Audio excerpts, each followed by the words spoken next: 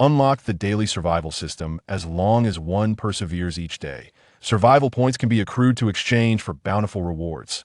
Alas, Chun Xian merely wished to quietly develop and endure until the conclusion. He desired nothing to do with the female protagonists, preferring them to keep their distance. However, it seems the narrative has unraveled. What is this? Why are these female leads deviating entirely from the storyline? The once aloof school beauty, who should have severed ties, now gazes at him with a glimmer in her eyes. What does it mean that the playful little lowly clings to him daily? Why is the alluring mature woman bestowing upon him her exclusive gold card? And the murderous female antagonist, instead of pursuing the male lead, wishes to be close to him every day. How have the female protagonists been altered in such a manner? Chun Xian is utterly bewildered. Destined child, let me explain, this is not how things are meant to be. Ding! Destiny alteration has officially activated. Please strive to survive in this world until the conclusion. A sudden electronic voice echoed in his mind. Having perused countless texts, Chun Xian naturally understood this to be his advantageous ability. Upon careful examination, he comprehended the situation. As long as he alters the fate of the antagonists, for every phase he survives within the narrative, reward shall be bestowed upon him. Moreover, with each successful day of survival, he shall earn survival points, which can be exchanged for various rewards in the system's marketplace. Isn't this merely an invitation to endure until the conclusion? Chun Xian exclaimed, elated. As long as the antagonists do not act recklessly, they shall not perish. The protagonist, Yi Fan? He may be formidable, but can he truly be evaded? Once he has acquired the system's rewards, even if you are a child of destiny from another realm, I, the fated one, may yet reach you. In 30 years, fortunes may shift. Do not underestimate Chun Xian's humble beginnings. Of course, that is a matter for the future, as presently, Chun Xian has yet to reap any benefits from a system. Yet, the dilemma lies in the fact that Chun Xian has already established a connection with Yi Fan, the devoted fiancé of the female protagonist, Han Binglu. It seems an encounter with Yi Fan is inevitable. Wait, the current storyline suggests that Yi Fan has yet to meet Han Binglu. Recalling the timeline, Chun Xian's expression shifted that it is not too late.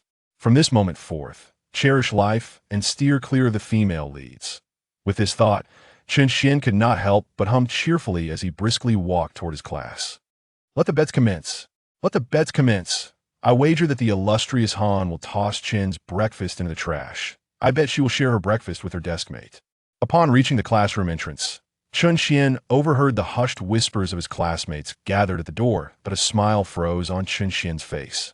This had become a daily ritual in their class. The original owner, for 3 years unwavering, had long since grown indifferent to these rumors, yet now, Chun Xian felt an unsettling sensation upon hearing them.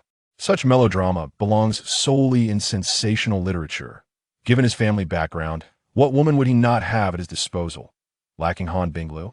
Adjusting his mindset, Chun Xian entered the classroom, and what greeted him was an exquisite figure, the belle of the Linghai City Martial Arts School, Han Bingluo's background. In beauty are beyond reproach. Her skin is delicate and fair, and her eyes resemble twinkling stars, exuding an air of aloofness that keeps others at bay. Even without makeup, Han Bingluo's visage appears as if meticulously crafted by the heavens, devoid of any flaw. This beauty momentarily distracts Chun Xian.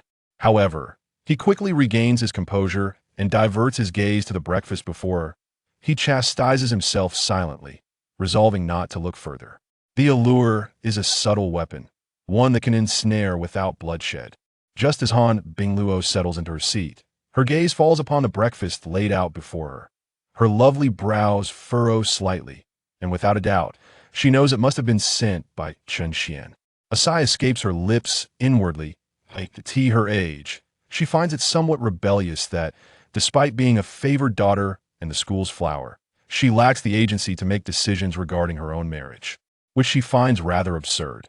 Marriage is a significant commitment, and Han Bingluo is unwilling to hastily determine the course of her own happiness, allowing her parents to arrange her nuptials. While she does not harbor animosity toward Chun Xian, she cannot claim to have any fondness for him either. This individual is devoid of merit. Aside from his affection, his martial arts prowess barely scratches the surface at the second tier of the transcendence realm. making it difficult for him to gain admission to a reputable martial arts academy. In stark contrast, she stands as a fifth-tier prodigy in the same realm, a notable figure in Linghai City. Yet, she currently lacks the strength to rebel against her circumstances in pursuit of her own joy. Once the martial arts examination concludes and I gain admission to my desired academy, I shall confront my family. She vows internally. Even if her family opposes her, she is determined to annul the marriage arrangement. What era is this, that arranged marriages still exist? With her resolve solidified, she lifts her gaze only to catch Chun Xian entering, lost in thought as he gazes at her. Upon noticing her looking back, he swiftly averts his eyes. This guilty demeanor causes Han Bingluo to frown. She speaks up, Chun Xian. It has been 3 long years. Can you not engage in such futile pursuits? I harbor no special feelings for you, and such behavior does nothing to impress me, only makes you seem more bothersome. Han Bingluo aims to assert her stance and hopes to dissuade Chun Xian from his advances. Chun Xian stands momentarily taken aback.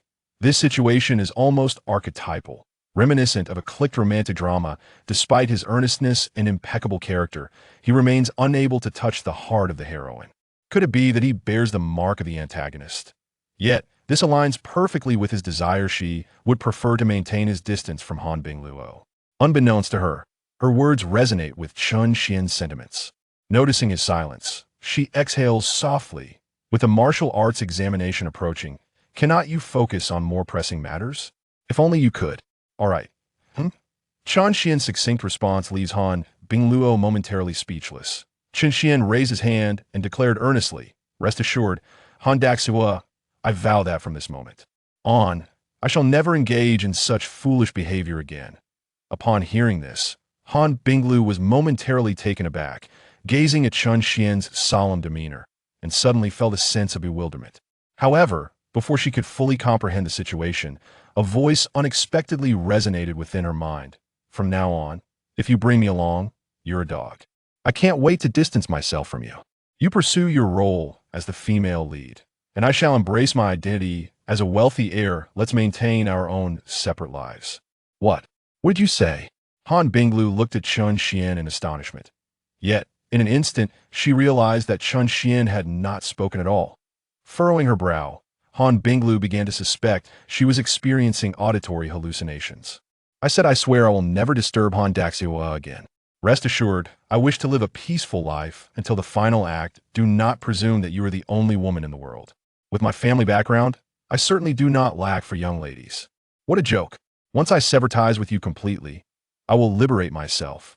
Han Binglu's pupils widened in shock. This time, she could ascertain that she was not imagining things after Chun Xian's response. Another voice echoed in her mind, unmistakably his, leaving no room for error. For a moment, Han Binglu was utterly perplexed, but soon a thought struck her. Could this be the true voice of Chun Xian? Hierarchy, Transcendence Realm, Transformation Realm Martial Artist, Cracking Sea Realm Martial Master, Breaking Void Realm Grand Martial Master, Myriad Phenomena Realm. Grandmaster, Reincarnation Realm Title Grandmaster, Martial Sage. Han Binglu narrowed her eyes, struggling to comprehend the situation. However, she scrutinized Chun Xian closely. Little did she know, he had always harbored such thoughts. While professing his admiration for her, his heart harbored such disdain. How fascinating. Chun Xian, the persona of a devoted admirer over 3 years, was merely a fraud. You actually long for my aversion? To keep your distance from me? How to describe Han Binglu's current feelings? It was akin to discovering that her fervent admirer had been merely acting all along. It was infuriating. Learning that Chun Xian had been play-acting all along made Han Binglu feel as if she were a clown. She even felt an impulse to hurl her breakfast across the table at Chun Xian's face. At that moment, Chun Xian's voice echoed in her mind once more. However, I must admit, Han Binglu is indeed the quintessential female lead. Even her glare is captivating. Alas, this is merely a thought. One must not approach such a woman. She is the primary female lead, a pure Yin body, destined to be among Yi Fan's harem, the foremost alchemical furnace. Speaking of which, the martial arts grand examination is approaching, and Yi Fan will soon enter as a transfer student. What a pity that such a remarkable school beauty will become Yi Fan's furnace. Upon hearing Chen Xian's internal musings, Han Binglu was left utterly stunned. How did Chen Xian come to know that he is a pure, sacred body? Regarding her own secret, Han Binglu was certain that her fiancé remained oblivious. However, it now appeared that she had no secrets before him. Furthermore, it seemed he was aware of the trajectory of her future life. Will my sacred body serve as a wedding garment for another? Will I become someone else's furnace? Am I destined to be one of another's harem? And who exactly is this Yi Fan? Chen Xian has mentioned this name more than once, seemingly harboring a deep-seated caution towards him. Why am I destined to be Yi Fan's furnace? All that remained in Han Binglu's heart were questions. As the legitimate daughter of the Han family and a renowned prodigy in Linghai City, she could not endure any of it. She could not accept a preordained fate, such as being bound to marry Chen Xian after their engagement. Nor could she accept the life trajectory that Chen Xian had laid out for her. In her rebellious phase, Han Binglu found herself unable to accept any of it. Her life should be in her own hands, not dictated by others. Lost in thought, Han Binglu's peripheral vision suddenly caught Chen Xian attempting to sneak away with the breakfast he had gifted her. Such a delectable little cake. For you to eat would be a travesty. Chen Xian, unable to resist the allure of the delicious cake, thought it a disgrace to waste food, especially since he himself had not had breakfast. Beside him, Han Binglu's eyes widened in disbelief upon hearing Chen Xian's thoughts. What do you mean it would be a waste for me to eat it? The anger that had just subsided flared up once more. Han Binglu felt as if she might explode. Her back teeth ground together, and she wished she could bite Chen Xian right then. Her delicate, fair hands clenched in a fist beneath the desk, tightly wound. You were the one who offered it to me, and now you say I cannot eat it. By what right? By what right must everything conform to your whims? You won't allow me to eat? Then I simply must eat today. Just as Chen Xian was about to take her delightful little cake, Han Binglu's slender hand shot out in a swift motion. So swift, in fact, that it inadvertently grasped Chen Xian's hand. Silence. In an instant, the entire classroom fell into a hushed stillness. Countless onlookers gaped in astonishment, their mouths agape and eyes wide. Did the sun rise in the west? Had the devoted admirer finally emerged from the fog into the light? No one had anticipated that events would unfold in such a manner. Today seemed to diverge from the usual narrative. All eyes were riveted upon the two. What are you doing?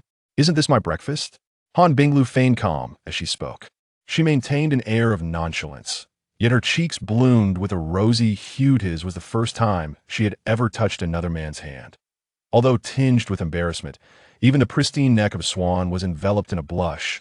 Han Binglu still did not release her grip. Did you not wish to sever ties with me? I shall not grant you that satisfaction. Han Bingluo chuckled coldly within, an unexpected and peculiar amusement stirring in her heart. What is happening here? The icy sensation enveloping Chen Xian's hand left him momentarily stunned, as if his mind were on the brink of a breakdown. His pupils widened in disbelief as he gazed at Han Bingluo, feeling as though he were caught in a dream. Instinctively, he exerted force with his hand, yet Han Bingluo refused to release her grip. Realizing the reality of the situation, Chen Xian reluctantly let go. Observing Han Bingluo savoring her small cake, a chill crept down Chen Xian's spine. Something was amiss. The female lead was acting strangely today. It was important to note that in the original narrative, Han Bingluo had never once accepted breakfast from Chen Xian. This is not how the script was written. What is going on with you, sister? It was not only Chen Xian who was taken aback. The entire class was equally astonished at the sight. What is happening? Han Bingluo is actually initiating conversation with Chen Xian? From Chen Xian's expression, it seems he does not wish to engage with the school beauty. Yet, Han Bingluo is adopting a firm stance? Witnessing Han Bingluo's bashful demeanor just moments ago felt surreal to everyone. Their gazes darted back and forth between Chen Xian and Han Bingluo. It appeared as though both individuals were acting out of character, as if the script had been mistakenly swapped. Who cares? All I know is that the sister-in-law accepted the brother's breakfast, and they even touched hands.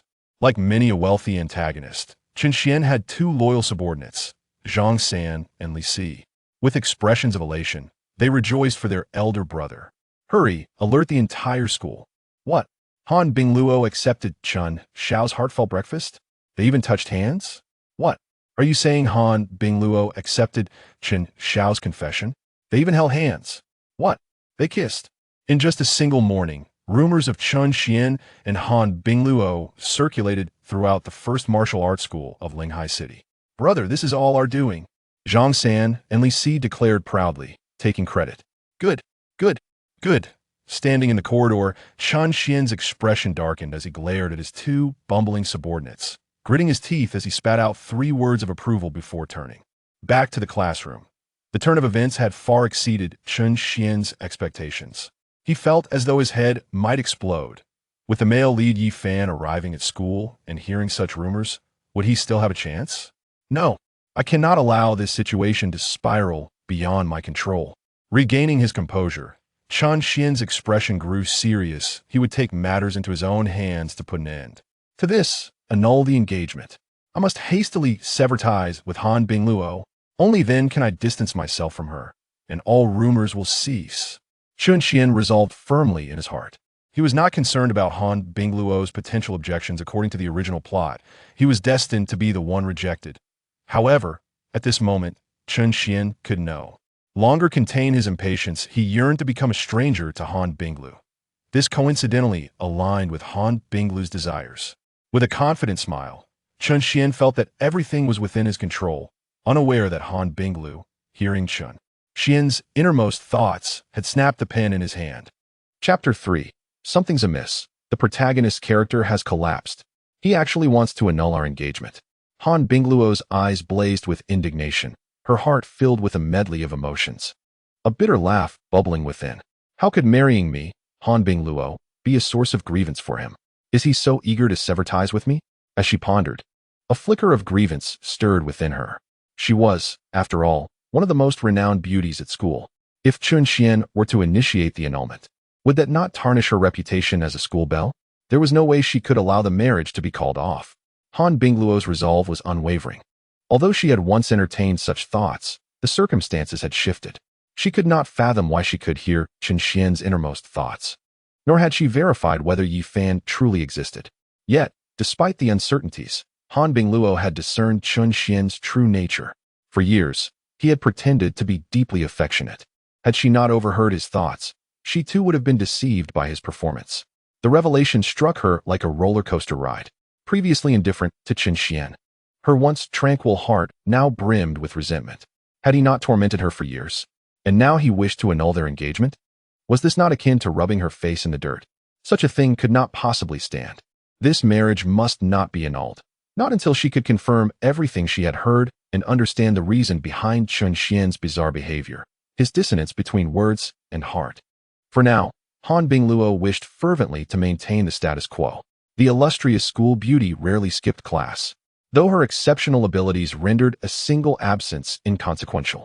It nonetheless astonished the entire class.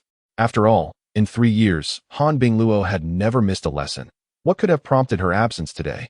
Everyone was perplexed, while Chun Xian breathed a sigh of relief. Throughout the day, he had felt an inexplicable chill at his back, which dissipated with Han Bingluo's departure. The Chun residence. Han Bingluo arrived, burdened with an assortment of gifts, resembling a new bride sneaking to meet her in-laws. Auntie, uncle, my parents send their regards. Seated gracefully, her legs neatly together, back straight, and a gentle smile adorning her face, she epitomized the image of a refined young lady. Very well. Be sure to convey my greetings to your parents as well. Chun Xian's mother, Qin Su, beamed with unrestrained joy. Such an admirable daughter-in-law was more than she could have wished for. Even Chen Sihai, typically stern and unsmiling, endeavored to appear amiable. As for Han Bingluo, he found himself increasingly satisfied with his daughter-in-law. For the two families, both among the 5 prominent clans of Linghai City, this union was undoubtedly a powerful alliance. Chun Xian, being the sole heir, would inherit everything from the Qin family. It was well known throughout Linghai City that Chun Xian was utterly devoted to Han Bingluo. Surely, she would not suffer in this marriage. However, Chen Sihai has always harbored concerns regarding the Han family. Although Han Bingluo is a daughter, she has already demonstrated remarkable talent in martial arts. Having just reached adulthood, she has attained the 5th tier of the transformation realm. a level of aptitude that ranks her among the elite even in Linghai City. Given time, Han Bingluo is bound to gain admission to her desired martial arts academy. In contrast, Chen Xian, aside from his unwavering affection for Han Bingluo, is merely a privileged second-generation heir who appears to be living a life of leisure, showing no trace of inheriting any of Chen Sihai's genes. To this day, he has barely reached the second tier of the transformation realm, and with such limited martial potential. Not only is gaining admission to a prestigious institution unlikely, but even acceptance to a subpar academy seems a daunting challenge. The Chen family has always lived in trepidation, fearing that the Han family might one day come to call off the engagement. Yet, who would have thought that instead of a cancellation, the future daughter-in-law seems inclined to continue the betrothal? Although somewhat bewildered, Chen's parents could hardly contain their joy. Qin Su held Han Bingluo's hand with a face full of affection, remarking that having such a well-behaved and understanding fiancé for their son felt like a blessing from their ancestors. Han Bingluo smiled slightly, but her expression soon darkened. Auntie, uncle, whether I can truly become the daughter-in-law of the Chen family remains uncertain. Upon hearing this, the smiles on Qin Su and Chen Sihai's faces froze. Little Luo, what do you mean by that? The couple exchanged a glance, their hearts racing. Could it be that everything was merely a fade, and the Han family planned to withdraw from the engagement after all? Chen Xian, he doesn't seem to like me. As their thoughts raced, Han Bingluo let out a sorrowful sigh and spoke slowly. This pitiable demeanor would leave any classmates witnessing it utterly astounded. Chen Xian, upon seeing her, would undoubtedly give her a thumbs up, for she was a natural performer. What? Chen's parents felt as though they had misheard, exchanging incredulous looks. They had never contemplated such a notion. In Linghai City, who could fail to praise Chen Xian as a hopeless romantic? In their eyes, Chen Xian was infatuated with Han Bingluo to the core. For years, his daily heartfelt breakfasts had never faltered, come rain or shine. Even on his days off, he would rise early to stand outside the Han family's door, merely to catch a glimpse of Han Bingluo. And yet, now she dares to utter such words? Impossible. Absolutely impossible.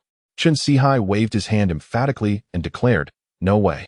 Beside him, Qin Su quickly sought to defend her son. Yes, little Luo, I believe there must be some misunderstanding. Who doesn't know how much our rascal adores you? Indeed, everyone in Linghai City knew how Chen Xian had shamelessly pursued her for years. Yet the truth is, you have all been deceived. Deceived. Han Bingluo seethed within, thinking that if it weren't for her ability to hear Chen Xian's true feelings, she too might be foolishly played with by him. Upon reflecting on this, Han Bingluo's desire for revenge intensified. Uncle, aunt, father, mother.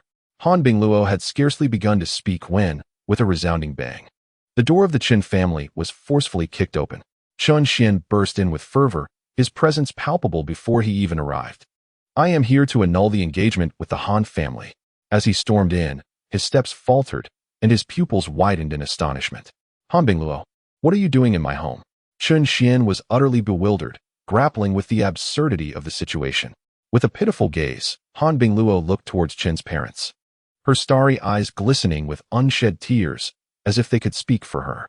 You see, there is no need for me to explain. He is here to break off our engagement. In that instant, Chen Xian felt two waves of invisible menace. How dare you annul the engagement? Are you dismissing such a wonderful bride so easily?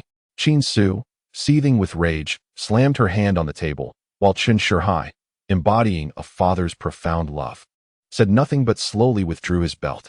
Chen Xian was utterly dumbfounded, his mind racing in chaos. What is happening?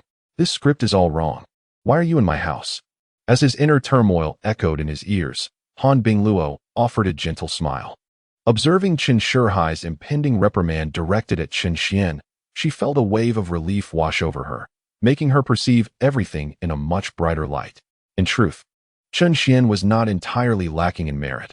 At the very least, the small cake he selected was quite delicious. Chapter 4. The school beauty of Han actually stayed to dine at his home. Come, Xiao Luo, have some vegetables. This is the flesh of a 6th-level demon beast, the Thunder Tiger. It will greatly benefit those of your realm, enhancing your vitality and fortifying your physique. Chen's father and mother invited Han Bingluo to stay for dinner. A long-held burden was finally lifted from their hearts, and both were beaming with smiles, even exhibiting a hint of pride. They had not expected their son to have such prowess, successfully winning over a girl from the Han family. For a long time, they had believed that in this engagement, Chun Xian was the one solely invested, but today shattered their previous assumptions. Joyous occasions uplift the spirit. Chun Shihai, uncharacteristically, indulged in a couple of drinks and had the 6th-level demon beast he had hunted a few days prior stewed in the kitchen, all to leave a favorable impression on Han Bingluo. The sumptuous banquet wafted rich aromas, while Han Bingluo sat beside them, feeling somewhat ill at ease. The Han family was also among the prominent families in Linghai City, albeit slightly less formidable than the Qin family. Chun Shihai was undeniably one of the 5 great experts of the void-breaking realm in Linghai City. While Han Bingluo's parents possessed moderate martial arts talent, they had made their mark in business. Her grandfather, although one of the top martial artists in Linghai City and the honorary principal of the foremost martial arts school, was, after all, aging and could not match the prowess of the robust Chun Shihai. Ultimately, strength reigned supreme, even though the Han family was wealthy. Some things could not be bought with money, such as the flesh of a 5th-level demon beast laid out on the table.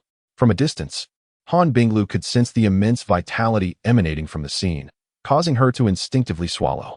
As Chun Sihai had mentioned, the flesh and blood of demonic beasts held a profound allure for those of their cultivation level. Observing Chun Xian indulging in the feast beside her, Han Binglu felt a surge of envy and resentment. If only she possessed his advantages, her own prowess would undoubtedly ascend to new heights. Her refined upbringing prevented her from indulging as recklessly as Chun Xian, who devoured food without regard for decorum. Han Binglu delicately picked up a small piece with her chopsticks. There she was, the epitome of elegance and poise, while Chun Xian voraciously consumed his meal, watching her son disregard all manners in his gluttony. Chen's mother felt exasperated and gave him a playful smack on the back of his head, scolding him for being selfish and not serving food to little Luo. With that, she placed a dish in front of Han Binglu, urging her, "Don't be shy, little Luo. Enjoy this delicacy. He's too foolish to appreciate it." "Thank you, Auntie," Han Binglu replied sweetly, while Chun Xian watched with longing, feeling utterly disheartened. "One might mistake you for a family." Han Binglu suppressed a laugh upon hearing Chun Xian's inner thoughts, gradually relaxing in the warm familial atmosphere that she had never known.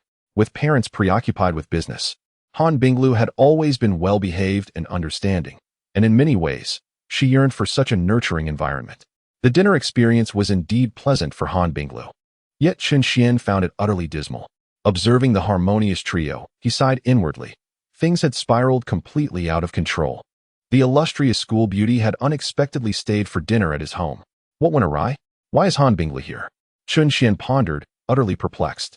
In the original narrative, aside from the annulment of their engagement, Han Binglu had never set foot in the Chun household. Yet now, the unfolding events diverged significantly from his expectations.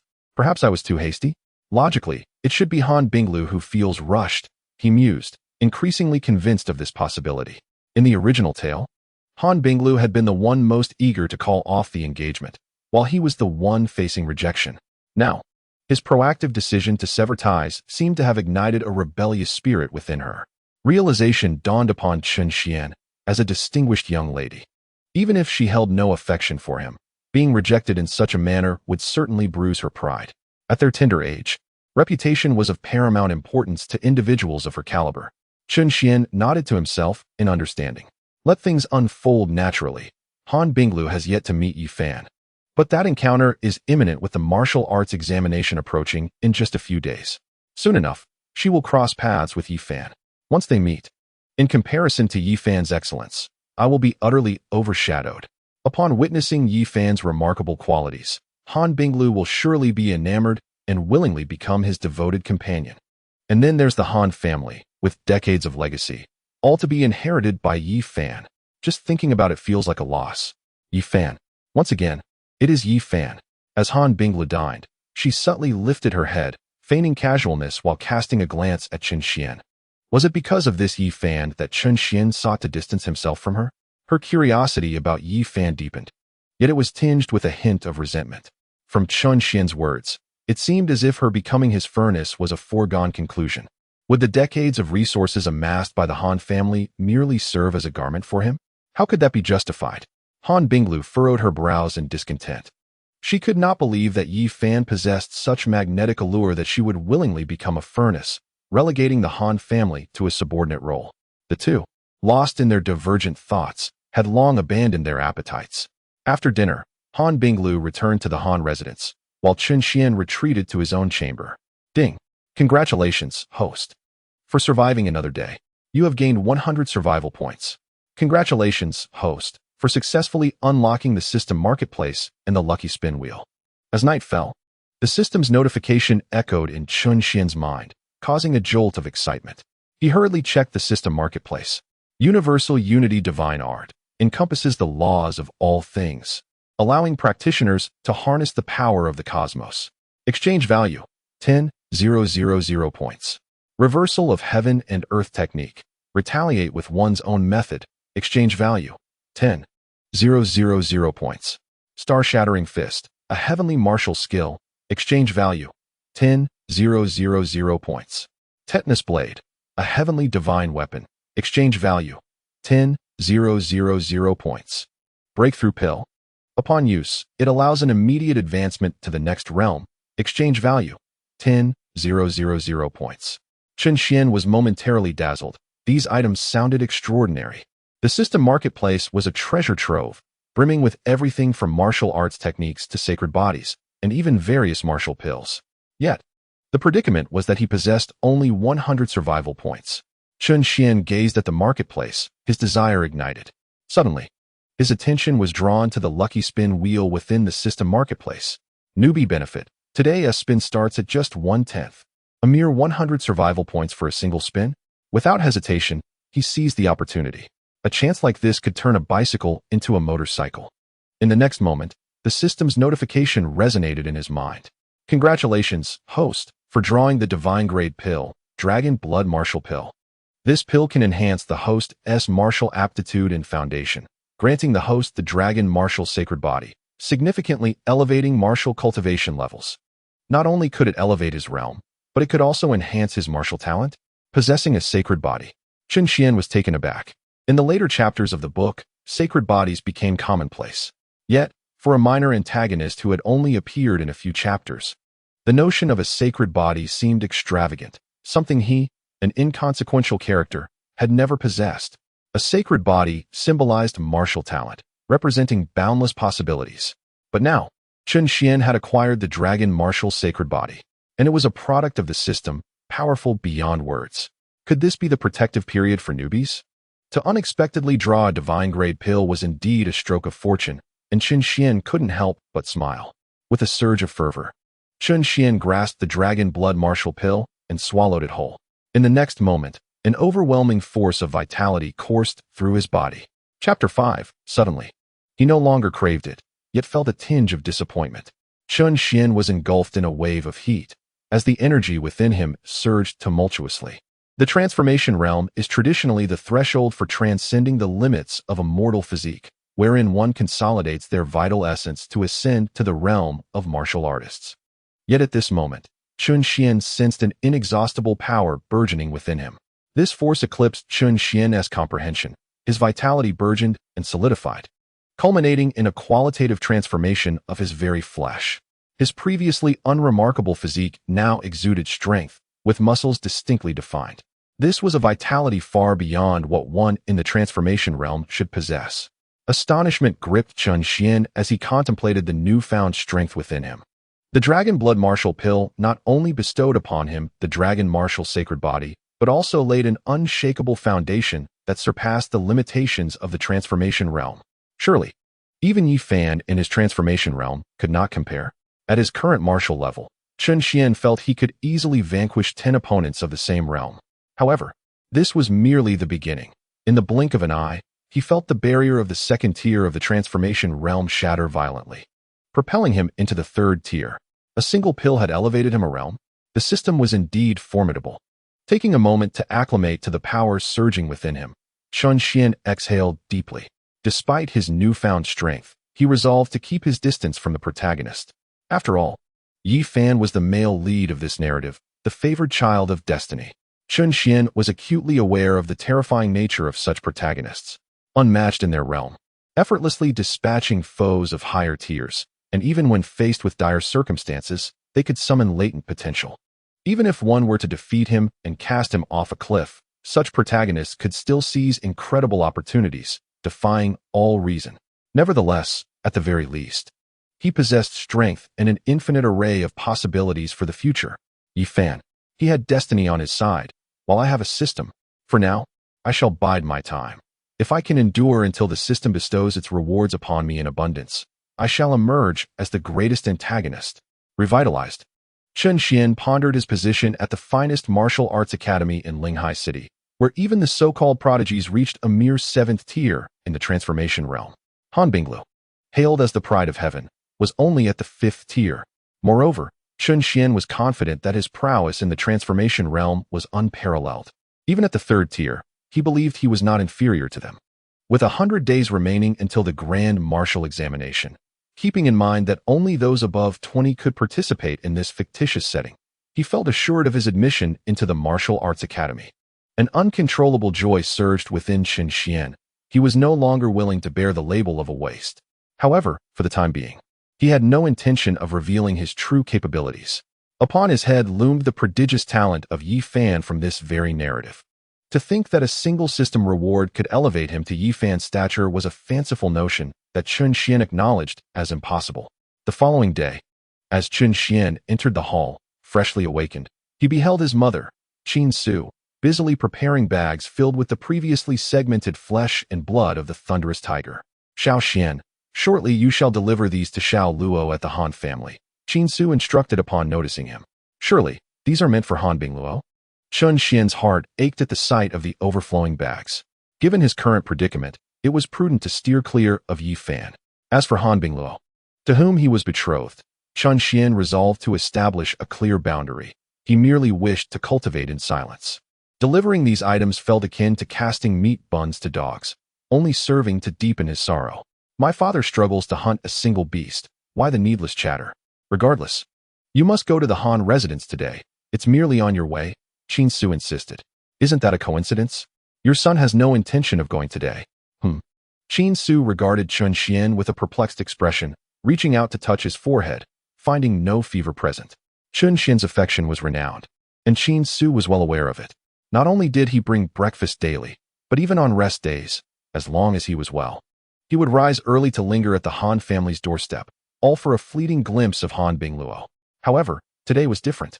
Unable to comprehend Chen Xian's sudden change in demeanor, Qin Su dismissed her confusion.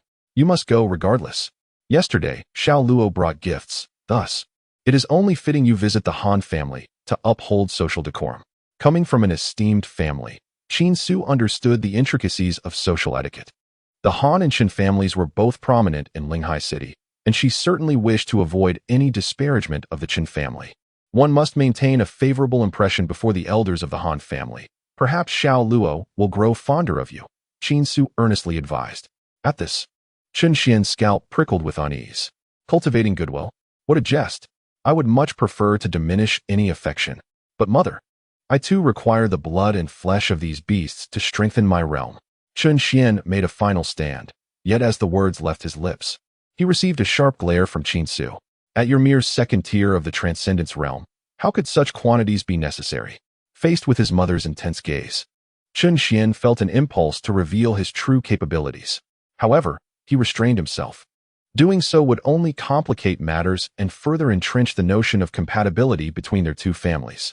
Just wait. Chen Xian vowed silently. Once Yi Fan makes his entrance, Han Bingluo will call off the engagement. In the martial arts examination, I shall astonish everyone. Reluctantly, he took the items and stepped outside. Yet, standing beside the garbage bin, a bold idea began to form in his mind. Just as this thought emerged, his mother's voice echoed from behind. You must bring every last piece to the Han family. I will inquire with Xiao Luo afterward. Meanwhile, in the Han family's 2nd-floor bedroom, Han Bingluo stood by the window, her gaze hollow as she stared towards the entrance of her home. It is getting late. Why hasn't Chen Xian arrived yet? Han Binglu furrowed her brows as she glanced at the time. In that fleeting moment of murmuring, her pupils suddenly widened. What am I anticipating? What am I doing? Am I waiting for him to come? A blush crept onto Han Binglu's face, and her heart raced erratically.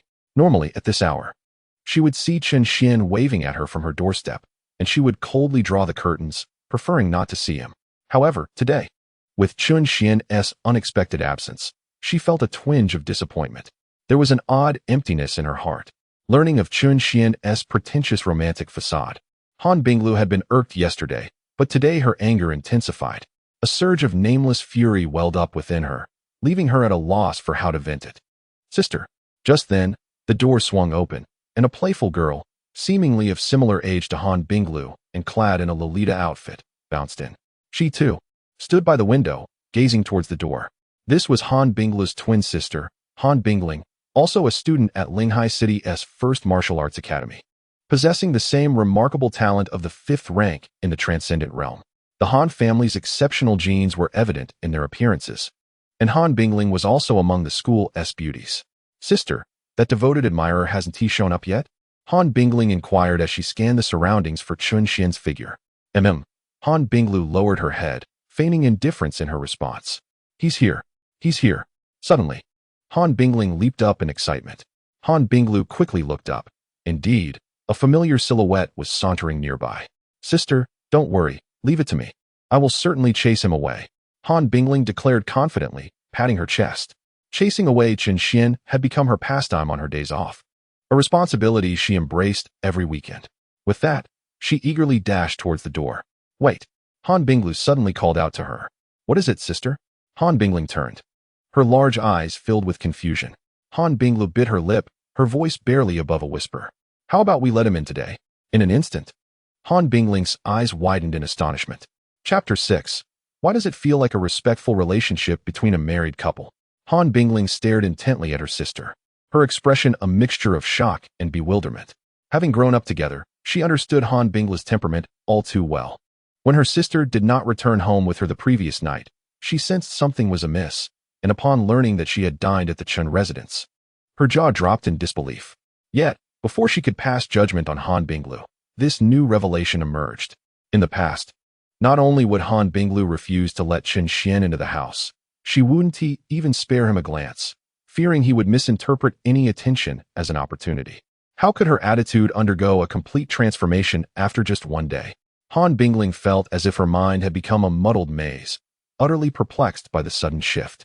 Do not regard me with such a gaze, Han Bingluo said shyly, attempting to explain herself. After all, the Qin family had graciously hosted me just yesterday. It had barely been a night, and I could not turn Chun Xian away. Such a rumor would tarnish the reputation of the Han family, and I certainly did not wish to dishearten Qin's parents. Seemingly satisfied with this rationale, Han Bingluo nodded as she spoke. Han Bingling felt as though she were witnessing a ghost. Now you deem it inappropriate to lose decorum, yet you had always been cold towards Chun Xian. You have never once allowed him to cross the threshold of the Han residence. Though she still suspected her sister's reasoning was merely an excuse, Han Bingling could not argue further upon observing Han Bingluo's resolute expression. Shall I go open the door for him? Han Bingling ventured tentatively. Yes, Han Bingluo nodded. However, shortly thereafter, she followed Han Bingling down the stairs. Chun Xian stood at the entrance of the Han residence, hesitating to ring the doorbell. A myriad of conflicting emotions churned within him. He genuinely did not wish to enter the Han household. Yet as he gazed at the items in his hands and recalled his mother's instructions, the weight of his dilemma increased. If all else fails, I could leave these items at the doorstep and send a message to Han Bingluo. In that moment, Chun Xian felt a surge of cleverness. However, just as he prepared to set down his burdens, the grand door of the Han residence swung open unexpectedly, revealing a somewhat melancholic visage. Han Bingling still sensed something amiss, and a bold conjecture formed in her mind. Could it be that her sister had developed feelings for Chun Xian? She certainly did not wish to refer to the person before her as brother-in-law. At that moment, gazing at Chun Xian, her emotions were a tumultuous mix. But Chun Xian felt a sense of relief. In many respects, he was far more familiar with Han Bingling than with her sister. During every single holiday, he would endeavor to catch a glimpse of Han Bingluo, naturally leading to considerable interaction with Han Bingling, who was fiercely protective of her sister. One sought every means to enter the Han household, while the other did everything to thwart his efforts. Over the years, they had engaged in a battle of wits, exchanging countless words, likely more than he had with Han Bingluo herself. Han Bingling was not the frigid figure that Han Bingluo projected. In the original narrative, her character was portrayed as a playful and spirited young woman, captivated by Yi Fan's identity she gradually developed an affection for him. Wait, do not act hastily. I am not here to see your sister today. Chun Xian hastily interjected upon seeing Han Bingling's expression, which suggested she might devour him. He lifted the bag in his hand, signaling, I have brought something for her. Please, take it inside. Chun Xian had no desire to engage with the two sisters. He merely wished to fulfill his mother's request and make a swift exit. However, Han Bingling remained motionless, her voice tinged with melancholy. You may carry it inside yourself. My sister has permitted you entry. What? Chun Xian exclaimed in astonishment. What is happening? Han Bingluo actually allowed you to let me in. Chun Shuangguang found it hard to believe that his long-cherished wish had been fulfilled upon his first visit to the Han family. Why did he always have the feeling that events were perpetually beyond his expectations? He hesitated to enter, gripped by trepidation, just as he considered declining. Han Bingluo's figure emerged in his line of sight. She maintained her frosty demeanor, her voice as frigid as ever. Come in. I do not wish for outsiders to claim that the Han family lacks courtesy. Hearing this, Chun Shuangguang swallowed his retort. Please, have a seat. I shall pour you a glass of water. In the living room of the Han residence, Han Bingluo still bore her icy countenance. Yet her words left Han Bingling utterly astonished. Although she retained her cold exterior, Han Bingling could sense that her sister's attitude towards Chun Shuangguang had undergone a complete transformation. Was this truly her sister? Why did it evoke a sense of mutual respect akin to that of a married couple? In the past, she wouldn't have even offered him water, let alone prepare foot-soaking water for him. Han Bingling glared fiercely at Chun Shuangguang with her large, expressive eyes. What is this little girl glaring at me for? I have not provoked her. Spare me. I wish to have no association with either of the Han sisters. You may both content yourselves as Yi Fan's harem. I merely seek to live quietly. As Han Bingluo was about to head to the kitchen to place some items down, she caught the whisper of Chun Shuangguang's thoughts. You both? Did this imply that my sister was also entangled with Yi Fan? Was she also a candidate for Yi Fan's harem? Han Bingluo stumbled, her eyes widening in disbelief. Her chest heaving slightly. She had allowed Chun Shuangguang entry not only to maintain decorum, but also to ascertain whether she could still hear his thoughts, perhaps even to uncover some of his secrets. However, she never anticipated that this time she would receive news capable of shattering her worldview. The man named Yi Fan had his sights set on her sister as well. The notion of both sisters serving the same husband filled Han Bingluo with immense fury. Sister, what is the matter? Han Bingling inquired as she noticed Han Bingluo standing dazed after her stumble. Nothing, I just tripped, Han Bingluo replied, forcing a smile before hastily making her way to the kitchen to quell her anger. Hey, what exactly have you fed my sister to put her under such a spell? As Han Bingluo vanished from sight, Han Bingling could not restrain her curiosity towards Chun Shuangguang. 1,000 questions flooded her mind, and she even doubted whether her sister had been possessed. Of course, it was evident that all of this did not arise from thin air. There must be a reason behind it. Yet, she could not fathom it, feeling that the catalyst for their transformation lay within Chun Shuangguang. What? Chun Shuangguang was taken aback, utterly bewildered by Han Bingling's words. Do not feign ignorance. I can sense that my sister's feelings towards you have changed. Han Bingling gazed at Chun Shuangguang with a hint of melancholy. You sensed it too. This revelation struck a chord within Chun Shuangguang, sending a jolt of alarm through him. This was not good. Previously, he sensed something amiss. However, being unfamiliar with Han Binglu, he felt no cause for concern. Yet, the bond shared by the two sisters allowed Han Bingling's intuition to be infallible. Han Binglu's character trajectory had deviated completely from the script. Chun Xian had initially intended to let the plot unfold naturally, but now he found himself compelled to intervene. Turning his gaze towards Han Bingling, he earnestly inquired, Do you believe my relationship with your sister can return to its former state? Upon hearing this, Han Bingling was momentarily taken aback, struggling to process his words. She looked at Chun Xian, her mind swirling with confusion. Return to the past? Are you speaking sensibly? Weren't you just eager to be close to my sister? How is it that you appear this way now? No, something is off with you too. Chapter 7, A Dual Holy Body? The astonished Han Bingling was utterly bewildered. Today had completely upended her understanding of things. It was as if the two had swapped their scripts, each reversing their roles. Han Bingling's thoughts were in disarray, leaving her unable to comprehend the situation.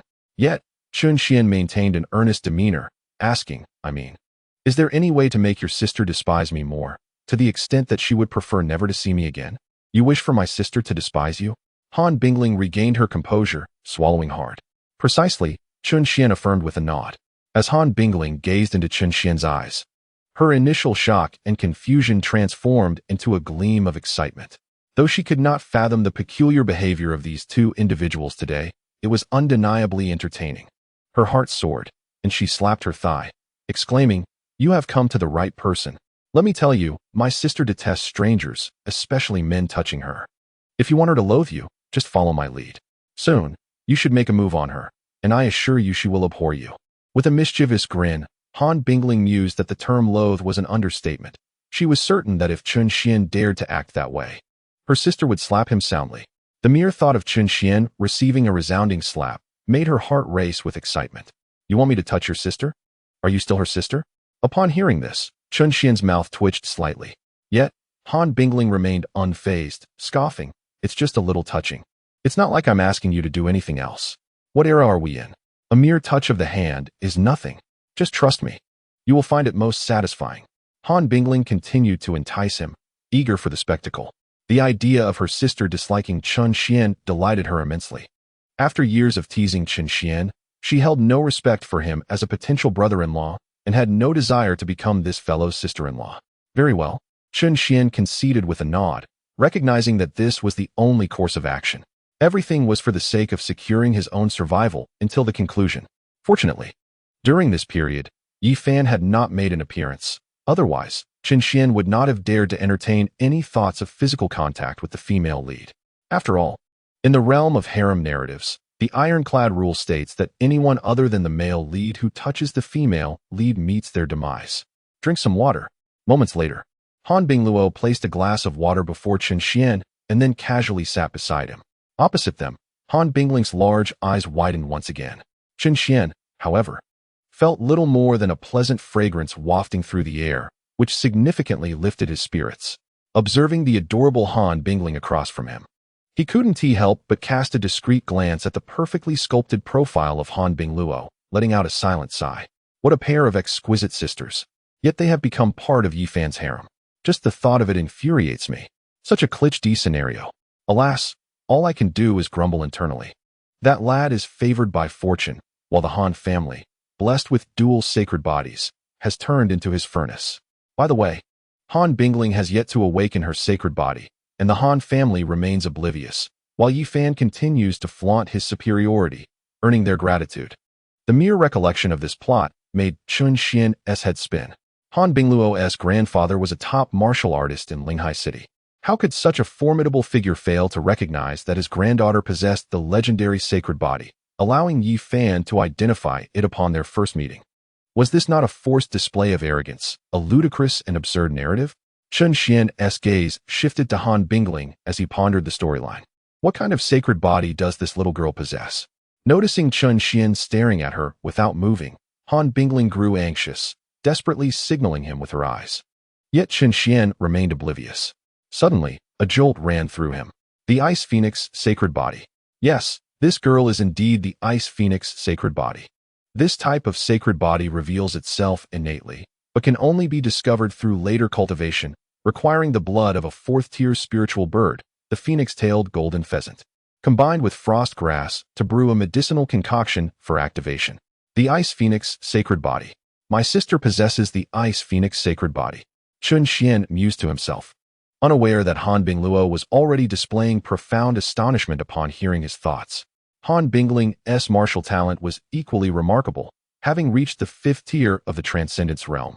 Just like Han Bingluo, the Han family had previously suspected that Han Bingling harbored a sacred body, yet they had never confirmed it, merely perceiving her as exceptionally gifted over time.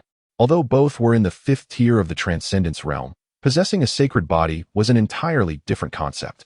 For instance, in martial arts examinations, even within the same realm, those with sacred bodies were inherently superior. A sacred body signifies talent, potential. It adds merit in martial arts examinations.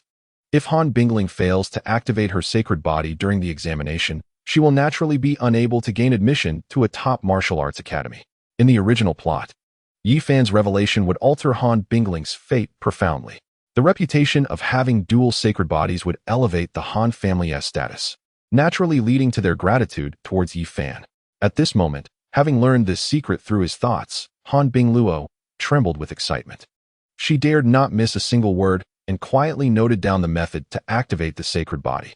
This was indeed a secret.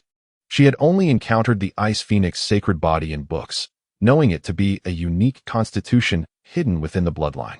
Consequently, due to the extreme rarity of such sacred bodies, the methods for activation had long been lost to time. Now, it has been confirmed that Han Bingling possesses a sacred body, and the method of activation is known. One can only imagine the emotions swirling within Han Binglu at this revelation. The two sisters grew up together, their bond deep and profound. Upon learning of her sister's extraordinary fortune, Han Binglu's gaze towards Chun Xian transformed entirely. Cast aside were previous grievances, now replaced with overwhelming gratitude. Even though Chun Xian's true intentions would later be revealed through Yi Fan's words. Yet, who exactly is Yi Fan? A person she has never met. Why should she feel indebted to someone unknown? Furthermore, Han Binglu is convinced that Yi Fan harbors ulterior motives, perhaps seeking to manipulate the Han family into gratitude, deceiving her sister in the process. The mere thought of Yi Fan possibly taking both sisters under his wing incensed Han Binglu further. Discovering this hidden truth through Chun Xian's insight felt fortuitous. She had no need for Yi Fan. In comparison, her gratitude was reserved for Chun Xian. After all, he is her nominal fiancé. I should attempt to understand him better. The thought caused a blush to bloom on Han Binglu's cheeks, and she boldly grasped Chun Xian's hand. "You, come with me," she said. Chun Xian was struck by the softness enveloping his palm. The warm sensation radiating from their contact sent his mind spiraling. He stared blankly at Han Binglu, utterly lost in thought, like a puppet being led upstairs by her. Han Bingling watched this scene unfold, her scalp prickling with disbelief. No, she had anticipated something entirely different. Yet, before Chun Xian could act, her sister took the initiative to hold his hand. This shattered her perception of reality. She was aware of Han Binglu's slight aversion to the opposite sex, yet it appeared that Chun Xian was exempt from such constraints. As she observed the pair ascend to Han Binglu's chamber, an absurd notion crept into her mind. Could it be that her sister was so eager that she wished to play at having a child? Chapter 8. Han Binglu's conqueror's desire awakened. Chun Xian, dazed, was led by Han Binglu into her private quarters. With a resounding thud, the door closed. And only then did he regain his senses.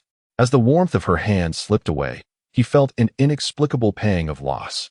I must admit, Han Binglu's delicate hand is truly soft and smooth.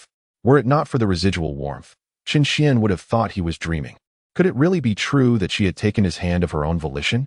Such a notion was almost unfathomable. Yet, before he could ponder how this situation had come to be, he found himself grappling with another pressing concern. He, a grown man, had been led into Han Binglu's chamber. Although society today is not akin to ancient times, the fact remains that a young woman of 18 has willingly invited a male peer into her private space and closed the door behind them. This compelled Chun Xian's imagination to run wild. What is happening? What does Han Binglu truly desire? Someone, please save me. If she indeed intends to go that far, what should I do? No, do not even think about obtaining my body. Chun Xian crossed his arms, gazing at Han Binglu with an expression of vigilance. Upon hearing Chun Xian's inner thoughts, Han Binglu felt her cheeks flush crimson.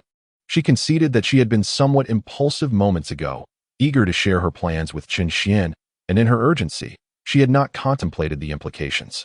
However, now that the deed was done, Han Binglu realized that she harbored no resistance. Rather, it was Chun Xian's thoughts that filled her with a mixture of embarrassment and indignation. Could it be that she had wronged him? As a prominent beauty, if anything were to transpire, it should be he who reaps the benefits. Yet he presented himself with an air of chastity. Upon learning that Chun Xian had been feigning a deep emotional persona all along, a peculiar sentiment stirred within Han Binglu. Now, witnessing his demeanor, she felt a pang of grievance. Nevertheless, she concealed her feelings deep within, for Han Binglu had always been the dazzling pride of her peers. Possessing an innate sense of pride, she believed herself unparalleled in beauty, character, and cultivation. What she desired, she would invariably attain through her own efforts, regardless of the obstacles. Now, observing Chun Xian's apparent desire to distance himself, Han Binglu found herself experiencing a long-forgotten yearning for conquest. Perhaps, at this moment, Chun Xian resembled a mystery box, and she was curious about the surprises he might unveil. What is it, Chun Xian? Have you not always anticipated a meeting with me like this? Han Binglu feigned a tone of grievance as she spoke. Seeing her in this light, Chun Xian felt utterly flustered. Damn it! I knew this icy beauty would present such a stark contrast. Who could withstand this? As the primary female protagonist in the story, Han Binglu's beauty was unquestionable. And at this moment, she was mere inches away from Chun Xian. Just gazing at her exquisite features made his heart race uncontrollably. Furthermore, Han Binglu had completely overturned Chun Xian's perception, now appearing in a manner that stirred deep sympathy within him. Chun Xian sensed his resolve crumbling. Why do I feel that you are at odds with your own feelings, wishing for me to keep my distance? Han Binglu took a step closer, a subtle fragrance wafting into Chun Xian's senses. Her eyelids fluttered as her captivating gaze locked onto him, awaiting an answer. This was the question she yearned most to have answered. Was it merely because of Yi Fan, or was there another reason altogether? If it was solely due to Yi Fan, she could not fathom why Chun Xian harbored such trepidation toward him. The Chun family was among the elite in Linghai City, and even if one Chun family was insufficient, there was still the Han family. Could two top-tier powers truly fear a single Yi Fan? Unbeknownst to Han Binglu, she did not grasp the terrifying nature of individuals like Yi Fan, the fated ones. In truth, even a modest family from Linghai City would pale in comparison.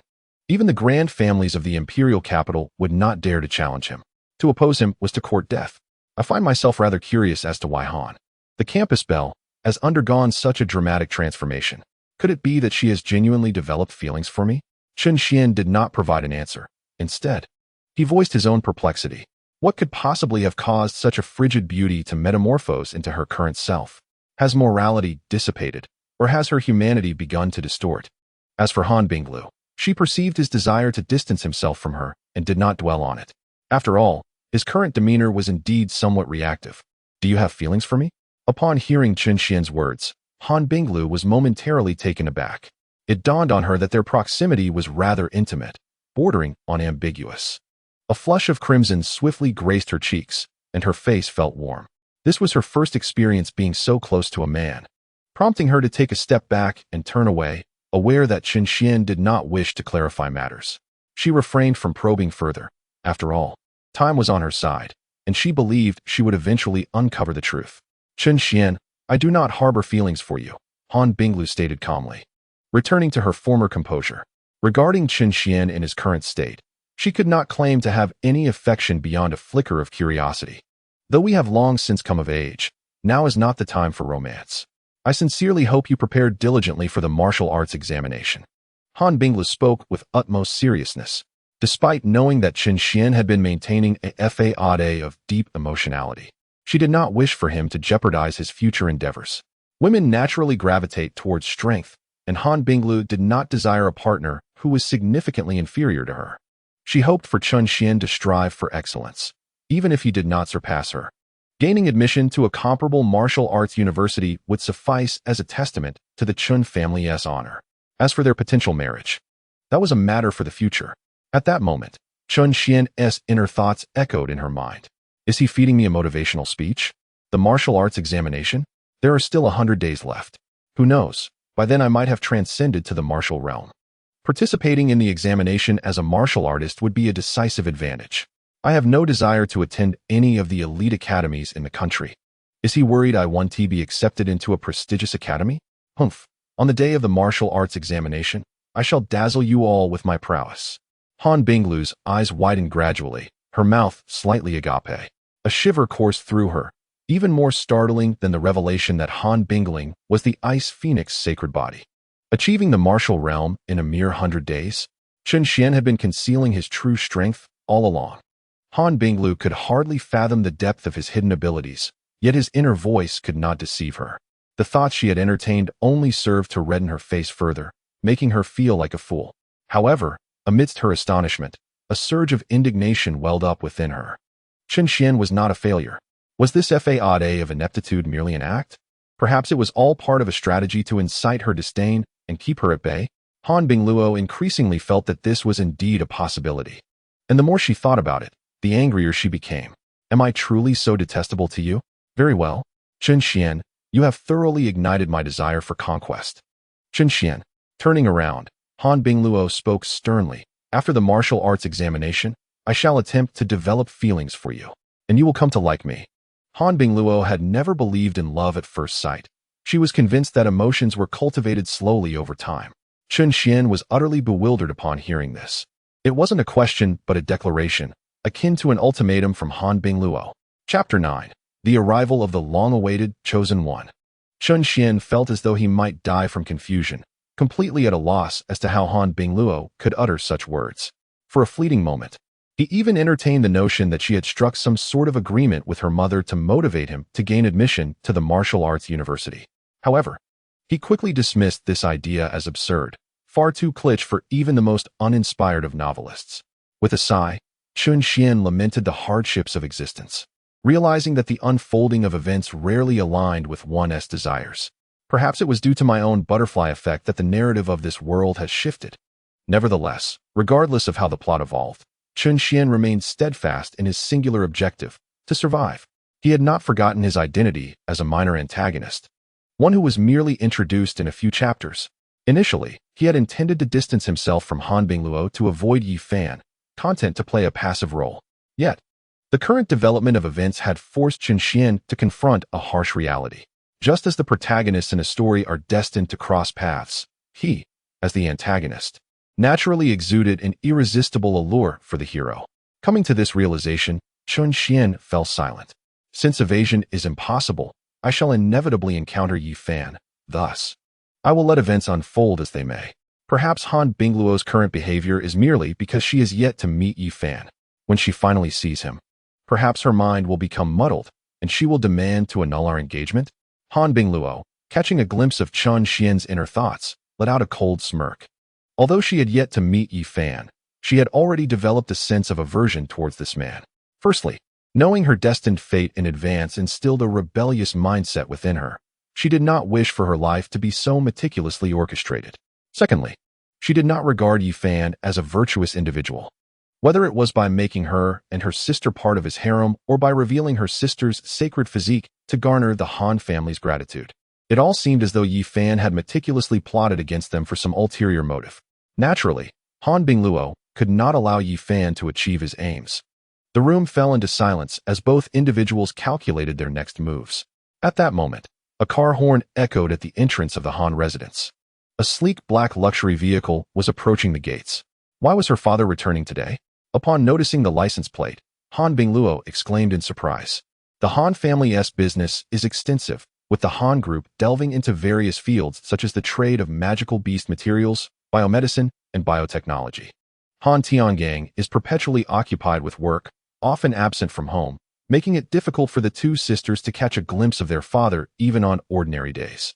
Thus, during dinner at the Chun household, Han Bingluo couldn't help but envy the familial atmosphere present there. Let us step outside.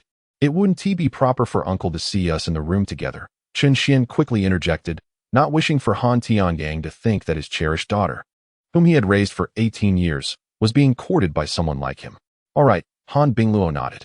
Chun Xian eagerly opened the door. Oh! As soon as the door swung open, Han Bingling nearly stumbled in surprise. Little sister? What are you doing in front of my door? Hee. Han Bingling chuckled awkwardly upon hearing Han Bingluo's words, appearing as if caught in the act. Let us go meet father, Han Bingluo said, shaking her head in resignation. Fully aware that her mischievous sister had likely been eavesdropping. On the narrow staircase, Han Bingling lagged behind, her gaze fixed on Chun Xian's silhouette ahead, her teeth gritting in frustration. As a clever girl, she had successfully overheard their conversation. Once again, Han Bingling found her worldview shattered. Was it implied that her sister was the one taking the initiative? How could her sister possibly agree to this marriage? The thought of her sister attempting to court Chun Xian was incomprehensible to her. She sensed that there was a small secret shared between them. She felt a tinge of grievance, sensing a growing distance between herself and her sister, who was now keeping secrets from her. I must uncover the truth. I refuse to call this fellow my brother-in-law. Han Bingling silently waved her fists behind Chun Xian. Father, mother, uncle, and uncle. Just as she descended the stairs, Han Bingluo spotted Han Tiangang and his companions entering the living room. Unlike the Chun family, the patriarch of the Han family had a remarkable ability to expand his lineage, resulting in a bustling household. However, apart from the elderly patriarch and the two sisters, The martial prowess of the other Han family members was rather unimpressive. They all occupied various positions within the Han group. Typically, they were busy individuals, making it rare for all the heads of families to gather at Han Tiangang's residence as they did today. Han Bingluo had an inkling that something significant was about to unfold. "Ah, you're all home." Han Tiangang smiled upon seeing his two daughters. Yet his expression froze upon noticing Chun Xian behind them.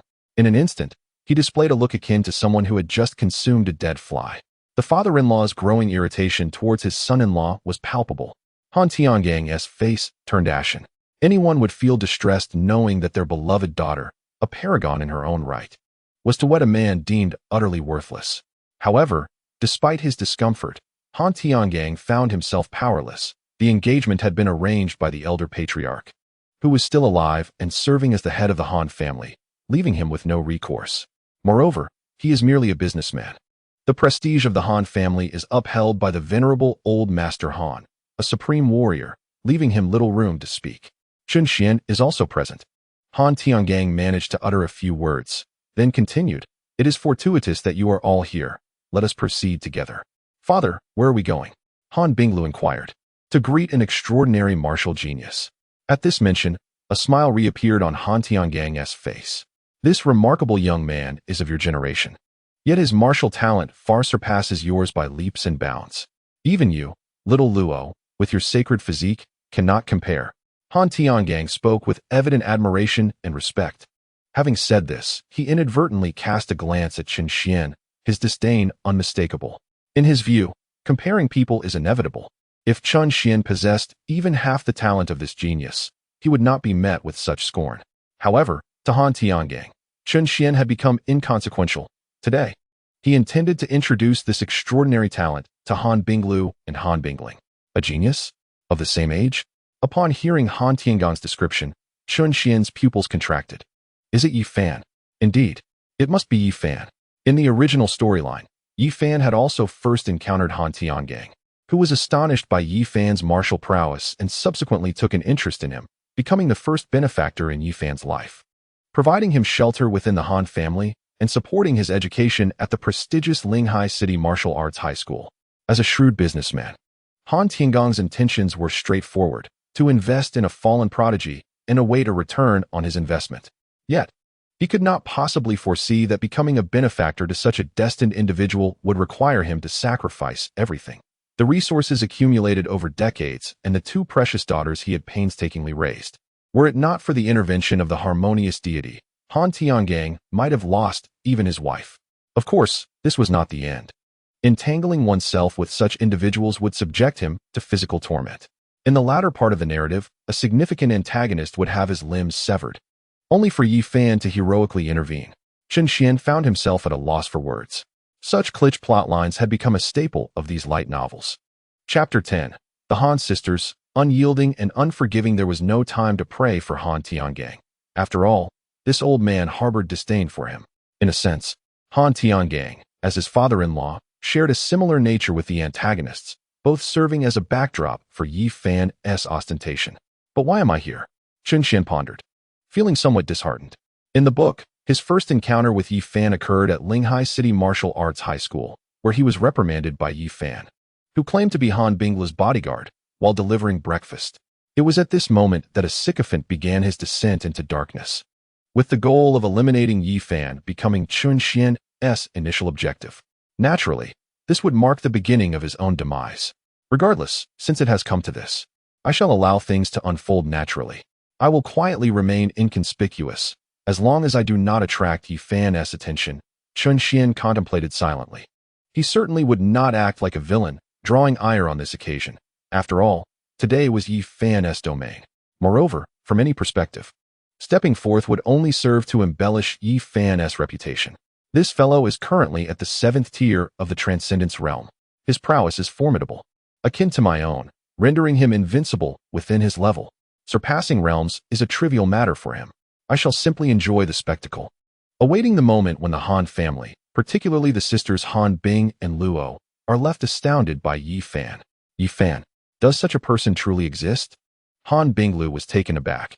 It seemed that everything was unfolding precisely as Chun Xian had envisioned. He truly possessed the ability to foresee the future. Though she found it hard to comprehend, the fact that she could hear Chen Xian's thoughts made the notion of his foresight seem less far-fetched. Stealing a glance at Chen Xian, she realized that if Yi Fan indeed existed, then her sister's sacred body must also be genuine. At this moment, Han Binglu felt no need for further validation. Yi Fan's appearance only reinforced the certainty of Chen Xian's thoughts, dissipating any lingering doubts in her mind. However, upon hearing Chen Xian's intentions, a playful smirk graced her lips, her eyes glinting with mischief. Han Tiangang's earlier remarks about the welcome did not extend beyond the Han family. Yi Fan, an orphan, would be taken in by them. In fact, she had arranged for her cousin to fetch Yi Fan long before. A group, led by Han Tiangang, approached the entrance, and Chen Xian intended to linger at the back. Yet Han Binglu's gaze continuously urged him to walk alongside her. It was as if she feared he might escape. Goodness, it seems there's no avoiding this. Chen Xian lamented inwardly, feeling a mix of exasperation and helplessness. He had indeed considered slipping away, but Han Binglu's watchful eyes were too compelling. Father, why must we roll out such a grand welcome for someone my age, even if he is a prodigy? Standing at the Han family's doorstep, Han Bingling pouted. Why was there such a stark difference among peers? She was at the 5th tier of the Transcendence realm, though lacking a sacred body. She still ranked among the elite in high school within Linghai City. Yet, she had never experienced such treatment, let alone the fact that their family was well regarded in Linghai City. Was it truly necessary to honor a mere genius in this manner? What do you understand? Han Tiangang cast a serious glance at his youngest daughter. Though you may both be geniuses, there exists a disparity. Do you comprehend his level? What level? Han Bingling inquired. The 7th tier of the Transcendence realm. Han Tiangang's words were laced with profound astonishment. Even having learned of Yi Fan's rank, he remained astounded. It was a full 2 tiers above his daughter, Han Bingling. Do not underestimate these 2 realms. The Transcendence realm cannot simply be attained from birth. Only upon reaching adulthood can individuals endowed with martial arts talent begin to cultivate their vital energy within, thus stepping into the Transcendence realm. The brief span from maturity to participating in the martial arts examination is less than a year. Within this year, each minor realm distinctly illustrates the disparities that exist even among humans. With qualifications like Yi Fan's, even amidst the throngs of prodigies in the imperial capital, he would still be regarded as a phenomenon. Moreover, Yi Fan has yet to receive any formal education or systematic training. Hence, upon learning of Yi Fan's plight, Han Tian was inspired to invest in him. Now you understand why I hold this young man in such high regard. Han Tian's gaze shifted to his 2 daughters. Upon hearing of the 7th rank of the Transcendence realm, Han Bingling was utterly stunned, visibly shocked by the revelation. Han Tian smiled lightly, as if this response was anticipated. However, upon glancing at Han Bingluo, he furrowed his brow. Han Bingluo displayed no sign of surprise, remaining completely unperturbed, which was entirely beyond Han Tian's expectations. He had anticipated that even if Han Bingluo did not show astonishment, she would at least exhibit a defiant expression. Yet, at this moment, there was nothing of the sort on her face. Unbeknownst to him, Han Bingluo had already learned of this news through Chen Xian's inner voice. She had scarcely paid attention to Han Tian's words. How could Yi Fan, even as a martial artist, bear any relevance to her? Her mind was preoccupied with listening to Chen Xian's thoughts. This little girl must be utterly stunned. Chen Xian thought, amused by Han Bingling's reaction. Though Yi Fan may be showing off, this quiet observation is rather enjoyable. A bunch of short-sighted individuals, genius? That merely represents the threshold to meet Yi Fan. Speaking of which, when Yi Fan dazzles everyone by shattering the vital energy testing machine, should I also put on a show? Chen Xian fell into contemplation. Ding! Just as the group exchanged a few words, the distant sound of a car horn echoed. A sleek black luxury car gradually came to a halt. A calmly composed young man, dressed simply, emerged from the vehicle. Yi Fan scanned the crowd, and, inadvertently, his gaze lingered on the 2 sisters of the Han family for a moment longer. Is this what you refer to as my destined opportunity? He mused to himself, before fixing his gaze upon Han Tian's face. Uncle Han, Yi Fan smiled faintly. You've finally arrived, Han Tian said warmly, pulling Yi Fan into a friendly embrace. He then turned to introduce his daughters. This is the prodigious Yi Fan I mentioned. You should get to know him. Prodigy is an overstatement. Uncle Han is flattering me. Yi Fan humbly replied, then turned his attention to Han Bingluo. extending his hand. "Hello, my name is Yifan." His eyes were clear, devoid of any distraction. And this was merely a gesture of courtesy. Logically, Han Bingluo should not refuse. However, Han Bingluo did not extend her hand. She merely scrutinized Yifan, finding nothing particularly remarkable about him. Furthermore, she couldn't shake off the unsettling feeling that there was an underlying darkness in Yifan's gaze, which made her quite uncomfortable. Han Bingluo casually remarked, showing no concern for Yifan's hand awkwardly suspended in the air. "Please don't take it personally, Yifan. Shaluo isn't targeting you. She naturally has a slight aversion to the opposite sex," Han Tiangang explained, noticing Yifan's discomfort. Yifan nodded in understanding. An aversion to the opposite sex? How intriguing. A flicker of keen interest passed through his eyes, as if the pure Yin's sacred body was already within his grasp. "This is my youngest daughter," Han Tiangang said, turning his attention to Han Bingling. "Hello," Yifan said, directing his outstretched hand towards Han Bingling. However, upon observing Yifan's gesture, Han Bingling glanced at her aloof sister and then at her smiling father. Suddenly, she retracted her little hand, declaring, "If my sister won't shake hands, then neither will I." "My name is Han Bingling." An awkward silence enveloped the scene. Han Tiangong's smile froze on his face. He couldn't exactly admit that his daughter had her own peculiarities. He had initially hoped to leave a good impression on Yifan, even harboring a faint desire to consider him as a potential son-in-law. Yet, the current situation had completely taken him aback. Why was it that both of his daughters were so unwelcoming towards Yifan on their first encounter? Seeing Yifan's hand awkwardly suspended in the air, even Han Tiangang, as an adult, felt a bit embarrassed. Just then, Chen Xian extended his hand voluntarily. Chapter 11. Why does it feel like the chosen one's face is darkening? Knowing he could not escape, Chen Xian chose to face the situation with composure. The utterly unexpected turn of events made him realize that perhaps he should shift his perspective. While distancing himself from the female lead, and Yifan remained his primary objective. He could no longer afford to act like an outsider now that the marriage was off. Not to mention, Yifan was in the same school and class as him, and they had coincidentally crossed paths today.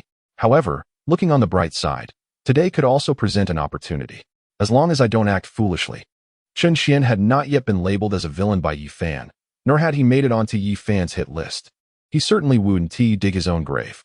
Observing Yifan's hand, he decided to seize the moment to boost his favorability. "I'll just say I'm Han Bingluo's classmate, coincidentally visiting the Han family." With this plan in mind, Chen Xian wore a beaming smile. He grasped Yifan's hand firmly, saying, "Hello, my name is Chen Xian, Han Bingluo's fiancé." Before he could even finish the introduction, Han Bingluo interjected with a remark that left the atmosphere chillingly silent. In that instant, Han Tiangang and the uncles surrounding him wore expressions of sheer astonishment, as if they had seen a ghost. Everyone was bewildered, utterly unable to believe that such words could come from Han Bingluo. They regarded this engagement with disdain, believing that Han Bingluo, a paragon of the Han family, should never be wed to someone they considered to be inept. Although the Chen family held considerable power, Chen Xian, lacking martial prowess, was deemed an unsuitable match in their eyes. Indeed, Han Bingluo's past conduct only reinforced their convictions. However, like them, Han Bingluo wielded little influence in this matter. Yet today, she appeared to defy their expectations. To their astonishment, she took the initiative to introduce Chen Xian as her fiancé. Meanwhile, Han Bingling wore an expression of knowing amusement, having already been taken aback several times, rendering the situation less outrageous in her view. Chen Xian's warm smile was momentarily frozen in place, his heart racing with 1,000 wild thoughts upon hearing Han Bingluo's words. "Han Bingluo, what are you doing? Are you revealing our relationship? I can speak for myself. Why does it seem like Yifan's face has darkened?" he thought, with a forced smile. He feigned composure and attempted to salvage the situation, addressing Yifan earnestly.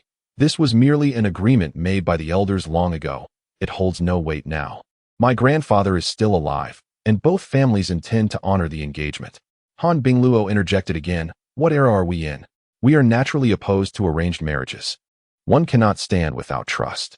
We advocate for love based on freedom. If my parents had arranged this, it would be another matter entirely. But we also have a written agreement." "Fine, I shall remain silent." Chen Xian conceded, releasing Yifan's hand and retreating to the sidelines. Feeling that speaking too much could lead to misfortune, regret washed over him as he perceived the shift in Yifan's gaze. Determined to say nothing further, he resolved to let Yi Fan take center stage. Just as he contemplated quietly slipping behind the crowd to divert Yi Fan's attention, Han Bingluo grasped the fabric of his shirt. "You will stay by my side today. You cannot sneak away," she whispered playfully into his ear. This intimate gesture resembled that of two lovers sharing secrets, leaving onlookers in a state of disbelief. Yi Fan, unable to suppress his emotions, clenched his fists in frustration. "What happened to your aversion to the opposite sex?" he mused, his expression darkening as he regarded Chun Xian. With a tingling sensation in his ear and a faint scent enveloping him, Chun Xian's heart fluttered.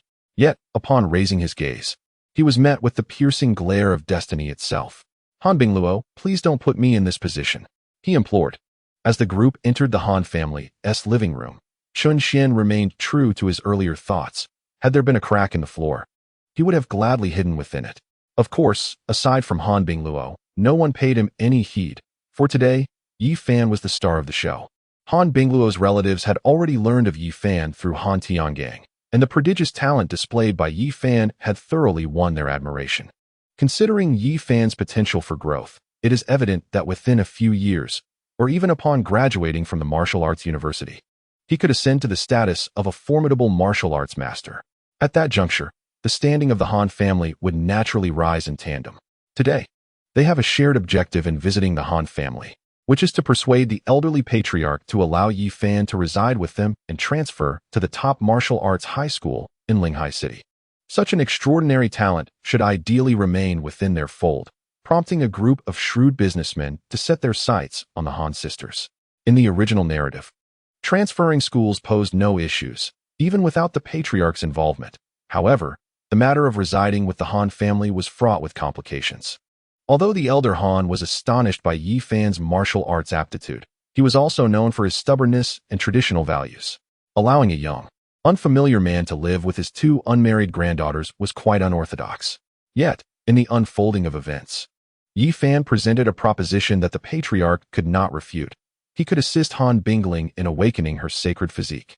Upon assessing the situation, Yi Fan remarked with a smile, "Today, it seems that Uncle Han has two remarkable daughters. If I am not mistaken, both must possess sacred physiques." In the living room, he could sense the tension as Chun Xian's spirit surged, ready for the pivotal moment. A dual sacred physique? Han Tiangang was momentarily taken aback. The sacred physique was a closely guarded secret, known only to Han Bing and the immediate family. With Yi Fan's bold revelation, everyone was momentarily stunned, realizing that this young man possessed extraordinary insight. However, the notion of a dual sacred physique elicited a smile from Han Tiangang, who believed that Yi Fan had misjudged the situation. Before he could respond, Yi Fan continued, "No offense intended, Uncle Han, but due to certain unique circumstances, I can sense the presence of a sacred physique, and this intuition is infallible. Is that truly the case?" Han Tiangang inquired, his expression shifting with intrigue. "Indeed it is. Surely, Uncle Han is aware of this," Yi Fan replied, a subtle smile gracing his lips. It seemed that the mysterious figure had not deceived him. The Han family was indeed unaware that Han Bingling also possessed a sacred physique. Once he disclosed this information, they would undoubtedly treat him as an esteemed guest. Everything appeared to unfold as if meticulously orchestrated, progressing step by step according to his expectations. Yet, just as Yi Fan reveled in his triumph, the voice of Han Binglu resonated. "Father, my younger sister does indeed possess a sacred physique. This is a fact known only to me, and I was planning to reveal it to you." "What?" In an instant, all eyes turned toward Han Binglu. Unlike the others, Yi Fan and Chun Xian were particularly astonished. "What is happening? How can this be? Isn't this supposed to be a secret? You shouldn't be aware of this." Chapter 12. Yi Fan, I can't shake the feeling that the eldest daughter of the Han family harbors animosity toward me. The true protagonist remains unfazed, even when faced with the most daunting challenges. Although Chun Xian and Yi Fan did not outwardly exhibit shock, a tempest brewed within their hearts. Chun Xian, well versed in the narrative, prided himself on his commendable memory. Yet, a perplexing question lingered. How could Han Bingluo possibly be aware of Han Bingling's possession of the sacred body? This was not documented in the text at all. His gaze towards Han Bingluo turned sorrowful.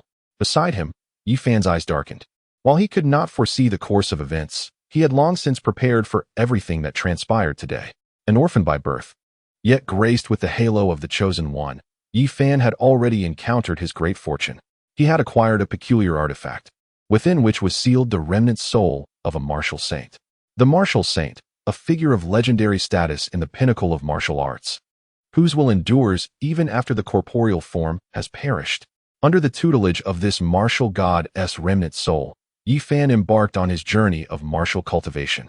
Through the revelations of the remnant soul, he learned of his own sacred body, and due to its unique nature, he must seek out the numerous furnaces capable of fully activating his sacred body's bloodline.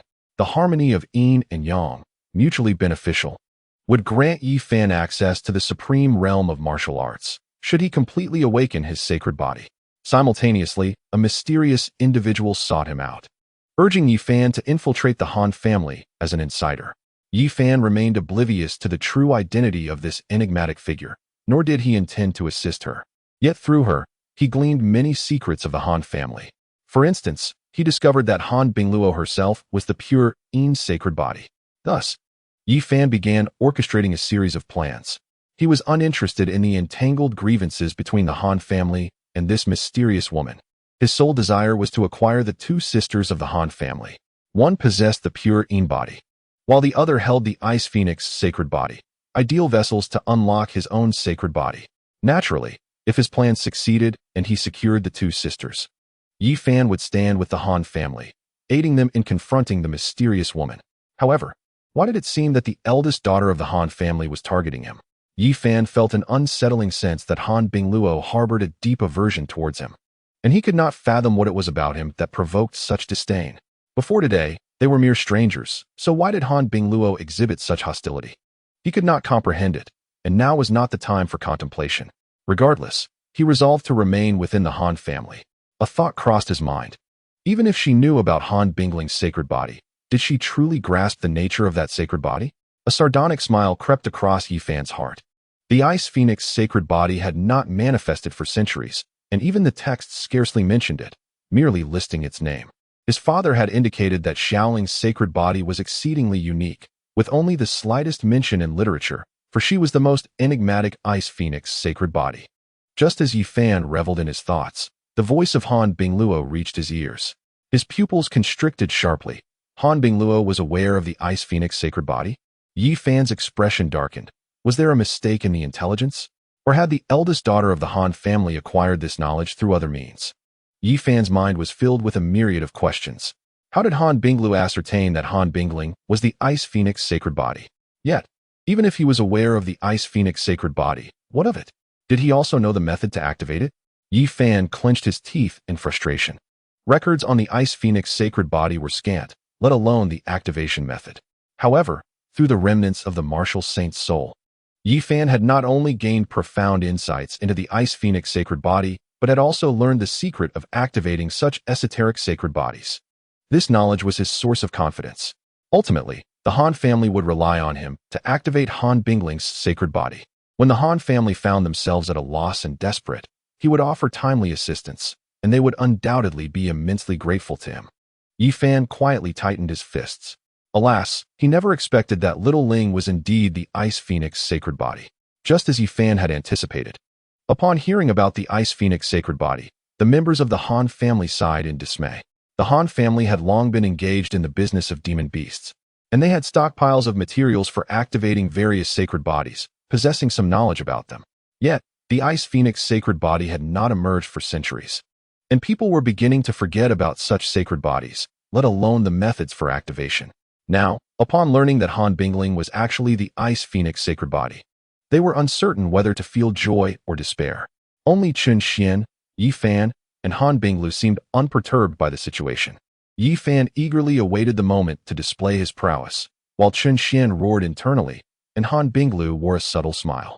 "Thank you, Chun Xian, for reminding me once more. Why does Uncle Han sigh?" Yi Fan pretended to be astonished and spoke up. Han Tiangang sighed and said, "Young brother Yi Fan, this type of sacred body is a hidden one that requires medicinal assistance for activation, but the recipes for activating such sacred bodies have long been lost." Lost?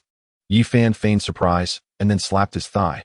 "Uncle Han, you may find it hard to believe, but I just happen to possess the recipe for activating this type of sacred body." "What?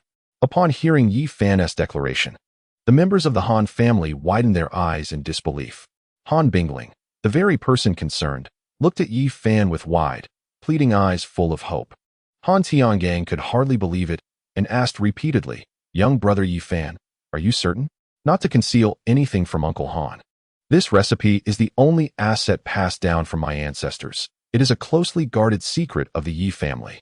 My father, before his passing, made it clear that aside from the members of the Yi family, no third party should be privy to it," Yi Fan replied, letting out a sigh as if to emphasize the recipe's value.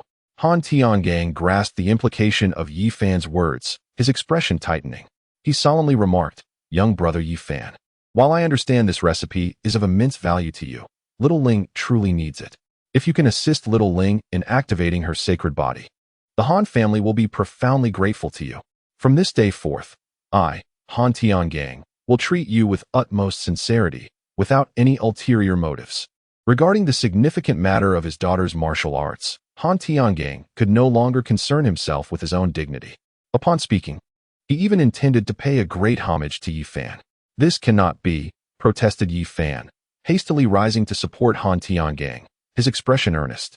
"It is merely an ancestral prescription. How can it compare to the support you have provided me, Uncle Han?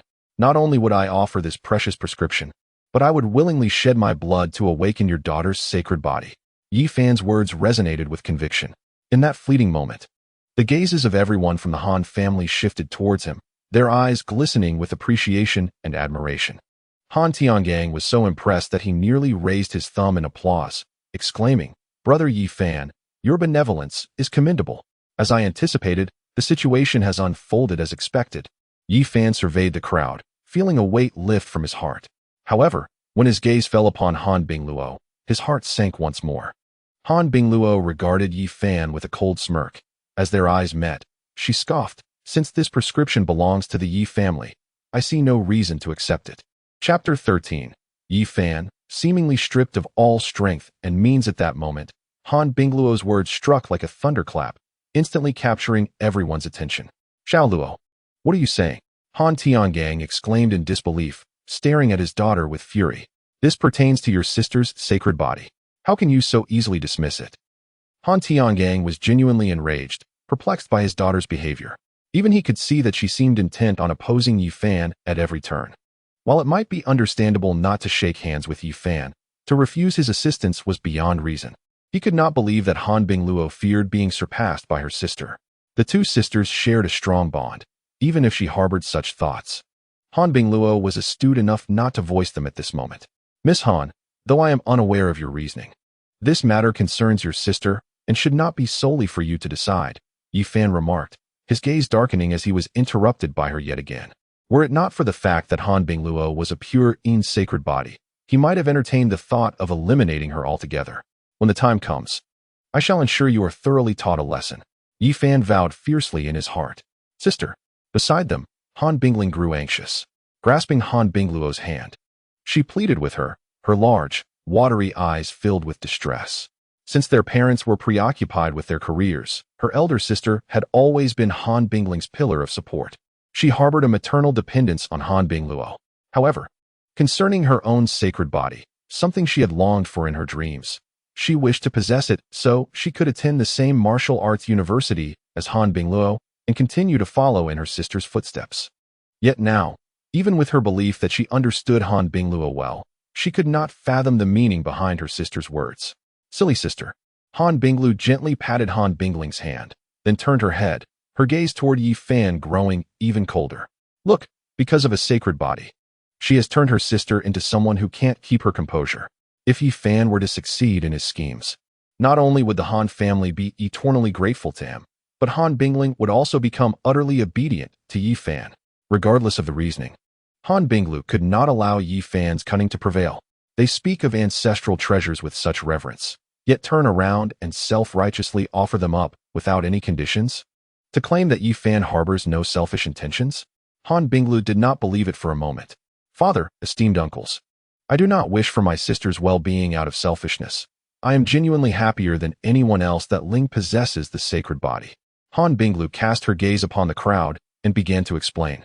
"Since Miss Han is acting in her sister's best interest, then she should not refuse my good intentions. Refuse? Upon hearing Yi Fan speak, Han Binglu's lips curled into a smile. No, it was not a rejection, but rather an unnecessary gesture. Without your Yi family's secret formula, my sister will still activate the Ice Phoenix sacred body. What? How is that possible? You must be dreaming. The crowd was once again taken aback, and Yi Fan, rarely losing his composure, quickly caught himself and amended his words. I merely believe, Miss Han, that your thoughts are rather fanciful. Without our Yi family's secret formula, what will you use to activate the sacred body? The Yi family's secret formula? Not to be passed to a third party? Han Binglu smiled slightly, addressing Yi Fan as if questioning him. How unfortunate. I too possess a secret formula to activate the Ice Phoenix sacred body. What? You also have a secret recipe? No, it's a secret formula. Wait. How could you possibly have a formula to activate the Ice Phoenix sacred body? Chen Xian widened his eyes at Han Binglu, his mind no longer willing to critique this absurd narrative. Since arriving in this world, he had not once aligned with the expected plot. Although the main storyline remained true to the book, the unfolding of events was entirely different. Han Binglu had continuously shattered his understanding. He even began to wonder if Han Binglu was also a traveler like him. However, he quickly dismissed this ludicrous thought. That was far too far-fetched. Could it be that this unpredictable factor, my arrival from another world, is silently influencing and altering certain rules of this world? Meanwhile, Yi Fan was even more stunned than Chen Xian. He shook his head in disbelief. Impossible. Impossible. This is our Yi family's ancestral heritage. You cannot possess it. Yi Fan was certain. This secret formula was, of course, not an ancestral treasure, but rather knowledge imparted by the remnant soul of a martial saint. He did not believe Han Binglu was aware of it, nor that she possessed a similar opportunity as his with a martial saint's remnant soul. There is nothing impossible. Observing Yi Fan's demeanor, Han Binglu chuckled softly. This secret formula is not a secret at all. I don't mind sharing it with you. To activate the Ice Phoenix sacred body, one requires the blood of the phoenix, tail, golden rooster, and ice grass. I wonder if the Yi family's formula is the same as mine?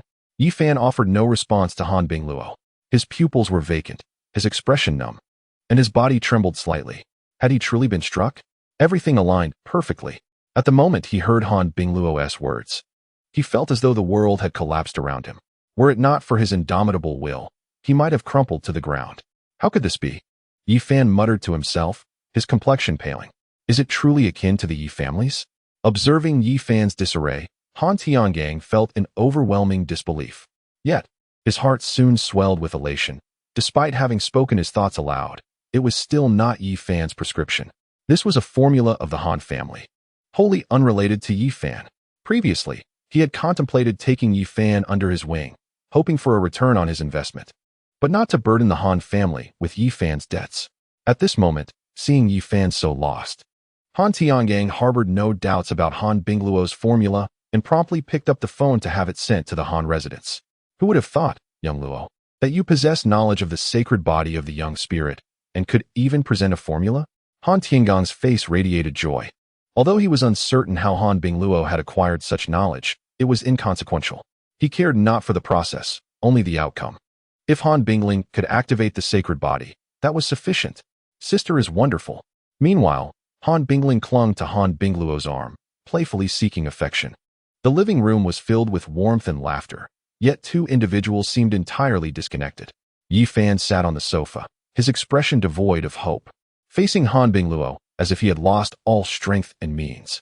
Chen Xian, though smiling, wore a fade. He discreetly glanced at Yi Fan, and his countenance shifted. How could this lad appear more despondent than himself? What is happening, brother Yi Fan? You are the protagonist. You must rally yourself. Chen Xian certainly did not believe Yi Fan could be so easily crushed in spirit. As the chosen one, his inner strength required no elaboration. He merely worried that, should events continue to unfold in this manner, they would spiral beyond his control. Although they had indeed exceeded his grasp, Chen Xian still wished for Yi Fan to continue playing his role in the Han family's drama. Perhaps Yi Fan could yet find a place within the Han residence.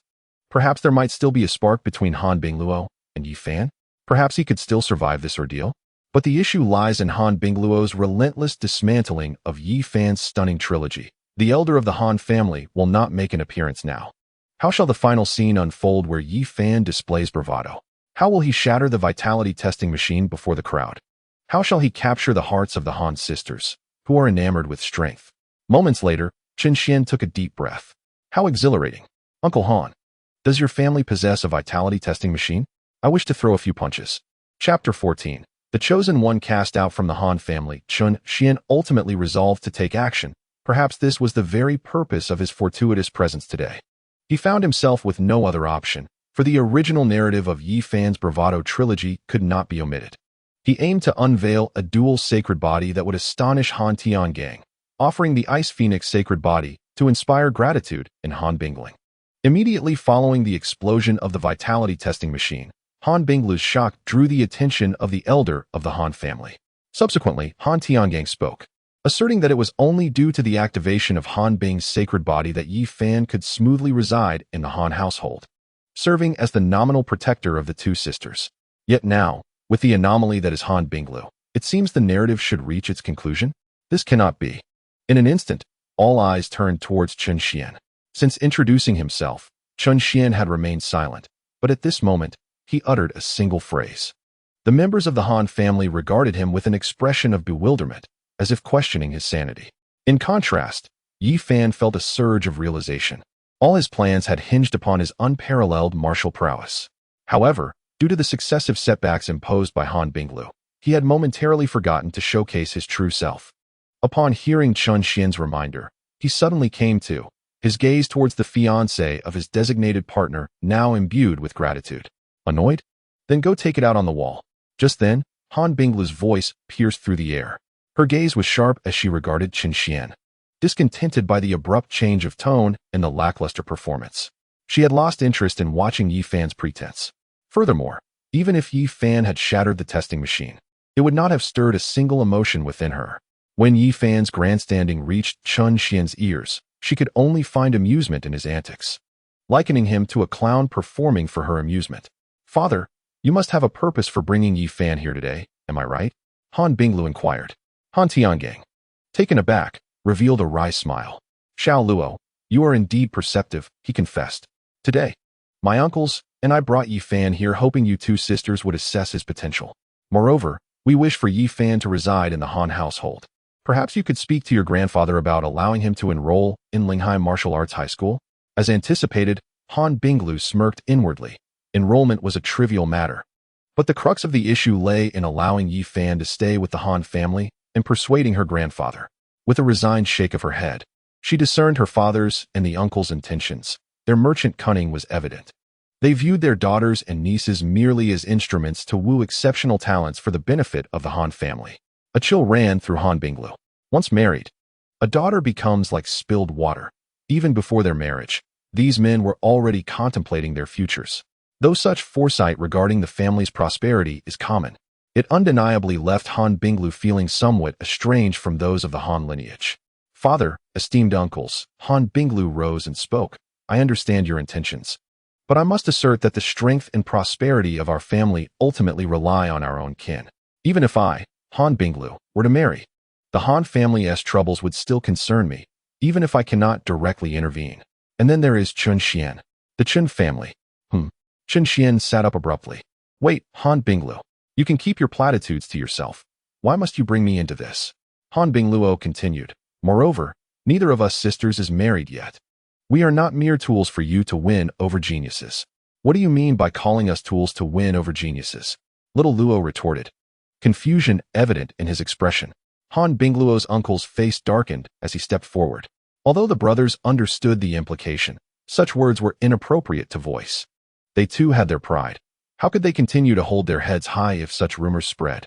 With a cold smile, Han Bingluo asked, Do you truly believe my uncles harbor no such intentions regarding me or Shaoling? At her words, the members of the Han family fell silent. Realizing her sister was pointing at her, Han Bingling slowly grasped the situation.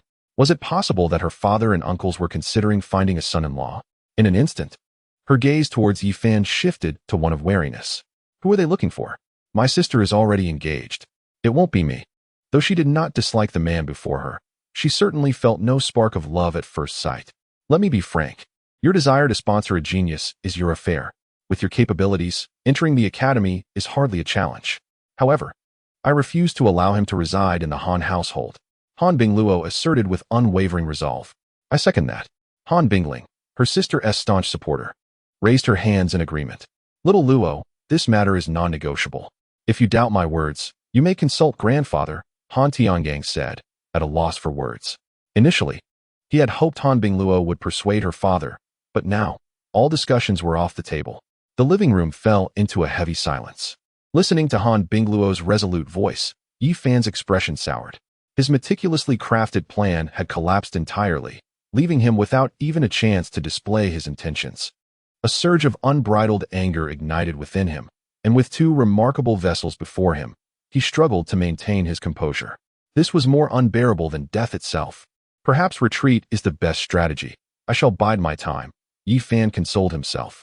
Furthermore, there seemed to be no alternative. It would be wiser to leave a favorable impression on the Han family. However, before he could speak, Han Bingluo's icy gaze swept over him once more. Yi Fan, I do not know whether your presence here is your own doing or due to other reasons, but let me make it clear. The Han family will not accommodate you. Please, leave at once. Her tone was unwavering, devoid of any trace of anger. Her words, though seemingly calm, carried an implicit warning. Indeed, depart from my home. We do not welcome you. Han Bingling chimed in, her tone less reserved than her sister's. In contrast to Han Bingluo's poised demeanor, Han Bingling expressed herself candidly. Unrestrained by decorum, observing the united front of the two sisters, Yi Fan's expression shifted repeatedly. Frustrated, yet still forcing a smile, he announced, Uncle Han, it appears the Han family does not wish for my presence. I shall take my leave. With that, he hurriedly exited the Han household, but just as he turned, a shadow of darkness flickered in his eyes. Han family, he will undoubtedly return, and when he next arrives at the Han residence, he will compel the entire family to submit to him. Is he leaving just like that? Observing Yi Fan, who momentarily appeared despondent, only to swiftly regain his former vigor, Qin Xian let out a faint sigh. He understood better than anyone the resilience of Yi Fan. What cannot kill him will ultimately fortify him. Humiliation will merely transform into Yi Fan's motivation. This is the quintessential characteristic of protagonists in all novels. Watching Yi Fan's retreating figure, Qin Xian could not help but silently pray for Han Bingluo. Oh, Han Bingluo, you have no inkling of the formidable presence you have provoked. You cannot fathom the terrifying nature of such a person. May you find solace. I can only offer my prayers in silence. Is it merely silent prayers? Han Bingluo cast a subtle glance at Qin Xian, feeling a twinge of melancholy, wishing to distance herself. But you are my fiancé. Chapter 15. Without room for maneuver. One must strive diligently. Uncle Han, I too must take my leave. After Yi Fan departed, Qin Xian lost all desire to linger at the Han residence. Everything that transpired today had exceeded his expectations, and he needed time to collect himself. Han Tiangang responded with a slight acknowledgement, then cast a glance towards Han Bingluo's cousin. Uncle Han need not. Qin Xian initially thought Han Tiangang was signaling his cousin to drive him home.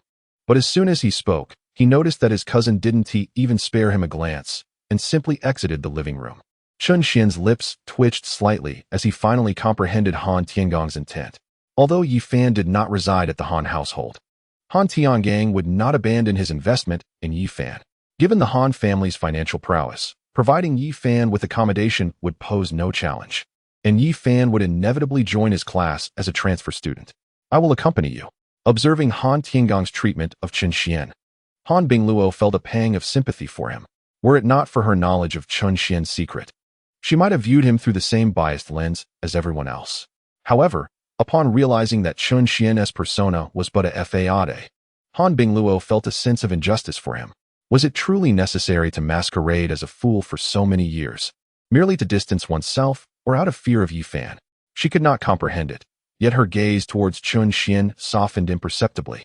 While she had never experienced the feeling of being regarded as worthless, she understood it must be a painful ordeal. At that moment, she even felt a twinge of empathy for Qin Xian. No need. You should just stay at home obediently, fearing that Han Bingluo might concoct some mischief. Qin Xian hurriedly waved his hand and scurried out of the Han residence. As he expected, upon stepping outside, he saw Yi Fan getting into Han Bingluo's cousin's car.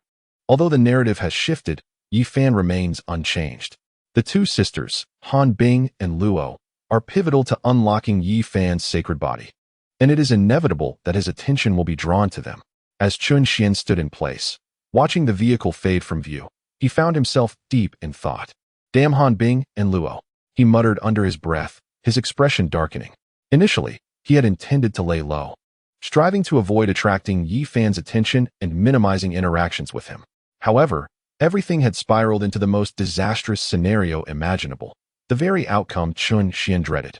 The marriage proposal had fallen through, and Yi Fan had discovered that Han Bing and Luo had another fiancé. Moreover, it appeared their relationship was quite amicable. This revelation had thrust Chun Xian into the limelight. Even if he wished to remain aloof, he understood that his connection with Han Bing and Luo complicated matters significantly. The thought of Han Bing and Luo's recent actions, which had completely upended their personas, left Chun Xian feeling utterly constrained. Recalling Han Bing's introduction at the Han family's doorstep made his lips quiver. While his primary goal was to avoid direct conflict with Yi Fan, he found himself contemplating the worst possible outcomes. The urgency within him intensified due to the allure of the esteemed Han family. This was a world of martial prowess, where only formidable strength could bring solace. Where is the martial skill passed down in our Qin family? He pondered. Upon returning home, Chun Xian eagerly approached his mother. Qin Su, the family martial skill? Qin Su glanced at Chun Xian in surprise. What do you need that for? What else could it be for? I've had an epiphany. I have resolved to immerse myself in the secret chamber and train diligently every day, Chun Xian declared with a determined expression, as if he were reborn. Although Qin Su was taken aback and questioned what had transpired with her son, suspecting it might be a fleeting enthusiasm, his words brought her great comfort. This is the foundation upon which your father stood, and it is also our Chun family's closely guarded secret. Moments later, Qin Su presented two martial techniques before Chun Xian, Blood River Heavy Mountain Fist and Burning Heaven Ashes. While these techniques may not reach the celestial grade, they are treasures of the Chun family, the greatest reliance of Chun Sihai, and could fetch astronomical prices in the market. Chun Xian glanced at them, then set aside Burning Heaven Ashes and picked up Blood River Heavy Mountain Fist. It was not that he looked down upon Burning Heaven Ashes. On the contrary, it was Chun Sihai's signature technique. This martial skill ignites one's own vitality, generating terrifying flames of several thousand degrees that can melt through alloy armor. However, such techniques were currently beyond Chun Xian's capabilities at the transformation realm.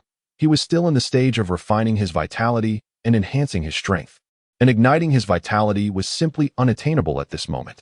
Only by breaking through the transformation realm and reaching the warrior stage, also known as the transformation of essence, could he harness the myriad applications of his vitality.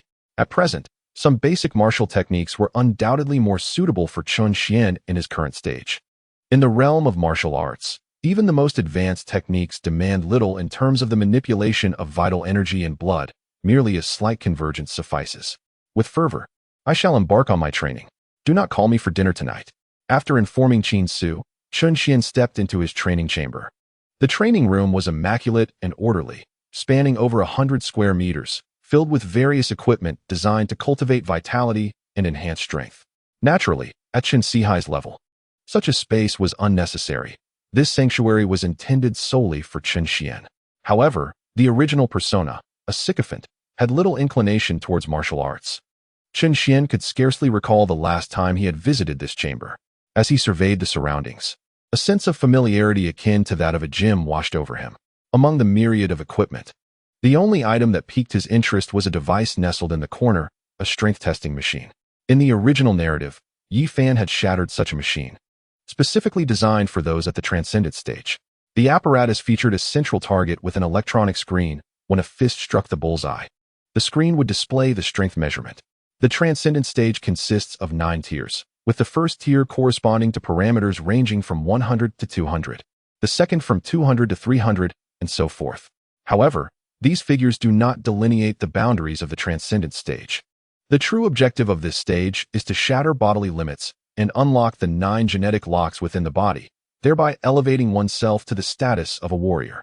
The strength testing machine serves as a testament to one's potential at the transcendent stage, a measure of the foundation of vital energy, and an acknowledgement of one's capabilities. Even within the same realm, individual strengths can vary significantly. Devoid of external martial skills, raw strength is the most direct manifestation of power. A minor realm could fluctuate within a strength value range of 100. Naturally, this pertains to ordinary individuals. There are always prodigies who astound all, such as Yi Fan, who, at the 7th tier of the Transcendence stage, obliterated the strength testing machine. I wonder what kind of value my punch could yield. Setting aside his martial technique, Chun Xian approached the strength testing machine, eager to gauge his own prowess. A typical individual at the 3rd tier of the Transcendence stage would possess strength parameters ranging from 300 to 400. Yet Chun Xian was acutely aware that he was no ordinary 3rd tier practitioner. Perhaps he could surpass the standard by a small margin? Could he strike above 500? Chun Xian had never considered demolishing the strength testing machine. After all, Yi Fan was at the 7th tier while he was merely at the 3rd. If his strength could rival that of an average 4th tier practitioner, he would already be content. Taking a deep breath, Chun Xian summoned all his might and delivered a powerful punch. Chapter 16. Effort determines the lower limit. The system determines the upper limit. Are you saying this lad has been in the training room all day? During dinner, Chen Sihai listened in disbelief as Qin Su spoke of Chun Xian. He hoped the boy wasn't just napping in there. Goodness, why would you not be pleased that your son is working so diligently? Qin Su cast an exasperated glance at Chen Sihai. In my opinion, Xiao Xian's dedication is not merely a fleeting passion. Perhaps he could indeed gain admission to a martial arts university. Upon hearing this, Chen Sihai forced a smile, for he yearned more than anyone for his son to succeed in entering a martial arts university. As the foremost master in Linghai City and the highest-ranking commander of the military station there, he is more concerned about his reputation than anyone else. Yet, Chun Xian is merely a worthless sycophant, left with little recourse. Daily, he endures the jabs and mockery of others, suppressing his indignation. With only 100 days remaining until the martial arts college entrance examination, Chun Xian stands at the 2nd tier of the Transcendence realm, no matter how hard he strives. How many levels can he truly overcome?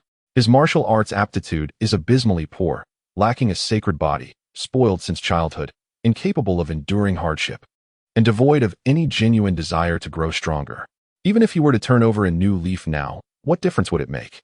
Moreover, if effort alone sufficed, what need would there be for talent or a sacred body? Chen Sihai understands that Qin Su is not entirely ignorant, but rather lives in a dream, simply hoping for her son to become a dragon. He sighs inwardly. If this boy can truly persevere and reach the 4th tier by the martial arts examination, he would be willing to risk his own reputation and leverage the Chun family's resources to assist him. In the training room, Chun Xian sprawls on the mat, breathing heavily. The screen of the strength testing machine in the corner glows with bold numbers. 888. This represents the peak of Chun Xian's prowess with a single punch, and he is quite satisfied, even exceeding his expectations.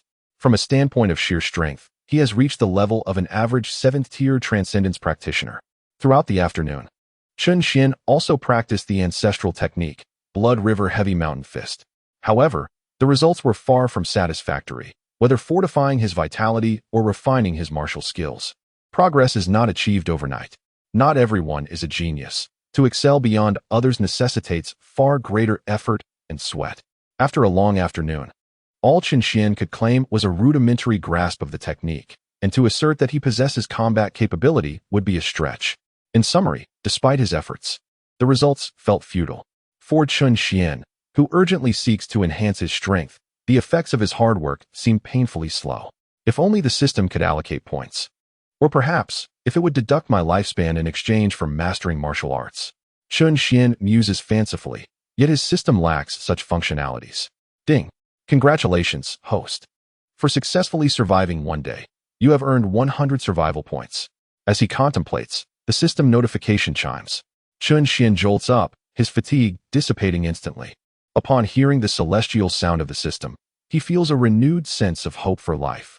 Effort may determine one's lower limits, but the system can dictate his upper limits. A lottery. I must try my luck. Chun Xian eagerly examines the system. He had previously overlooked the system store, which, despite its enticing offerings, remains unattainable for someone of his meager means. Thus, he places his hopes on the lucky draw. With the new player benefits and the promotional event nearing its end, he hastily selects the lottery, seizing this final opportunity. Ding. Congratulations, host, for drawing the Celestial Grade Martial Art, Supreme Fist. Celestial Grade? Chun Xian is taken aback by his stroke of luck. Martial arts are categorized into 5 tiers: heaven, earth, profound, yellow, and human, and the Chun family's ancestral techniques are merely of the profound grade. Even on a national scale, earth-level martial arts techniques are exceedingly rare, while those of the heavenly level are as scarce as phoenix feathers. Yet now, Chun Xian astonishingly possesses a heavenly-level martial arts manual. With a flicker of thought, he began to examine this technique. Supreme Fist. When employing this martial art, it unleashes one's latent potential, concentrating vitality and strength into a single punch, significantly enhancing power beyond current capabilities. However, be warned, after delivering the Supreme Fist, one will feel utterly drained. Would you like to learn it? Upon reading the description, Chun Xian was momentarily taken aback. Although there are some side effects, feeling exhausted after a single punch, this technique would undoubtedly become his most formidable trump card. It ignites his potential, unleashing an astonishing combat prowess, as if it were tailor-made for him. Currently, his realm is inferior to Yi Fan's, leaving him with no means of resistance in a confrontation. Despite having a system that allows for rapid cultivation, the thought of catching up to Yi Fan still weighs heavily on his mind. Though Yi Fan lacks a system, he is guided by the remnants of a martial saint's soul as a mentor, and as the protagonist, Yi Fan's innate talent is unparalleled, elevating his realm with ease. Now, with this Supreme Fist in his grasp, Chun Xian finally glimpsed a sliver of hope to exchange a blow with Yi Fan. However, it seems that every major antagonist possesses some form of sinister technique. Chun Xian felt an increasing inclination towards becoming the ultimate villain, for every great adversary is known to wield techniques that stimulate their potential. Upon finishing the introduction to the Supreme Fist, Chun Xian noticed a curious line at the bottom. Would you like to learn it? His heart raced with anticipation. Could it be? Learn. In an instant, his mind buzzed. Upon opening his eyes, he comprehended the entirety of this martial technique, its moves, and the method of circulating vitality, all coalescing seamlessly. It felt as though he had practiced this technique countless times, achieving mastery. Exactly. This is the essence. If diligence were sufficient, what need would there be for a system? Meanwhile, in the Han family's training room, upon learning of Han Bingling's Ice Phoenix sacred body, Han Tiangang had already arranged for the materials necessary to activate the sacred body. At this moment, under the watchful eye of the family patriarch, Han Bingling fully activated her Ice Phoenix sacred body. A chilling aura erupted with tremendous force. Even through the door, its frigidness could be felt. The door to the training room slowly opened, and Han Bingling emerged, her face alight with joy as she bounded upstairs. Sister, thank you. She burst into Han Bingluo's room, diving into her embrace. Did it succeed? Han Bingluo gently stroked her younger sister's hair. Han Bingling nodded, her eyes sparkling. Sister, I truly am the Ice Phoenix sacred body. You were absolutely correct. But how did you know? With a shift in tone, Han Bingling looked at Han Bingluo with curiosity. Having been inseparable from her sister, she was perplexed as to how Han Bingluo had discovered her true nature. In that moment, an overwhelming sense of curiosity filled Han Bingling's heart. Han Bingluo did not provide an explanation. She seemed to recall something, offering a gentle smile. No need to inquire further, but I can tell you that the person you should be most grateful to is Chun Xian. Han Bingluo did not claim this gratitude for herself. Considering Han Bingling's slight disdain for Chun Xian, she felt compelled to alter Chun Xian's image in Han Bingling's eyes. After all, they might become a family in the future. However, Han Bingluo then solemnly stated, "Promise me, sister, do not question him or disclose anything to anyone." Han Bingling nodded, somewhat dazed. Upon hearing Chun Xian's name, she was already bewildered. Chun Xian? What does my awakening of the sacred body have to do with him? Chapter 17. The little jacket of Han Bingluo begins to leak air. Han Bingling's heart was filled with a multitude of questions, yet no matter how she probed, Han Bingluo remained tight-lipped. Even when she resorted to endearing tactics to elicit a response, Han Bingluo still refused to utter a single word more. The extent of Han Bingluo's acknowledgement of Chun Xian's merits was the utmost she could achieve. She could never reveal her secret ability to hear Chun Xian's innermost thoughts. Though he was her younger sister, Han Bingluo was reluctant to do so. After all, the matter was somewhat fantastical, and it was a secret shared only between her and Chun Xian. Han Bingluo trusted that her younger sister would not go against her wishes. Han Bingling had always been obedient, particularly to her. Thus, Han Bingluo felt completely at ease. Yet, unbeknownst to her, as Han Bingling exited the room and closed the door, She began to stomp her feet in frustration. I knew it. Han Bingling stood at the door, her expression fierce. I knew you had secrets with him. Her eyes bore a mournful gaze upon the door, as if she could scrutinize Han Bingluo from within. Since the onset of Han Bingluo's peculiar behavior yesterday, she had harbored suspicions, and now, Han Bingling felt she had confirmed her doubts. With a hint of grievance, she pouted. Feeling that her sister had begun to harbor secrets she was reluctant to share. Rarely did Han Bingling suffer from insomnia, but last night, her mind was consumed with thoughts of Chun Xian and her sister's little secret, as well as the reason her sister wanted her to express gratitude towards him. A sense of abandonment and a profound sense of crisis flooded Han Bingling's heart. It felt as though Chun Xian was gradually usurping her sister. The following morning, Han Bingling, sporting dark circles under her eyes, stared longingly at the direction of the front door. Like Han Bingluo had the previous day, she too felt a flicker of anticipation for Chun Xian's appearance. Although she had promised her sister not to inquire, her cleverness would surely lead her to discover their little secret through other means. Han Bingling's heart tingled with curiosity, akin to an inquisitive kitten, eager to unveil each of her lingering doubts. As noon approached, she wondered if he would come at all. Seeing as you haven't arrived, I suppose I must go to your home in search of you. Han Bingling clenched her fists. It was time to take the initiative. Although she could not question her sister's instructions, she could confront Chun Xian about his peculiar behavior yesterday. And there's this question, too. Han Bingling smacked her forehead, and her confusion deepened. Just yesterday, this person was asking her for advice on how to make her sister detest him. It was perplexing. Without understanding the dynamics between the two, she would surely suffer from insomnia tonight. Sister, I'm going out for a bit, Han Bingling called upstairs. What are you going for? Han Binluo's door opened, and she inquired. Today, she felt considerably better, having gleaned Chun Xian's true feelings, allowing her to anticipate his lack of presence. I'm going to the street to buy little cakes. Yes, I'm going to buy little cakes. Han Bingling's large eyes sparkled mischievously as she maintained her composure. After an intense training session yesterday afternoon, Chun Xian woke up feeling sore and achy. Despite having consumed the elixirs provided by the system, which significantly enhanced his physical condition and his solid foundation in the transcendence realm, he still found it challenging to endure the sudden high-intensity training. As long as I'm alive, I'll train to the limit, Chun Xian thought fiercely. Without a strong physique, how could he become a formidable antagonist? He had no desire to be a mere punching bag. Xian, are you not going to the Han family today? His mother, Qin Su, inquired during breakfast. The Han family? No, Chun Xian replied, his mouth full, shaking his head vigorously. After taking a sip of water to clear his throat, he looked at his mother with utmost seriousness. Women will only hinder my strength. I need to train. You child, Qin Su chuckled helplessly. In just one day, her devoted son had suddenly changed his demeanor, and she found it a bit hard to adjust. The reason for this transformation was unknown, but Qin Su sensed that Chun Xian had been spurred by some event. Sighing, she watched Chun Xian's retreating figure. Although she was pleased with his current attitude, believing that a young man should aspire to greater ambitions rather than be entangled in romantic affairs, she worried about how he would communicate with her exceptional future daughter-in-law if he continued this rigorous training. Just then, the doorbell rang. Qin Su rose to answer it. A young girl, appearing to be around Chun Xian's age, stood at the door, her twin ponytails framing her delicate features and youthful complexion. Hello, Auntie. Is this Chun Xian's home? Her voice was as melodious as a lark, and her smile lit up her eyes, instantly brightening the atmosphere. Indeed, this is Chun Xian's home. I am his mother. And you are? Qin Su responded, astonished that such a beautiful girl had come to see Chun Xian. It had been years since a girl had visited him.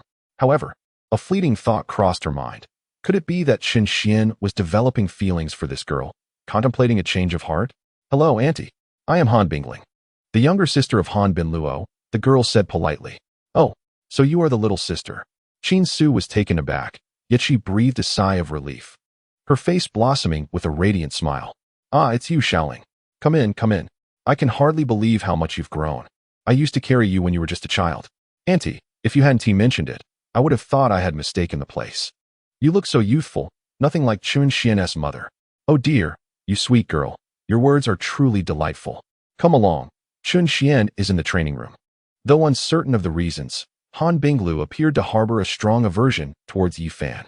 In the training room, Chun Xian was exercising while contemplating what Yi Fan's next move might be. The narrative had already diverged. Although he was aware of the series of significant events between Yi Fan and the female protagonist, Chen Xian found it difficult to ensure that things would unfold as he imagined. For instance, if Yi Fan had not taken up residence at the Han household, what would his next action be? If I were Yi Fan, I wouldn't approach Han Binglu at this moment, as that would only deepen her resistance. Conversely, Han Bingling presented a much more favorable opportunity. Chen Xian mused, comparing Han Binglu to Han Bingling, finding the latter decidedly easier to approach. At the very least, she did not exhibit the same hostility towards Yi Fan as Han Binglu did. Moreover, having been well protected by Han Binglu since childhood, this girl was quite naive. It wouldn't be accurate to say she was devoid of cunning. Rather, she was simply inexperienced and easily deceived. For Yi Fan at this juncture, Han Bingling was indeed an excellent choice. If things unfolded as I anticipate, I should remain safe for a while longer. This girl has no connection to me whatsoever. She would prefer I stay away from her sister. It would be a stroke of luck if she merely refrained from speaking ill of me behind my back. Chen Xian exhaled, relieved. Han Bingling, his nominal sister-in-law, had never been on good terms with him, and any developments between her and Yi Fan would hardly implicate him. In that instant, Chen Xian felt a great weight lift from his shoulders. Xiaoxian, stop practicing. Look who has arrived. His mother, Qin Su, called out. As the door to the training room swung open, turning around, Chen Xian saw Han Bingling standing behind Qin Su. In that moment, Chen Xian doubted his own eyes. But Han Bingling, still smiling, waved her hand. Chen Xian felt a sense of despair. Just moments ago, he had asserted that he had no connection to Han Bingling. And now she had come to see him? Why did it feel like the two sisters from the Han family were conspiring against him at every turn? Looking at Han Bingling, Chen Xian felt a shiver run down his spine. After just deciphering Yi Fan's thoughts, he found Han Bingling even more daunting than Han Binglu. For she very well could be Yi Fan's next target. Chen Xian was not keen on getting entangled with Yi Fan through Han Bingling. What brings you here? Your sister isn't with you, is she? He glanced towards the entrance, not spotting Han Binglu's figure. This only added to Chen Xian's confusion. It was one thing for Han Binglu to visit, given her status as his fiancée, but Han Bingling had no apparent reason or motive to be there. In the eyes of Han Bingling, her nominal brother-in-law was merely an intruder who had usurped her sister's place. Chen Xian harbored doubts about Han Bingling's intentions for this encounter. Why can't I come? Han Bingling retorted, her petite face scrutinizing Chen Xian, as she coldly remarked, do I sense a lack of welcome from you? Ah, of course. You are most welcome, Chen Xian replied with a smile that did not reach his eyes. He dared not express any sign of unwelcome. He was acutely aware of the tempestuous nature of this girl. Should he even hint at disapproval, she would undoubtedly remember it for a lifetime, devising elaborate schemes of retribution against him. However, internally, Chen Xian could not suppress his grievances. I welcome you with open arms indeed. You are far more troublesome than your sister. I would much prefer you to keep your distance. This little girl was nothing short of a calamity. Proximity to her invariably invited a cascade of outrageous misfortunes. In the narrative, a mysterious force had long been targeting the Han family, even attempting to recruit Yi Fan as an insider, only to be met with refusal. Compared to Chen Xian, this formidable force was significantly more powerful. In the original plot, once Yi Fan moved into the Han residence, he became Han Bingling's bodyguard, managing a plethora of troubles. Ironically, amidst these misadventures, Yi Fan effortlessly endeared himself to Han Bingling, capturing her heart, overshadowing even her sister, who had been by her side. Chen Xian, however, was neither the fated son nor possessed the capabilities or vigor of Yi Fan. Just managing the complexities brought by Han Binglu was already a considerable headache. The addition of Han Bingling would be utterly unbearable. Suddenly, two distinct voices resonated in Chen Xian's ears, causing Han Bingling to pause, her bright eyes fixated on him, her brow furrowing in confusion. What did you say? I said, of course I welcome you, miss. Chen Xian raised his voice, donning a polite smile. How could your young ears be failing you? This time, Han Bingling scrutinized Chen Xian intently, convinced she had not misheard. It was indeed his voice, yet she had distinctly heard a second voice when Chen Xian had not spoken. What on earth was happening? A tempest of bewilderment surged within her. How could she encounter such an absurdity right after activating her sacred body? At her age, the capacity for comprehension was swift, and being particularly astute, Han Bingling immediately conceived a bold hypothesis. Could it be that she possessed a martial talent? A sacred body that allowed her to hear the thoughts of others? Instantly, her eyes sparkled with excitement, a silly grin spreading across her face. Yet, at that moment, Chun Xian's inner voice reverberated once more. Alas, this naive girl finds joy in her own words, yet her days of bliss are numbered. As the forces targeting the Han sisters are likely to intensify soon, the Han family's business has grown immensely. Perhaps Han Tiangang never anticipated that it would bring unwarranted misfortune upon his daughters. It would not be an exaggeration to declare the Han family the wealthiest in Linghai City. Yet their status is built solely on wealth. In terms of true strength, the Han family lacks substantial power, although they have the venerable elder Han. He is but a fading tiger in his twilight years, having not taken action for nearly a decade, relying entirely on the reputation he forged in his youth. The Han family's vast enterprise has attracted numerous predators, and after years of complacency, they are not akin to the Qin family, which possesses official backing. Now, there are those who wish to test the waters. Should their strength prove inadequate, the Han family may find themselves cast down from their pedestal. The two daughters of Han Tiangang are, of course, the primary targets, due to the circumstances surrounding the Qin family. With Chun Sihai currently in high favor as the supreme commander of the military in Linghai City, Han Bingluo, with her cold demeanor, remains reclusive and devoted to her cultivation, thus not the prime candidate. However, Han Bingling is different. Her spirited nature makes her restless at home, rendering her the foremost target. Ironically, the mastermind behind this force is also a woman, Han Bingluo and Han Bingling. Even if this underground queen of Linghai City ultimately becomes part of Yifan's harem, is a rather ludicrous notion. Chen Xian could not help but disdain the despicable trope where male antagonists are destined to fall by a single blow while females are relegated to harem status. This is the path set forth by that wretched author. Chun Xian seems to possess some knowledge. Meanwhile, Han Bingling, attuned to Chun Xian's thoughts, felt her smile fade. The messages conveyed by his few words overwhelmed her intellect.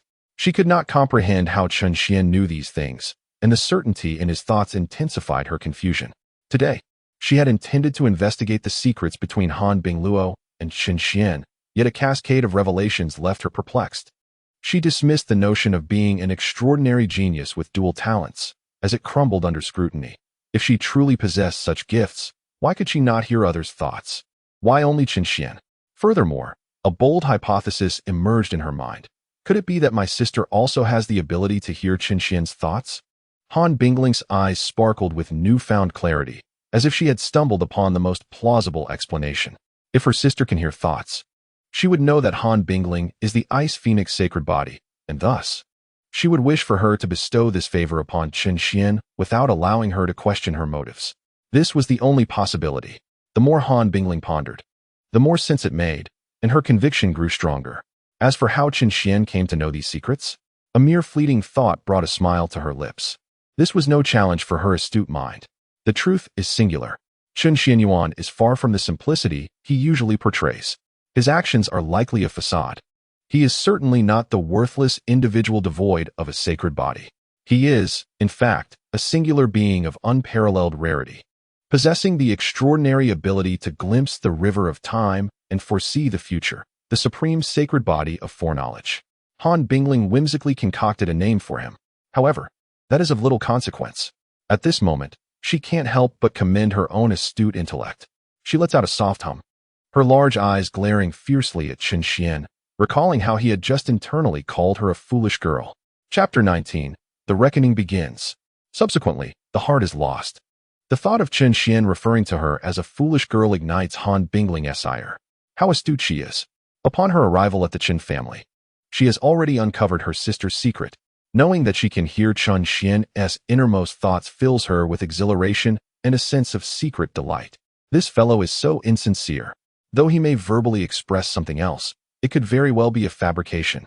Han Bingling contemplates, her mind swirling with curiosity about Chun Xian's impression of her. Chun Xian, what do you think of me? Do you perceive any merits or flaws in my character? Han Bingling inquires, her face adorned with a subtle smile as she gazes at Chun Xian. Chun Xian is suddenly taken aback by her question. What on earth is wrong with this girl today? Why is she asking me such a thing? Though perplexed, he feigns contemplation, and then, under Han Bingling's expectant gaze, he begins to speak. You are clever and intelligent. Indeed, The first compliment strikes a chord deep within Han Bingling, who nods vigorously, eager for more. What else? Beautiful. And compassionate. Anything else? Full of vitality. Is there more? It is no wonder Han Bingling is eager to hear these words. After all, she has not sensed Chen Xian's true thoughts during this exchange. Does this not imply that these are indeed his heartfelt sentiments? In an instant, Han Bingling's gaze towards Chen Xian softens considerably. So, I am truly exceptional in his eyes. Her cheeks flush, and she finds herself feeling a bit bashful. In truth, I am not that remarkable. I certainly have my share of flaws. Oh, what flaws could you possibly have? If anything, there is but one. What is it? You are so outstanding that in your presence, everyone else feels inadequate. Han Bingling feels her head spinning, completely enthralled by Chen Xian's flattery. However, in the next moment, Chen Xian's inner voice resonates in her mind. This foolish girl doesn't genuinely believe she is that exceptional, does she? That's rather perplexing. Does she not have any self-awareness? I may have conjured up some compliments, but she certainly has her shortcomings as well. While it may be accurate to say you possess intelligence, it is lamentable that it remains unutilized in meaningful ways. You resemble a perpetually immature child, bright, kind, innocent, and beautiful, yet ultimately superficial. One could succinctly conclude that you are endowed with physical allure but lack depth of thought. It remains a mystery what occupies your mind daily. Moreover, your pettiness and grudges are notable. If anyone wrongs you, it seems you can harbor resentment for a lifetime, driven by an insatiable desire for vengeance.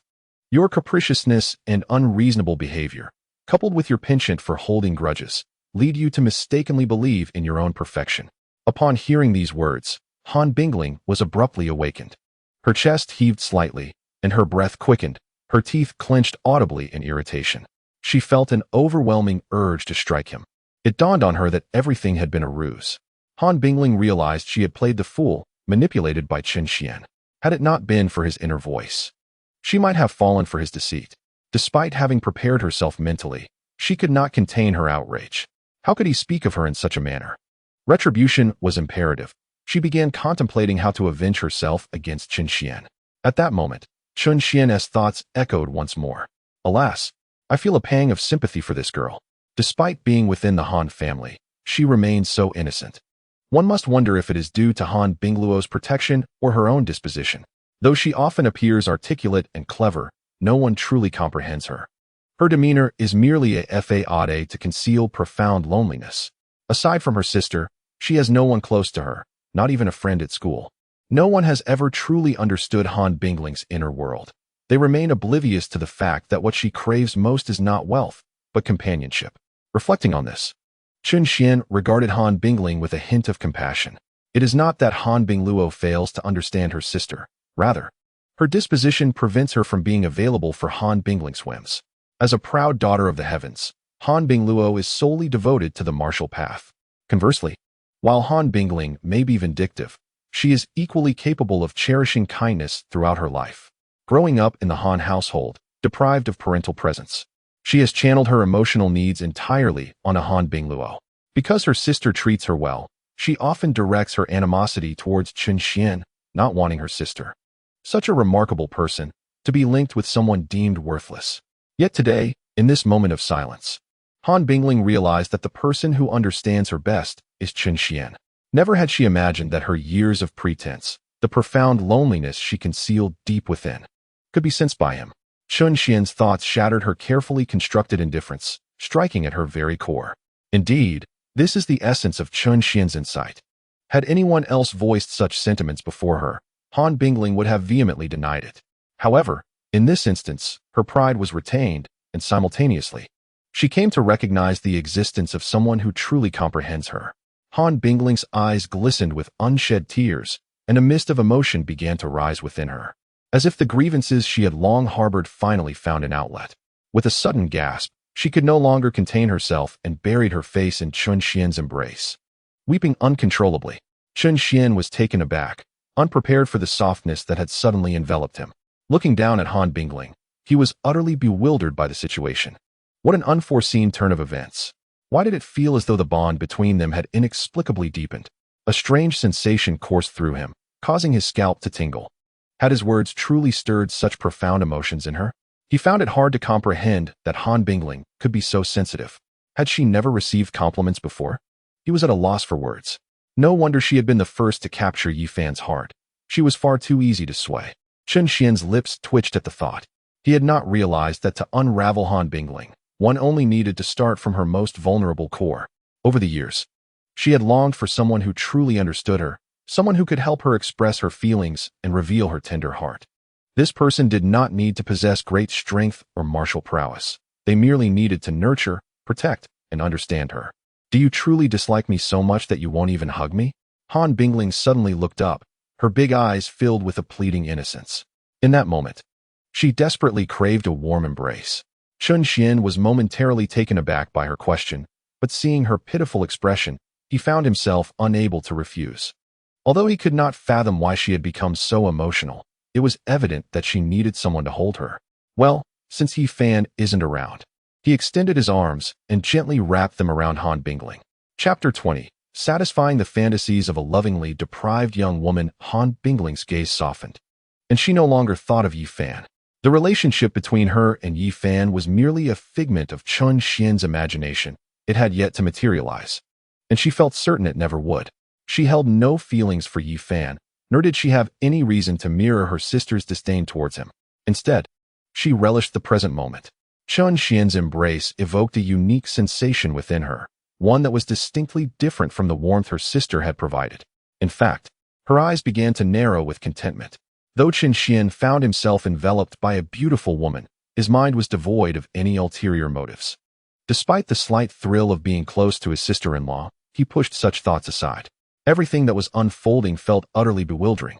How could he possibly be developing a closer relationship with Han Bingling without fully grasping the circumstances? He was not prepared for this. He was still preoccupied with the need to navigate his own life securely. Han Bingluo was already a concern, but if Han Bingling were to associate herself with him, he could hardly bear to contemplate it. The mere thought sent shivers down Chen Xian's spine, and he yearned to dismiss Han Bingling promptly. Let us just treat her as if she were my daughter, to appease this love-starved girl's heart.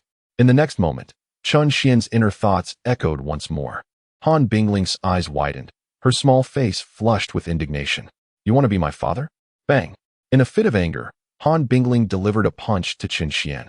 Then, without a word, she stormed out. The pleasant atmosphere was shattered, and she had no desire to remain in that place any longer. What did it mean to be a love-starved girl? She felt humiliated and vehemently denied any such deficiency. Are you out of your mind? Chen Xian was momentarily stunned by her punch. He found Han Bingling utterly incomprehensible and unreasonable. Perhaps this was the nature of women. He chose not to pursue her. Her departure was preferable, and he was rather glad to witness it.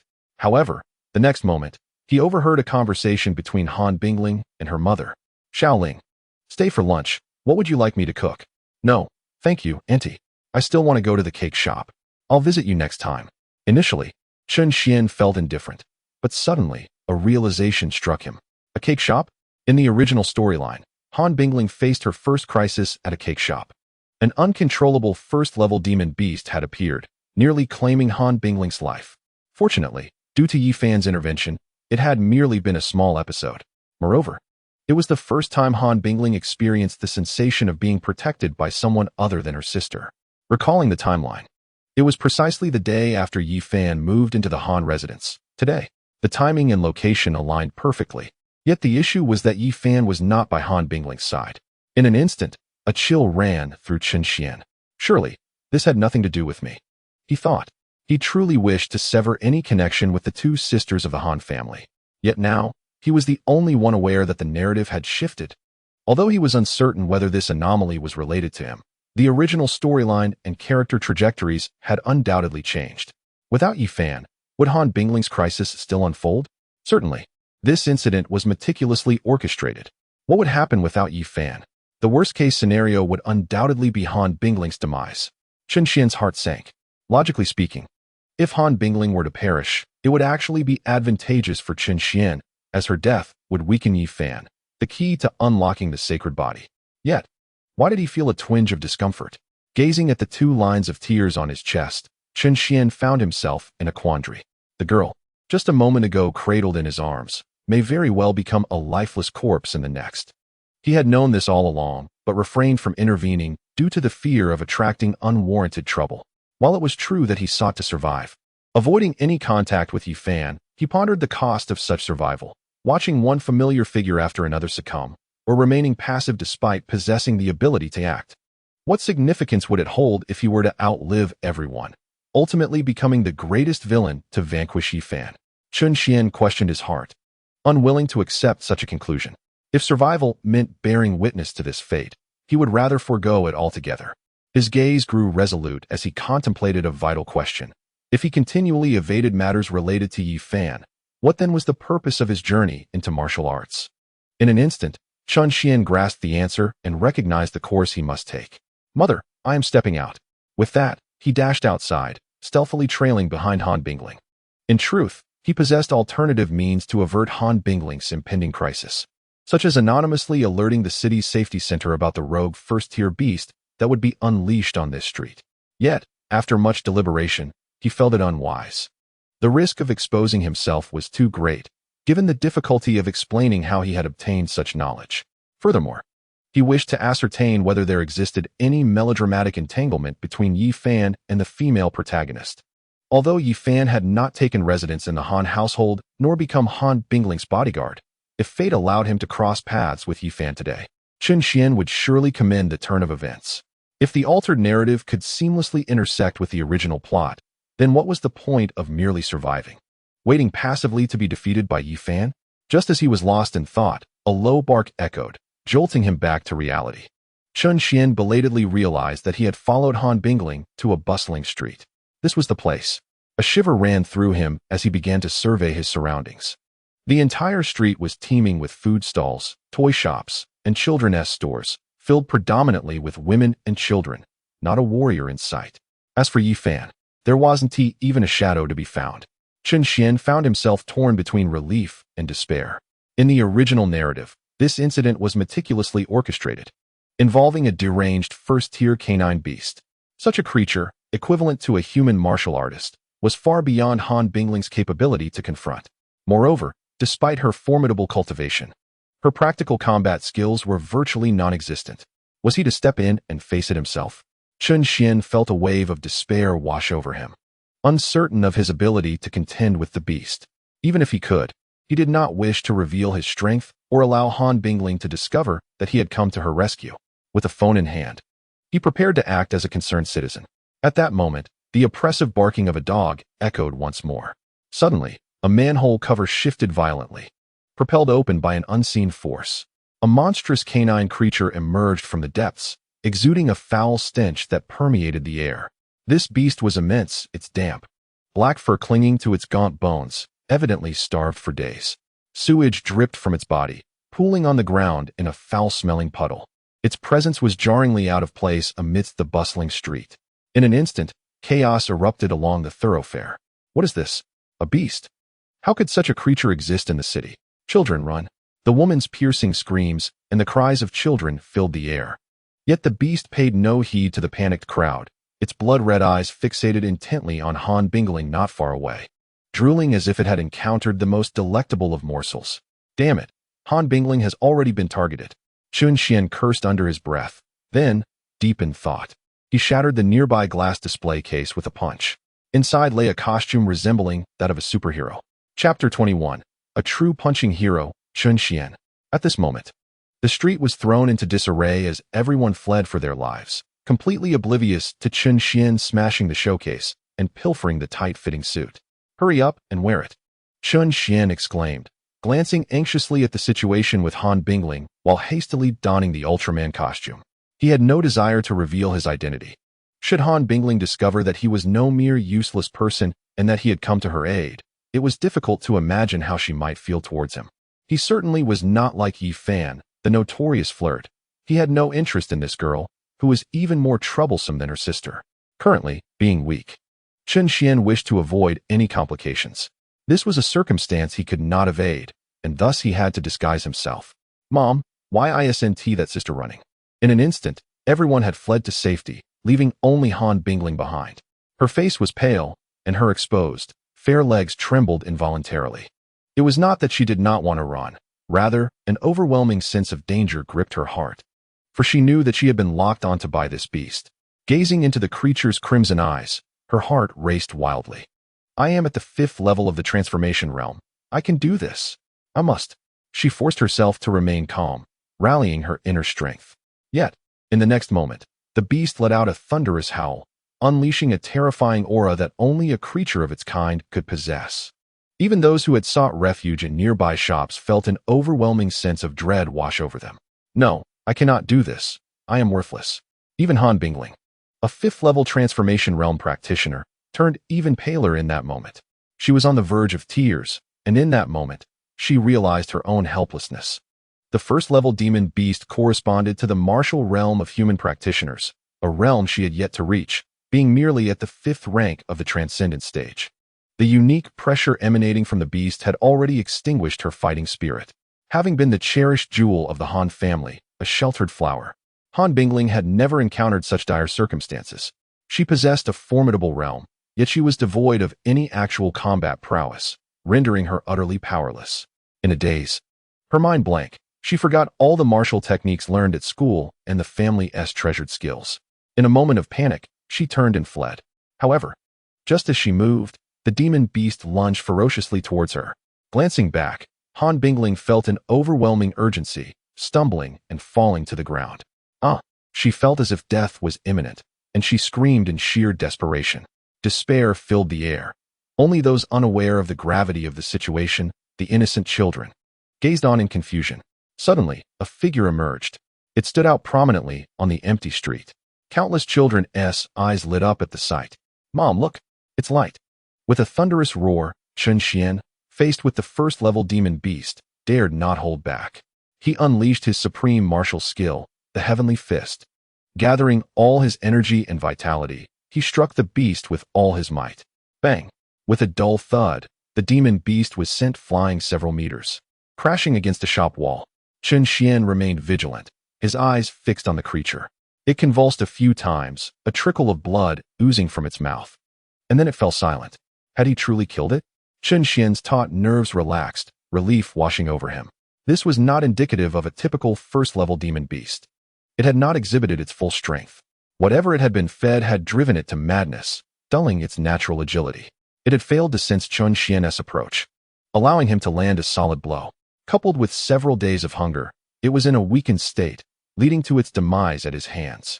Yet, regardless, it was still a 1st-level demon beast, while Chen Xian was merely at the 3rd rank of the transcendent stage.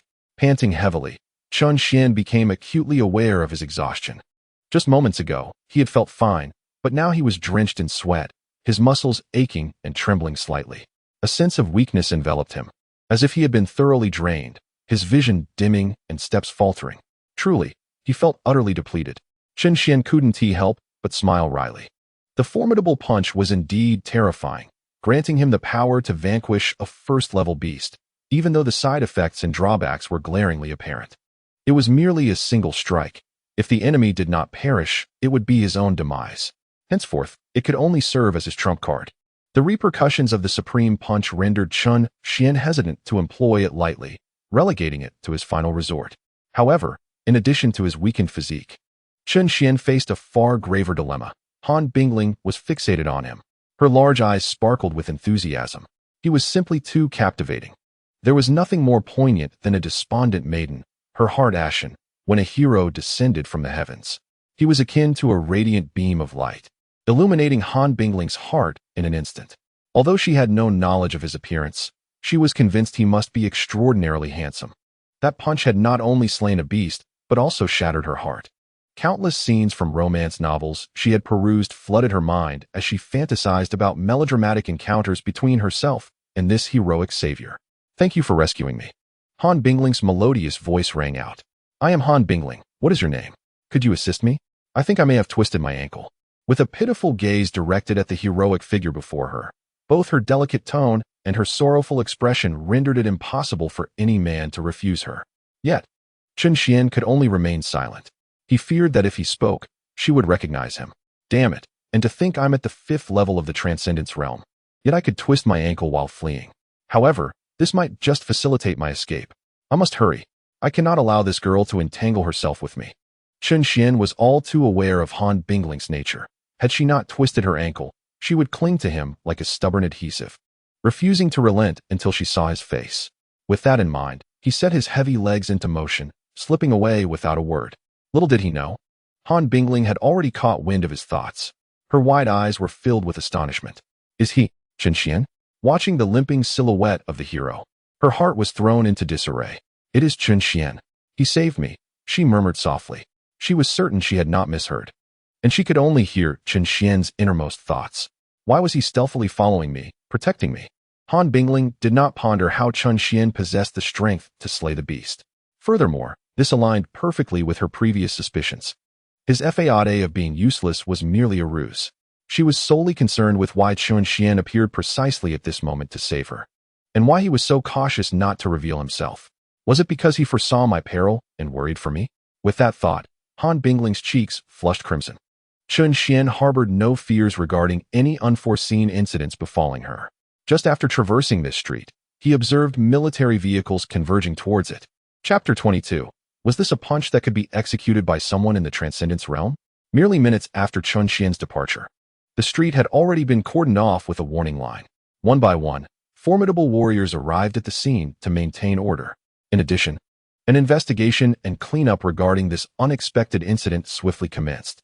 Fortunately, there were no casualties. Otherwise, both you and I would inevitably face accountability. Beside a vehicle bearing the license plate from Linghai City, Chen Sihai conversed with a middle-aged man. Although it was merely a first-tier demon beast, it still managed to alarm Chen Sihai, the highest military commander stationed in Linghai City. His duty was to uphold the stability and safety of the city. And in this current world, only powerful demon beasts posed a threat to humanity. Each city had its own contingent of warriors stationed to protect ordinary citizens, ensuring their ability to live safely. You are fortunate. At most, you might issue a warning. If there had been fatalities, I would likely lose my position. The middle-aged man beside him chuckled bitterly. Chen Sihai oversaw the warrior forces primarily to prevent Linghai City from suffering a large-scale invasion by demon beasts. As the one responsible for security within the city, he would undoubtedly be the first held accountable should any incident involving a demon beast occur. Moreover, this matter involved the Han family, specifically the beloved granddaughter of Old Master Han. Is Han Bingling unharmed? Chen Sihai inquired. After all, the Chen and Han families were bound by a marriage alliance. In name, Han Bingling was still Chen Xian's sister-in-law, and he felt it necessary to show appropriate concern. She's fine, just twisted her ankle, and judging by her demeanor, she didn't seem frightened at all, Li Weiguo recalled. Remembering Han Bingling's expression when he had just seen her off to the car, she appeared, perhaps, even a bit pleased. Pleased? Chen Sihai turned to Li Weiguo, bewildered. Who could possibly feel happy after experiencing such an event? Perhaps I misinterpreted her expression, Li Weiguo said, feeling a tinge of self-doubt under Chen Sihai's inquisitive gaze. Let us check on her. I have a nagging feeling that this matter is not as simple as it seems. Soon, the two ceased discussing the subject. Due to his position, Chen Sihai was particularly sensitive to demon beasts and was perplexed by how one could have accessed the city through the sewers. He approached the sewer from which the demon beast had emerged to investigate. However, he found nothing of note. Old Chen, come quickly. At that moment, Li Weiguo, examining the demon beast's carcass, called out. When Chen Sihai approached, he noticed the serious expression on Li Weiguo's face. What is it? It's just a first-tier demon beast, he said, somewhat puzzled. With their strength, such low-tier creatures posed no threat. They were far too weak to warrant a second glance. Moreover, Chen Sihai was not in charge of criminal investigations. His primary concern was the stability of the city and protection against demon beast attacks. As for any underlying conspiracies, as long as they did not involve him, he would not interfere. Look at this fist mark. Li Weiguo pointed to a small indentation on the demon beast's body. Only then did Chen Sihai direct his attention to the deceased creature, and upon a brief glance, his expression turned grave. A punch fueled purely by brute force? Li Weiguo nodded, affirming that it was indeed a mere display of brute force. Given their levels of cultivation and perceptive abilities, they had discerned no trace of a martial artist's intervention. If a martial artist or a being of a higher realm had engaged, they would certainly have noticed the telltale signs of martial prowess, such as the force of a punch or the manipulation of one's vital energy. Yet, the beast before them had been unequivocally bludgeoned to death by sheer physical strength. While it was true that they, too, could accomplish such a feat with raw power? The question lingered. Why approach so closely to strike when a mere kick from 100 meters away could have dispatched the creature? And to rely solely on brute force, was this not madness? The two exchanged incredulous glances, a silent understanding passing between them. Based on the accounts of the onlookers, the individual in question had rushed forward. At the time the beast appeared, he had not been present. Their suspicions were further solidified as they spoke in unison, declaring that this person was not a martial artist. They were convinced that no martial artist of any caliber would harbor such morbid curiosity. In an instant, their expressions transformed, a mix of astonishment and disbelief. To think that someone who had yet to reach the martial artist realm could slay a beast of comparable rank with mere physical might. It was simply preposterous. Compared to humans, magical beasts possessed an extraordinary aptitude for martial arts. Their skin was tough, their bones resilient, and even their internal organs boasted formidable healing capabilities. Yet, this beast, equivalent to a martial artist of the first rank, had been so easily vanquished by someone who had not yet attained that level. The sheer horror of it was overwhelming. When it came to raw strength, even an average martial artist would find it nearly impossible to deliver a single blow that could kill a beast of the same rank, let alone one of a higher realm. Chen Sihai bent down to examine the creature's body, his eyes widening in disbelief as he realized that a single punch had shattered its internal organs, with several ribs broken in the process. Hiss! Upon hearing this, Li Weigua inhaled sharply, muttering, "Is this the kind of punch that can be delivered by someone at the transcendent realm? Could this person possess a body of divine martial strength?" Chen Sihai shook his head, stating that there was no such divine body in Linghai City as of yet. Being among the upper echelons of Linghai City, the two were privy to many secrets that were not widely known. For instance, they were aware of all the martial bodies in Linghai City, but due to their status, they would not disclose this information. Yet, they had never heard of any prodigy capable of such a feat of strength. "Can your daughter deliver such a punch?" Chen Sihai asked. Attempting to regain his composure amid the shock, Li Weigua managed a wry smile and replied, "You know my daughter well. She does not excel in brute strength." Just as he began to speak, he caught a glimpse of the subtle amusement in Chen Sihai's eyes and suddenly realized, "You're mocking me." Li Weigua often boasted about his daughter's exceptional talents in front of Chen Sihai, even asserting that she would undoubtedly claim the title of Linghai City's martial arts champion this year. However, after witnessing that punch, he felt a twinge of insecurity. "What about your son? How has he been lately? Has he made any breakthroughs to the second rank?" he casually inquired, shifting the topic. In an instant, Chen Sihai's expression darkened, and he paid no heed to Li Weigua as he walked aside. Li Weigua, with a smug smile, hastened to catch up. Both men were intrigued by the identity of the individual who had thrown that punch. At this moment, reporters were interviewing passers-by about the valiant hero who had intervened and then gracefully departed. "May I ask the two young children, you claim to have witnessed the entire incident. Can you describe what this person looks like?" "Not a person. Indeed, not a person."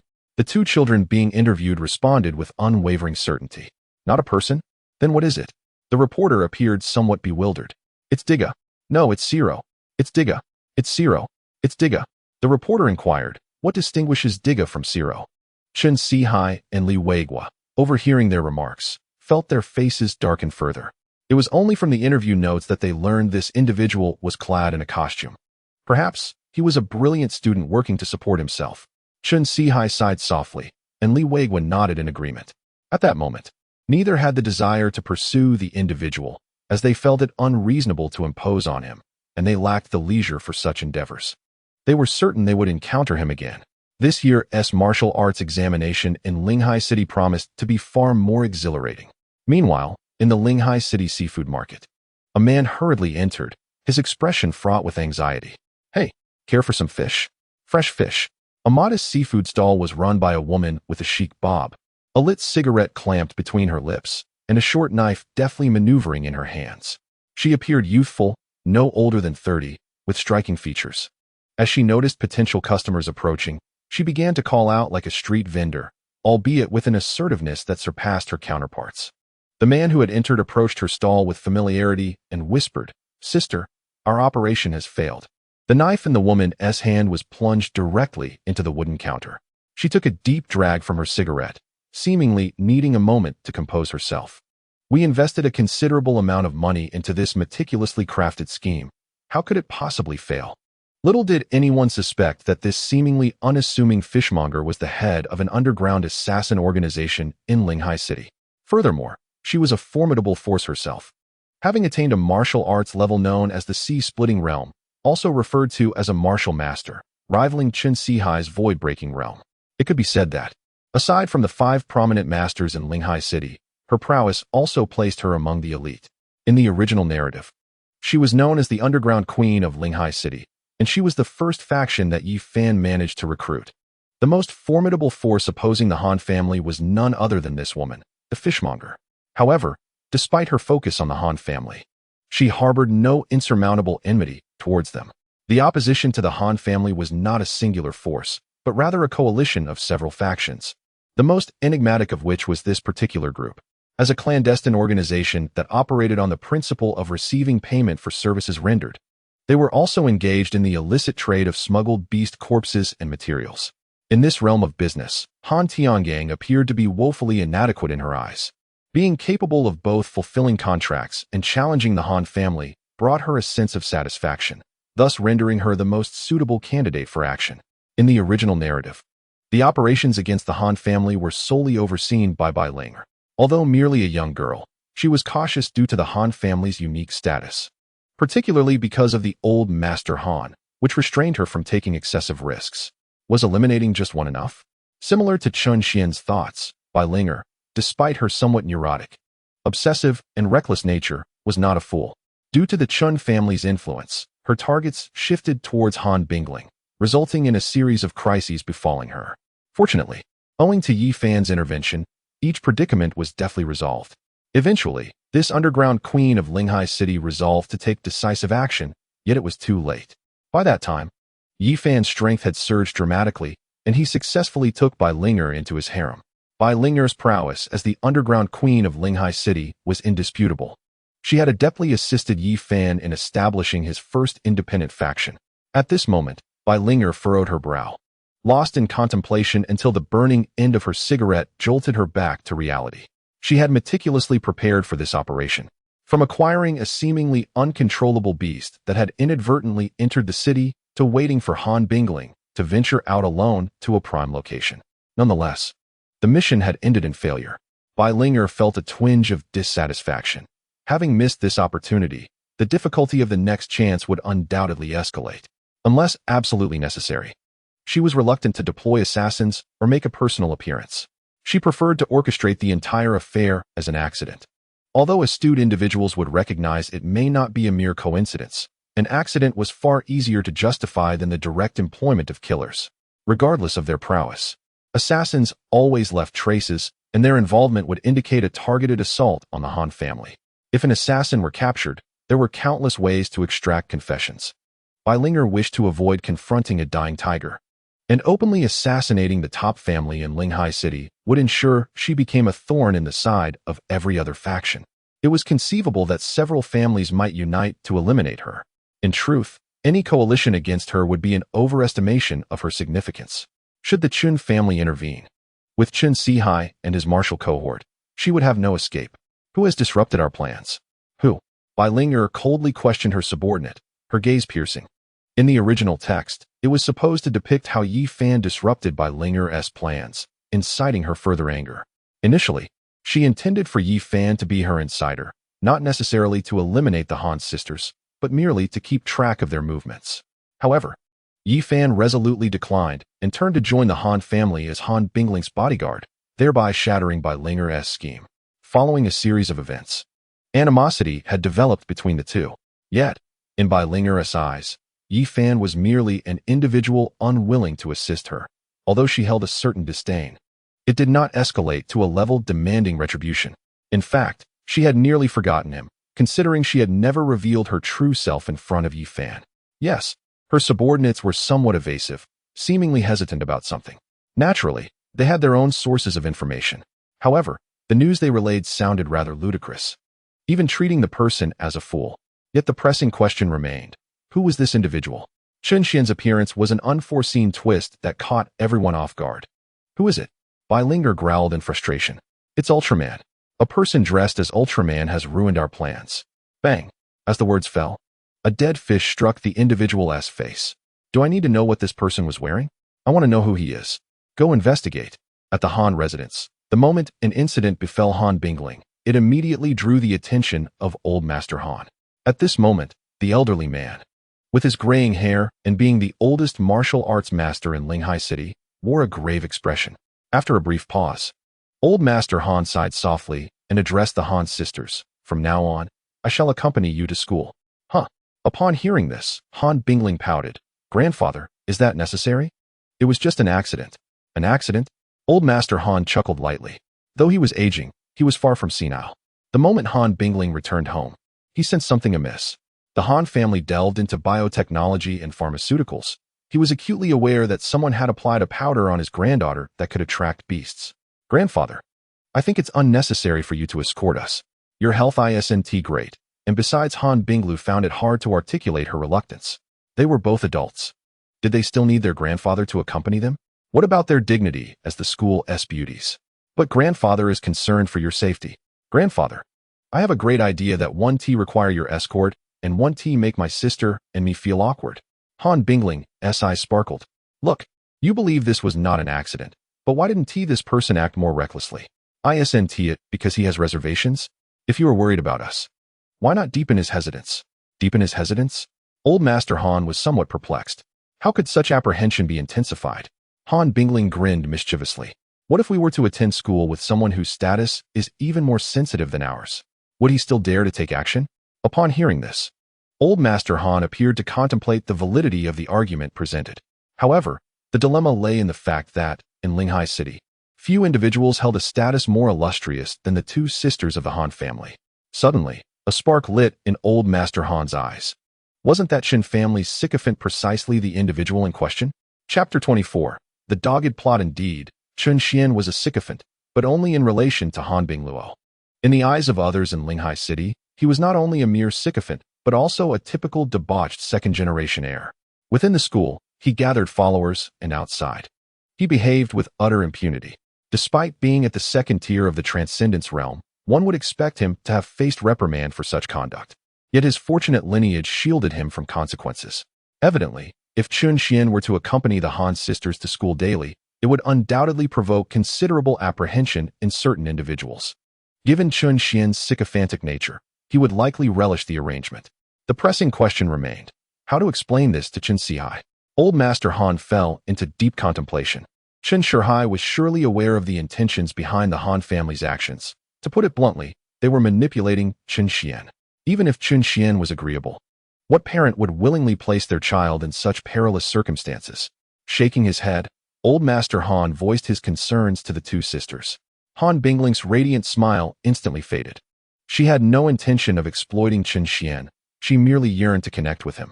His towering physique and formidable punch were indelibly etched in her mind. Moreover, having recently overheard Chun Xian's inner thoughts, she was consumed by a desire to spend every day with him, to uncover more secrets. Father, I have an exceptional candidate in mind, Han Tian spoke up. His suggestion was none other than Yifan. While Yifan's prowess was on par with an average martial artist, he was certainly adequate for their purposes. Martial artists were not commonplace. The distinction between ordinary individuals and martial artists was significant. Many might languish in the transcendence realm for a lifetime, but once one ascended to the level of martial artist, a promising future awaited, be it in the military or official sectors. These martial artists were invaluable assets, and under normal circumstances, none would willingly engage in nefarious activities. As for assassins, who ranked above martial artists, they were exceedingly rare. Such individuals cherished their lives, and once they took action, they were prepared to engage in a life-or-death struggle with the Han family. Currently, Old Master Han still wielded a degree of authority, and with the Han family's ties to the Qin family, no one would dare to act at this juncture. Even in the original narrative, when Bai Linger, a master of the sea-splitting realm, intervened, it was out of desperation, having been thwarted by Yifan time and again, leaving her with no choice. Moreover, by that time, Han Bingluo had already initiated the dissolution of her engagement with Chun Xian, effectively removing a layer of protection. I disagree. The moment Han Tian spoke, Han Bingluo discerned her father's intentions. She resolutely stated that if her father insisted on inviting Yifan, then he should only protect Xiao Ling. for she would not engage with him in any capacity. Han Binglu harbored a deep-seated aversion towards Yi Fan, fully aware that he bore ill intentions. Or perhaps she simply wished to avoid any misunderstandings with Chen Xian, thus following her heart's desire. Yi Fan. Upon hearing her sister mention him, Han Bingling belatedly comprehended her father's intentions. She immediately concurred, declaring, "I too disapprove." She had no desire to interact with Yi Fan, and after hearing Chen Xian mention that she might become part of his harem, her reluctance to meet Yi Fan intensified 1,000-fold. Han Tiangong's plans lay in ruins. Observing his two daughters, he found himself utterly bewildered. While it was understandable for Han Binglu to wish to limit her contact with Yi Fan, why did his youngest daughter harbor such animosity towards him? He felt a pang of sympathy for Yi Fan, despite being a genius. His charm with the opposite sex appeared to be lacking. "Grandfather, if Chen Xian is not capable, there is no need for you to send us," Han Bingling remarked. Her gaze fixed upon the elder Han. Sighing, Han Laoyizi resigned himself to the situation, conceding, "All right, I shall risk my old face and make a call to Chen Sihai." Chen Xian experienced a dream wherein Han Bingling cornered him against a wall, her expression bashful as she gazed at him. "Chen Xian, I know you saved me. Who do you think is prettier, me or my sister? Chen Xian, I want to marry you." After uttering these words, she leaned in for a kiss. Gazing at her luscious, tempting lips and exquisite features, Chen Xian felt an icy chill envelop him. "Quick, go away," he shouted in despair. Suddenly, Chen Xian awoke. Sitting upright in bed, in an instant, he felt a chilling sensation across his body. Raising his eyes, he was greeted by the sight of someone beside his bed, causing his hairs to stand on end. "Han Bingling, what are you doing in my house? And why are you lifting my blanket?" This was absurd. Chen Xian felt as though he were still ensnared in a dream. Yet, the sound of Han Bingling's voice pierced through. "Why are you sleeping without clothes?" With that, Han Bingling blushed fiercely and bolted from the room. Chen Xian glanced down at his exposed body. Although there was nothing inappropriate, the fact that Han Bingling had entered his room and discreetly lifted his blanket was perplexing. Fully awake now, he hastily dressed and made his way to the living room. The cheerful scene in the living room caused him to widen his eyes in shock.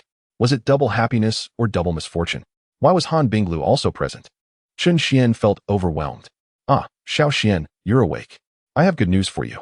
Starting today, you will attend school with Xiao Lu and Xiao Ling," Qin Su said, smiling at her son, her expression brimming with joy. It was not a matter of using or being used. The Chen family's status and power were evident. Could they truly be intimidated by a potential threat? Moreover, Han Bingling is also Chen Xian's sister-in-law, and one could argue that this matter is not detrimental to the Chen family in any way. The two children have the opportunity to cultivate their affections, and the Han family will undoubtedly appreciate the Chen family's virtues. Even if we were to take a step back, with the Chen family's goodwill, how could the Han family ever consider retracting the engagement? Last night, when the old man Han made a phone call, Chen's parents felt that this union was destined to materialize. The prospect of having a remarkable daughter-in-law delighted them throughout the night, prompting an early morning of meticulous preparations in anticipation of the Han sisters' visit. Were they not thrilled? Qin Su approached Chen Xian and quietly inquired. Absolutely ecstatic. Chen Xian managed to force a smile, though inwardly he was beginning to seethe. Damn it, this is utterly insane. Is this development intended to drive me to despair? Familiar with the unfolding narrative, Chen Xian was acutely aware that he was once again on the brink of a crisis. Although it was not directly aimed at him, he was bound to encounter the underground queen of Linghai City. If he intervened to assist the Han family in resolving their predicament, he would undoubtedly catch her attention and incur her wrath. Yet, if he refrained from acting, witnessing either of the Han sisters perish before him would leave him with a profound sense of guilt. Perhaps these two women bore no affection for him. Yet they were still familiar figures, and moreover, they were pivotal characters in this tale. Even if these sisters harbor no fondness for me, I still wish for their survival. This could be seen as the final expression of a devoted admirer. However, I am not keen on confronting that underground matriarch of Linghai City. Chen Xian found himself in a state of inner turmoil.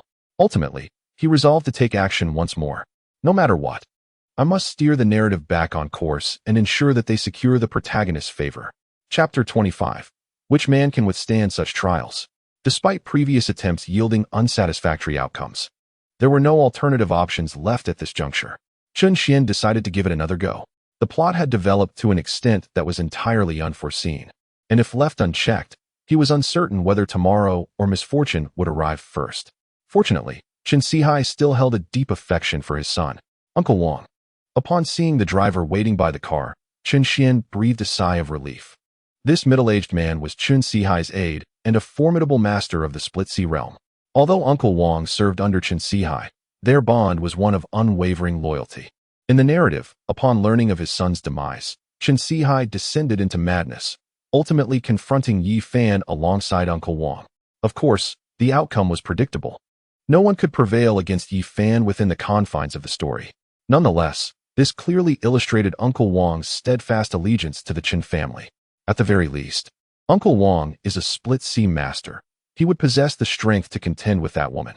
Chen Xian pondered this in his mind. For the time being, there is no need to worry about safety issues. However, this is not a sustainable solution.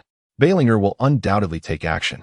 His primary objective now is to contemplate how to steer the narrative back on course. Chen Xian, with a serious expression, boarded the vehicle. Upon entering, he realized it was a luxury van, with the two Han sisters seated opposite him, a minimalist tea table positioned between them. As their gazes locked, Chen Xian felt a sense of suffocation. Isn't my father indulging himself a bit too much? Sending us to school in a luxury vehicle with seats facing each other? Where should I direct my gaze? Han Binglu's lips curled slightly in amusement. Due to her regular martial arts training, her physique was remarkably proportionate, with even her flat abdomen showcasing distinct muscle lines. Her long legs were tightly closed, perfectly aligned. The only unfortunate aspect was her choice of athletic wear today, which concealed her exquisite figure, leaving only her stunningly beautiful face as the focal point. In contrast, Han Bingling appeared more captivating. Today, she wore a subtle touch of makeup, enhancing her charming features. With her signature twin ponytails and a pink dress that revealed her fair, voluptuous thighs, she radiated allure. Perhaps due to her appetite, Han Bingling's figure seemed more voluptuous. This slightly plump physique was undoubtedly a man's fantasy, especially since she was adorned in cutting-edge attire today. Chen Xian endeavored to maintain his composure, but the outfit she wore was undeniably distracting. The mere act of sitting face-to-face with her was a temptation. What man could withstand such a trial? Despite his efforts to avert his gaze, Chen Xian couldn't help but steal a few glances. I hadn't noticed before, but this girl's fashion sense is bolder than her sister's. Look at this outfit and the depth of those lines. Weighing in at 98 pounds. With 90 pounds of charm, the remaining 8 pounds are all concentrated there. This girl has just come of age, and her future prospects are simply unimaginable. Suddenly, he felt a kick beneath the tea table. Raising his eyes, he found Han Binglu glaring at him coldly. What was that for? Chen Xian questioned, bewildered. Do you not understand whose vehicle this is? Who is helping whom here? Is it appealing? Han Binglu retorted icily. Chen Xian's burgeoning anger dissipated immediately, and he lowered his head. Oh no, I caught her sister in the act, but she was just reading a moment ago. How could she be staring at me? Damn it. Hearing Chen Xian's inner turmoil, Han Binglu couldn't help but smile slightly. The sensation of eavesdropping on his thoughts was exhilarating. She could discern his true feelings with precision, no matter what she did. Even if they eventually married, Chen Xian would have no secrets from her. Unbeknownst to her, Han Binglu had unwittingly assumed the role of a wife. What am I thinking? Why would I even consider marriage to him? Just then, she abruptly realized her thoughts. Her face flushing a deep crimson, she hurriedly shook her head, dismissing her absurd thoughts. However, she suddenly noticed her younger sister beside her, whose face was even redder than her own. Han Bingluo had never seen her sister like this. Her cheeks were as crimson as a monkey's backside. Her head bowed like an ostrich, her small hands fidgeting with the hem of her skirt, and her little feet were crossed, exuding an air of utmost propriety. Was her sister burning with fever? Han Bingluo was oblivious to the fact that Han Bingling could hear Chen Xian's thoughts as well. She herself was puzzled by her own feelings. In the past, if Chen Xian had dared to say such a thing, she would have certainly given him a good lesson. However, ever since that punch from Chen Xian yesterday, everything had changed for her. She had not slept a wink all night. Whenever she closed her eyes, Chen Xian's figure appeared before her. Recollecting the moments they shared, a silly smile involuntarily crept onto her lips. And when she realized that Chen Xian had been staring at her, there was not a hint of resistance in her heart. Her sister did not harbor feelings for Chen Xian, and Chen Xian was well aware of this. Reflecting on Chen Xian's thoughts from that morning, Han Bingling felt a twinge of sympathy for him. She knew her sister had been contemplating breaking off the engagement, although the tension had eased somewhat in recent days. It seemed merely a matter of curiosity towards Chen Xian. But I never claimed to dislike him. Han Bingling's face turned even redder, the blush creeping up to her ears. The Chun family was kind, and Chen Xian treated me so well. Our Han family cannot let down the Chen family. Han Bingling quietly clenched her fists. If it comes to that, when my sister breaks off the engagement, I will step in. The trio fell silent, each lost in their own thoughts. Until they arrived at school. As they descended from the vehicle, the students at the entrance were utterly dumbfounded. That person, was that Chen Xian? Indeed, it was Chen Xian. But why were the two sisters from the Han family getting out of the same car as him? It goes without saying. Our elder brother must be here with the renowned Han school flower. A nearly 2-meter-tall chubby boy declared confidently. Beside him stood a slender boy, equally smug, insisting. I told you so. You just wouldn't believe it. Just a few days ago, my sister-in-law held my brother's hand. At first, it was merely shyness. But now it's clear. My brother has made his intentions known. He is no longer pretending. My sister-in-law must have spent the night at my brother's house yesterday. Zhang San and Li Si were animatedly chattering away when suddenly, Chen Xian, his face darkened, approached them from behind. Are you spreading rumors? He thundered, delivering a blow to each of them. Grabbing his two loyal underlings, Chen Xian returned to class with a scowl. Were it not for their unwavering loyalty, he would have cast them aside without a second thought. The minions of a villain often seem to have a few screws loose. Ding ding ding. The class bell rang just as the homeroom teacher entered, followed by Yi Fan stepping into the classroom. Classmates, this is Yi Fan, who will be joining our class as a transfer student starting today. Let us warmly welcome Yi Fan. Applause erupted. As soon as the homeroom teacher's words faded, Chen Xian erupted into applause. Well, seeing Chen Xian so eagerly welcoming Yi Fan, let Yi Fan sit beside you as your deskmate. Chapter 26. The Most Lethal Self-Imagining. As an avid reader well-versed in various novels, Chen Xian believed he had evaded all the blunders typically made by antagonists. He would not provoke Yi Fan without cause. He wouldn't foolishly present Yi Fan with an opportunity to flaunt himself and retaliate. Even with the label of a villain, Chen Xian aimed to leave a favorable impression on Yi Fan. Currently, there was no avoiding the situation with Yi Fan. Yet, if I strive to maintain a good impression and avoid conflict, surely you cannot arbitrarily seek my demise, can you? But the question lingered. Why had Yi Fan become his deskmate? Was my enthusiasm too overwhelming? Observing the homeroom teacher's beaming smile, a sense of foreboding clouded Chen Xian's mind. Hello, classmate Chen, we meet again. Yi Fan approached Chen Xian, wearing a smile that Chen Xian instinctively sensed was feigned. In kind, Chen Xian, a boy of forced smiles, revealed 8 gleaming teeth as he warmly grasped Yi Fan's hand. Hello, classmate Yi. We shall be classmates from now on. But I cannot be harmed without reason, lest Han Binglu eliminate me. Seeing Chen Xian's warmth, Yi Fan felt bewildered. Why was this individual so exuberant? If only the Han sisters exhibited the same enthusiasm as Chen Xian. Suddenly, Yi Fan felt a chill down his spine, sensing an aura of hostility. However, turning around, he found nothing amiss among his classmates. Han Binglu gripped her pen tightly. Would Yi Fan truly eliminate Chen Xian? And would it be because of me? Was this the reason Chen Xian sought to distance himself, wary of Yi Fan? Upon hearing Chen Xian's inner thoughts, Han Binglu was once again taken aback. In her mind, Chen Xian must possess some foresight, which explained his evasive behavior. Now, the true dilemma plaguing Han Binglu was laid bare. Frankly, Chen Xian's inner musings no longer captivated her. Yet, as the truth unfolded, an inexplicable emotion surged within her. Had she not overheard Chen Xian's thoughts, she might have genuinely called off the engagement and pursued a relationship with Yi Fan. But in that case, she would forever remain oblivious to Yi Fan's true nature. He had regarded her as a vessel, eliminating her fiancé, while her fiancé had always been striving to protect her. Such thoughts plagued Han Binglu. If she were to continue alongside Chen Xian, they would inevitably confront the threat posed by Yi Fan. Due to the nature of the sacred body, Yi Fan would undoubtedly plot against her. And Yi Fan was undeniably a prodigious talent. At the same age, he had already reached the 7th rank of the Transcendence realm. With such exceptional potential, he was destined for greatness, far surpassing Chen Sihai.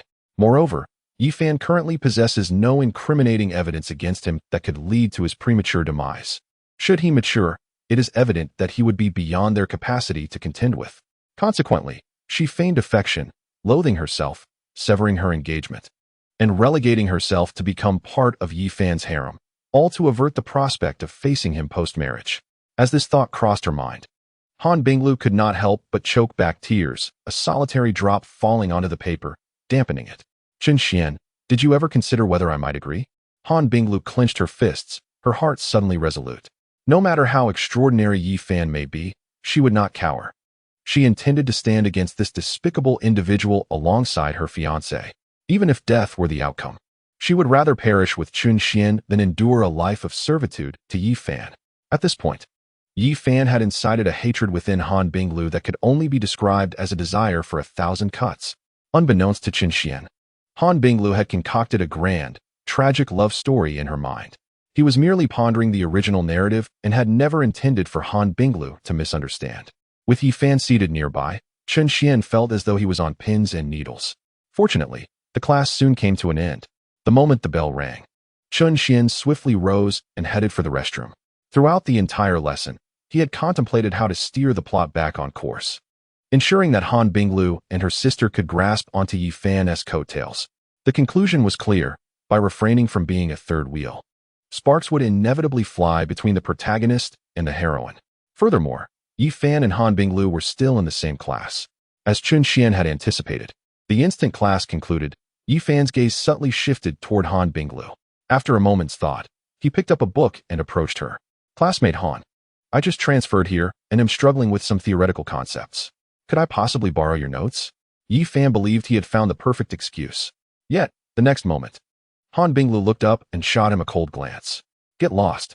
That simple word, delivered with an icy detachment, seemed to lower the temperature of the entire classroom. All the students present stared at Han Binglu in disbelief. It was hard to fathom that the illustrious school beauty could speak so disdainfully. Even though Chun Xian, that infatuated fool, had irked Han Binglu for years, they had never witnessed her react in such a manner. Their gazes unanimously shifted to Yi Fan, realizing that this new transfer student had incurred the ire of the campus bell. Having been publicly reprimanded by Han Binglu in front of so many, Yi Fan, despite possessing a mental fortitude that surpassed most, felt his face flush with embarrassment. However, he contemplated that if he were to walk away for the sake of his so-called dignity, he might never have another opportunity to interact with Han Binglu again. As for Han Bingling, he was even more at a loss. He had barely even seen her, let alone shared a class. With a resolute determination, Yi Fan once again spoke. Classmate Han, I do not comprehend the immense animosity you harbor towards me. However, as a newcomer, you are the only person I am acquainted with. I implore you to lend me a hand, considering my pitiable situation. Yi Fan, humbled and desperate, disregarded his own pride. Although he felt a surge of indignation within, he could only endure, thinking of his sacred body. I command you to leave. Yet, Han Binglu's response took Yi Fan by surprise once more. She resembled an impenetrable iceberg, keeping all at bay. Her four curt words rendered Yi Fan's face crimson, as he felt like a laughingstock under the scrutinizing gazes of his classmates. Classmate Han, having already lost my dignity, I must persist. He continued, why must you, a new transfer student, be so shameless? My sister-in-law has instructed you to leave. Did you not hear? Before he could finish, two voices thundered from behind him. Turning around, he saw two classmates, one tall and slender, the other short and stout, glaring at him with hostility. Gentlemen, this matter does not concern you, does it? Yi Fan's expression tightened, a forced smile masking his fury. Had he not just transferred, and was he not in school, especially in front of Han Binglu? He would have relished the opportunity to punch these two insolent individuals to vent his frustration. It does concern us. She is my sister-in-law, Zhang Xin bellowed, instinctively glancing at Han Binglu. In the past, she would have corrected him, but her silence now spoke volumes. Her lack of objection was tacit approval. Empowered by this thought, Zhang San continued, listen here, you brat, I warn you to keep your distance from our sister-in-law. And if I do not? Yi Fan's eyes darkened, a fierce intent bubbling within him as his fists clenched, producing a menacing crack. Zhang San and Li Si felt an inexplicable chill, yet the thought of their leader, Chen Xian, dispelled their unease. Not. They exchanged furious glances, their anger surging. The new transfer student is ignorant of the power dynamics at play. You will stand there and wait. Today, I shall show you why the flowers bloom so brightly. Chapter 27. Have the henchmen always been so bold? With a final threat, Zhang San and Li Si stormed out of the classroom, splitting up to rally students in the hallway, quickly gathering dozens of peers. How does our leader treat us? Zhang San proclaimed, standing at the forefront of the crowd. Need you ask? Chen Xiao is naturally beyond reproach, came the resounding reply. The favor of Chen Xiao is akin to that of a second birth. As an elite scion of wealth and power, Chen Xian commanded respect within the school. His lavish spending never shortchanged his loyal followers. Moreover, he was known for his righteousness. Any claim of being his subordinate guaranteed protection, ensuring that if any of his followers faced adversity, he would stand resolutely by their side. Due to these circumstances, there are numerous individuals who exploit the name of Chen Xian for their own nefarious purposes, even outside of the school. This is a significant reason behind Chen Xian's tarnished reputation. The group of followers within the school can be considered Chen Xian's most trusted confidants. These individuals are either of age or have been informed by their families that maintaining a favorable relationship with Chen Xian could secure a promising future, even if they fail to gain admission to the martial arts university. Now, what should we do about that obnoxious brat who is harassing our future sister-in-law? Zhang San furiously inquired of the crowd. In unison, the group raised their arms and shouted, "Let us take him down! Let us take him down!" Excellent. The elder brother has not treated you all in vain. Zhang San nodded in satisfaction at the unity of the crowd, then waved his hand. Now, follow me. Let us deal with that disrespectful brat. Let us take him down. Let us take him down. The group marched in unison, a formidable force heading straight for the classroom. Upon returning from the restroom, Chen Xian was met with the sight of Zhang San and Li Si leading a throng of people toward the classroom. A jolt of alarm shot through him as he hurried to catch up, grabbing Li Si and asking, "What are you all up to? Elder brother, seeing you is like seeing a pillar of support." Li Si replied, eager to take credit, "We're going after that new transfer student." Transfer student? Yi Fan. Exactly. That brat. With Zhang San and Li Si nodding in agreement, Chen Xian was immediately drenched in cold sweat. Are the underlings of the villain always this audacious? However, Chen Xian found himself puzzled, as these two usually did not instigate trouble. Could it be that even the minions of a villain possess moments of righteousness? Indeed, typically, it is the villain's lackeys who suffer first. Chen Xian hastily inquired, "Did he provoke you?" "No, but he did speak to our sister-in-law. He harassed her. We must take him down." "Yes, let us take him down." The crowd once again raised their arms in fervent agreement. Chen Xian's face turned pale, his body trembling with anger. Did his carefully constructed space for the two get disrupted by his foolish lackeys? Get lost. All of you go away. Go do what you should be doing. From now on, focus on your studies. If you fail to get into the martial arts university, do not dare claim to be my subordinate. Chen Xian dispersed the group of followers. Fuming, he kicked Zhang San and Li Si, who stood before him. While he was well acquainted with the law of the villain's demise, he could hardly withstand the foolishness of his own subordinates. Take down Yi Fan. What an absurd joke. He is the chosen one, a seventh tier in the transcendence realm. Not to mention, even with dozens more by their side, they would stand no chance against Yi Fan. Sighing, Chen Xian felt utterly exhausted. You all haven't confronted him, have you? No, we intended to, but upon seeing that brat, I thought he would be difficult to handle. So I decided to rally more people against him. Li Si scratched his head and replied. Chen Xian cast a glance at the two, acknowledging their cleverness and fortune. Had a confrontation ensued, they would have found themselves incapacitated for days, leaving him unable to salvage the situation. After all, these two were his loyal subordinates. If one were to be harmed, as their leader, he must restore his dignity, lest he lose their trust. However, the reality was grim. Not only would he face a beating, but the matter seemed trivial in Chen Xian's eyes. Brother, is this how it concludes? This lad has been harassing my sister-in-law. The implication that Chen Xian might let it slide left the two feeling somewhat dissatisfied. They had already boasted before Yi Fan, and in the world they inhabited. Reputation was paramount. Zhang San piped up, Li Si added, Brother, what do you say? Embracing his two younger brothers, Chen Xian spoke earnestly. Listen to your elder brother. Keep your distance from Yi Fan in the future. Why is that? Are you afraid of him? Confronted by their inquisitive stares, Chen Xian found himself at a loss for words. He couldn't divulge that Yi Fan was the protagonist, and their antagonistic behavior would surely lead to their demise. With a resigned sigh, he reiterated, In any case, heed my advice. Maintain your distance from him and refrain from speaking at all. Understood? His serious expression prompted the two to nod, despite their confusion. It was always wise to heed their elder brother's counsel. During the subsequent break, Chun Xian followed his usual routine and headed to the restroom, albeit with the ulterior motive of keeping an eye on his two foolish subordinates. Zhang San and Li Si seemed to have taken his words to heart, avoiding any glance at Yi Fan. Yet, the question remained, why had Yi Fan become so reserved? Peering through the window at the back of the classroom, Chun Xian couldn't help but voice his frustrations. Your divine form is right behind you. Why are you not moved? Do you truly expect Han Binglu to take the initiative? Such folly. If you do not act, you shall never have a chance. Chun Xian felt an urgency that he could not articulate. Unbeknownst to him, during the first break, Yi Fan's self-esteem had been brutally trampled by Han Binglu. And in front of their entire class. Even with a thick skin, Yi Fan felt utterly humiliated and was determined to avoid further embarrassment. Occasionally stealing glances at Han Binglu, he felt an intense urgency. It was like a delectable morsel of meat just out of reach. He could only long for it. I must secure one of them before the martial arts examination. Yi Fan vowed silently, setting a small target for himself. No one could fathom the depth of his desperation. Should he win over either Han Binglu or Han Bingling, his realm would advance dramatically, propelling him beyond the transcendence realm to become a martial artist. To participate in the martial arts entrance examination at such a level was nothing short of astonishing.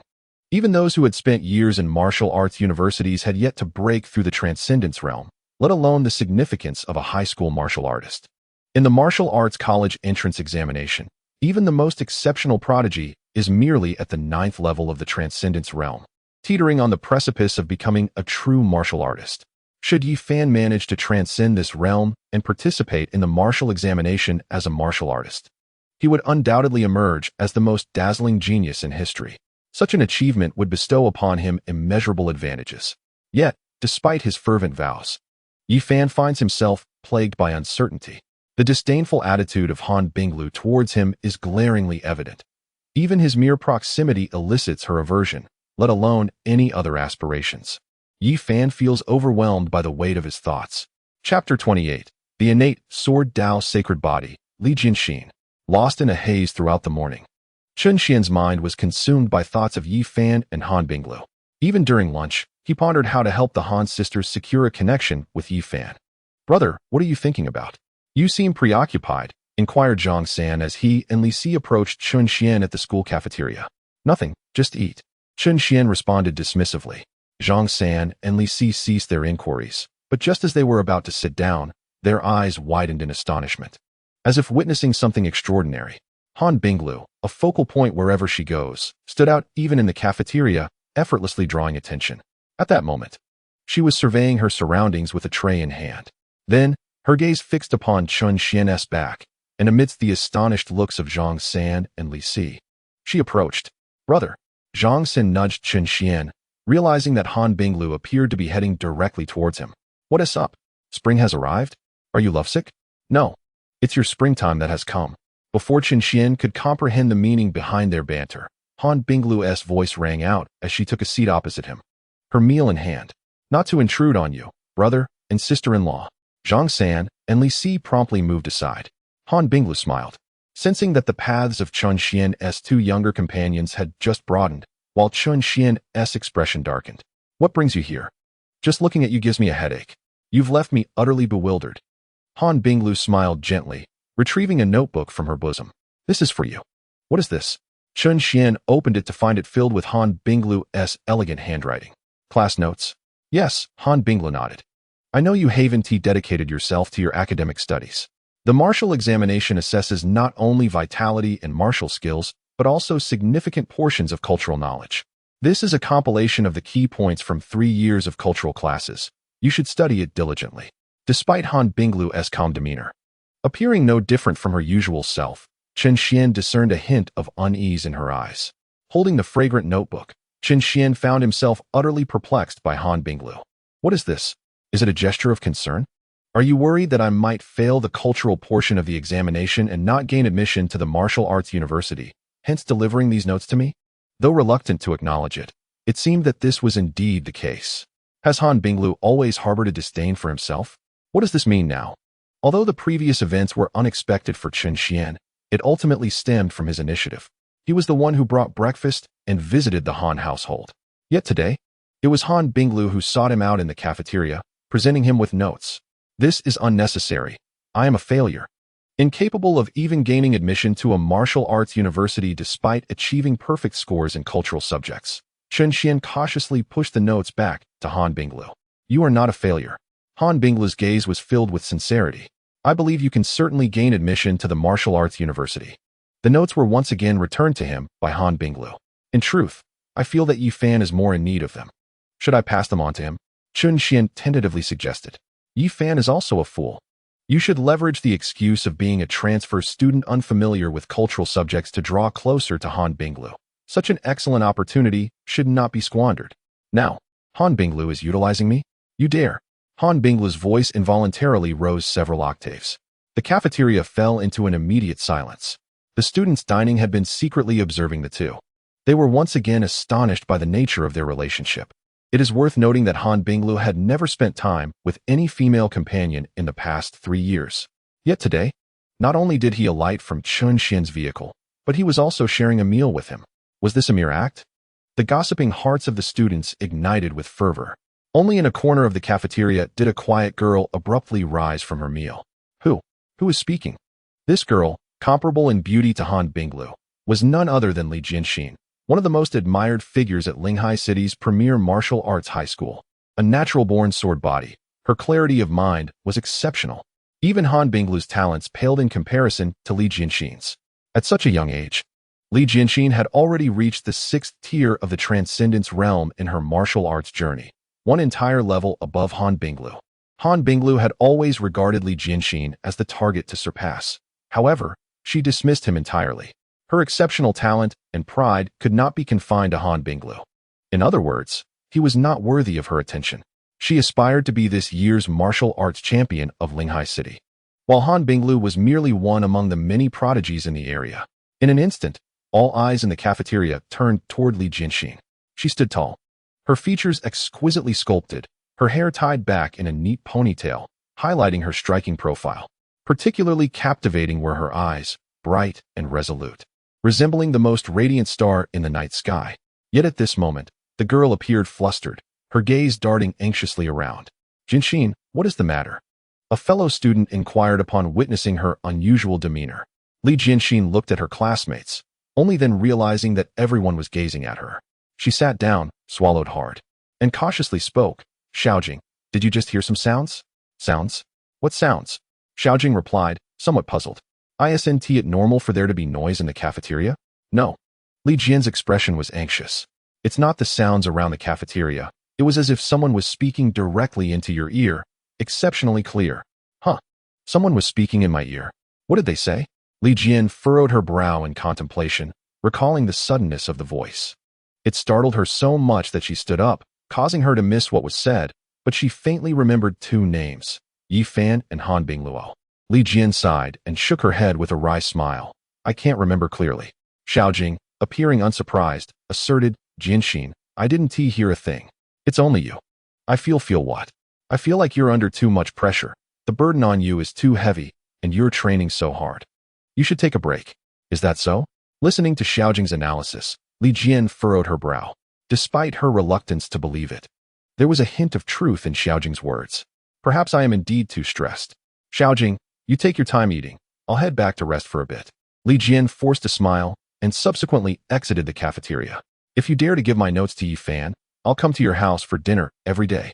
Han Bingluo glared at Chen Xian, speaking menacingly. Chen Xian replied, you know, that threat is quite lethal for me. He tucked the notes into his chest and said earnestly, rest assured, Han the great school flower, this is your heartfelt intention. How could I possibly give it to someone else? I'll be hugging it to sleep tonight. As he spoke, Chen Xian suddenly felt a fragrant breeze approach. Han Bingling, carrying her meal, naturally sat beside him. Seeing her so at ease, Chen Xian's eyes widened. Wait, why are you here again? Chapter 29 Yi Fan, you seem quite nice. What brings you here? I'm not looking for you. I'm looking for my sister. Then why sit next to me? I just wanted to sit across from my sister. Upon hearing this, Chen Xian shifted over a seat. Han Bingling then moved over as well. Chen Xian, With a sly smile, Han Bingling said, "Now I want to sit next to you." Chen Xian, this is maddening. Chen Xian felt overwhelmed, rendered speechless. Surrounded by curious gazes, he wished he could disappear. This kind of fortune was beyond his grasp. If Yi Fan saw this, he couldn't bear to think about it. He suspected that if Yi Fan witnessed it, she might immediately harbor thoughts of murder. However, in the next moment, Chen Xian's gaze fell upon Yi Fan, who entered the cafeteria alone. He silently prepared his meal, and their eyes met.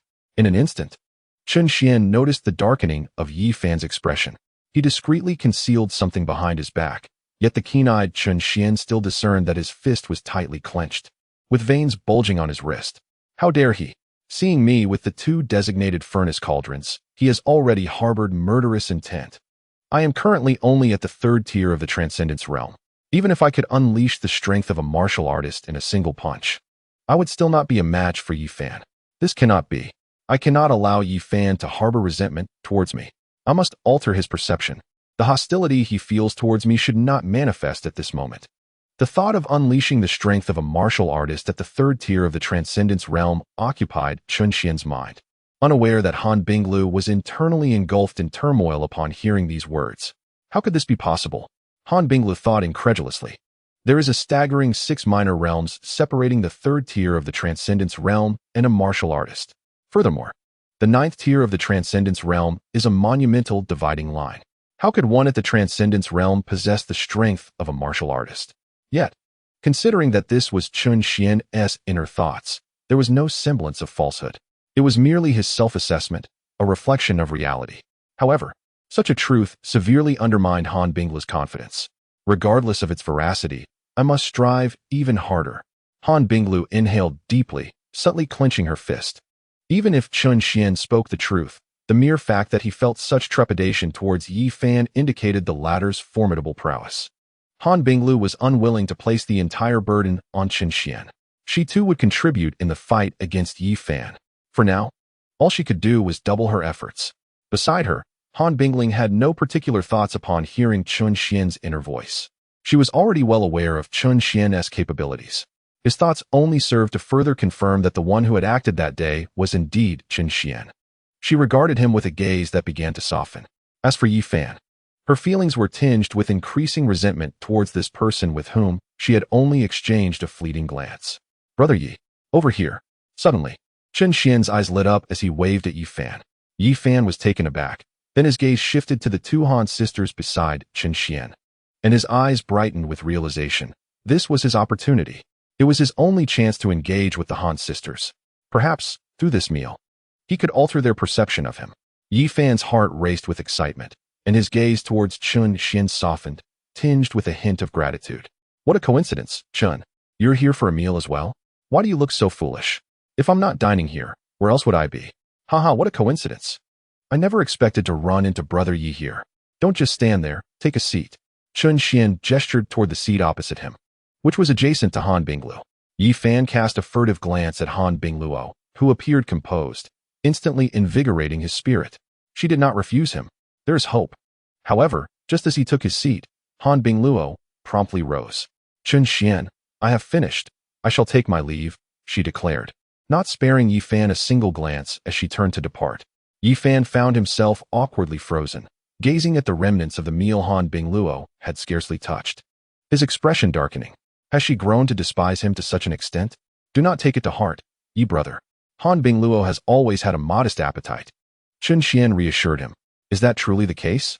I have had little education. Do not deceive me. Of course. Just look into my earnest eyes. Chen Xian waved dismissively. Let her be. We shall enjoy our meal.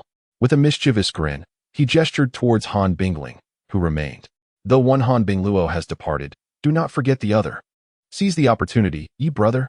Employ your exquisite charm, your wit and humor, your insights into martial arts and life's anecdotes, to win her over. Though uncertain whether Chen Xian's facial tics were due to his jest or something else, Yi Fan realized that Han Bingling was still present. Compared to the icy demeanor of her sister, this neighborly girl seemed a tad more approachable. Yi Fan cleared his throat. At that moment, Han Bingling stood as well. I am full too. She smiled brightly. Chen Xian, take your time eating. Remember to wait for me to go home together tonight. With that, she skipped away. Just like her sister, never once glancing at Yi Fan. Yi Fan felt a strong urge to slap himself. Despite her cheerful expression, it was not directed at him. In an instant, he cast a resentful glance at Chen Xian. Why is there such a vast chasm between people? Yi Fan felt a similar sense of estrangement emanating from Han Bingling as he did from her sister. But why? Why do both sisters harbor such disdain for him? Yi brother, Chen Xian said, meeting Yi Fan's mournful gaze with utmost seriousness. When heaven bestows great responsibilities upon a person, it first tempers their spirit. Enough, Chen brother. Though unsure why Chen Xian would utter such words, Yi Fan felt that Chen Xian truly understood him, just when his resolve was on the verge of shattering. Chen Xian provided him with renewed motivation. Observing Chen Xian, who was of similar age, Yi Fan found him less detestable. His opportunity had been facilitated by Chen Xian. It was merely his own lack of determination that held him back. With a sigh, Yi Fan said earnestly, Chen brother, you are rather a good person. Just then, the bell signaling the afternoon class rang. Their homeroom teacher, Wang Jian, entered. He rapped on the desk. Students, the martial arts college entrance examination is imminent, and truthfully, the school has little left to impart. Are we about to have a break? At last, the day has arrived. Upon hearing the words of their homeroom teacher, Wang Jian, the entire class erupted in excitement.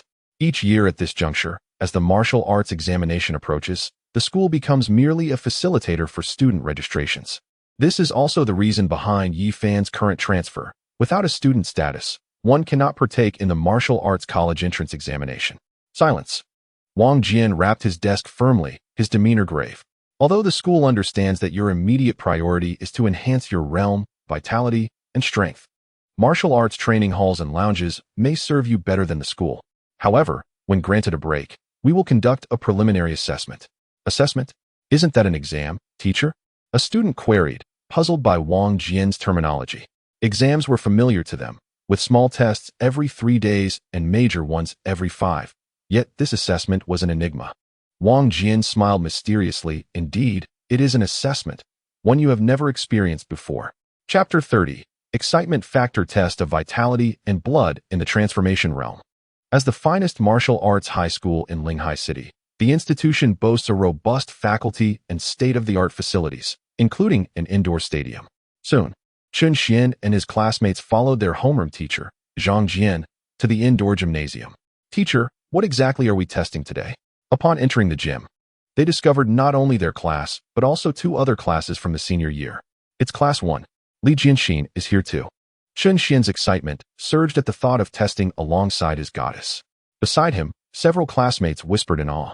As a prominent figure within the school, Li Jianxin was a focal point wherever she went. Her charisma was undeniable. Unlike Han Binglu, who often wore a frosty expression, she maintained an air of effortless grace. This demeanor captivated many hearts, both male and female. Wow, it's the school beauty, Han, a classmate exclaimed, overwhelmed by the prospect of testing alongside 2 school goddesses. Meanwhile, students from other classes also noticed Chen Xian's group, their gazes fixated on Han Binglu. Be careful, don't stare, don't you see that Chen Xian, the notorious dog, is here too? With the mention of Chen Xian, many quickly averted their eyes. Previously, Chen Xian had been known for his domineering and unreasonable nature. Anyone caught gazing too long at his fiancée, he would surely face his wrath. However, today, Chen Xian was preoccupied, as his attention was drawn to several towering machines adorned with intricate instruments. He had never encountered such devices. They were unlike any strength testing apparatus he had seen before, seeming to be newly developed innovations in this world. Could these possibly be the machines designed to test the excitement factors within one's vitality and blood? Suddenly, Chen Xian recalled the storyline. The very first display of bravado by Yi Fan upon entering the school had left the entire institution in utter astonishment. All right, class, quiet down. While lost in thought, Wang Jian, the head teacher who also served as the disciplinary director, clapped his hands and announced, "Today, you will face an unprecedented test." He gestured towards the machine behind him and elaborated. What lies before you is the newly developed and recently deployed Blood Vitality Excitement Factor Detection Machine from the National Academy of Science and Technology. Despite the rise of martial arts over the past century, humanity's research into this discipline has never ceased. According to the latest scientific findings, human martial artists possess a unique factor within their blood vitality. This factor has been termed the excitement factor, and its manifestation is particularly pronounced in the transcendence realm. Continuous research indicates that within this realm, a higher concentration of the excitement factor in one's blood vitality signifies a more profound foundation in the transcendence realm, thereby enhancing combat prowess. The advent of the excitement factor detection machine represents an unparalleled advancement in assessing martial strength within this realm. It provides a more accurate reflection of disparities than the traditional vitality testing machine. Due to various factors, the results from the vitality testing machine may vary. However, the excitement factor detection machine quantifies the concentration of the excitement factor in the body's blood vitality. In terms of both accuracy and scientific credibility, it surpasses the vitality testing machine. A concentration of 50 of the excitement factor per 100 milliliters is deemed the qualifying standard. Wang Jian continued to explain to the students. A concentration of 60 is classified as good, 70 as excellent, and anything above 80 as extraordinary. At this point, Wang Jian's gaze focused intently on Li Jianxin and Han Bingluo. In his estimation, these two individuals were likely the only ones in Linghai City's premier martial arts high school capable of surpassing the 80 threshold. While this did not necessarily denote martial aptitude or talent, it was an undeniable fact that those possessing the sacred body would undoubtedly excel beyond their peers. Teacher, what if the concentration of the excitement factor in the blood vitality reaches 90 or more? As Wang Jian paused at this juncture, a student could no longer contain their curiosity. 90. Wang Jian chuckled at the query before countering. Do you understand what a 90 concentration signifies? What does it signify? Came the eager response. It indicates that your blood vitality is as robust as that of a bull. You have transcended the boundaries of human capability in the transcendence realm and reached the standards of a ferocious beast. Wang Jian explained gravely. Humans are inherently at a disadvantage compared to ferocious beasts, and blood vitality is a direct reflection of that. If the excitement factor exceeds 90, it proves that the individual is an invincible entity within the same realm. However, a concentration above 90 is nothing short of a fantasy. Even for Li Jianxin and Han Bingluo, Wang Jian held no hope for such a feat after all, in the entirety of the Great Xia. Only one individual from the imperial capital had achieved a 90 concentration of the excitement factor in the transcendence realm. Although he is merely at the transcendent realm, he is hailed as the most promising genius in the Great Xia dynasty to potentially break through to martial sage in a century. To ascend to the unparalleled heights of the martial sage realm speaks volumes of his extraordinary talent. What about 100? A classmate inquired. Upon hearing this, Wang Jian's expression darkened, and he cast an irritated glance at the student. A 90 probability is already a rarity, let alone 100. Do not dwell on such unrealistic notions. Focus on your own capabilities instead. This upcoming assessment will be recorded in the archives of the Martial Arts College entrance examination and serves as one of the standards to evaluate your strength and potential. Enough talk. Let us commence the test. Wang Jian grasped the roster and began calling names. First up, Zhang Wei. Indeed, this is precisely the scenario. Chen Xian felt a surge of excitement upon hearing the introduction from their homeroom teacher, Wang Jian. Finally, the moment for Yi Fan to showcase his prowess has arrived. We have awaited this day for far too long. If I recall correctly, Yi Fan's excitement factor is capable of reaching 92. That is 2 whole percentage points higher than that esteemed individual from the imperial capital. Do not even compare him to Han Bingluo, even the highly anticipated Li Jianxin. The designated top scorer of Linghai City pales in comparison. Moreover, this time Yi Fan has not only astonished Han Bingluo, but has also caught the attention of Li Jianxin. This prodigious daughter of the sword Dao, known for her remarkable talents, now has a rival, and she has grown curious about Yi Fan. Little did she realize that curiosity is often the precursor to a man's downfall.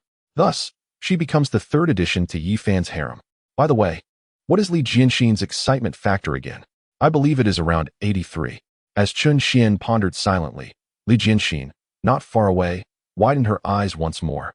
The voice had resurfaced. Chapter 31. Li Jianxin hears Chen Xian's thoughts again. It was not an illusion. It was undeniably real.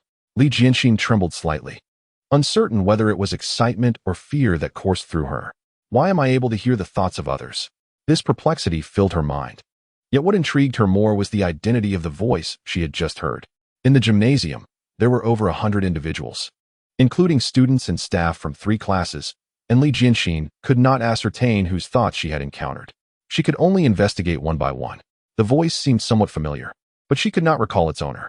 Li Jianxin silently analyzed, ultimately concluding that it belonged to a male student. Next tester, Li Jianxin. While she was lost in thought, Wang Jin's voice broke through. Li Jianxin quickly gathered her thoughts and approached the testing machine. Gazing at the device before her, she could not help but recall the voice she had just heard. Did he say my test result is 83? How can that be possible? Though she felt skepticism and curiosity towards the individual, Li Jianxin believed the situation was utterly absurd. It is one thing to hear the thoughts of others, but how could he possibly know the results of his test in advance? Li Jianxin let out a cold smile. Perhaps this was merely a figment of that person's imagination. First, draw blood, then strike the testing machine with all your might, the supervising instructor instructed. Understood, Li Jianxin replied, focused and undistracted. After the blood was drawn, he delivered a powerful punch to the testing machine. Li Jianxin's strength value is 987. Excitement factor content is 83. The instructor announced. Incredible. Without a doubt, he is the foremost martial talent of Linghai City. Despite being merely at the 6th rank of the Transcendence Realm, he can achieve a 9th rank strength value. I noticed that Li Jianxin did not exert maximum effort. This is not his limit. Even more astonishing is the excitement factor test result, which reached a terrifying 83. In comparison, Han Binglu's recent test value barely reached 80. Clearly, Li Jianxin surpasses Han Binglu. A chorus of admiration erupted among the students upon hearing Li Jianxin's remarkable test results. However, at that moment, Li Jianxin stood in a daze. Staring at the 83 displayed on the testing machine, a tempest of emotions swirling within him. Is it truly 83? Li Jianxin felt a shiver run down his spine. The voice he heard was indeed accurate. Who is this person? How does he know? His heart raced as he scanned the crowd. Yet he could not discern whose thoughts he had overheard. Just then, the voice echoed again. How could I forget? I still have to test my strength. This is going to reveal my true level. Is his realm exceptionally high? Has he been concealing it? Li Jianxin pondered involuntarily. Should I present myself as being at the 2nd rank of the Transcendence Realm or the 3rd? Li Jianxin thought. So, you've just advanced a small rank and still wish to hide it? Aren't you taking yourself too seriously? Li Jianxin felt somewhat speechless. In her view, there was little difference between the 2nd and 3rd ranks. They were all worthless. As a key martial arts school in Linghai City, most of the students in their cohort ranged between the 3rd and 4th ranks. With such ranks, strength values typically hovered around 400. Li Jianxin could hardly comprehend what there was to conceal.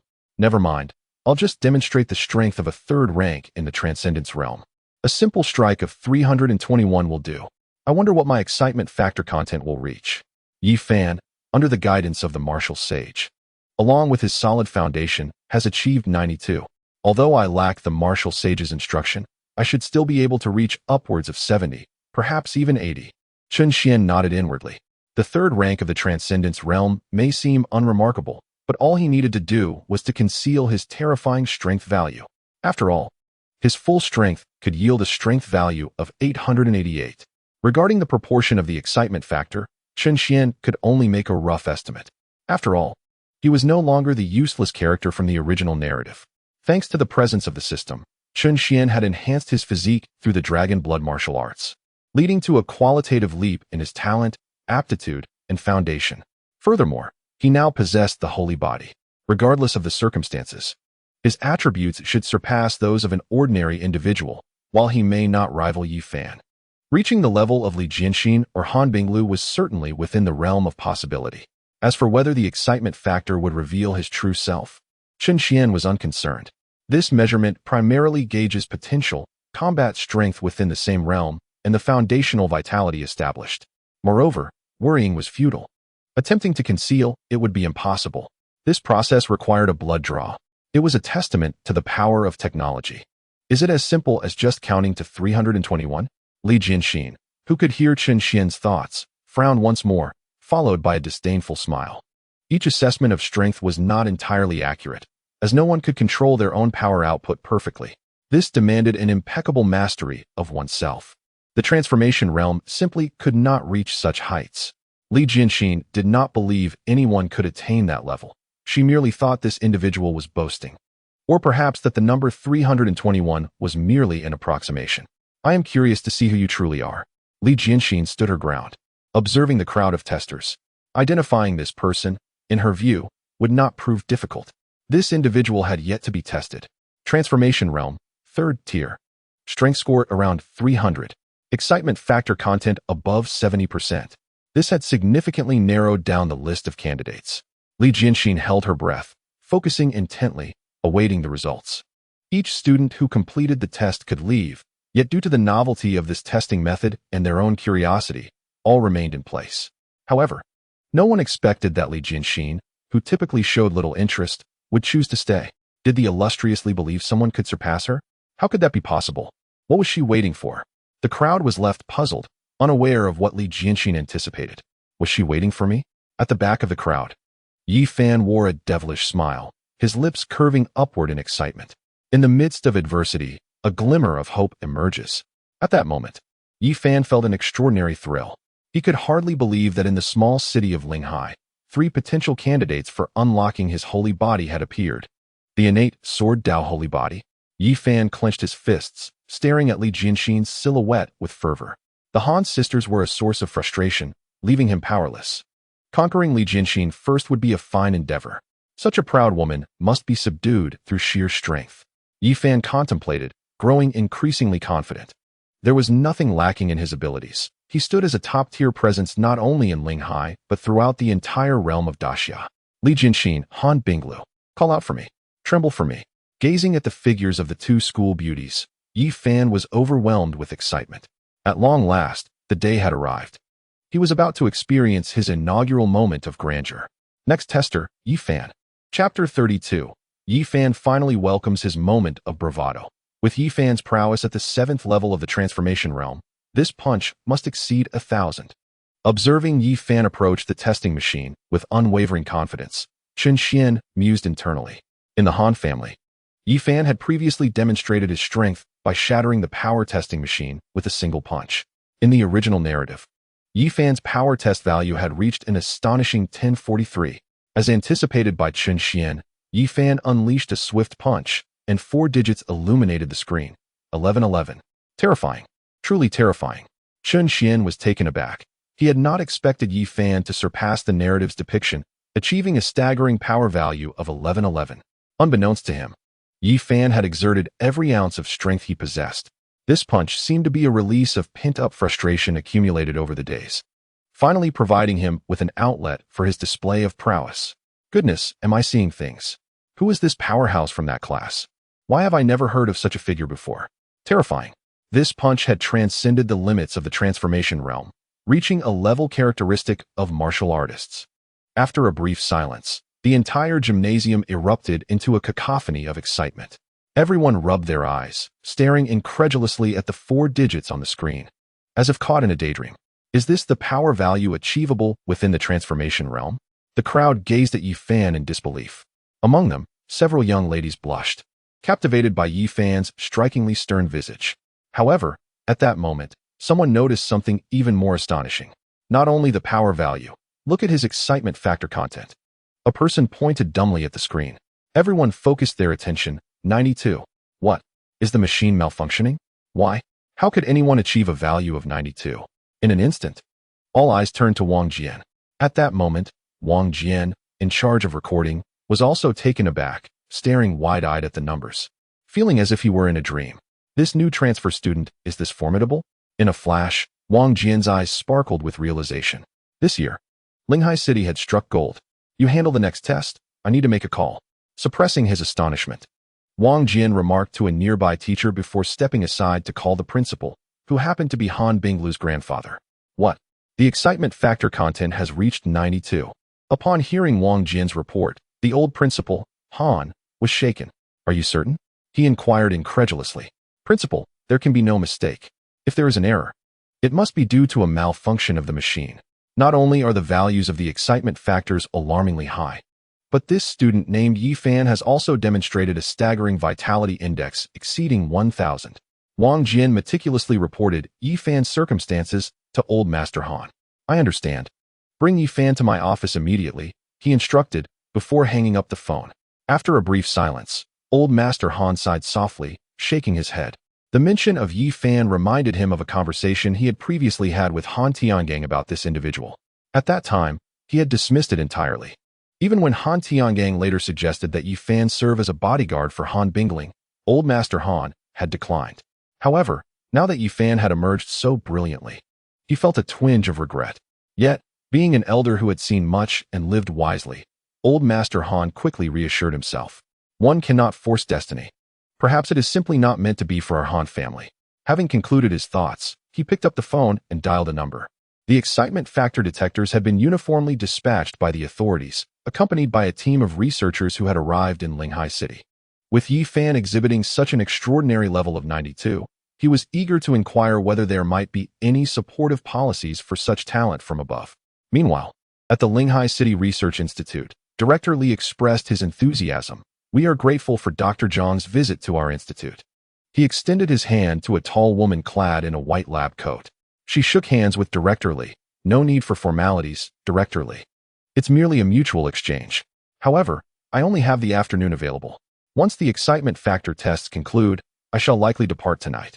This woman, adorned with gold-rimmed glasses, seemed to harbor a vast ocean of knowledge within her eyes, radiating warmth and wisdom. A slight smile graced her lips, exuding an intellectual charm. "What insurmountable challenges does your research institute face? Let us discuss them promptly." Just then, her phone rang. "Excuse me, are you Yi Fan? My name is Wang Fong. May we get acquainted?" "Hello, Yi Fan. Here is my phone number." As Yi Fan returned to his original position, a group of girls surrounded him. Among them were some bolder individuals who handed him notes and cast flirtatious glances. Yet, he couldn't help but wonder why they were all rather plump. This motley crew. Yi Fan felt a wave of annoyance wash over him. However, with so many present, including Han Bingluo and Li Jianxin, he refrained from expressing his irritation. He cast a discreet glance at the two. But it wasn't just Han Bingluo. Li Jianxin also appeared disinterested, merely glancing at him before averting her gaze. In that moment, Yi Fan felt as though he had put on an act that had not quite resonated as he had envisioned. Why did it not meet his expectations? Yi Fan pondered in confusion. Indeed, within Li Jianxin's heart, a profound sensation stirred. Having held the title of the top student at Linghai High School for so long, she found herself surpassed at last. Deep down, she felt a twinge of resentment, yet her temperament prevented her from behaving like those infatuated admirers surrounding Yi Fan. In the original narrative, Li Jianxin only confronted Yi Fan later on, but now, due to the peculiar nature of her abilities, she had gained early awareness of Yi Fan's remarkable persona. Having foreseen Yi Fan's moments of bravado, her surprise had diminished considerably. Akin to the experience of watching a film with spoilers, she even found it somewhat tedious, her interest piqued solely by Yi Fan's prowess. However, a far more pressing dilemma awaited her. She needed to locate that individual. The next challenger, Chun Xian. At last, it is my turn. I must complete this test swiftly and depart. Though I finally witnessed Yi Fan's display of prowess, it still leaves me somewhat dissatisfied. Chun Xian mused as he stepped forward from the crowd toward the testing machine. It was he. Li Jianxin's eyes widened in astonishment as she turned to behold Chun Xian approaching from behind. Renowned in Linghai City as an insipid sycophant, bolstered by a privileged lineage, especially given that her father and Qin Sihai shared a close camaraderie, she was no stranger to Chun Xian. Yet the perplexing question arose. Why could she hear his thoughts? They had never shared a connection or interaction. Chun Xian was preoccupied in his adulation of Han Binglu, while Li Jianxin had no inclination to engage with someone so ineffectual. They existed as parallel lines, destined to remain unlinked, save for this strange phenomenon. Could there be a misinterpretation? Li Jianxin pondered, yet in the next moment, his voice resonated once more. What is this Li Jianxin staring at me for? Is she perhaps captivated by my dashing appearance? Please, you are part of Yi Fan's harem. Do not entertain any notions about me. Chuckling softly, Li Jianxin could not help but scoff at Chun Xian's narcissism, shaking her head in exasperation. There was no escaping Chun Xian. Her thoughts were consumed by him. Even if he claimed she would become part of Yi Fan's harem, she had no desire to uncover the reasons behind it. This inept individual was not worth her contemplation. Rather than wasting energy deciphering such matters, she would rather devote herself to her training. With that thought, Li Jianxin turned to leave. However, at that moment, with a resounding thud, the testing machine displayed Chun Xian's vitality score. 321. Chapter 33. Chun Xian's absurd vitality test score. Had Chun Xian truly broken through to the second tier of the transformation realm? And so what? Each individual present was already above the third tier of the transformation realm.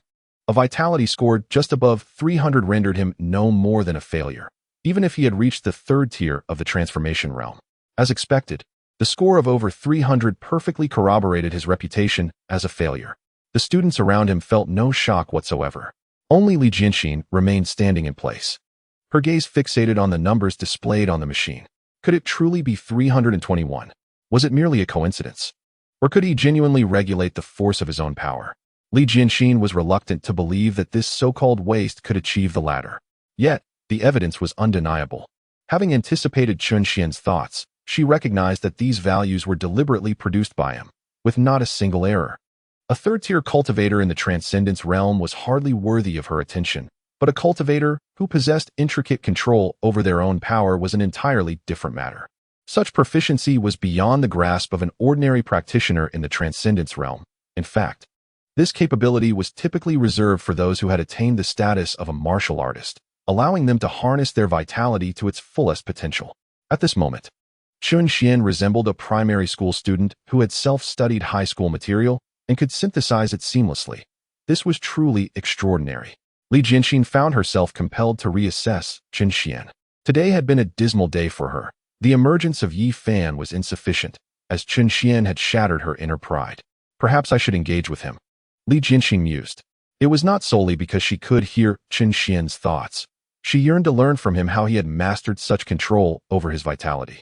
Of course, Li Jianxin was oblivious to the fact that even if she approached Chun Xian, he had little to impart. Since consuming the Dragon Blood Martial Pill and acquiring the Dragon Martial Sacred Body, Chun Xian felt that his control over his own vitality had reached its zenith. Perhaps it was due to the Sacred Body, or perhaps a result of innate talent, but ultimately, it was all thanks to the system. No, I can't be imagining this. Can I?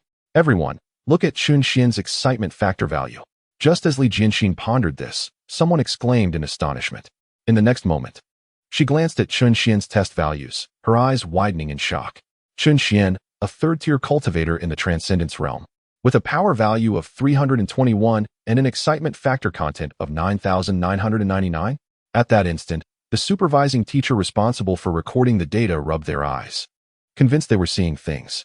Yet, the numbers on the machine were glaringly clear. 9,999. What on earth was happening? Hadn't Teacher Wang mentioned that I shouldn't entertain dreams of achieving 100? Then why was someone so close to that mark? And it was Chun Xian, of all people? The students clasped their heads in disbelief, struggling to reconcile this figure with Chun Xian. In their minds, he could be anyone but Chun Xian. I am now even more eager to discern what this value signifies. Yi Fan, with only 92, had been taken to meet the principal by Teacher Wang. What would happen with Chun Xian's astonishing 9,999? Surely, it would stir the entire Ministry of Education. Everyone gazed at Chun Xian, their hearts filled with envy. Just moments ago, they had been deriding this so-called waste, yet now he had surpassed even Yi Fan. Could it be that the machine was malfunctioning?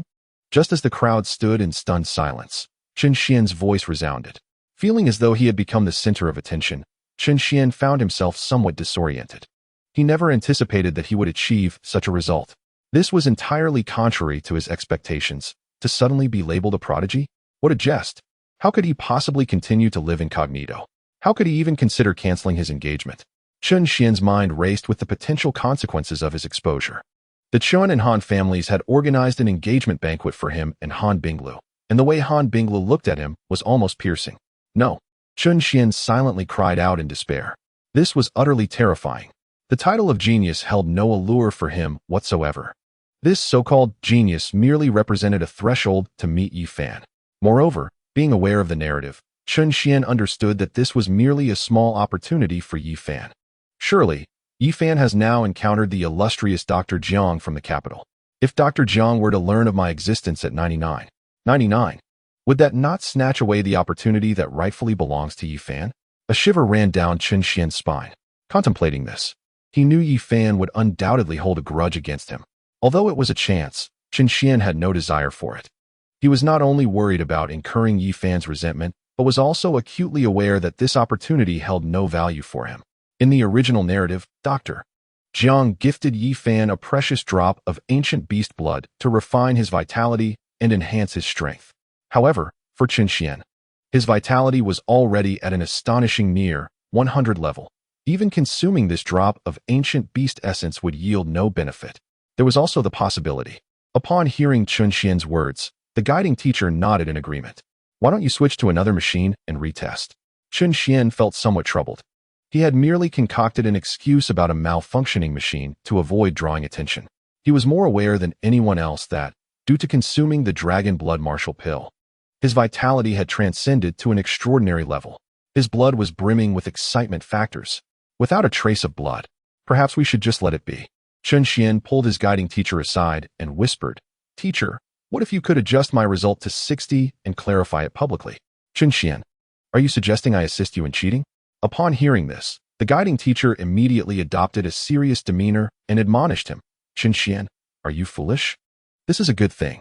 It must be recorded in your personal file. It will add points to your college entrance examination. You stay here. I will call Teacher Wang and find out what is going on. With that, the guiding teacher left no room for Qin Xian to respond and stepped aside to call Wang Jian. Upon receiving a call from Principal Han, Zhang Lai hurried to the school and met Yi Fan in the office of Old Master Han.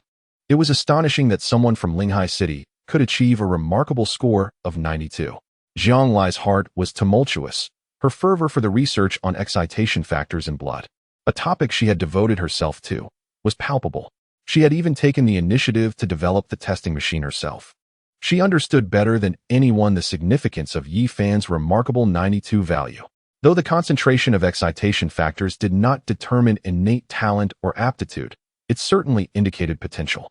Through her studies, she discovered that every prodigy who achieved the rank of martial sage possessed a significantly higher concentration of these factors compared to their peers.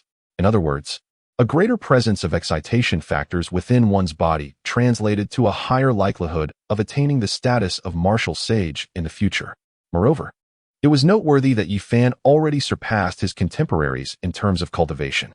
In Yi Fan, qualities such as aptitude, talent, sanctified physique, and potential coalesced perfectly. If no unforeseen circumstances arose during his development, Yi Fan was destined to become a martial sage. The thought of this exhilarated Zhang Lai even further as she began, "Yi, I have a gift for you." Just then, the phone rang, interrupting her. Chapter 34. I truly did not intend to steal the protagonist's fortune. Wang Jian glanced awkwardly at Zhang Lai before stepping into the corridor to answer the call. What? What did you say? A 99.99 concentration of excitation factors? Are you joking? Wang Jian could hardly believe his ears, yet the voice on the other end was unwavering. Teacher Wang, there's no mistake. It's clearly stated on the testing machine.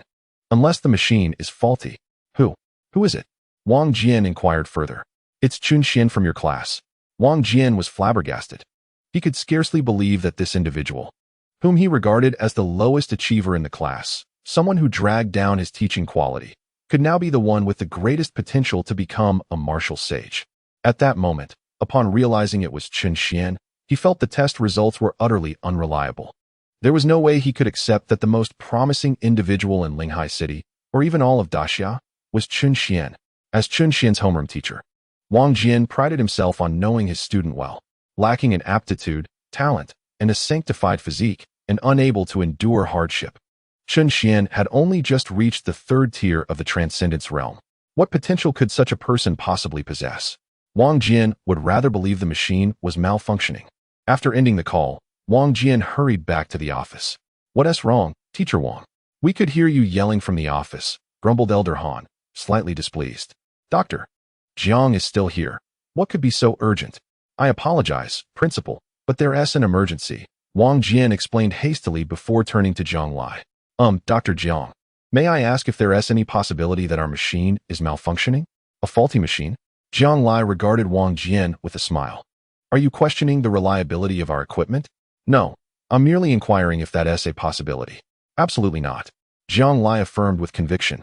Every machine is the latest model, and before being dispatched to each city, they undergo rigorous testing. The detection of the vitality excitement factor is crucial, not only for the fate of a student, but also for the future of the empire. Each testing report is meticulously recorded and included in the student's personal files, rendering the likelihood of any mishaps exceedingly low.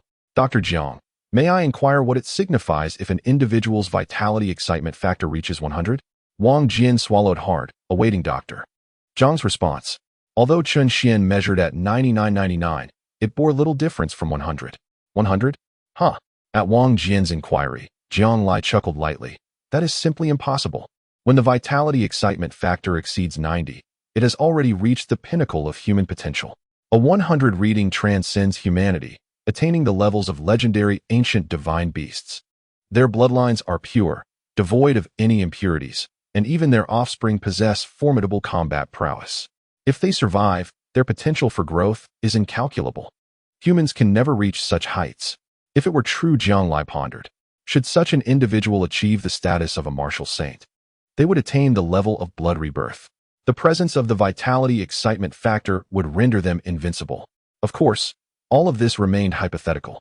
Jiang Lai smiled, reaffirming, no one could possibly reach that standard. Dr. Jiang? Wang Jian gulped nervously. If you are confident in your machines, there may indeed be one. What? Upon hearing this, Jiang Lai's entire being jolted, and he hurriedly inquired, are you certain a student has achieved a vitality standard of 100? Not 100, but 9,999. Quickly, bring him to me. Jiang Lai's expression immediately shifted to one of excitement. Upon hearing this, Wang Jian rushed out of the office, contacting his colleagues at the gymnasium.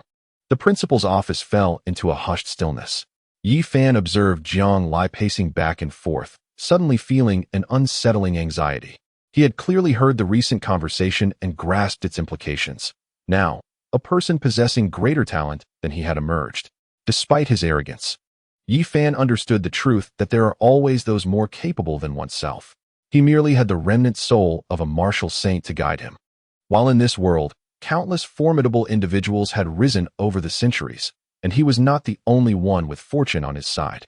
However, what of my fortune? Just a moment ago, you were going to gift me something. Yi Fan's heart began to stir with unrest.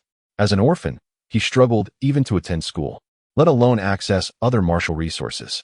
Besides the remnant soul of the martial saint, he was virtually destitute, relying solely on his own strength to forge ahead. Yet now, his progress with the furnace was not smooth, and lacking resources, he could only rely on arduous training. Dr. Jiang, Yi Fan couldn't help but remind him. What about the gift you promised me? He was unwilling to accept his fate, and yet he was impoverished. Jiang Lai's face flushed with embarrassment as she hesitantly spoke. I apologize, classmate Yi Fan, but there is only one gift. Her words were delivered with subtlety, and Yi Fan comprehended their implication. With only one gift available, it was only natural that it be bestowed upon the individual deemed most worthy of investment. In an instant, Yi Fan's countenance darkened. He clenched his fists discreetly, grinding his molars in frustration. This opportunity was rightfully his. Yet, an unexpected rival had emerged, leaving him with nothing. Although he understood that no one was to blame, after all, it was his own lack of genius and exceptional talent that had led to this. Yi Fan could not suppress the resentment he felt towards this individual. Then, Principal Dr. Jiang, I shall take my leave. Yi Fan feigned nonchalance as he stood, his face pale and a forced smile gracing his lips. I truly apologize, classmate Yi. Jiang Lai reiterated her regrets. She did not attempt to persuade Yi Fan to stay. At this moment, he held little significance for her. Despite Yi Fan's own remarkable talents, he paled in comparison to the individual regarded as a prodigy. In Jiang Lai's eyes, a glimmer of determination sparkled. As a fervent researcher, she could hardly contain her eagerness to bring this extraordinary individual into her laboratory for further study. Dr. Jiang, the guest has arrived. Just as Yi Fan stepped out, he encountered Chun Xian entering. Greetings, Brother Yi. Chun Xian greeted him with a warm smile. What a coincidence. What can I do but maintain a favorable image for Brother Yi? Chun Xian mused inwardly. Yet, Yi Fan remained silent. To him, Chun Xian's enthusiasm felt like mockery. He had never anticipated that this person would be Chun Xian. Yi Fan's expression darkened further. The one bound by a marriage contract with his furnace was Chun Xian, and now he had stolen his opportunity as well. It seemed as if the universe conspired against him. Yi Fan felt an inexplicable connection to every event involving Chun Xian. Looking at him with a mix of envy, jealousy, and hatred, Chun Xian, one day, I shall reclaim everything that is rightfully mine. Yi Fan roared internally. What does not kill him will only serve to make him stronger. Overlooked by all, he would reclaim his dignity on his own terms. With a grim expression, Yi Fan cast a sidelong glance at the others in the office. Chapter 35, Chen Xian, the target of the research enthusiast Jiang Lai Chen Xian. As he entered the office, Old Master Han's eyes widened in disbelief. He finally grasped the sentiment expressed by Wang Jin moments ago. Anyone would be astonished to learn that such a seemingly useless individual possessed the greatest potential. Even though Chen Xian was his granddaughter's fiancé, Old Master Han still described him with the term useless. Dr. Jiang, are you certain that your research findings are sound? Old Master Han quietly inquired, pulling Jiang Lai aside. What does Principal Han mean by this? Jiang Lai responded with a hint of confusion. Old Master Han replied, to be honest, even if it were someone else, I would believe you if you claimed they possessed the potential of a martial sage. However, when it comes to Chen Xian, how can that be? His innate talent and qualifications are exceedingly poor. At present, he has barely reached the third tier of the transcendence realm. What are the chances that such a talent could ever become a martial sage? I cannot accept it. I believe, Principal Han, that you have overlooked a fundamental truth. Potential does not equate to future achievement. It is undeniable that a higher excitement factor indicates greater potential. Yet the crux lies in the path one chooses to traverse in the future. Human endeavor lays the groundwork, but fate ultimately governs the outcome. This excitement factor determines an individual's upper limits. Of course, if he does not exert himself, his lower limits may also be dismally low. Though Old Master Han's words were cloaked in subtlety, Jiang Lai grasped their underlying implication. This Chen Xian is nothing but a waste. Jiang Lai felt an unexpected thrill. If Chen Xian were a bona fide genius, her ambition to use him as a subject for her experiments would face considerable obstacles. However, if he were a mere failure, her eyes sparkled with intrigue as she envisioned him lying bare on her experimental table. Hello, classmate Chen. Jiang Lai smiled, extending her hand. Hello, Dr. Jiang. Chen Xian responded, shaking her hand. As he observed the smile gracing Jiang Lai's lips, an inexplicable tension gripped his heart. What does this research fanatic intend to do? Surely she does not have nefarious designs on me. The more he pondered, the more apprehensive he became, sensing that it was quite plausible. In the original narrative, Jiang Lai was characterized as a scientific madwoman, relentlessly pursuing the secrets hidden within Yi Fan's body. Due to various circumstances, Yi Fan's physical state defied scientific explanation, igniting Jiang Lai's fervor for research. Consequently, this unhinged woman disregarded everything, even sacrificing herself in her quest. Why do I feel as though I am being regarded as prey? Under Jiang Lai's unwavering gaze, Chen Xian felt his heart race. Is this a voice from the heart? Jiang Lai's body trembled slightly, her expression a mix of confusion and astonishment as she regarded Chen Xian before her. As a researcher at a scientific institute, her focus extended beyond martial beings to encompass phenomena that eluded scientific comprehension. For instance, at this moment, she had heard Chen Xian's innermost thoughts. How intriguing! A smile danced on Jiang Lai's lips, and she swiftly regained her composure. Being able to hear Chen Xian's thoughts was undoubtedly advantageous for her. She felt not fear, but exhilaration. An overwhelming impulse to dissect this man surged within her. Regardless of the circumstances, she was determined to bring him back to her laboratory, to confine him by her side. A thought crossed her mind, prompting her to ask, have you heard my story? Jiang Lai leaned in close to Chen Xian, their faces mere inches apart. The faint scent of her body was intoxicating. The proximity was so intimate that Chen Xian could discern the pores on her face. In that moment, he felt his mind flood with sensation. This woman is truly remarkable. Unlike Han Bingluo and Han Bingling, Jiang Lai, in her 30s, embodies the peak of feminine allure. Most crucially, Chen Xian is acutely aware of the stark contrast within her. Adorned with a pair of golden-rimmed glasses, her heart is ablaze with a fervor surpassing anyone else's. Danger! This woman is more perilous than any of Yi Fan's harem. Even if my father is Chen Sihai, with her reckless nature, no one can prevent her from treating me as her guinea pig. I must steer clear of her. Henceforth, I shall require a retinue of bodyguards wherever I go. A red alert blares in Chen Xian's mind. He feels as though he is teetering on the brink of despair. With several issues concerning the female protagonists unresolved, another challenge in the form of Jiang Lai presents itself. He must now contend with the looming threat of becoming her experimental subject. Chen Xian cannot help but think this way. Due to the excitement factor of 9,999, he realizes that this woman's interest in him has far surpassed that of Yi Fan.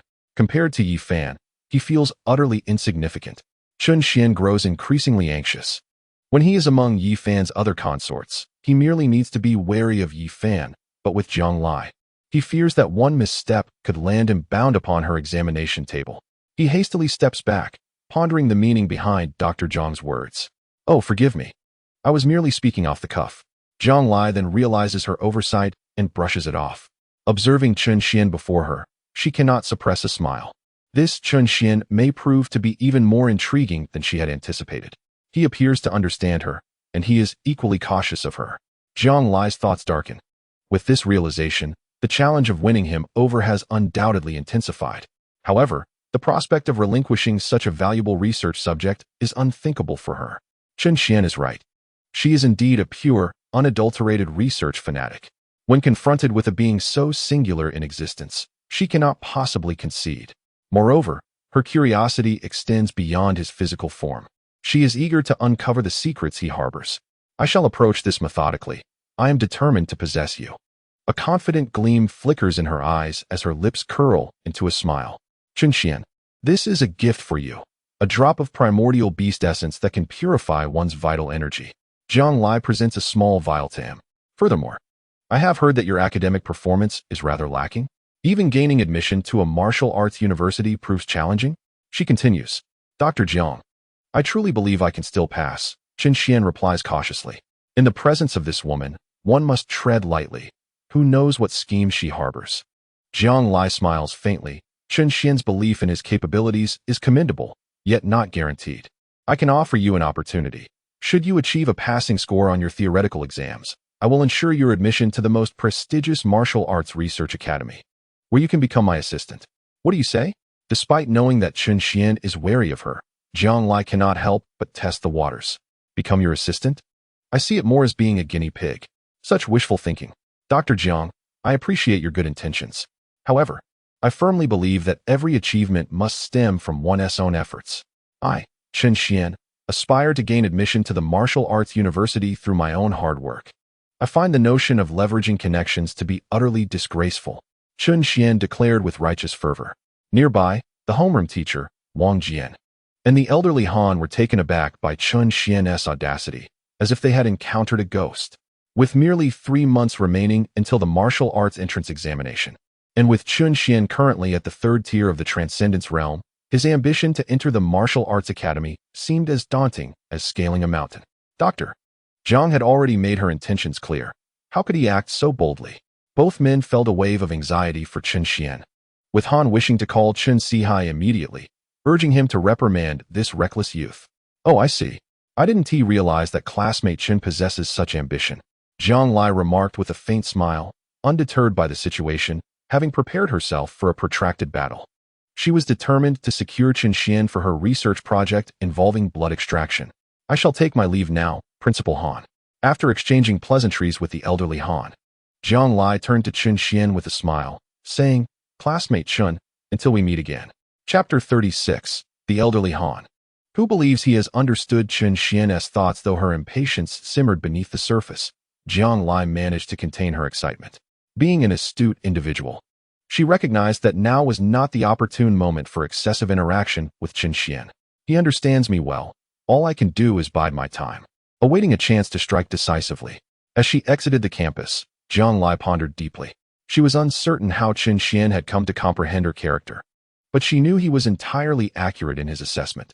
She was indeed a devoted research fanatic, willing to sacrifice everything for the sake of her scientific endeavors. Subsequently, Zhang Lai retrieved her phone and called her superior. "Hello, Director. I cannot return. I must remain in Linghai City for a while, at least until the National Martial Arts entrance examination concludes." She refrained from explaining her reasons, knowing it was unnecessary, as the country's most brilliant research enthusiast. Her work ethic was well understood by the leadership at the Research Institute. "Furthermore, please assign me an assistant. The higher their martial arts level, the better, at least at the void-breaking realm. Rest assured, I have no personal safety concerns. I am not in a hurry. Just ensure they arrive before the martial arts examination concludes." After ending the call, Zhang Lai exhaled softly, a subtle smile gracing her lips. It was unrealistic to forcibly take Chun Xian at this moment, despite her affiliation with the research institute. She could not engage in such absurd actions as abducting a young man in broad daylight, especially one preparing for the martial arts examination. She resolved to wait until the examination was over. If, as Principal Han suggested, Chun Xian truly was a useless individual, then his future would be firmly within her grasp. Even if he were reluctant at that time, it would not matter. A person who cannot gain admission to the martial arts university has no right to dictate the course of their own life. If there is no other recourse, forcibly taking him would still be a viable option, although engaging in such actions may lead to disciplinary consequences and a series of troublesome matters. In comparison to the opportunity to study an exhilarating factor with a remarkable concentration of 9,999, all of this seems exceedingly worthwhile. However, Zhang Lai is reluctant to resort to such measures unless absolutely necessary. Chun Xian is no ordinary individual. His father, Chun Sihai, is an active military personnel and a master of the void-breaking realm. She aspires to bring Chun Xian back to the imperial capital under a legitimate pretext. Yet, if circumstances deteriorate to the worst possible scenario, even if Chun Sihai attempts to obstruct her, Zhang Lai remains undaunted. As the youngest scientific prodigy in the history of the Great Xia, her authority surpasses that of Chun Sihai significantly. With this thought in mind, Zhang Lai hailed a taxi, directing it to the Chun residence. Unbeknownst to Chun Xian, the extraordinary concentration of his exhilarating factor has altered the course of events. Moreover, Zhang Lai has skillfully initiated a strategy to undermine the situation. In the original narrative, after presenting a gift to Yi Fan, Zhang Lai returned to the imperial capital, only to encounter Yi Fan once more upon his admission to the Imperial Martial Arts University. Although Yi Fan's test results are also astonishing, they remain within a range acceptable to Zhang Lai when compared to Chun Xian's. Her interest in researching Yi Fan emerged only after he inexplicably elevated his realm. Currently, Chun Xian's test results have transcended the realm of humanity, leaving Zhang Lai utterly astounded and igniting her desire to conduct research immediately. At this moment, in the principal's office, Elder Han scrutinized Chun Xian, pacing back and forth, occasionally shaking his head in dismay. What a pity! If only someone else possessed the potential of Chun Xian. Within a decade, the Great Xia would witness the emergence of its youngest martial saint. Yet, Elder Han sighed internally. Dr. Zhang's assertion holds considerable truth. Potential does not equate to everything. Chun Xian lacks talent, possesses no sacred body, and is currently merely at the third tier of the transcendence realm, a level that hardly qualifies as ordinary. What use is potential alone? Sighing heavily, Elder Han plopped down onto the sofa, lamenting the shattered dream of having a martial saint as his granddaughter's husband. Grandpa Han, I have a business proposition for you. Are you interested? Chun Xian, puzzled by the glint of sorrow in Elder Han's eyes, merely wished to sell the precious blood he possessed.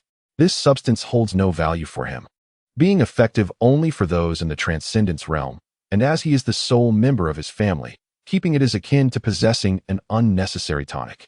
Selling it for money would be far more advantageous. Chun Xian was uncertain of the value of this precious blood, but since it was a gift from Zhang Lai, it must possess some worth. And before him sat Elder Han, an expert in the field. Business? What business? Chun Xian placed the small vial on the table. This drop of precious blood is of no use to me. I was wondering if you might be interested in purchasing it. Sell it to me? Hearing this, Elder Han was taken aback, casting a glance at the vial on the table before scrutinizing Chun Xian with renewed intensity. Chun Xian's actions were indeed unexpected for Old Master Han. This single drop of blood is invaluable, rare, and precious.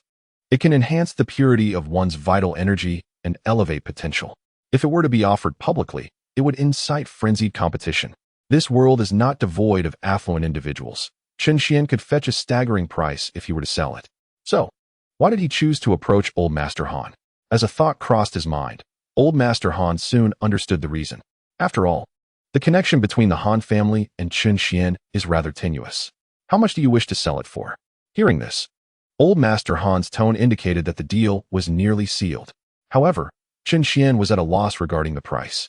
He had never dealt with such matters and had little understanding, but he believed in the Han family's strength and felt that Old Master Han would not deceive him.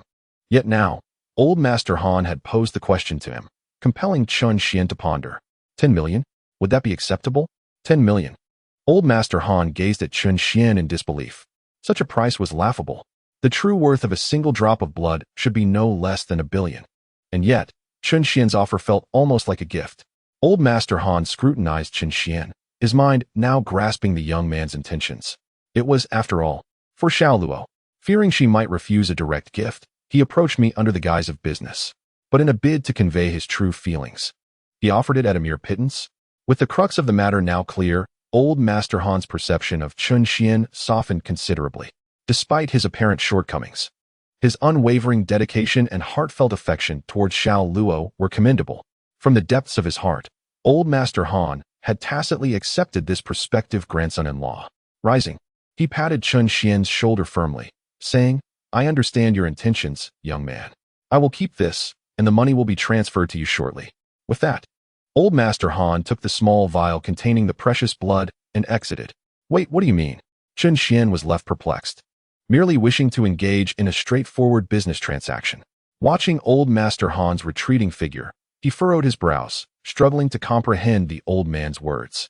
Yet it hardly mattered. What was crucial was that the item could be sold, which was far better than retaining it as a mere trinket. Chapter 37.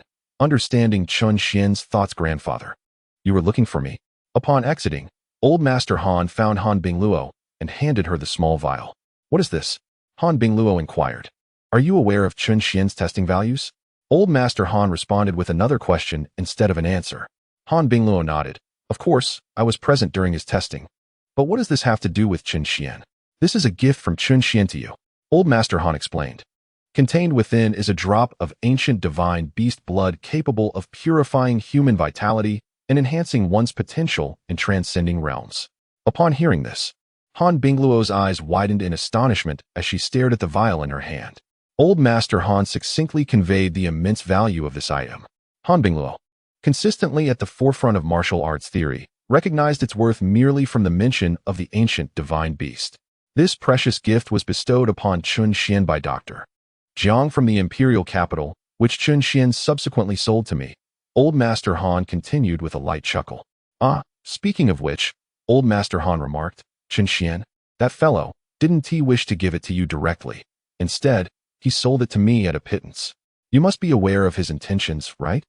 Having elucidated his point, Old Master Han turned his gaze towards his granddaughter, awaiting Han Bingluo's decision. Although the two were betrothed, as a grandfather, Old Master Han did not wish to overly interfere in their affairs. The value of this drop of essence need not be reiterated. Yet Old Master Han was unwilling to use it as a means to barter away his granddaughter. Han Bingluo gently bit her lip, nodding as she tightened her grip on the small vial.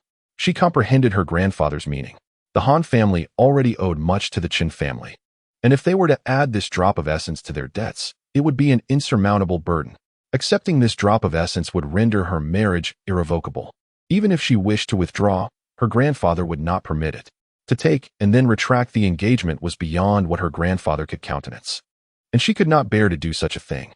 "So, do you choose to accept it now, or shall I return it?" Old Master Han inquired. "I shall accept it."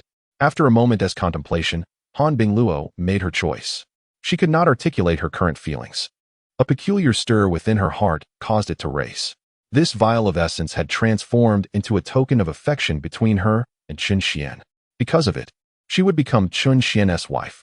The thought of this unfamiliar title made Han Bingluo somewhat bashful, yet she felt no opposition within her heart. She understood that Chun Xian was no fool.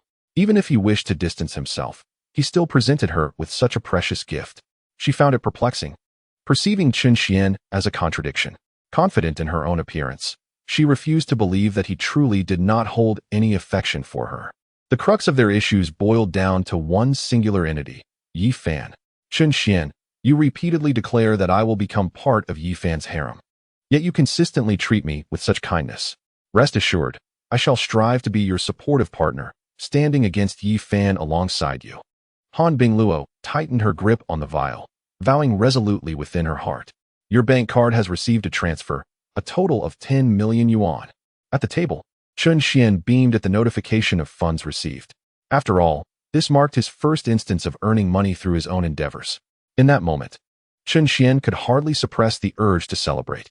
However, a glance at his table mate Yi Fan immediately tempered his enthusiasm. The man bore an utterly impassive countenance, devoid of any emotion. Even when Chun Xian promptly conveyed his condolences and apologies upon his return, Yi Fan maintained a facade of indifference. Though he verbally insisted that he was unconcerned, Chun Xian discerned that Yi Fan's demeanor was a mere pretense. As a decisive heir to destiny, Yi Fan was the type to annihilate an entire family over a trivial insult. Chun Xian was acutely aware of Yi Fan's petty nature. Alas, inadvertently, he had usurped Yi Fan's fortune, a circumstance that was far from his intentions. Now, it seemed that Yi Fan might harbor even greater animosity towards him. What strategy could he devise to ameliorate his relationship with Yi Fan? The exhilaration of sudden wealth began to wane, and Chun Xian fell into deep contemplation. In his efforts to enable the heroine to secure Yi Fan's favor, he had orchestrated numerous opportunities for several individuals, yet Yi Fan remained utterly inept in seizing them. What opportunity could he possibly seek? Chun Xian felt overwhelmed, his mind clouded with frustration, unable to conceive of a method to facilitate their encounter. Neither party exchanged words. Han Binglu did not cast a glance at Yi Fan, and Yi Fan was equally unresponsive. How could they nurture their emotional connection under such circumstances? Chun Xian firmly believed that Yi Fan would not relinquish his pursuit of Han Binglu. He was undoubtedly scheming something. And it was this unpredictability that instilled fear in Chun Xian. The narrative beyond the established plot was utterly uncontrollable, and Chun Xian had no means of foreseeing it. He dreaded the possibility of Yi Fan succumbing to darkness, abandoning his pretense entirely, and seizing the opportunity to brutally eliminate his rival, Han Binglu's betrothed. Law? Morality? Regrettably, in the realm of the destined heir Yi Fan, these concepts held no weight. He had never witnessed a protagonist constrained by legalities or shackled by ethics. After all, he had traversed into a narrative devoid of reason, a tale of urban high martial arts and harem indulgence. As Chun Xian pondered these matters, his gaze fell upon Han Binglu, who had just entered. She clutched a small vial in her hand, and the moment she stepped in, her eyes fixed intently on Chun Xian. Has old Master Han presented this to her so swiftly? Chun Xian mused in surprise, only to quickly comprehend the intent behind old Master Han's gesture. Though both were granddaughters, Han Binglu was the eldest of the Han family, making such a gift entirely expected. Nevertheless, the affectionate glimmer in her eyes felt somewhat disconcerting to Chun Xian. I must seize this opportunity. But to seize it? Fear not, for I shall indeed strive to become stronger. Hearing Chun Xian's inner thoughts, Han Binglu silently vowed. That evening after school, Chun Xian intentionally walked alongside Yi Fan. Brother Yi, where do you reside? May I escort you home? There is no need for such trouble. Classmate Chun, Yi Fan declined curtly. Observing Chun Xian's face, Yi Fan was devoid of any good humor. Just moments ago, Chun Xian had usurped his fortune and now pranced about in front of him, seeking attention. To offer him a ride home? Huh. Yi Fan could hardly believe that Chun Xian was genuinely altruistic. He suspected it was merely an attempt to flaunt his vehicle. Thus, Yi Fan's mind spiraled into a narrow interpretation of the situation. It is not troublesome at all. In fact, it is not just you. I am also escorting the two sisters of the Han family home. Chun Xian feigned ignorance of Yi Fan's rejection and continued to speak. He deliberately mentioned the two sisters of the Han family, certain that Yi Fan would be intrigued. The mention of the Han sisters indeed captured Yi Fan's attention. Perfect. We are in the same vehicle. I shall accompany you, he replied, his mind stirring with possibilities. If that were the case, it would present him with yet another opportunity to engage with the Han sisters. While Han Binglu was hesitant, Han Bingling might be open to interaction. With this thought, Yi Fan's eyes sparkled. I appreciate your kindness, Brother Chen. The moment Chun Xian heard the mention of the Han sisters in his car, he abandoned the formalities and addressed him as Brother Chun. What a change of demeanor.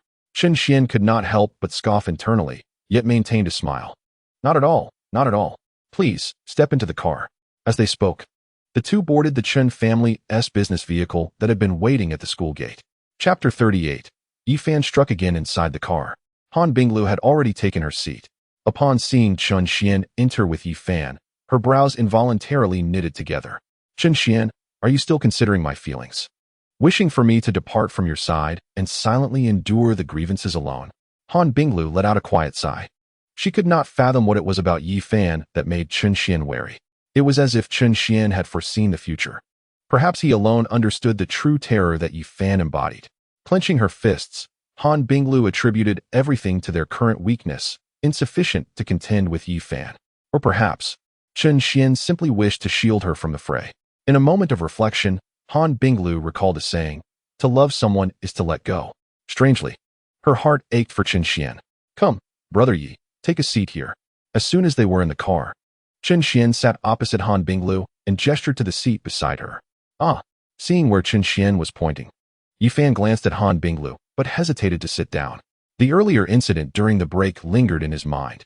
He did not wish to be subjected to further humiliation by Han Binglu. "Brother Chen, that wouldn't be quite appropriate. Why don't you take that seat instead?" Yi Fan politely declined. He was quite clear in his thoughts. Rather than endure more disdain from Han Binglu, he preferred to appear considerate. Perhaps this would even improve his standing in her eyes. Furthermore, there was still Han Bingling to consider, who would be joining them shortly. Once Han Bingling entered the car, he could invite her to sit beside him. Yi Fan entertained this notion, and the mere thought of Han Bingling next to him made his expression brighten. "Is that so, brother Yi? What are you implying?"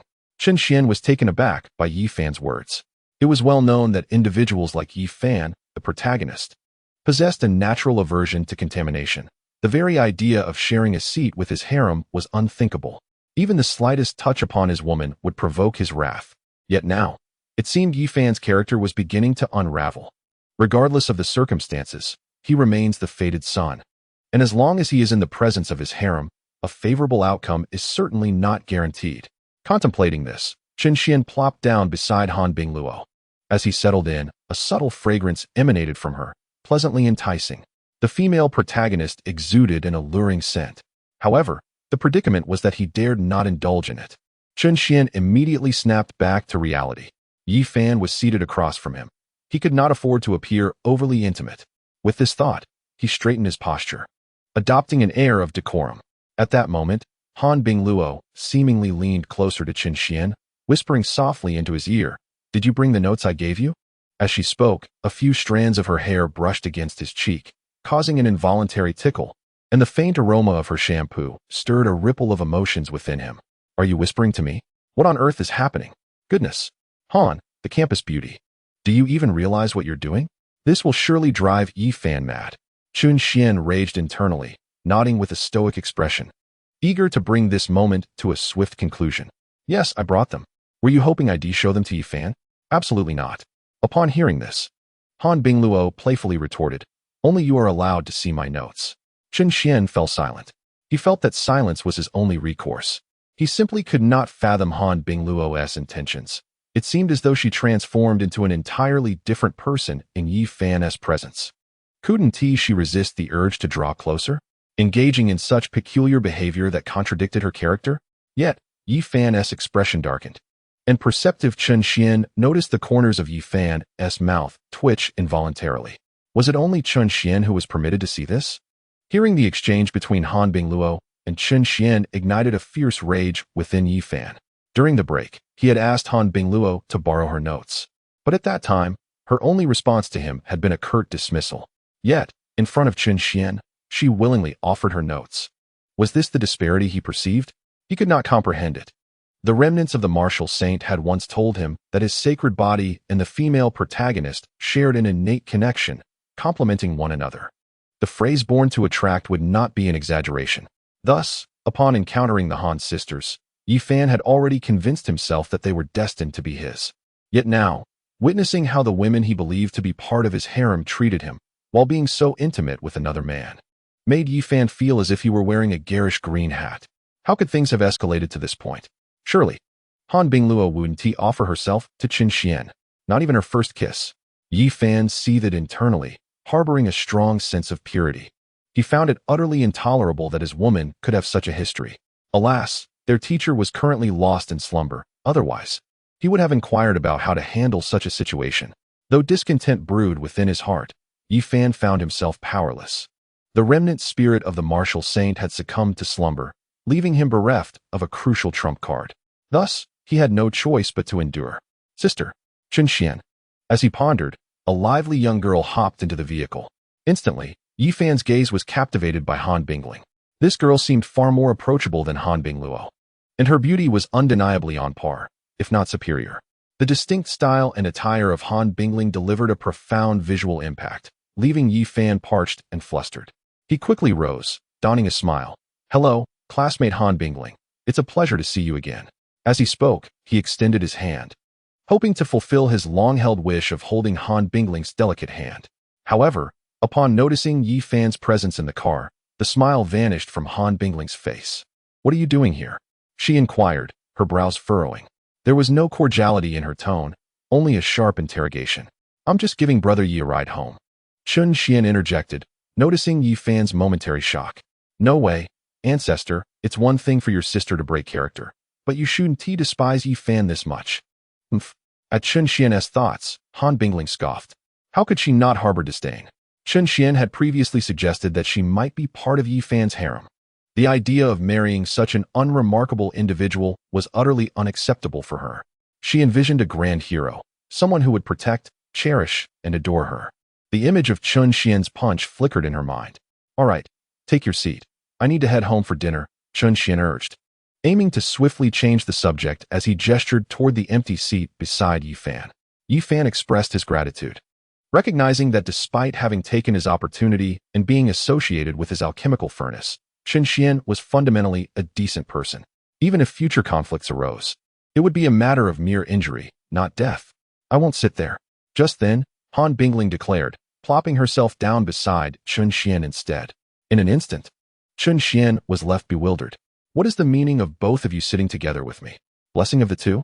Chun Xian had neither the inclination nor the fortune to enjoy such a scenario. Casting a glance at Yi Fan, he felt as though the sky had fallen upon him. The expression on Yi Fan's face was one of sheer anguish, his temples throbbing with visible veins, his eyes wide and fixated on him. "Brother Yi, please let me explain. I truly did not anticipate this turn of events," he stammered. Chapter 39. You brought me home just for this? With two beauties by his side, Chun Xian found himself devoid of any other thoughts, while Yi Fan's eyes blazed with indignation. What could Chun Xian do? He could only sit there, meekly adhering to the role of a gentleman. The journey home felt interminable to Chun Xian, more so than ever before. Fortunately, the two sisters from the Han family displayed no overtly intimate gestures, which led Chun Xian to believe that their relationship wasn't as close as it might seem. As soon as Han Bingluo entered the vehicle, she withdrew a book, embodying the essence of a serene beauty, while Han Bailing began rummaging through her pink backpack. Stealing a glance, Chun Xian was taken aback to discover it was filled with snacks.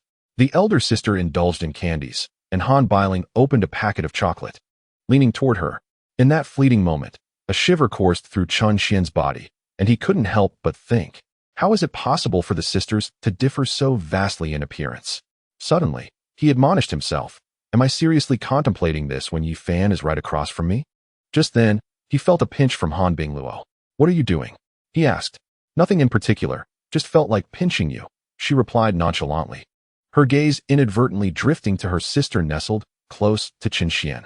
Han Bingluo dismissed any concern, believing her sister's behavior was merely thoughtless, and addressing it would only heighten the awkwardness. Deep down, she was irked by Chun Xian's unvoiced thoughts, her eyes lingering on her own figure. Truth be told, mine is quite ample, she reassured herself. Chun Xian found himself at a loss for words. What is she thinking? Never mind, I won't dwell on it. Presently, he sat opposite them, wishing to remain silent. Yet, just as he entertained this thought, Han Bailing's petite hand reached out. Candy, she exclaimed, her cheeks flushed and her sparkling eyes fixed on Chun Xian. Her earlier actions had been unintentional, but upon hearing Chun Xian's inner thoughts, she felt a wave of embarrassment wash over her.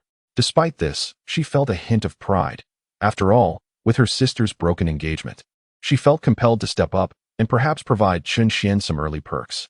No, thank you, Chun Xian replied, eyeing Han Bailing's delicate hand. The act of feeding him was far too intimate. Just as he thought there would be no affectionate gestures, she did this. Fear gripped him at the thought of Yi Fan's potential reaction. What? Are you refusing me? Han Bailing's face hardened slightly as she threatened. Chun Xian thought, will this girl hold a grudge against me for declining her offer? It was merely a piece of candy, after all.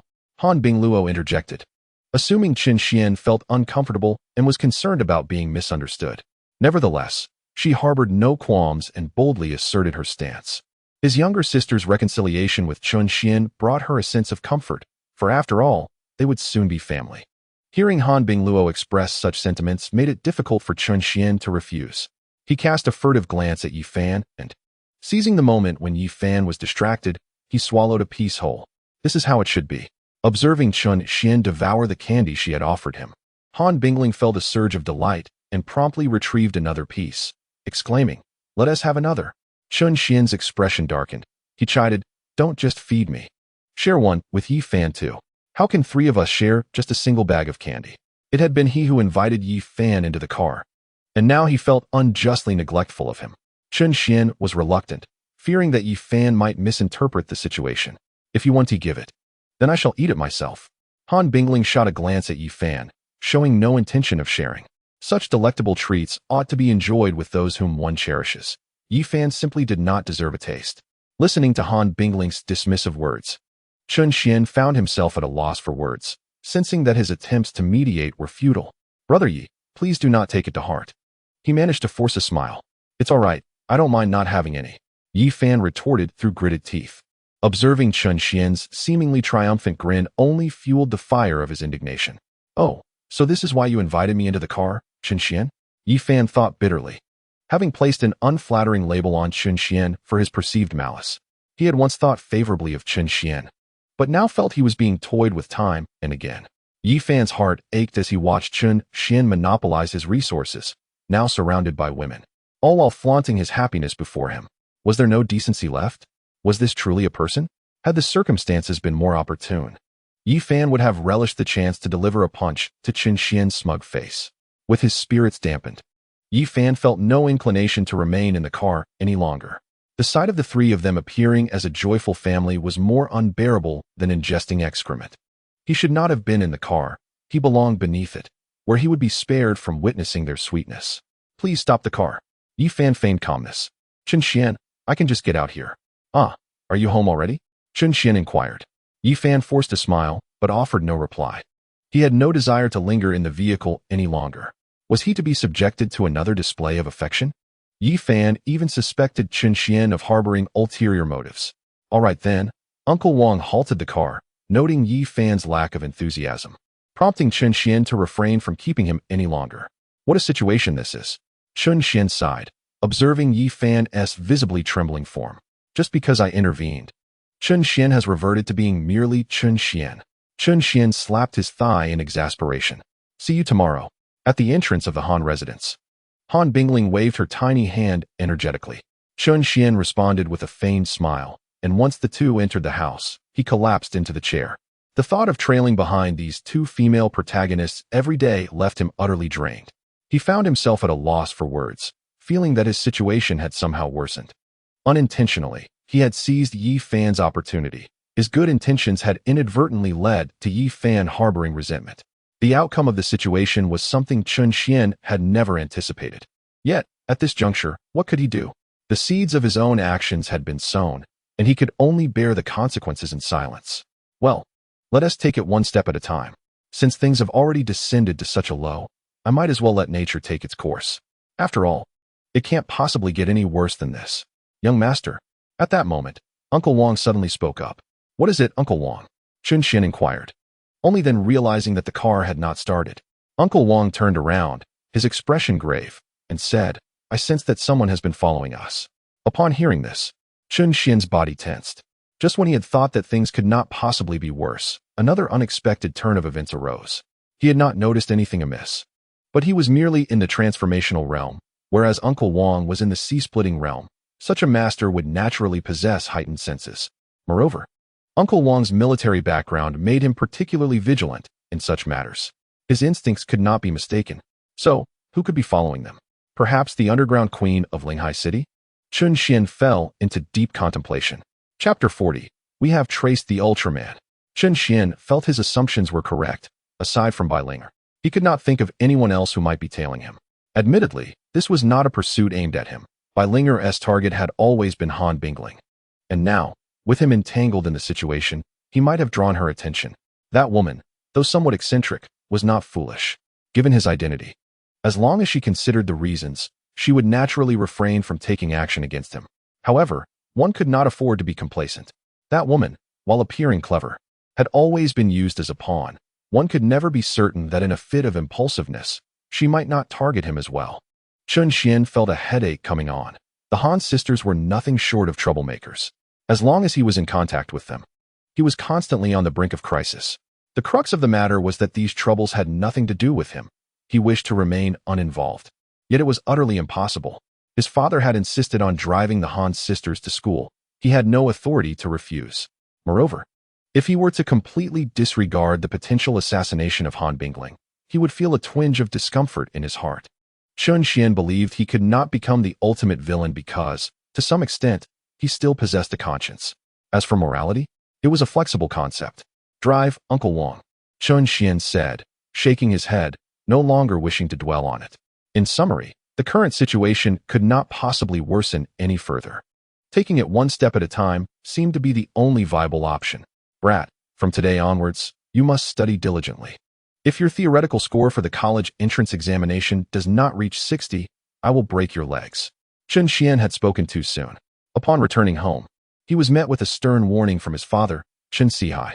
Typically, at this hour, a mother would undoubtedly defend her son. However, at this moment, Qin Su unexpectedly brought in a substantial stack of books. Chun Xian glanced at the titles: Genetic Mutations of Beasts, The Secrets of Martial Artists' Physiques, and Genetics of Humans and Beasts. Little Xian, your father is right. This is your sole opportunity to gain admission to university. Dr. Zhang has stated that as long as you score above 60, your place in the research institute is assured. With only 3 months remaining until the college entrance examination, Qin Su declared, from today onward, you need not exhaust your energy training. Given your aptitude, you are unlikely to gain admission to the martial arts university. So it is wiser to enter the research institute. Let me inform you, the research institute holds a status comparable to that of the martial arts university, and Dr. Zhang's standing surpasses even your father's. Qin Su continued her incessant chatter. Dr. Zhang? Zhang Lai? She came to our home. Only upon hearing the mention of Dr. Zhang did Chun Xian realize the situation. He felt as though his heart had seized. This woman was indeed intent on studying him, employing a cunning strategy to swiftly engage his parents before he could object. Impressive. Chun Xian couldn't help but admire this highly intelligent woman for pinpointing his vulnerabilities and exploiting his parents' weaknesses, leaving him with no room for resistance, compelling him to become her guinea pig.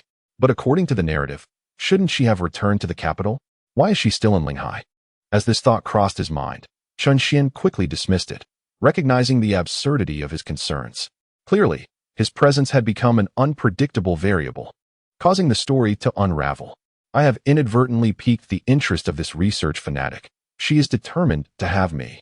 In an instant, Chun Xian grasped the crux of the matter. He felt like a well-bred youth under scrutiny. However, despite being targeted by this research enthusiast, Chun Xian regarded this predicament as merely a minor inconvenience amidst his greater troubles. Zhang Lai perceived him as a failure, capitalizing on the fact that he was unable to gain university admission, unaware that his struggles were a mere fade. With my talent and system, gaining entry into the most prestigious martial arts university is a trivial matter. A smirk crossed Chun Xian's lips as he returned to his room. Clutching the stack of books his mother had handed him, he swiftly tossed them aside. Theoretical knowledge? Not worth learning. Once he gains admission to the martial arts university, this nuisance regarding Zhang Lai will naturally resolve itself. I am destined to become the top scholar in Linghai City. I cannot overshadow Yi Fan's brilliance. Nonetheless, I shall still be the second best in Linghai City. Such a prodigy could never forsake the literary path for martial pursuits. Even if I were to acquiesce, my father would never consent. What could a mere researcher do? Dressed in the guise of an official research doctor, could she truly resort to kidnapping me? Chun Xian had little faith in Zhang Lai's willingness to jeopardize her own future. Although Zhang Lai comprehended her character, the most reckless act she committed in the original narrative was merely her unreserved devotion to Yi Fan. This lunatic was willing to sacrifice everything for the sake of scientific research, even her own corporeal form. However, what remains of her without the identity of a doctoral researcher? What resources would she possess for her scientific endeavors? All circumstances hinge upon the foundation of research. Without the prerequisites for it, what value does she hold? Surely, she cannot merely become an underground scholar, can she? A vivid image arose in Chun Xian's mind. To evade pursuit, they resided in the murky underbelly of the city. with him bound to a bed while a deranged woman, her hair disheveled, drained his blood, exclaiming, "I did it. I have become a doctor. How terrifying." Shaking his head, Chun Xian quickly banished this thought from his mind. Ding. Congratulations, host. You have gained 100 survival points. As usual, the system's prompt resonated in Chun Xian's mind. Yet, he had no inclination to examine the system further. The lucky draw had reverted to its original price, and the system's marketplace was exorbitantly expensive. He could redeem nothing with a mere 100 survival points. He would have to accumulate them gradually, for there were still 3 months until the martial arts examination. Turning around, Chun Xian entered the training room. Although the system was advantageous, reliance on it alone was insufficient. Sister, we did not dare to take action. In a private room of the Tianshang Rin Jin Entertainment Club, 2 subordinates addressed Bai Ling. At that moment, Bai Linger had shed her disguise from the seafood market. She donned a black leather jacket that perfectly accentuated her alluring curves. Particularly, the fullness of her bosom, highlighted by the jacket, was breathtaking, as if it were about to burst forth. Why? Bai Linger inquired, casting a fleeting glance that sent chills down her subordinate spines. The two hastily explained, "We had no opportunity. Today, Han Bingling was escorted to and from school by the Chen family, and the driver is Wang Hai." Wang Hai? Upon hearing this name, Bai Linger furrowed her brow. She was no stranger to him. He was a formidable master at the sea-cleaving realm. Even with her own intervention, she was uncertain of besting him. Has the Chun family caught wind of something? We are unaware, but it appears the Chun family is indeed willing to wade into these murky waters. And we have uncovered clues regarding the individual who thwarted our initial plan. That Ultraman? Bai Linger queried. Indeed, according to our investigation, the last sighting of that Ultraman was in the vicinity of the Chin family. We suspect he may be affiliated with them. In that case, it becomes rather troublesome. Bai Linger lit a cigarette, inhaled deeply, and furrowed her brow, seemingly deep in thought. At that moment, there was a knock at the door of the private room, and a subordinate entered. Sister, representatives from the Sun Group have arrived. Chapter 41. Bai Linger decides to take action herself. As her subordinate finished reporting, a young man accompanied by an assistant stepped into the room.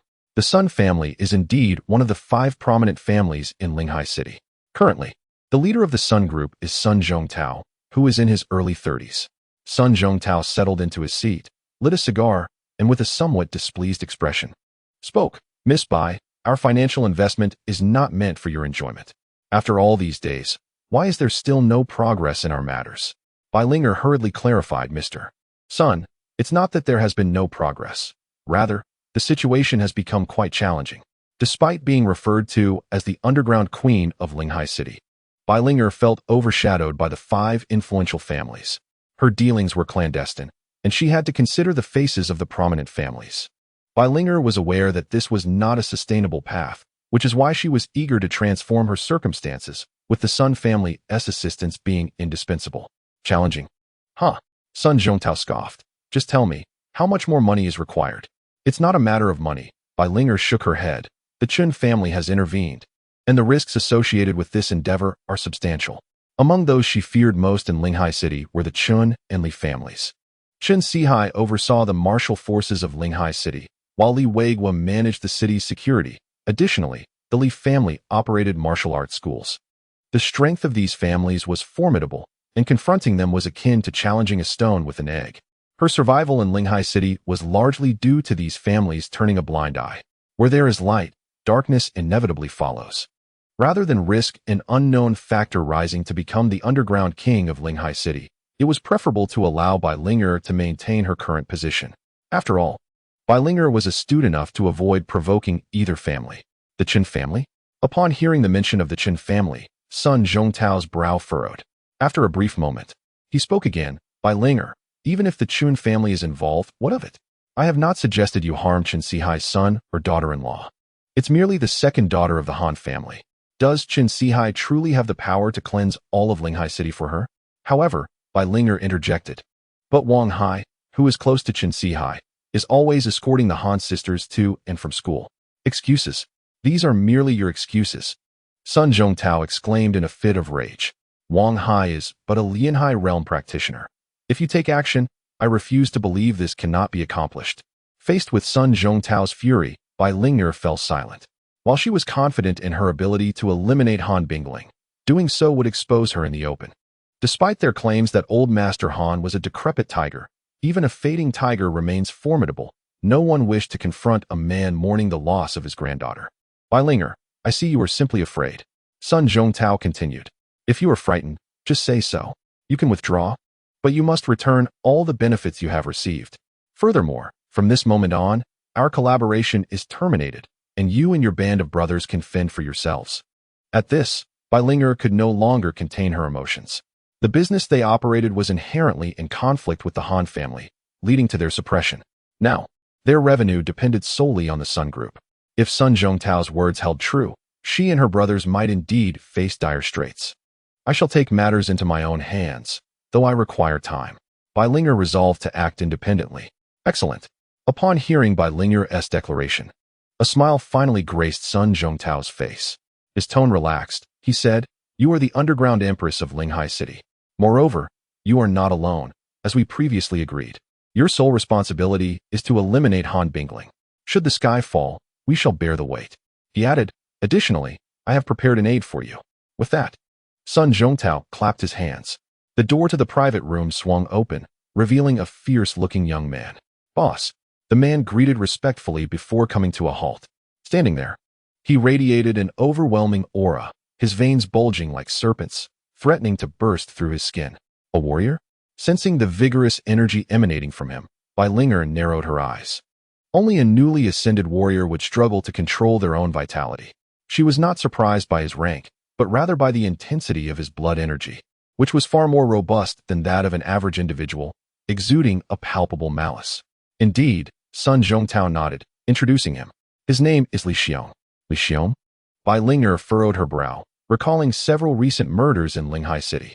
The victims were all young girls aged 17 to 19, and the perpetrator was a newly advanced warrior. The case, though quickly solved, left the assailant at large, prompting the issuance of a high-level wanted notice. If her memory served her right, the name on that notice was also Li Xiong. Linger regarded Sun Zhongtao with a deep gaze, astonished by his audacity. This was a high-profile fugitive. Should the truth come to light, regardless of his status as a Sun family representative, the other families would seize the opportunity to ruin them. What is your intention in bringing him here? Linger inquired. Sun Zhongtao chuckled. To serve as your assistant. Since you have decided to take action, and with the Chun family entangled in this matter, you need only to restrain Wang Hai. The rest is for him to handle. He gestured towards Li Xiong. Very well. After a moment's contemplation, Linger nodded. In truth, she felt a sense of relief. It was indeed advantageous for her to merely restrain Wang Hai without needing to take direct action. I will inform you when the operation is ready, Linger said, rising and approaching Li Xiong. Understood. Li Xiong nodded, his gaze inadvertently drifting over Linger's proud form. Sun Xiao, I shall take my leave. After bidding farewell to Sun Zhongtao, Linger turned to exit the private room. Yet, at the very moment the door opened, her voice resonated once more. Please convey to Sun Xiao that next time, he should refrain from regarding me with such disdain, or he shall face dire consequences. With that, Linger exited the private room. Was this a threat directed at me? Gazing at the firmly shut door, Li Xiong felt a tempest of emotions surge within him. Enough. She is not someone you can provoke. Observing this, Sun Zhongtao placed a reassuring hand on Li Xiong's shoulder, his previous arrogance subdued. If she were truly incensed, a mere finger from her could spell your doom. Those who are truly formidable never utter such trivialities as to conduct oneself properly. Remember my directive. Ensure that Han Bingling meets her demise. Understood. For several consecutive days, Chun Xian languished in torment. It seemed he had become the bodyguard of the Han family, ferrying the two sisters to and from school daily. What kind of predicament is this? In the Chun family's training chamber, Chun Xian practiced cultivating his vitality, all the while grappling with a throbbing headache. The sisters had taken to role-playing, with Han Bing diligently extracting her textbooks to tutor him upon entering the car, while Han Bingling transformed into a purveyor of sustenance. Chun Xian sensed that if this continued, their relationship would escalate to an unfathomable intensity. Suddenly, a dull thud emanated from Chun Xian's body. Chapter 42. Effort? Does effort yield more pleasure than drugs? The sound was so abrupt that Chun Xian found himself momentarily stunned. Yet, in the next instant, he felt a surge of vitality erupt within him. His complexion flushed crimson as the vigorous energy within him seemed poised to burst forth from his very being. As he sensed the transformation within, that torrent of vitality surged like a wild stallion, fortifying and widening his meridians. Have I broken through to the third tier of the transcendence realm? Suddenly, Chun Xian realized he had seemingly shattered the constraints of his genetic lock, stepping into a new echelon, the fourth tier of the transcendence realm. Exhaling heavily, Chun Xian sought to calm his exhilarated heart. Nearly 10 days of arduous training had finally yielded a gratifying result today. Unlike the direct enhancements from the system, this elevation through personal exertion felt far more precious to Chun Xian. However, upon reflection, if I continue to ascend at this pace, I surely want to achieve martial artist status before the college entrance examination. Over the past week, Chun Xian meticulously documented the changes in his cultivation of vitality. After consuming the dragon blood martial pill, he had already reached the precipice of the third tier of the transcendence realm, merely a hair's breadth away from breaking through that barrier. Yet, this took nearly 10 days. Although Chun Xian did not train incessantly, practicing only a few hours each night, the outcome felt excessively sluggish. At this rate, not only would reaching martial artist status be improbable, but even attaining the 7th tier seems daunting. Time is running short for me. Chun Xian chuckled wryly. His desire to grow stronger had become increasingly urgent. Without mentioning Zhang Lai waiting to catch him as a lab rat, nor the potential crisis facing Han Bingling, just the thought of Yi Fan gives Chun Xian a headache. As Yi Fan's desk mate, Chun Xian observes Yi Fan's countenance daily, which grows increasingly grim. In fact, Yi Fan has ceased pretending and is now employing outright cold violence against him. Typically, when Chun Xian expresses concern, Yi Fan would at least respond with a dismissive remark. But now Yi Fan completely ignores him. Moreover, Yi Fan has drawn a clear line between them, and anyone who dares to cross it would receive a punch. Chun Xian recalls Yi Fan's words distinctly. He is now too afraid to even doze off in class, fearing that he might inadvertently cross the line and be knocked out by Yi Fan's fist. Chun Xian understands Yi Fan's feelings, as his furnace cauldron heroine accompanies him to and from school daily, sharing the classroom and occasionally helping him with his studies during breaks, even passing him notes during lectures to encourage him to pay attention. How could the chosen one remain composed while witnessing all this?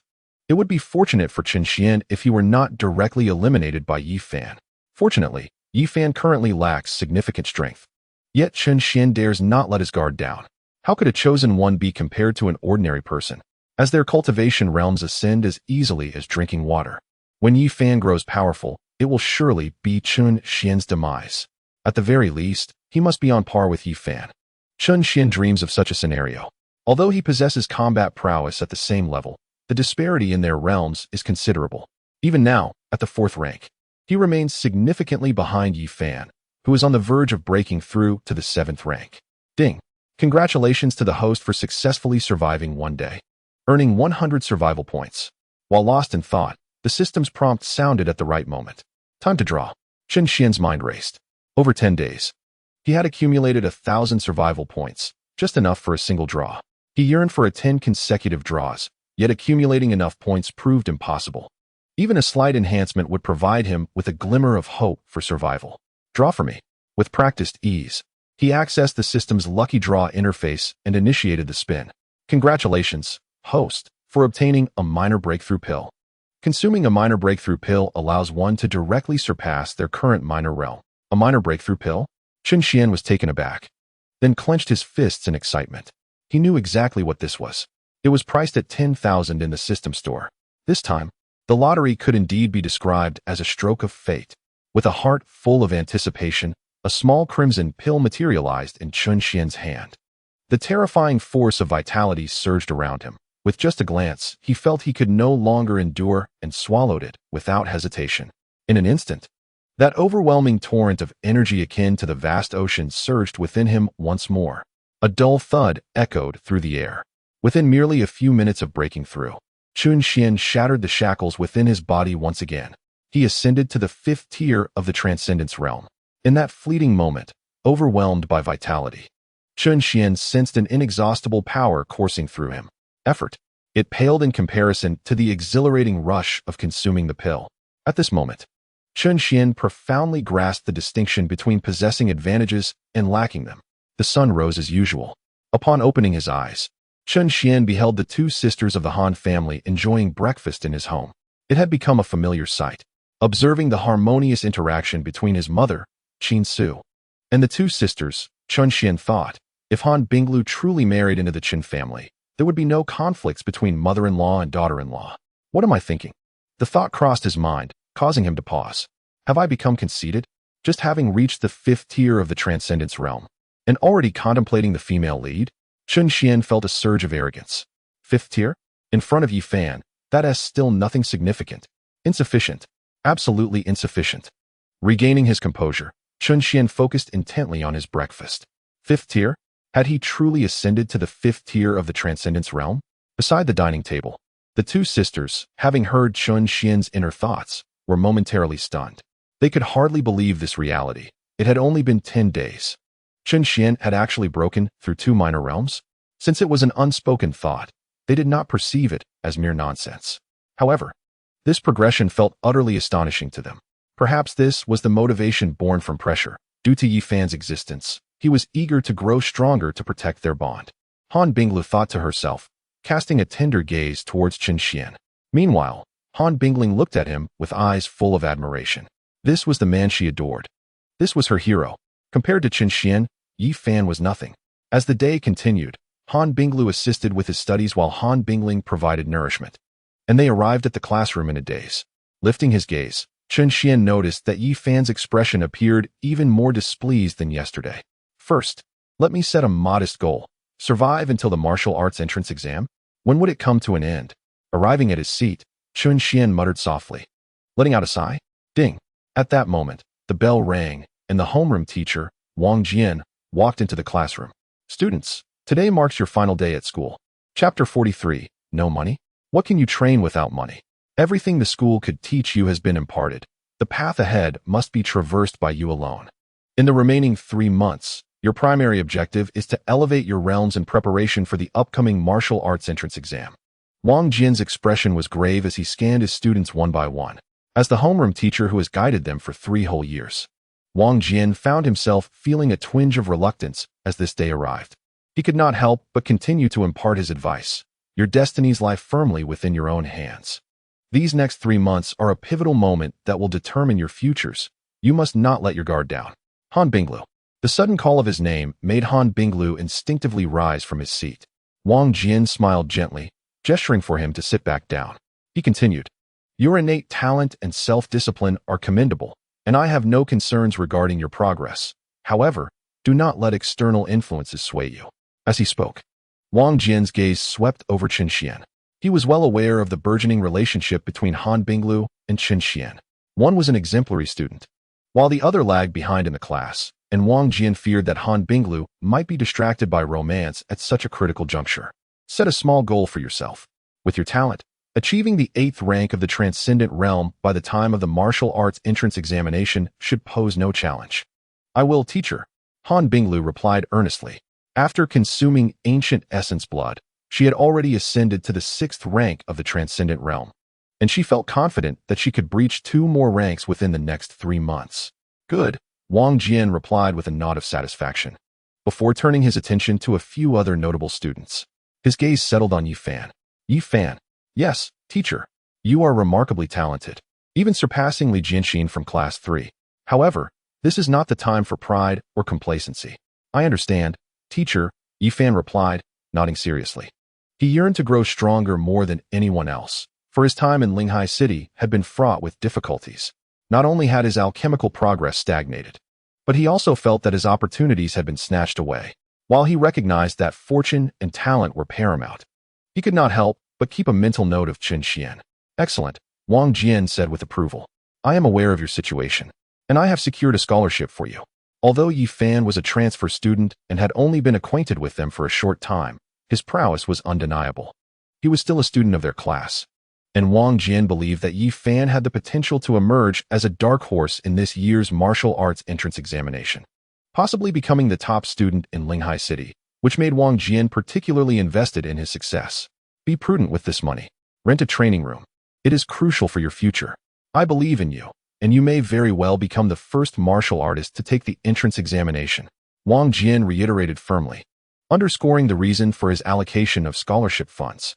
These 3 months were critical for establishing a significant advantage in the world of martial arts.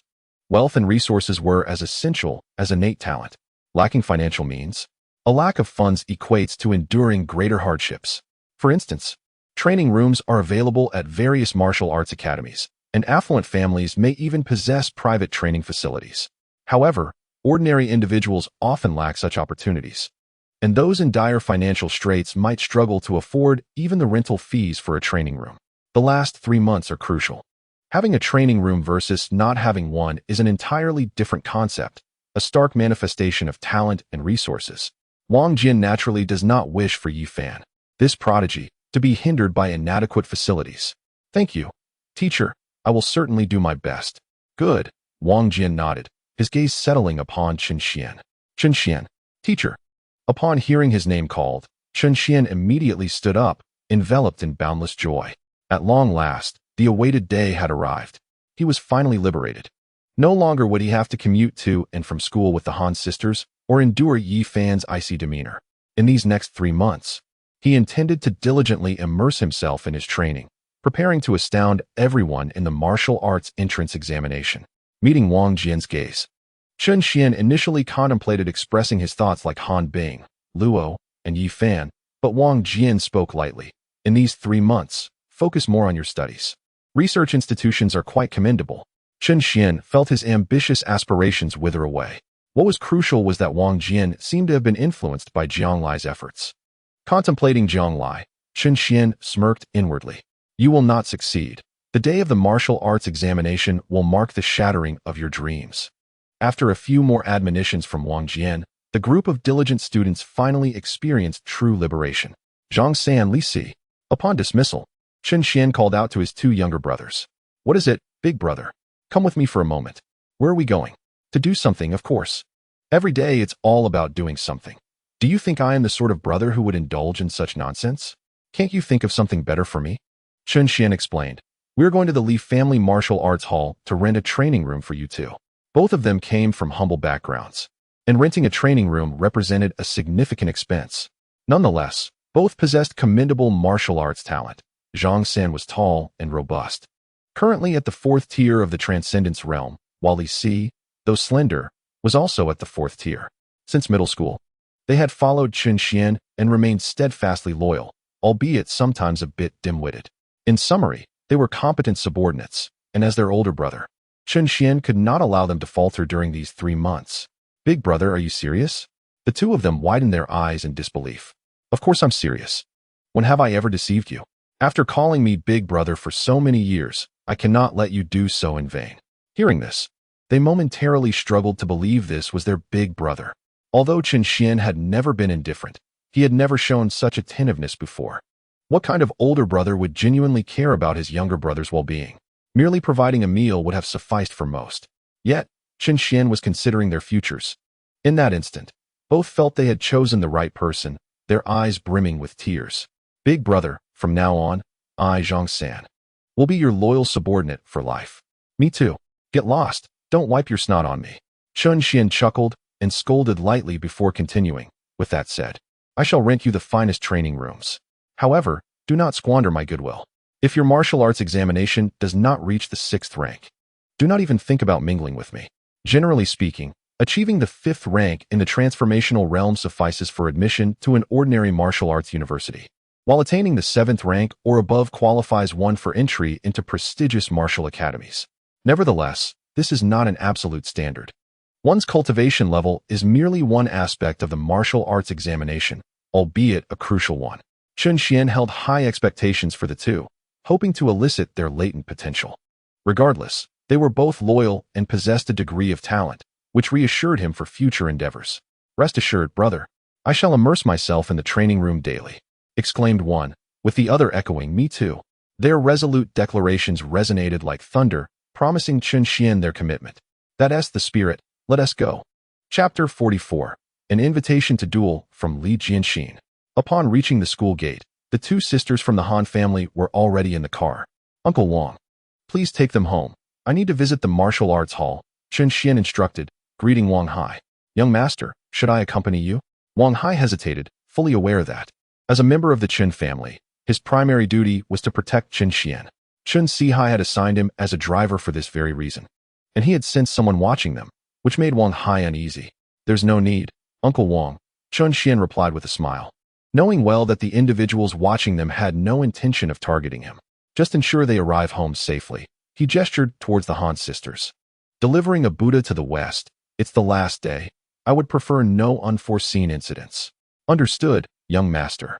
Call me if you need anything," Wang Hai conceded, starting the car. As he watched the vehicle disappear from sight, Chen Xian felt a twinge of unease.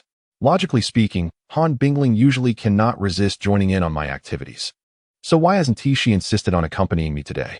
Chen Xian pondered, though he soon dismissed the thought. It was perhaps better without her around. He welcomed the tranquility. When it comes to the most renowned martial arts hall in Linghai City, it is undoubtedly the Li Family Martial Arts Hall. The Li family's influence extends throughout Linghai City, with branches even in other cities. Chen Xian and his companions arrived at the largest Li Family Martial Arts Hall in Linghai. Towering several stories high, it stood like a colossal pillar reaching towards the heavens. Upon entering, the dense crowd astounded Chen Xian and his companions. "So many people?" he mused, observing the reception line that stretched like a dragon. His lips twitched at the thought of how long the wait would be. Moreover, given the current scene, even if they managed to queue, it was unlikely there would be any vacant training rooms. Goodness! Just as he spoke, another throng of dark-clad individuals surged through the entrance. Pushing forward without hesitation, Chen Xian narrowly avoided a fall and, upon looking ahead, caught sight of Yi Fan's figure. Could it be that Yi Fan had just given him a little push? Chen Xian felt this was quite plausible. However, he decided to endure it. After all, being pushed was preferable to being stabbed with a knife. Oh. This boy was among the last few in the queue for the esteemed Tianzi training room in the original storyline. If that were the case, does this mean that queuing now is futile? Observing the distance between himself and Yi Fan, who was surrounded by dozens of individuals, Chen Xian's expression darkened. Even if Yi Fan was not the last, his chances seemed slim. "Brother, perhaps we should just let it go?" Zhang San and Li Si were startled by the frenetic crowd, and, seeing Chen Xian's grim demeanor, couldn't help but speak up. "No way," Chen Xian replied decisively. "A promise is a promise. I will see this through. Rest assured, I have my ways." With that, he patted the shoulder of a man in front of him. "What do you want?" The man turned around, casting a hostile glance at Chen Xian. Chen Xian pulled a $100 bill from his pocket. "Allow me to cut in line. And this money is yours." The man looked at the bill and then uttered two words. "Idiot." "What? How dare you insult my brother?" Upon hearing this, Zhang San immediately lunged at him, but was held back by Chen Xian. "Brother, you really should take action." The more they hesitated, the more the training room would be rented out. However, as the finest martial arts school in Linghai City, it naturally attracted a plethora of wealthy individuals. Moreover, at such a critical juncture, parents would go to great lengths to secure a good training room for their children. There was no way they would allow someone to cut in line over a mere $100. "Brother, I think it's best to let it go." "Yes, brother. If you feel uncomfortable, just get us both a card. We will work just as hard." Zhang San and Li Si urged again. This martial arts school, aside from its private training rooms, also boasted thousands of square meters of public training area. The public area was significantly cheaper, and having a card was sufficient. However, the conditions there were decidedly inferior. Not only was the equipment limited, but they might also face competition for it, and there were no professional instructors or nutritional meals provided. This was a far cry from the Tianzi training room, and Chen Xian certainly did not wish for his subordinates to endure such conditions. 100 won't do. How about 10,000? 10,000 was no small sum, and Chen Xian believed it could pave the way for him. Yet the issue remained. There were hundreds of people ahead. If everyone offered 10,000, even if he had the money, wouldn't he end up looking like a fool? This isn't the way to go about it, Chen Xian sighed. Just then, his gaze fell upon a striking figure, tall and elegant, with a single ponytail, carrying a wooden sword. Beside her was another young girl, both laughing as they ascended the stairs. Li Jianxin. Chen Xian smacked his forehead. How could he have forgotten her? She was the legitimate daughter of the Li family, the heiress of the Li martial arts school. Although there was little interaction between Li Jianxin and Chen Xian on a usual basis, their fathers were colleagues and shared a cordial rapport. With such a connection, why bother to queue? Following his elder brother, Chen Xian, brimming with confidence, led his two companions to chase after them. What a coincidence. Jinxin, you are here too. Chun Xian exclaimed as he dashed in front of Li Jinxin, wearing a facade of a smile. Jinxin? Chun Xian? Upon hearing the intimate address, the girl beside Li Jinxin cast a surprised glance between the two. Such familiarity was quite unusual. As Li Jinxin's close friend, she had never seen a male refer to her so affectionately. Xiao Qian's large eyes darted back and forth between them, sensing there was something amiss. You two have something going on. However, Li Jinxin remained unfazed by Chun Xian's familiarity. Ever since she overheard his thoughts, she had been suppressing her curiosity. Yet today, she had not anticipated that he would approach her so directly. What are you looking at me for? If it weren't for my little brothers, would I need to bother with you? Alas, it is all unavoidable. Ye brother, I do not wish to provoke your furnace either. So you have matters to discuss with me? Li Jinxin smiled slightly, intuitively grasping his intentions without him uttering a word. The sensation was exquisite. Xiao Qian, you may head up first, Li Jinxin instructed her friend. Turning to Chun Xian, she inquired, speak, what is it? Chun Xian chuckled, well, Jinxin, could you grant me access to 2 training rooms of the highest grade? Rest assured, money is not an issue. Ah, so this is what it is. Li Jinxin understood immediately. Due to her status, many sought her assistance regarding such matters, yet she rarely obliged. Typically, she would not entertain requests even from acquaintances. Only a select few would elicit a response from her. Chun Xian did not fall into that category. However, given the relationship between the Chun family and her own, Li Jinxin was aware that if his father were to learn of this, he would undoubtedly assist Chun Xian. The crux of the matter was that Chun Xian lacked his father's contact information and had turned to her instead. This request could not be dismissed. Yet it could not be granted without conditions. A thought crossed her mind, and Li Jinxin smiled subtly as she spoke. Chun Xian, if everyone were to seek my help, would the Li family martial arts school still be operational? Chun Xian was taken aback and quickly replied, others are others. Can they compare to me? I once held you as a child. Li Jinxin furrowed her brow. Really? I do not recall that. Her expression darkened. I could consider helping you, but you must first engage in a duel with me. As she spoke, Li Jinxin executed a flourish with her sword. If you win, I shall grant your request for 2 training rooms at no charge. Chapter 45. Li Jinxin remained silent, her legs delivering swift kicks. Without giving Chun Xian a chance to respond, she promptly entered the elevator.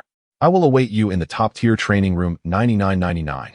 If you lack the courage to come, then do not expect to claim those rooms. A disdainful smile graced Li Jinxin's lips. The elevator doors closed slowly, leaving Chun Xian and his companions exchanging glances. Elder brother, I believe Li Jinxin has no intention of letting you win. What realm is she in compared to yours? Isn't she deliberately putting you in a difficult position? One spoke. Indeed, elder brother, perhaps we should leave. It seems she merely wants to give you a beating, another chimed in. Is that really the case? Chun Xian muttered softly. He held no grudge against Li Jinxin, and the notion of her wanting to strike him seemed illogical. He sensed that she was simply looking for an excuse, claiming she would only fight him to gauge his strength. However, Chun Xian was convinced that even if he did not prevail, she would still deliver him 2 Tian-level training rooms. In truth, Li Jinxin did not genuinely expect him to defeat her, as there was a significant disparity in their realms. She merely recalled the day Chun Xian had demonstrated precise control over his energy and was curious about his abilities. Seizing the opportunity to test him and provoke him a bit, regardless of the outcome, she would still grant him the 2 training rooms. However, if Chun Xian truly lacked the courage to face her, she would refrain from any further interactions with him. As for any heartfelt sentiments, they need not be considered, for their paths would not cross again, rendering such feelings non-existent. She would not waste time on someone deemed ineffectual. Is this a battle? Perhaps a test of my courage? I am no cowardly lizard, Chun Xian declared, leading his companions upstairs. Room 9999 awaited them. Li Jinxin had donned a pristine white martial arts uniform, cinched tightly at her slender waist with a black belt. Ah, you've actually come, Chun Xian. You are not as pathetic as I imagined, she remarked, a subtle smirk gracing her lips as she saw Chun Xian enter with his 2 followers. She really dares to face him? Jinxin, go for it. Give him a good thrashing, cheered her friend, Xiao Qian, energetically waving her fists as a makeshift cheerleader. Elder brother, if things go awry, just surrender without putting up a fight, Zhang San and Li Si urged, swallowing hard. She is the top student in Linghai City. And you, elder brother, are considered the biggest failure in Linghai. What chance do we have? We can only pray that the defeat isn't too humiliating. Can't you learn how to be a proper cheerleader? They haven't even fought yet. All right, elder brother, just don't get killed. That would be a victory. Chun Xian's expression darkened as he chose to ignore his companions, stepping into the center of the training room to face Li Jianxin. Do you need to change into a martial arts uniform? No need. Let us begin directly. I'm merely going to toy with you. There is no need for such formalities. Toying around? Li Jianxin scoffed upon hearing Chun Xian's thoughts. She took it as a sign of his ignorance regarding his limitations. She was the top martial artist in all of Linghai City, and although Yi Fan had emerged, he was still a solid second. Furthermore, she was currently at the 7th level of the Transcendence realm. Confident in her ability to triumph over Yi Fan, she considered herself a prodigy, excelling in both vitality and martial skills, and believed she lacked nothing compared to anyone else. Simply toying around, it was she who would be playing with him. Chun Xian was not qualified to utter such words.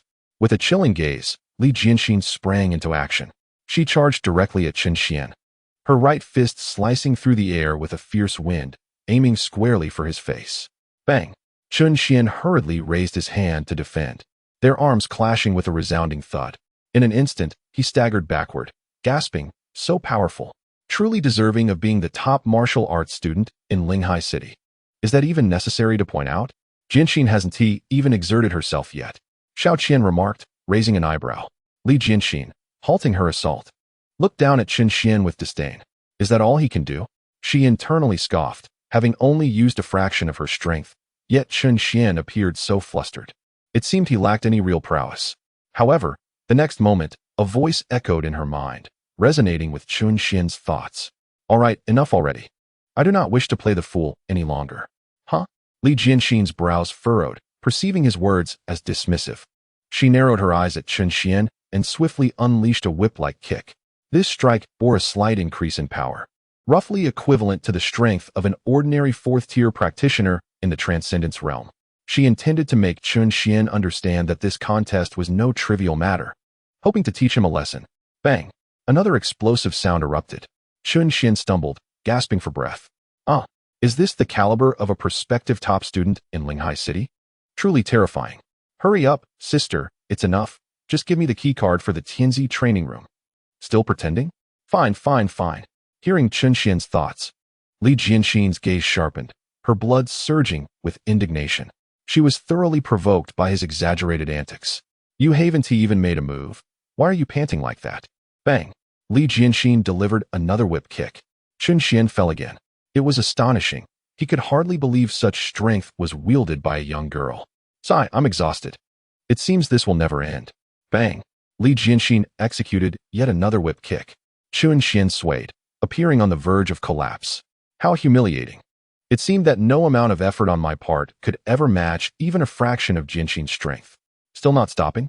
If this continues, I shall run out of words. Though, I must admit, those little feet of hers are quite lovely. Chun Xian stole a glance at Li Jianxin's exposed feet. Dainty and fair, resembling exquisite jade. No wonder Yi Fan is fond of her. They are indeed a pair of beautiful feet. Upon hearing this, Li Jianxin instinctively retracted her feet, her toes curling tightly. Her face flushed crimson, glaring at Chun Xian with fiery eyes. At this moment, was he still focused on her feet? Embarrassment and anger surged within her as she lifted her leg for yet another whip kick. Bang! I can't take it anymore. Jianxin, is this sufficient now? Will it ever end? More? Bang! Spare me, Kendo classmate. Is there something about your orientation? Just wait until Yi Fan deals with you. Bang! I concede. Bang bang bang. Li Jianxin remained silent, relentlessly executing whip kicks. Beside them, the trio of onlookers stared, bewildered by Li Jianxin's escalating frenzy. Xiao Qian, utterly perplexed, thought, what did your elder brother do to provoke my Jianxin? Zhang San and Li Si exchanged glances and replied in unison, we don't know. We were merely helping out. It shouldn't warrant such a fierce response towards their elder brother. One kick followed another. Unbeknownst to them, Li Jianxin's strikes grew increasingly powerful. However, what astonished Li Jianxin was that Chun Xian seemed to barely withstand each blow, yet he managed to endure them all. Moreover, upon hearing Chun Xian's inner thoughts and witnessing his exaggerated performance, Li Jianxin realized this fellow still had strength to spare. How could this be? Li Jianxin was utterly shocked. Physical strength was not her forte. Yet she was at the 7th rank of the transformation realm. Each kick of hers carried a force exceeding 700 units. And Chen Xian could withstand it. Enraged, Li Jianxin thought, Chen Xian, if you have the ability, continue your charade. I shall see how long you can keep it up. Chapter 46. Yi Fan finally decides to take a different approach. At last, Li Jianxin ceased to suppress her realm and energy, summoning her full power to deliver a fierce whip kick. Bang! In that instant, as she struck, Chen Xian felt an overwhelming force rush towards him, and his expression changed dramatically. Holy moly, Li Jianxin is serious. At the 6th rank of the transformation realm, Li Jianxin could unleash nearly 1,000 units of energy with a single punch, let alone now, being at the 7th rank and employing a whip kick. With this blow, Li Jianxin was confident that few high school students in Linghai City could withstand it. Boom. Indeed, Chen Xian was sent flying several meters. Brother! Zhang San and Li Si were dumbfounded. Was this still a contest? Was this merely a test? It felt more like an attempted murder. Their expressions tightened as they hurried to check on Chen Xian, anxious to see if he still had breath left. However, just as they reached him, the freshly landed Chen Xian immediately stood up. He blocked it. Their brother managed to block it? Their eyes widened in disbelief. They could hardly fathom that this person, who could withstand Li Jianxin's pure force whip kick, was their brother. Brother, you seem a bit strong, they murmured to themselves, as if they had just met Chen Xian for the first time. Did he block it again? Looking at Chen Xian, who was now standing, Li Jianxin's eyes widened. For the first time, she regarded this supposed waste with seriousness. Chen Xian was far from the simpleton he appeared to be. Li Jianxin felt a shiver run down her spine. If Chen Xian possessed such strength, why had he been masquerading as a weakling? Li Jianxin could not comprehend his motives. Yet this dilemma was not one she wished to dwell on excessively. She felt that Chun Xuanqing's depths were unfathomable. Yet being able to hear his true thoughts rendered this concern trivial. What captivated her most was the true extent of Chen Xian's strength. Thus, let me see if I, the foremost martial arts student of Linghai City, possess the prowess to gauge your true capabilities. Li Jianxin's gaze sharpened as she began to channel her vital energy throughout her body. Jianxin, is that enough? Chen Xian inquired, rubbing his slightly aching arm. This time, the impact he received was no trivial matter. Fortunately, having broken through 2 realms and utilizing his momentum to dissipate the force, he managed to avoid a complete fracture of his arm. However, this strike had ignited a fire within him. Even a clay figurine has its limits. Li Jianxin seemed intent on bringing him to his demise. Woman, do not be ungrateful. Were it not for your status as Yi Fan's vessel, my fist alone would have subdued you.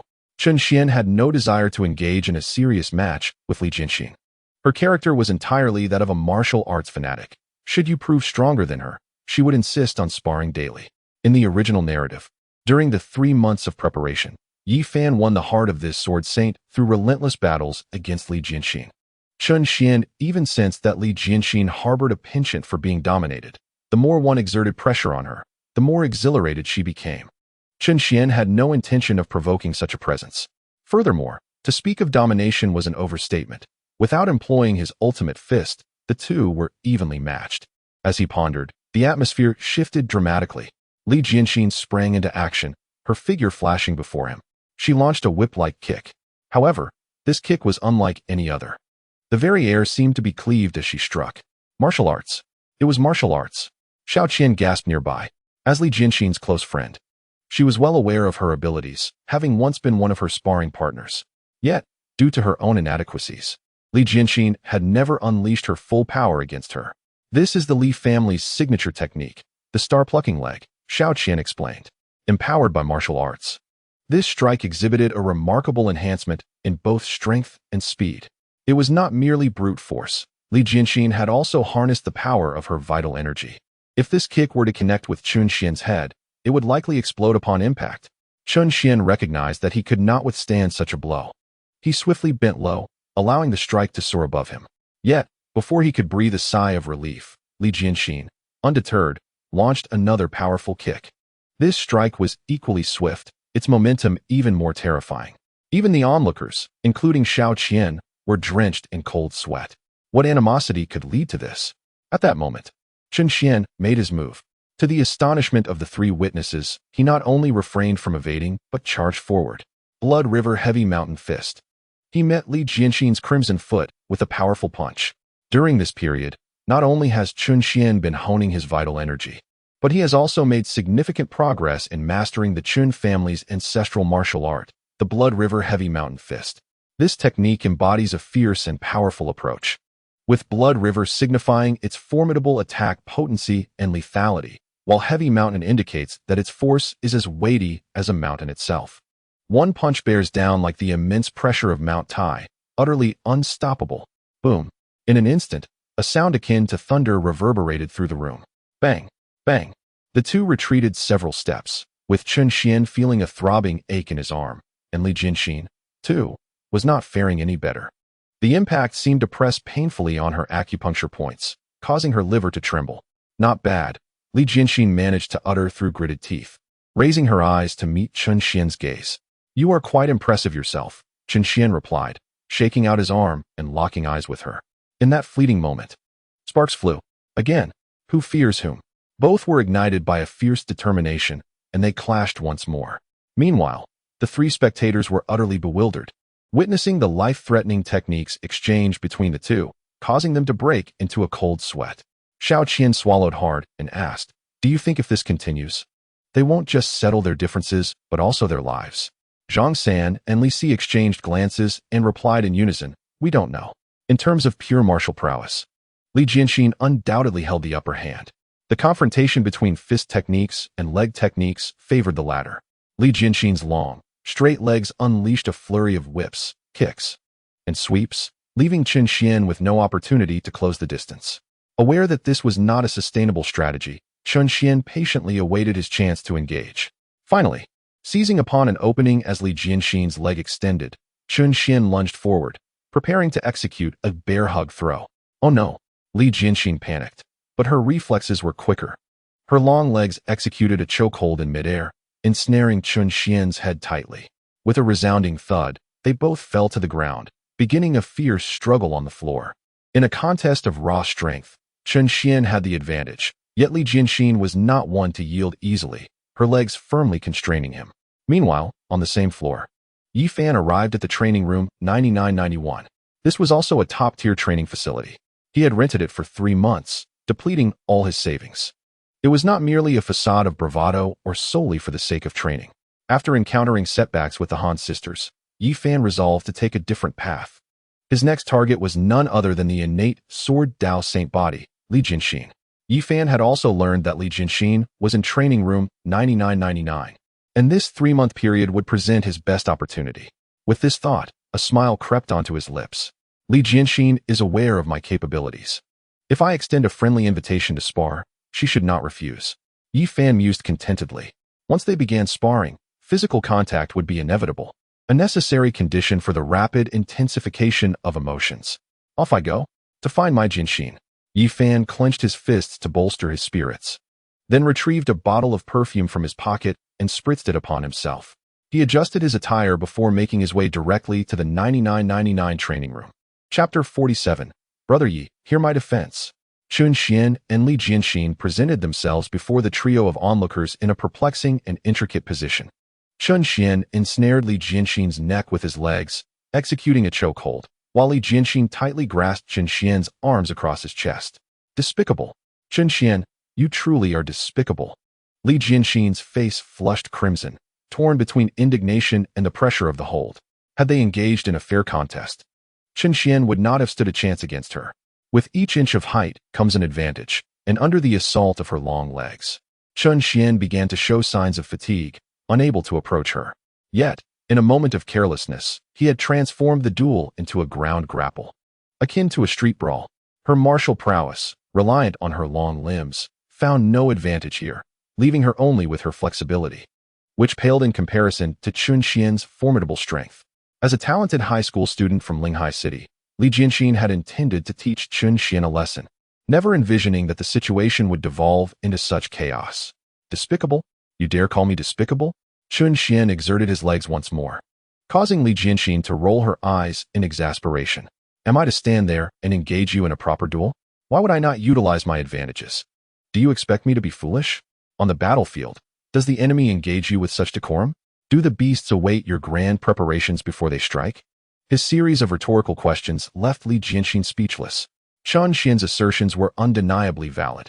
He was willing to employ any means necessary to secure victory, which was, in itself, not a flaw. Yet, she could not endure the humiliation of being bested by someone she deemed a mere waste. Well, Jianxin, do you concede? At that moment, Chun Xian's infuriating voice echoed in her ears, further bruising her pride. Though her mind was swirling, Li Jianxin vowed not to yield. Suddenly, she opened her mouth and bit down on Chun Xian's thigh. Ah! A mournful wail erupted from Chun Xian. Li Jianxin, are you even human? Just 3 inches away. Just 3 inches away from becoming a eunuch. Their gazes locked, and Chun Xian caught a glimpse of Li Jianxin's triumphant expression. You said it yourself. Employing any means necessary. What's wrong with using my mouth? Let go. Release me. Li Jianxin shook her head, feeling a surge of breathability from her bite. The effect was palpable. Encouraged, she exerted a little more pressure. Ah! Chun Xian's cries were akin to that of a slaughtered pig. All right, fine. Li Jianxin, you have forced my hand. With that, Chun Xian raised his fist, as large as a sandbag, and aimed a punch at her behind. Bang! In an instant, Li Jianxin felt a sharp pain, her face flushing even deeper. Having grown up, no man had ever touched her in such a manner. Although Chun Xian is indeed hammering away, this is also a woman's crucial position. Li Jianxin, despite knowing Chun Xian harbors no ill intentions, cannot forgive him. Her eyes redden, and she bites down harder. Chun Xian, fueled by anger, refuses to relent, so the hammering continues. 2 stubborn individuals, one willing to sacrifice a piece of flesh and the other to endure a severely beaten backside, have locked horns. Meanwhile, Xiao Qian and the other 2 observe in bewilderment. It seems the 2 have truly ignited with passion. Yet they also recognize that both retain some semblance of reason, merely waiting for the other to speak. However, given their natures, neither is likely to be the first to yield. They are both gritting their teeth and holding firm. What is happening? How did a simple competition escalate to this point? Are they certain this is still a contest? It's unclear. Could you 2 possibly rephrase that? Or perhaps separate them? At this rate, I fear they might genuinely come to blows. Agreed. The 3 of them united in their thoughts, realizing the necessity of having an audience for such trials. Had they not been present, these 2 might have fought to the death. Yet just as they prepared to intervene, Chun Xian abruptly halted. His eyes widened, staring intently past the 3, as if he had witnessed something dreadful. The trio turned to see a man standing at the entrance, impeccably groomed, emanating a faint scent of cologne. It was Yi Fan. Yi Fan stood at the doorway, locking eyes with Chun Xian, utterly stunned. Why? Why was Chun Xian in Li Jianxin's training room? More pressing was the question, what were they doing in broad daylight? What was Chun Xian doing with his furnace? Yi Fan could hardly believe what he was witnessing and inquired, a competition? Clearly, my brother is competing against Li Jianxin. A competition? Yi Fan's eyes widened in disbelief as he looked back at Chun Xian and the others. Their bodies were nearly entwined. You call this a competition? You dare tell me this is a contest? Yi Fan's expression darkened. The scene before him struck like lightning, delivering a devastating blow to his fragile spirit. Under the bright sky, in broad daylight, they hadn't even drawn the curtains? There are spectators. You city folk truly indulge in scandalous games. Chun Xian. He trembled with agitation, an uncontrollable fury igniting within him. Why? Why must it be Chun Xian again? Yi Fan felt as though Chun Xian was deliberately opposing him. He had already chosen a different path, distancing himself from the Han sisters for a time. Yet why? Why was Li Jianxin still entangled with him? Ming Ming had already gathered information at school, and Li Jianxin had never shown any interest in men, having no connection with Chun Xian whatsoever. Yet at this moment, Yi Fan felt as if the entire world was deceiving him, overwhelmed by a tumult of indescribable emotions. There was a pang of sorrow, a sense of despair, a feeling of uncertainty, and an acute helplessness. However, more than anything, there was a deep-seated resentment towards Chun Xian. Chun Xian. Finally, Yi Fan could no longer contain the fury boiling within him. He glared fiercely, the words bursting forth from between his clenched teeth. In that instant, Chun Xian trembled, sensing the palpable intent to kill emanating from Yi Fan. This time, it's truly dire. Chun Xian shivered, wishing he could slap himself twice. How unfortunate I am. To secure a training room for my 2 subordinates, I ended up offending Yi Fan's female lead. And that's not even the worst part. Given Yi Fan's obsessive cleanliness, I've been caught red-handed. Chen Xian had never anticipated such a dramatic turn of events would unfold in his life. He merely sought Li Jianxin's assistance. Who could have foreseen Yi Fan's sudden outburst? Now, Yi Fan, who already harbored a dislike for him, would surely be even more incensed. In Linghai City, there were only 3 furnace cauldrons, all of which were now entangled with him. No amount of lies would suffice to appease Yi Fan's wrath.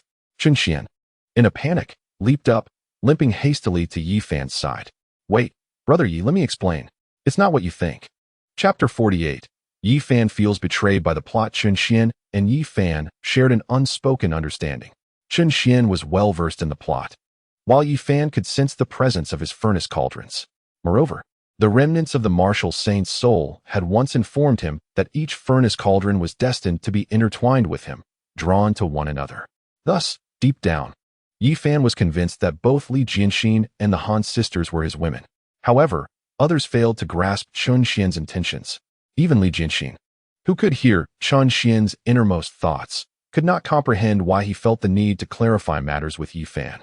Was it simply because she was one of Yi Fan's furnace cauldrons, one of his harem? Did he fear that Yi Fan might misunderstand? Li Jianxin pondered. This was the second time she had encountered Yi Fan, and thus far, they had exchanged not a single word. Now, Chen Xian believed he had the right to claim her as Yi Fan's woman? Li Jianxin found this offensive. Her choice of partner was her own business, and she had no obligation to heed Chen Xian's silent opinions, regardless of Yi Fan's merits, even if he were one of a kind. If she did not harbor feelings for him, it was of no consequence. The mere thought of becoming Yi Fan's furnace cauldron filled Li Jianxin with a vague sense of distaste whenever she glanced at him. Why should she explain herself to him? Before Chen Xian could utter a word, Li Jianxin abruptly pulled him behind her, casting a hostile glance at Yi Fan as she spoke. Who do you think you are to demand an explanation from me? You are his harem. Chen Xian roared inwardly. Shut up. However, in the next moment, Li Jianxin turned around and glared at him furiously. I said nothing. Chen Xian shrugged. Li Jianxin felt utterly bewildered by her own anger and, turning back, shot a menacing glare at Yi Fan. In fact, she found it somewhat amusing. If it were Han Binglu who had witnessed this scene, she might have offered some explanation. But what was Yi Fan? The man of her future? Forgive her, but that was merely a figment of imagination. Li Jianxin doubted there would ever be such a connection. Her initial impression of Yi Fan had been quite favorable, yet their second encounter had been entirely disastrous. In the original narrative, Li Jianxin's character was that of an ambitious, strong-willed woman, solely devoted to the martial arts, interested only in formidable and domineering men. Yet now, Yi Fan's demeanor resembled that of a scorned woman, which thoroughly vexed Li Jianxin. Why should she explain anything? They had not committed any wrongdoing. Yet it felt as though the legitimate wife had stumbled upon her husband and his mistress in a compromising situation. Those who stand upright need not fear shadows. She had nothing to feel guilty about with Chen Xian. Yi Fan found himself at a loss for words, utterly unsure of what to say. He certainly could not proclaim, "You will one day become one of my harem." Originally, he had intended to leave a positive impression on Li Jianxin, to get to know her better. However, upon witnessing her icy visage, his heart sank. It seemed his plans for the day had gone awry. In an instant, Yi Fan's gaze involuntarily drifted toward Chen Xian, his expression growing more forlorn. Chen Xian, observing this scene from behind Li Jianxin, felt a chill of terror. Why are you looking at me, you brother? I didn't question you. Chen Xian could only feel that Yi Fan, the male lead, was rather inept with words. No matter if it was the Han sisters or Li Jianxin, they would hurl a few remarks at him and then redirect their frustrations toward himself. Was there any justice in this? Any law? He could not fathom why Li Jianxin held such an attitude toward Yi Fan. This shouldn't concern me, right? Never mind. I suppose I will be soft-hearted. As the saying goes, it is better to dismantle 10 temples than to destroy a single marriage. I shall lend a hand to Yi brother once more. With this thought, Chen Xian tugged at the hem of Li Jianxin's garment. Jianxin, I feel that Yi brother is genuinely concerned for us, and he hasn't asked me to explain anything. It is I who should clarify things to Yi brother. Yes, it is he who insists I explain. Upon hearing this, Yi Fan seemed to comprehend that Li Jianxin's ire directed at him was utterly unfounded. It was Chen Xian who insisted on providing explanations, while he had said nothing at all. It was indeed an unwarranted calamity. Then why do you need to explain to him? Li Jianxin retorted. Chen Xian fell silent, completely at a loss for words. Do you fancy men? Do you like him? How could that be possible? Then, is there truly something between us? Jinxin, one must not speak carelessly. Chen Xian was on the verge of tears. Jinxin, I believe there may be a misunderstanding between us, Yi Fan interjected. This unexpected scene had caught him off guard, and he did not wish to leave Li Jianxin with such an impression. He merely sought to resolve the misunderstanding. Chen Xian hurriedly spoke. It's all a misunderstanding, Jinxin. A misunderstanding? Li Jianxin scoffed, then turned to Yi Fan. Your name is Yi Fan, isn't it? Indeed, I am Yi Fan, a person unwilling to lead an ordinary life. Yi Fan promptly introduced himself.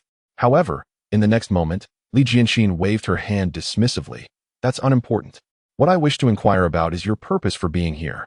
I have heard that Jinxin is the top student of Linghai High School, and I wish to engage in a friendly spar with you, Yi Fan stated, revealing the excuse he had meticulously prepared. A spar? Li Jianxin chuckled coldly. If it were merely a spar, that would be one thing. However, Chen Xian's inner thoughts constantly reminded me that she might develop feelings for you during such an encounter, potentially becoming your vessel. I see no necessity for that. Li Jianxin replied icily, then fixed her serious gaze upon Yi Fan, continuing, furthermore, Yi Fan, we are not so familiar. Please refrain from addressing me as Jinxin. If you would. The harshness of her words pierced Yi Fan's heart like an ice pick. Observing the frown on Li Jianxin's brow and the unmistakable disdain in her eyes, Yi Fan felt an ache in his chest. Was this still his harem? Why utter such frigid words? He felt as though the world had turned against him. His face flushed with indignation. Why was Han Binglu indifferent, yet Li Jianxin treated him similarly? Moreover, why was Chen Xian permitted to call her that while he was not? With a bitter smile, Yi Fan concluded, since you are in no mood today, I shall return another day. He attempted to retreat gracefully. Yet he dared not finalize his words, as Li Jianxin was presently the most accessible vessel for him. Return another day? Upon hearing this, Li Jianxin shook her head. I believe Yi Fan has misunderstood. You need not seek me out again in the future. This left Yi Fan utterly stunned. Was this a blow that could incapacitate him? How could this be? He had invested all his savings with this intention, and now it was all in vain? Jinxin. In his fluster, Yi Fan inadvertently blurted out. Get lost. Li Jianxin's expression turned frigid. She rarely resorted to such harsh language, but Yi Fan's ulterior motives were too glaring. Thus, she discerned his true intentions. Brother Yi, you should leave quickly, Chen Xian urged, making a face at Yi Fan. Can't this fool see that Li Jianxin is irate?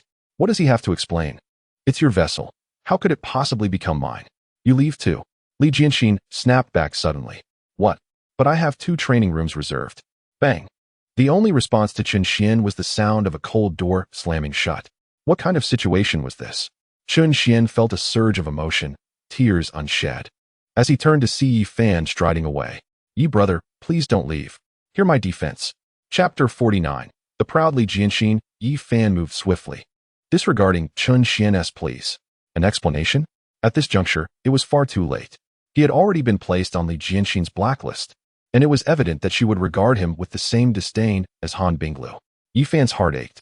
All 3 of his furnace cauldrons now held him in contempt. The architect of this predicament was none other than Chen Xian. Although Chen Xian had seemingly done nothing wrong, Yi Fan harbored an unsettling suspicion that it was indeed his fault. All 3 of his furnace cauldrons were somehow connected to Chen Xian, and their relationship appeared to be quite amiable, which only fueled Yi Fan's jealousy, making him feel as though he had been cast in the wrong script. To an outsider, one might assume they were all Chen Xian's furnace cauldrons.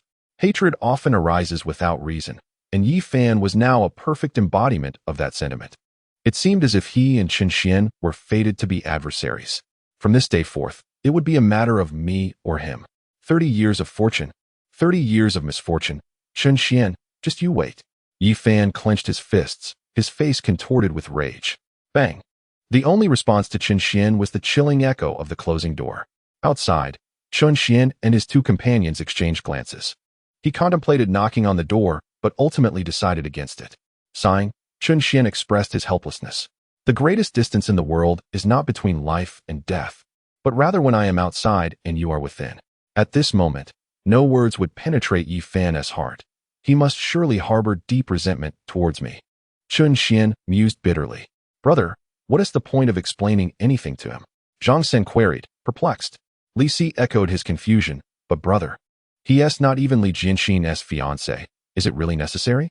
With that, both cast a disdainful glance at the firmly shut door. You little rascal. One day I shall make you pay? Both harbored a grudge against Yi Fan. After all, his repeated disrespect towards Chun Xian had ignited their ire. Had it not been for Chun Xian's prior admonition, they would have plotted to teach Yi Fan a lesson long ago. You two don't understand, Chun Xian remarked, choosing not to elaborate, for the reasons behind his actions were known only to him. Han Binglu, Han Bingling, and now Li Jinxin. All three were Yi Fan's furnace cauldrons. And now, all three were entangled with him. Even more terrifying was the fact that Yi Fan had realized this. The two were with him daily, commuting to and from school. Just when he thought he might shift his focus, he was greeted by the sight of Li Jinxin upon entering. What male lead could endure such a scenario? Chun Xian felt a twinge of sympathy for Yi Fan, yet he could hardly place the blame on him. Who could have anticipated that Yi Fan would arrive so fortuitously, catching him off guard? Despite his reluctance to confront Yi Fan, the narrative was spiraling out of control. It may not be long before I confront him directly, Chun Xian pondered. Presently, although Yi Fan desires to eliminate me, he is far too weak. Aside from bearing the title of a genius, he possesses no power of his own. During this period, the law serves as my most effective shield. Yet, the protagonist is indeed the protagonist. Chun Xian understood that Yi Fan would not remain in such a state indefinitely. Once he grows stronger, the law will become utterly meaningless. Moreover, this day will not be far off.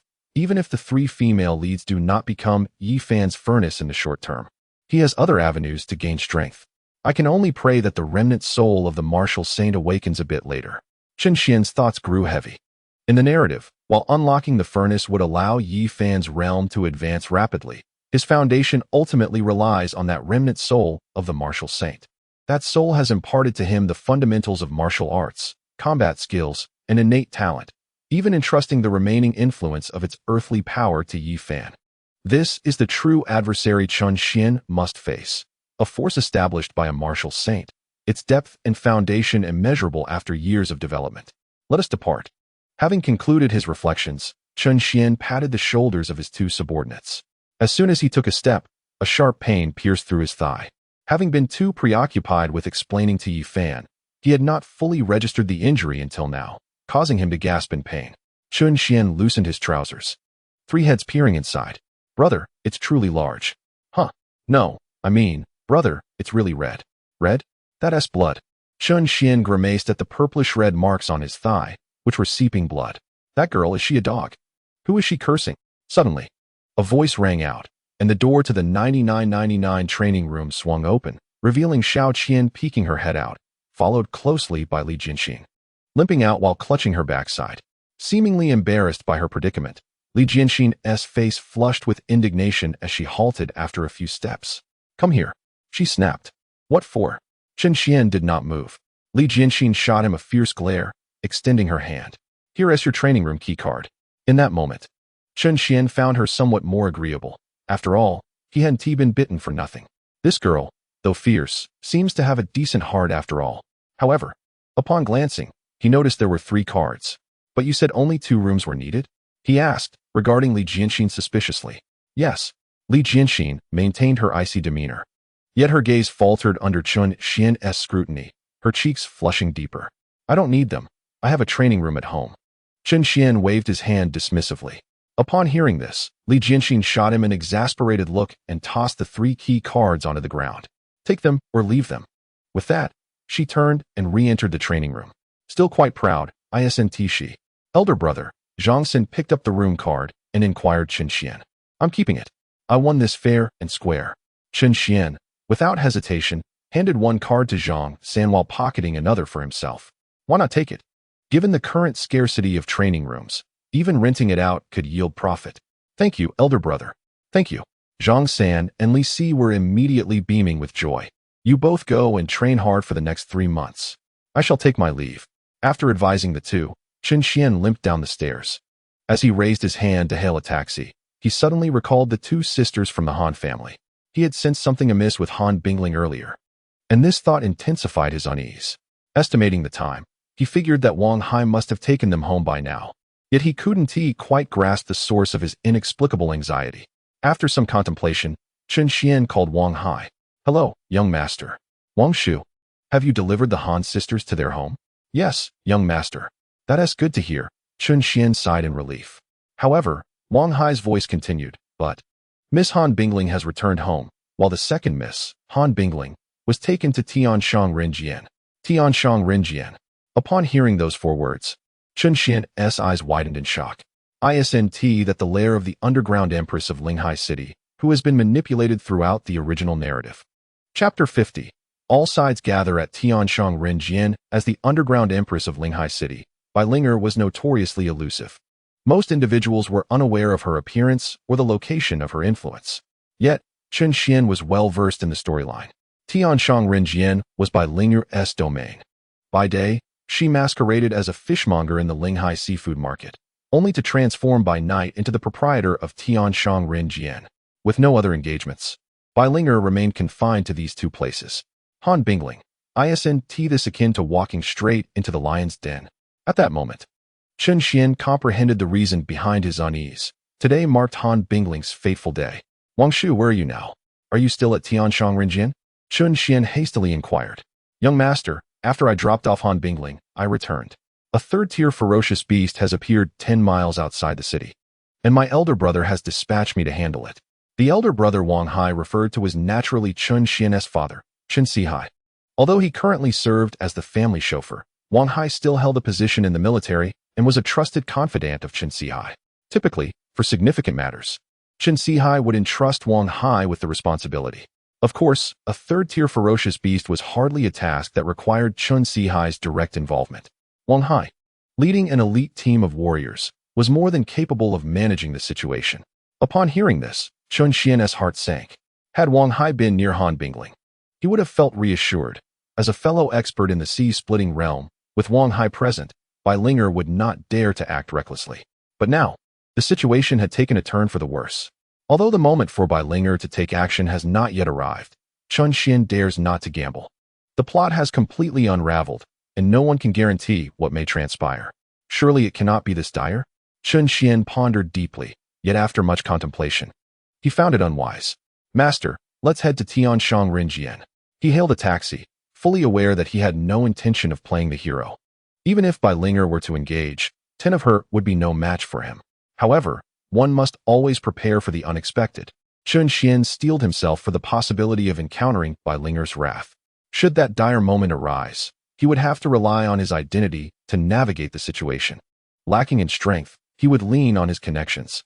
Though his reputation may be tarnished, his name is nonetheless well known in Linghai City. With the Chun family's backing and the protection of Chun Sihai, coupled with his status as the only son, anyone would have to afford him a modicum of respect. Chun Xian felt little fear for his life, unless, of course, Bai Linger had no desire to live either. In the narrative, while this woman is treated as a pawn by the Sun Group, she is far from foolish. From the very onset of orchestrating accidents to ultimately taking matters into her own hands, Bai Linger has consistently aimed to avoid exposing herself to danger. Even when forced to act, it is only due to the dire circumstances. If Han Bingling does not survive, she and her cadre of brothers will face starvation. Yet, Bai Linger remains oblivious to the fact that, regardless of the outcome, she will ultimately become the target of the Han family's resentment. Once the deed is done, Sun Zhongtao has already prepared for every eventuality, ready to cast Bai Linger aside to quell the fury of several prominent families. Meanwhile, within the training room of the Li Family Martial Arts School, faintly, Yi Fan's voice can be heard on the phone. Hello, is this Tianshang Rinjian? Yes, I am looking to take a part-time job. Rest assured, I can do anything. Washing dishes, serving fruit platters, even karaoke if need be. What? You want me there now? Tonight? All right, I'm on my way. He hung up the phone, taking a deep breath, feeling utterly helpless. He had been impoverished, and it was only through Han Tiangong's assistance that he had a place to stay. Having just arrived in Linghai City, even basic living conditions were becoming a challenge. Initially, Han Tiangong had provided him with a monthly scholarship, but recently, Yi Fan had declined it. The protagonist cannot lack integrity. The two sisters of the Han family already looked down upon him. If he were to further rely on their charity, it would only deepen their disdain. Thus, after much reflection, Yi Fan resolved to forego Han Tiangong's support. Meanwhile, he had utilized the scholarship to rent a top-tier training room for 3 months. Now, with his pockets emptier than his face, even daily meals had become a concern. Although the training room allowed for overnight stays, it only provided one meal. So Yi Fan was compelled to seek part-time work. He had meticulously chosen the job at Tianshang Rinjian, for it offered a favorable schedule, minimal workload, and, most importantly, lucrative pay. A few hours of part-time work could yield more than hauling bricks at a construction site. Yi Fan would undoubtedly seize this opportunity with great care. With this thought in mind, he hurried downstairs and hailed a taxi, heading straight for the Heaven on Earth establishment. Sister, I have gathered all the information. Han Bingling is in box 302. In a private room at Heaven on Earth, Bai Linger reported to her subordinates, while Li Xiong was also present in the room. Who else is there? Bai Linger inquired. All of them are classmates and friends of Han Bingling. We have checked several times. But we have not seen Wang Hai or the young master of the Qin family, replied her subordinate. Just one person? Bai Linger smiled lightly, considering it an excellent opportunity. With that, she turned to Li Xiong. A little girl, can you handle this? Of course, no problem, Li Xiong responded confidently. Though a hint of disdain flickered in his gaze towards Bai Linger, quickly disappearing. He understood that Bai Linger intended to let him carry out the dark deed, avoiding direct involvement herself. However, Li Xiong found no issue with this. He perceived these so-called experts as cowardly. The more one cultivates, the more timid they become. They conceal their essence, remain low-key, and act with excessive caution. He could not comprehend why they would cling to life in such fear. What was the point of reaching a higher realm if they did not dare to live freely? Better to be carefree, doing as one pleases. For each day lived is a gain. When do you plan to act? Bai Linger asked. Now, Li Xiong replied, not wanting to overthink or hesitate. Inadvisable. Bai Linger shook her head, saying, let us wait for an hour. I will create some chaos then, and at the same time, the power will be cut at Heaven on Earth. Setting the time for 1 hour later, Bai Linger also aimed to establish an alibi for herself. Li Xiong was already a wanted criminal. Capture would mean death, and now he would merely add another murder to his record. She, however, was different. Although she was the underground queen of Linghai City, Bai Linger had always acted with prudence and caution, never entangled in any cases. This, of course, was due to her understanding of the situation. She never engaged in high-profile crimes that could incite public outrage or panic. All right, Li Xiong nodded. Have me placed in the adjacent room. When the time comes, I will act. His subordinates led Li Xiong to room 301. While Bai Linger donned her attire and walked towards the entrance of Heaven on Earth. The circumstances were indeed favorable today, should Li Xiong take action. Even if it drove old Master Han mad, it would not reflect back on her. Bai Linger's heart felt somewhat at ease. With Li Xiong acting and Wang Hai absent, it was the best possible outcome for her. She exerted no effort and faced no risk, thus providing an explanation to Sun Zhongtao as well. However, at that moment, a voice suddenly echoed in Bai Linger's ear. Logically, Bai Linger would not take action.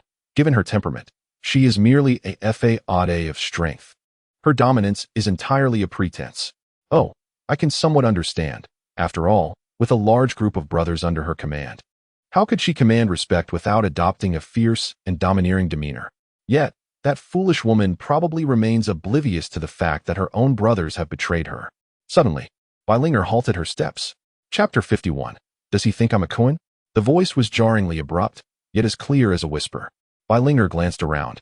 Surrounded by a flurry of handsome men and beautiful women, none of whom were speaking. Most crucially, these words were entirely about her. A cold sweat broke out on Bai Linger, but at that moment, the voice rang out once more. The plot has veered off course. It seems Bai Linger has fallen into an inevitable death trap. I am indifferent to her fate, but Han Bingling must not perish. Yi Fan and several female leads had completely detached from the storyline, yet Bai Linger's subplot remained intact. Her existence served solely to incite the wrath of the Han family, thereby compelling the elder Han to reveal his true strength. How much vigor remained in this aging tiger is up for debate. Even if he were to regain his former glory, the pain of losing his granddaughter would hasten his demise. Should the elder Han take action, the inevitable consequence would be the downfall of the Han family. Without Yi Fan to resolve the crisis facing the Han family, Chen Xian was left to shoulder this mess alone. Human emotions are tender. After days of interaction, the two had developed a semblance of affection. This young girl may be a handful, yet her nature was not inherently bad. Previously, and even now, Chen Xian did not wish for Han Bingling to meet an inexplicable end, an inevitable death trap. Upon hearing that voice from within again, Bai Linger narrowed her eyes. The owner of this voice was certain that Bai Linger was destined for death, which ignited both her ire and confusion. On what grounds could he make such a claim? I have no reason to die. Bai Linger was unconvinced. She prided herself on her caution, having only taken risks regarding the Han Bingling incident. Yet now, with Li Xiong addressing the issue, she had crafted an alibi, distancing herself entirely. Though one can perish in the world above or below, Bai Linger remained unperturbed. Numerous incidents had occurred in both realms. Would she be held accountable for each one? What nonsense! Yet, despite her disbelief, a sense of unease lingered in her heart. The voice had accurately characterized her thus far, seemingly domineering yet fragile beneath the surface. Bai Linger was confident that she had not interacted with any strangers. As the underground queen of Linghai City, her temperament was known to few. Though unwilling to accept it, the voice's depiction of her was indeed factual. This only piqued her curiosity further. Upon hearing that she was in an unavoidable death scenario, her heart raced with trepidation. This must be the inner voice of a man. And he could not be far from me. Bai Linger, astute as ever, promptly narrowed down her search. Fortunately, the voice continued to echo in her ears. Although filled with complaints and grievances, it assured her that this person had not strayed too far. Is it him? Bai Linger fixated her gaze upon a limping man who was walking slowly with his head bowed, seemingly lost in thought. Without hesitation, she strode directly towards Chen Xian. Suddenly, they collided, and in that instant, Bai Linger's eyes sparkled as her inner voice faded away. A sense of certainty washed over her. The heartbeat she felt was undeniably linked to the man before her. However, upon raising her gaze to his face, she was taken aback once more. It was the young master of the Chen family. Bai Linger could hardly fathom that the thoughts she had perceived belonged to none other than the scion of the illustrious Chen clan. Though she and Chen Xian had never met, his notoriety in Linghai City was well known, particularly as he was associated with an underground organization. What is wrong with you? Are you walking without looking? Chen Xian took the initiative to question her. My apologies, sir. Are you all right? Bai Linger quickly extended her hand to assist him. The shock that once flickered in her eyes had completely vanished. As a skilled assassin, Bai Linger's acting prowess was remarkable, and at that moment, she resembled a distressed woman who had erred. It's nothing. Just be more careful next time. Chen Xian brushed off the dirt from his clothes, commenting, You are fortunate to have encountered someone as easygoing as me.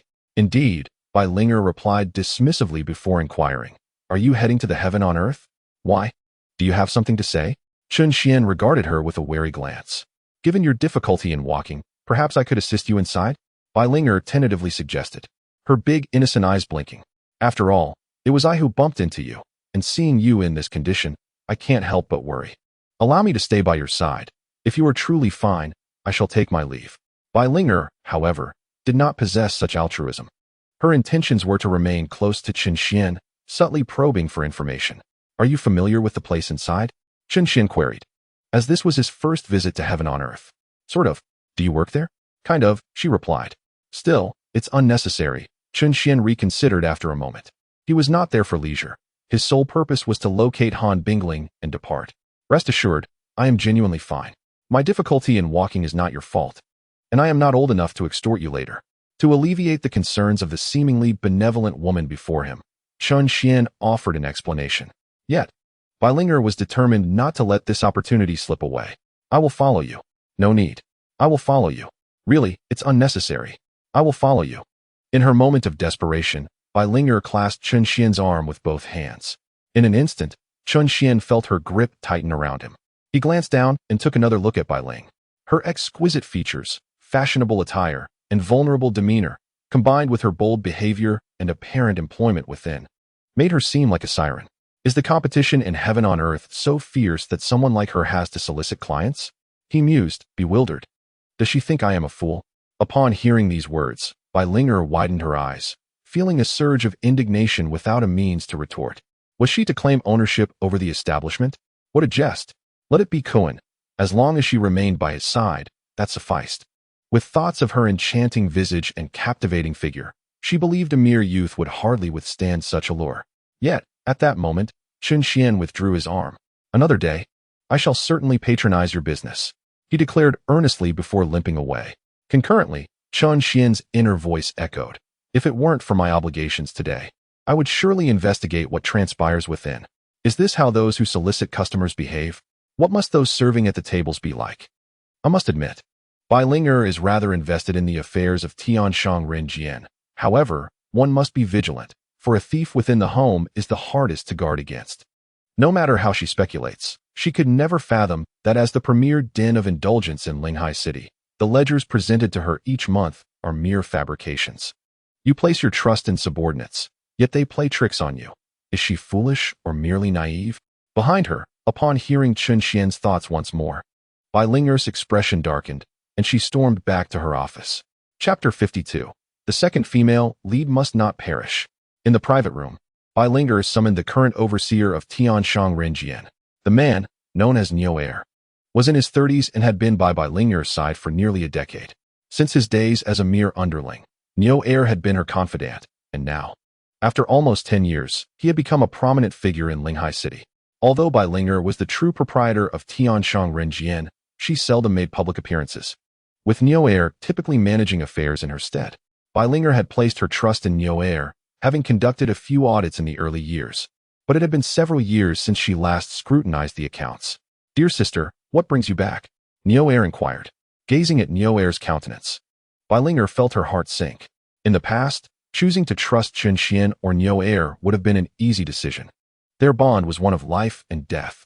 Yet, Chun Xian had no reason to deceive her, especially considering she had overheard his innermost thoughts.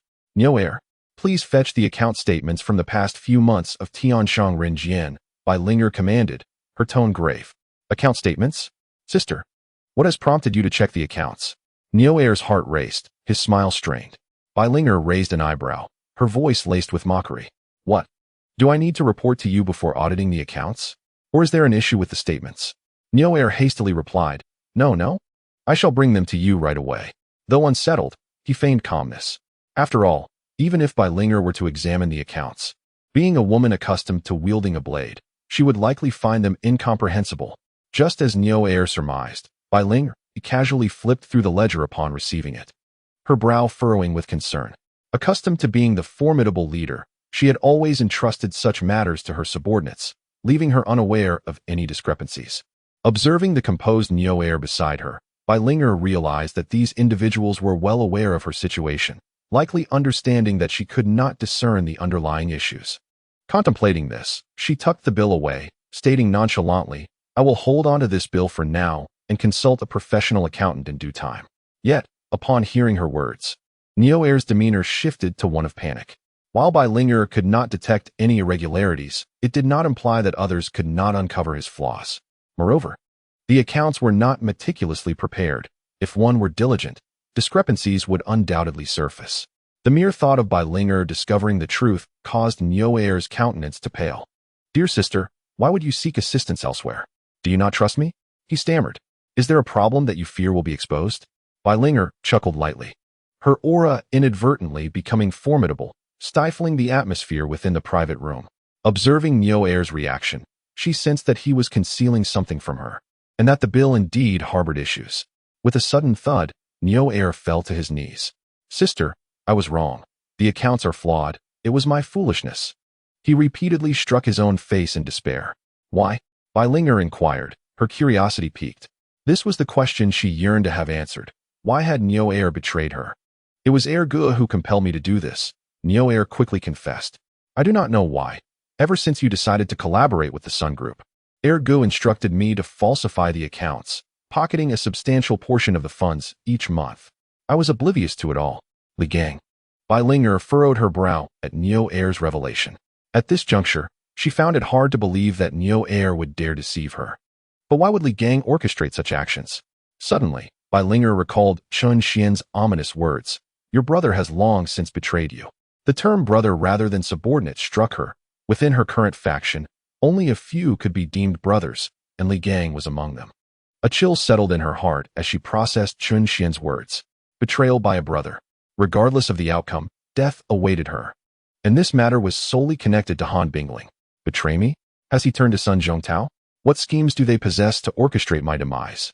At this point, Bai Linger found it increasingly difficult to dismiss Chun Xian's assertions. She had validated the accuracy of his insights, her heart gripped by dread. Yet, an overwhelming array of questions plagued her mind. She felt an impulsive urge to confront Li Gang directly, but feared this might alert the enemy. Consulting Chen Xian was even less feasible. All she could do was deliberate and strategize patiently. However, despite her confusion, Bai Linger recognized that everything was intricately linked to the Han family. Suddenly, an idea struck her as a means to unravel the situation. If Sun Zhongtao was the dark force behind her potential demise, then it was imperative that Han Bingling must not perish, no matter the circumstances. This matter is undeniably linked to the Han family. For now, inaction is the wisest course. Once Han Bingling meets her demise, all hope will be lost. Yet, I have already set Li Xiong into motion. If I were to eliminate him, how could I possibly explain it to Sun Zhongtao? As I pondered, Bai Linger's gaze fixated on a limping figure captured by the surveillance camera. Suddenly, the words of my subordinate echoed in my mind. Sister, we have uncovered the identity of Ultraman. Bai Linger narrowed her eyes, picked up a pen, and scribbled something on a piece of paper. She then handed it to one of her subordinates, pointing at the image of Chun Xian on the monitor, instructing, "Go, deliver this note to that individual. Your role is to serve. Do you understand what a server is?" "Yes, it means a service staff member. I can handle that." In the luxurious lounge of Heaven on Earth, the head manager encountered the new server, Yi Fan. "Good." He nodded approvingly and continued. "However, I must clarify. Even as a part-timer, you are required to adhere to company regulations. First, do not confront the guests. Second, knock before entering a private room. Some rooms are accessible, others are not. Third, if your negligence results in the loss of company property, you will be held financially responsible. If you can comply with these stipulations, you may begin your shift now. The pay remains as we discussed, 1,000 for 3 hours. Absolutely no problem. I'm ready to start right away." Yi Fan eagerly agreed, nodding. "Honestly, even if you had more rules, it wouldn't matter. 1,000 for 3 hours is simply fantastic." "Very well, get to work." The head manager waved dismissively, and Yi Fan changed into his uniform before stepping outside. 1,000 for 3 hours, if I work for 10 days. I won't have to worry about my expenses for 3 months. Closing the door behind him, Yi Fan felt exhilarated. However, at that moment, he suddenly spotted a strangely familiar figure at the bar. Was it Chen Xian? "Excuse me, could you tell me which private room Han Bingling is in?" "I'm sorry, sir, but that is the guest's privacy, and we cannot disclose that information. I am her brother-in-law." "I'm sorry, sir, but even if you were her father, I couldn't assist you. I am Chen Xian. My father is Chen Sihai." Chen Xian pointed to himself. Yet the lobby manager maintained his polite demeanor. "I'm afraid that even being Chun Wuhai won't suffice, sir." It seemed that his father's reputation held little sway with the common folk. "Never mind. I will search for her myself." Chun Xian sighed, turning to leave. However, the lobby manager's voice called out once more, "Sir, I must remind you that if you intend to search room by room, it may adversely affect our establishment's business, and I will have to call security." What was he to do? After attempting to reach Han Bingling several times, only to find her phone switched off, Chen Xian felt a surge of anxiety, fearing the worst. Yet, how could he search if he was not allowed to? As he pondered, a figure clad in the attire of a waiter suddenly approached Chen Xian. "Sir, this is for you from someone." With that, he handed a note to Chen Xian. "What is this?" Furrowing his brow, Chen Xian opened it, and his heart sank immediately.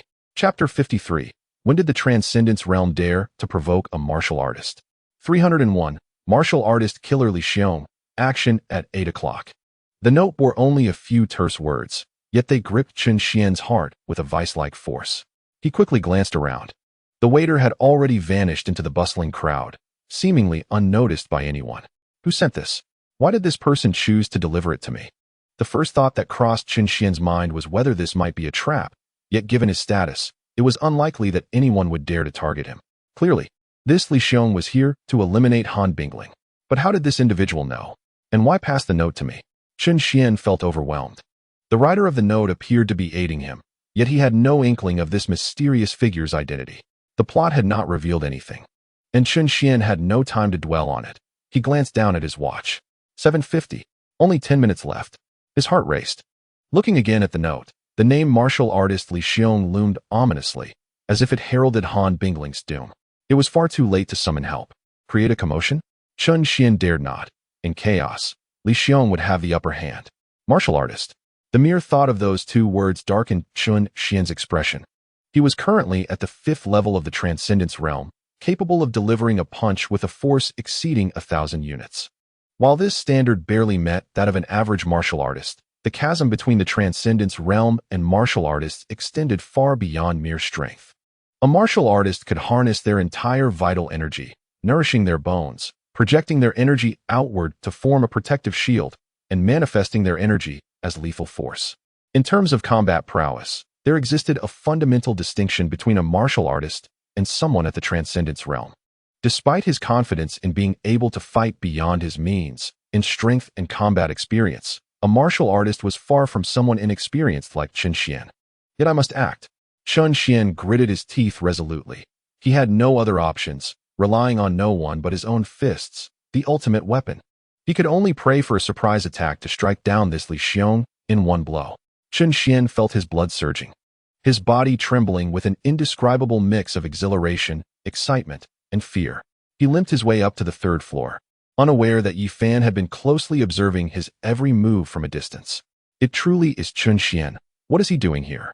Yi Fan pondered, but soon realized the absurdity of his question. Tianshang Renjian was the most renowned entertainment venue in Linghai City, and given Chen Xian's identity as a wealthy scion, his presence here was hardly surprising. What else could it be? Consumption, revelry, and the unrestrained desires that men cannot resist.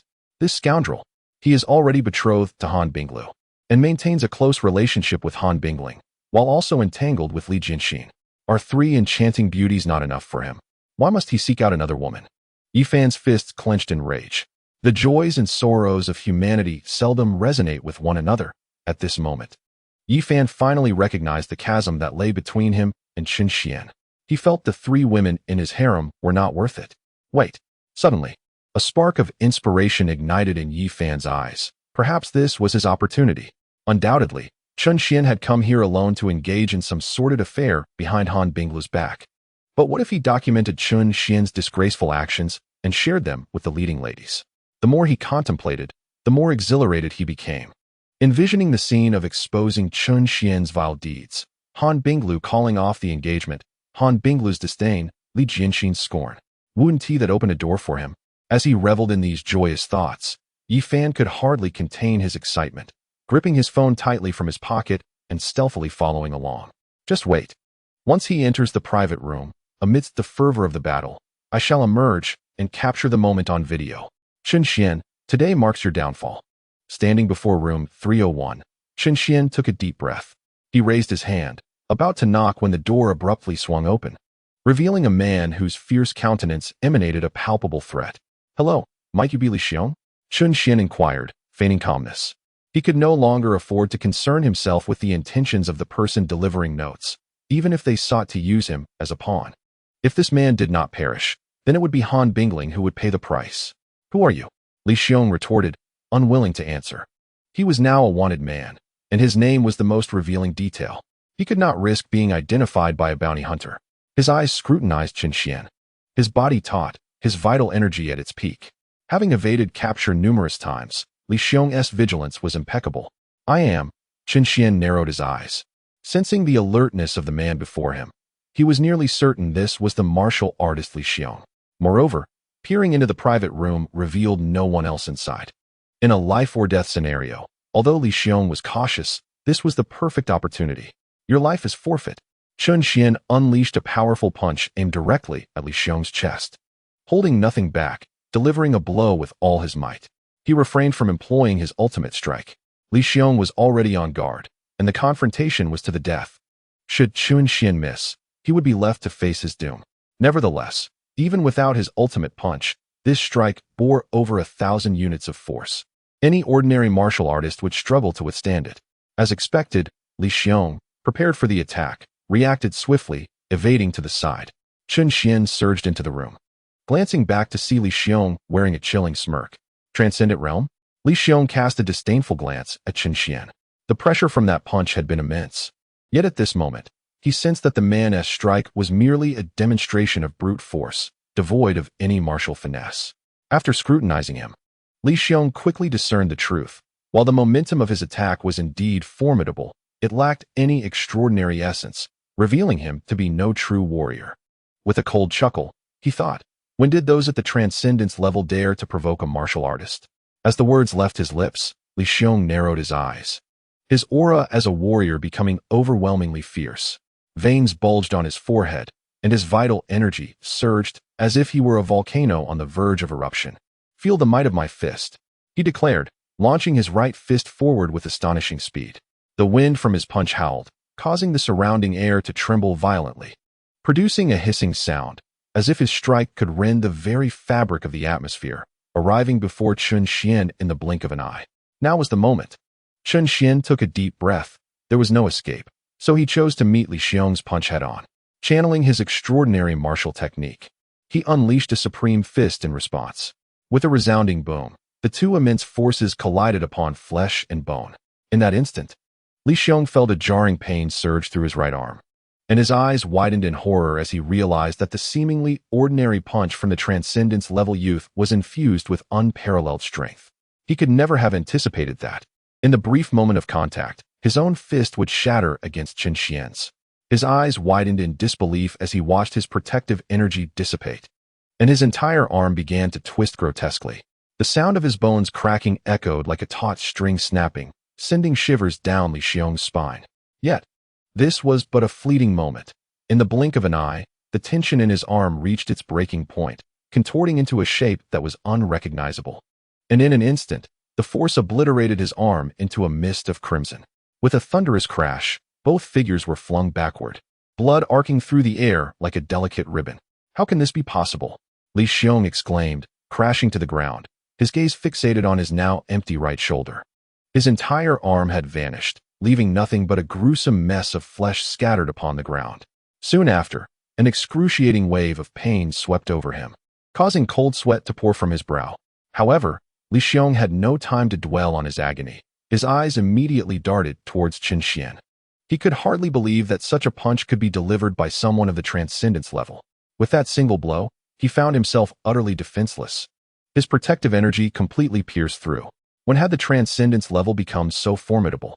If this young man could unleash such power again, Li Xiong would surely meet his demise here today. The thought of fleeing began to take root in his mind. Though the vendetta for his severed arm could not go unaddressed, preserving his life was of paramount importance. Yet, in the next moment, he sighed with relief, for it appeared that the young man was not faring well either. Chun Xian collapsed heavily onto the ground. The brutal punch from Li Xiong left him in a state of torment, his internal organs aching fiercely.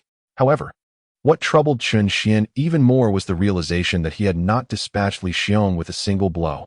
He coughed violently, spitting out a pool of blood, and attempted to rise, but found himself utterly drained of strength.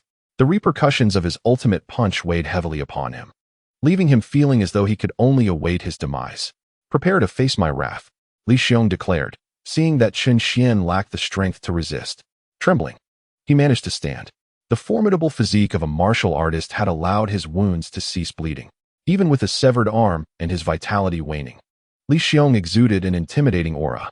Steadying himself, his eyes burned with a fierce rage as he fixed his gaze upon Chun Xian. "I shall not kill you immediately. That would be too merciful." Li Xiong gritted his teeth, feeling humiliated that a mere transcendent being had reduced him to such a pitiful state. And his hatred intensified with the loss of his arm. "You cannot kill me," Chun Xian gasped, still mustering the strength to speak. Your father is the king of heaven, yet it matters not," Li Xiong interrupted, his voice booming. He was a wanted criminal, and while others might fear Chun Xian's background, he did not. "Stay here obediently. I will deal with you once I finish my business." As he spoke, Li Xiong seized a chair from the private room, ready to teach Chun Xian a lesson. "First, I shall break your limbs, and then I will attend to my affairs," he sneered, advancing toward Chun Xian. Step by step, Li Xiong approached slowly, as if savoring the pressure he was inflicting upon Chun Xian. The latter could feel the seething anger that yearned to tear him apart. "Am I to perish?" Chun Xian suddenly chuckled. "I never imagined that as a villain. I would not meet my end at Yi Fan's hands, but rather at the hands of this worthless fool. Yi Fan, truth be told, I would have felt slightly more satisfied to perish by your hand." Chun Xian shook his head in resignation, filled with a sense of helplessness.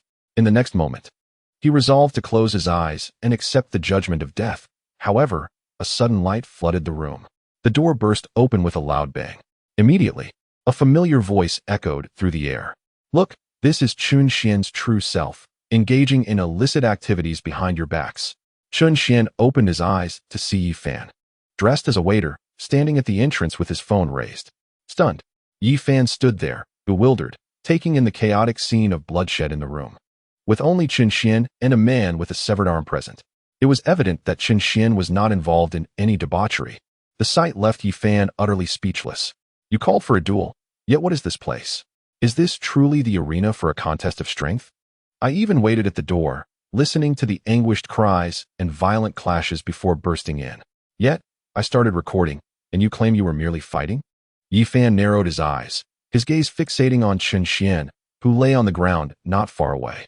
It appeared that Chun Xian had suffered a devastating defeat. A fleeting glance at Li Xiong revealed a new adversary whose aura was fiercely intimidating, seemingly unperturbed by the prospect of taking a life. Suddenly, an exhilarating thrill coursed through Yi Fan's heart. Rather than allowing Chun Xian to become a figure of disgrace, his disappearance from this world would indeed be the most favorable outcome. With this thought, a benevolent smile graced Yi Fan's face. Apologies, my dear brother. I seem to have taken a wrong turn.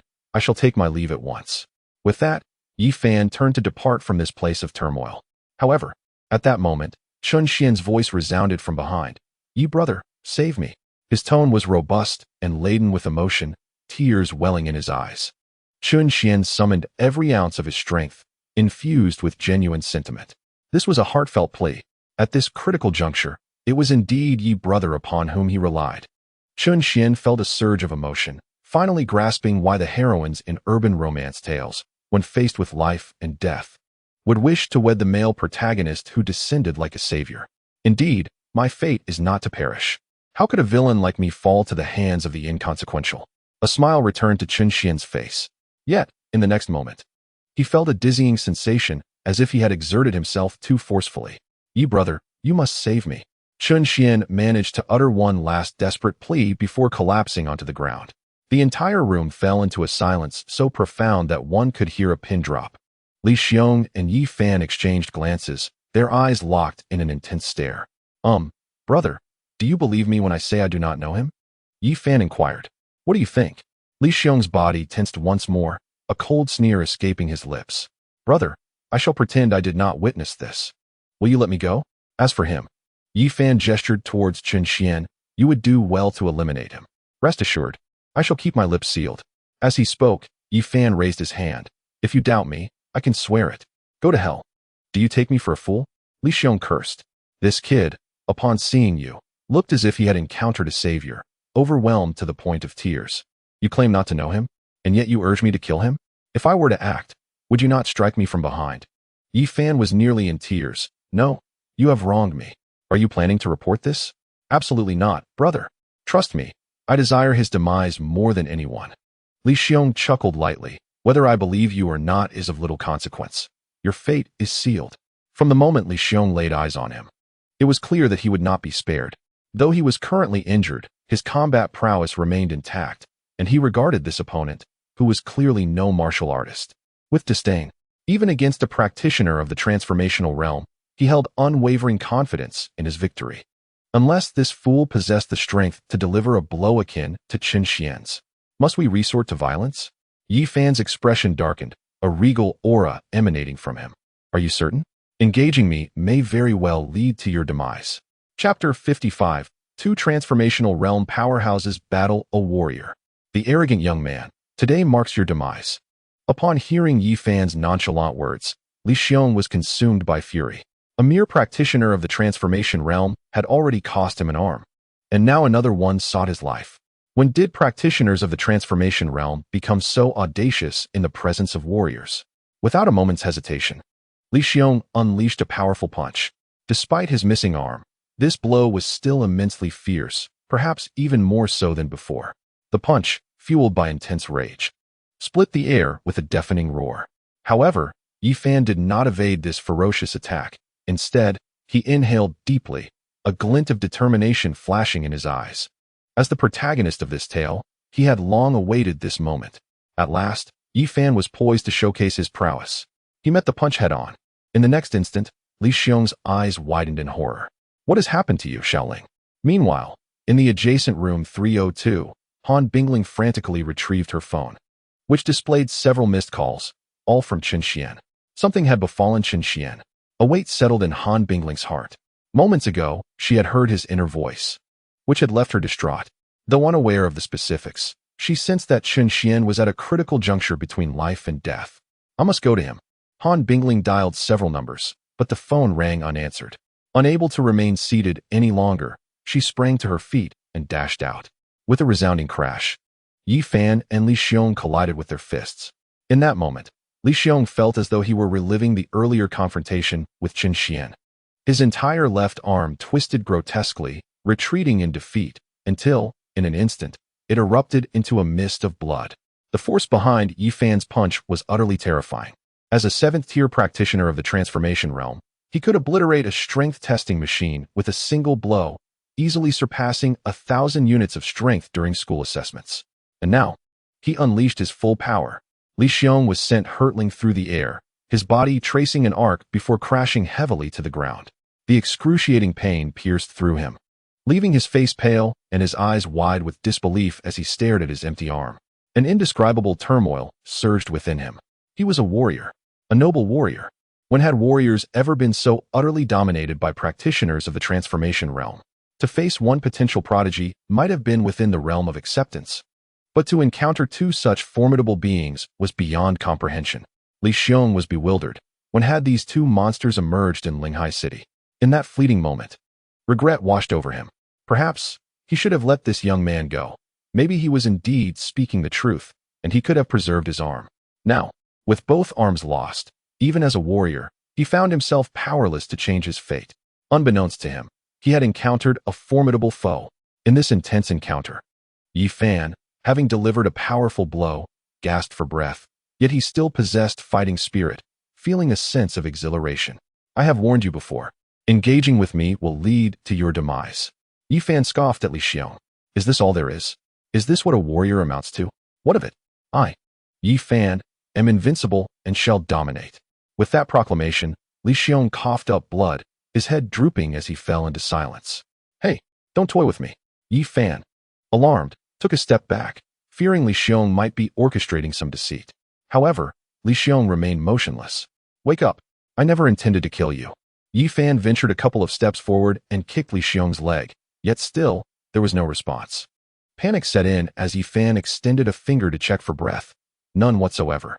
Li Xiong, the notorious fugitive responsible for the brutal murders of several young women, had chosen to end his own life after enduring the combined assaults of Chen Xian and Yi Fan. He understood that he had no escape, rendered helpless without his arms. He realized even Sun Zhongtao would not support him. Besides, he had yet to fulfill Sun Zhongtao's directives. In any case, death awaited him, and he opted for the most dignified exit. A wave of shock surged through Yi Fan. Have I just taken a life? He stared blankly at his hands, feeling more bewildered than afraid. He was unaware of Li Xiong's background, but it was evident it was not commendable. Moreover, he had only thrown a single punch. If there were a true culprit behind Li Xiong's demise, it would be more apt to attribute it to Chen Xian, as Yi Fan had witnessed their confrontation upon entering. Regaining his composure, Yi Fan had no intention of fleeing. His phone had recorded everything, serving as irrefutable evidence that he bore no grudge against Li Xiong.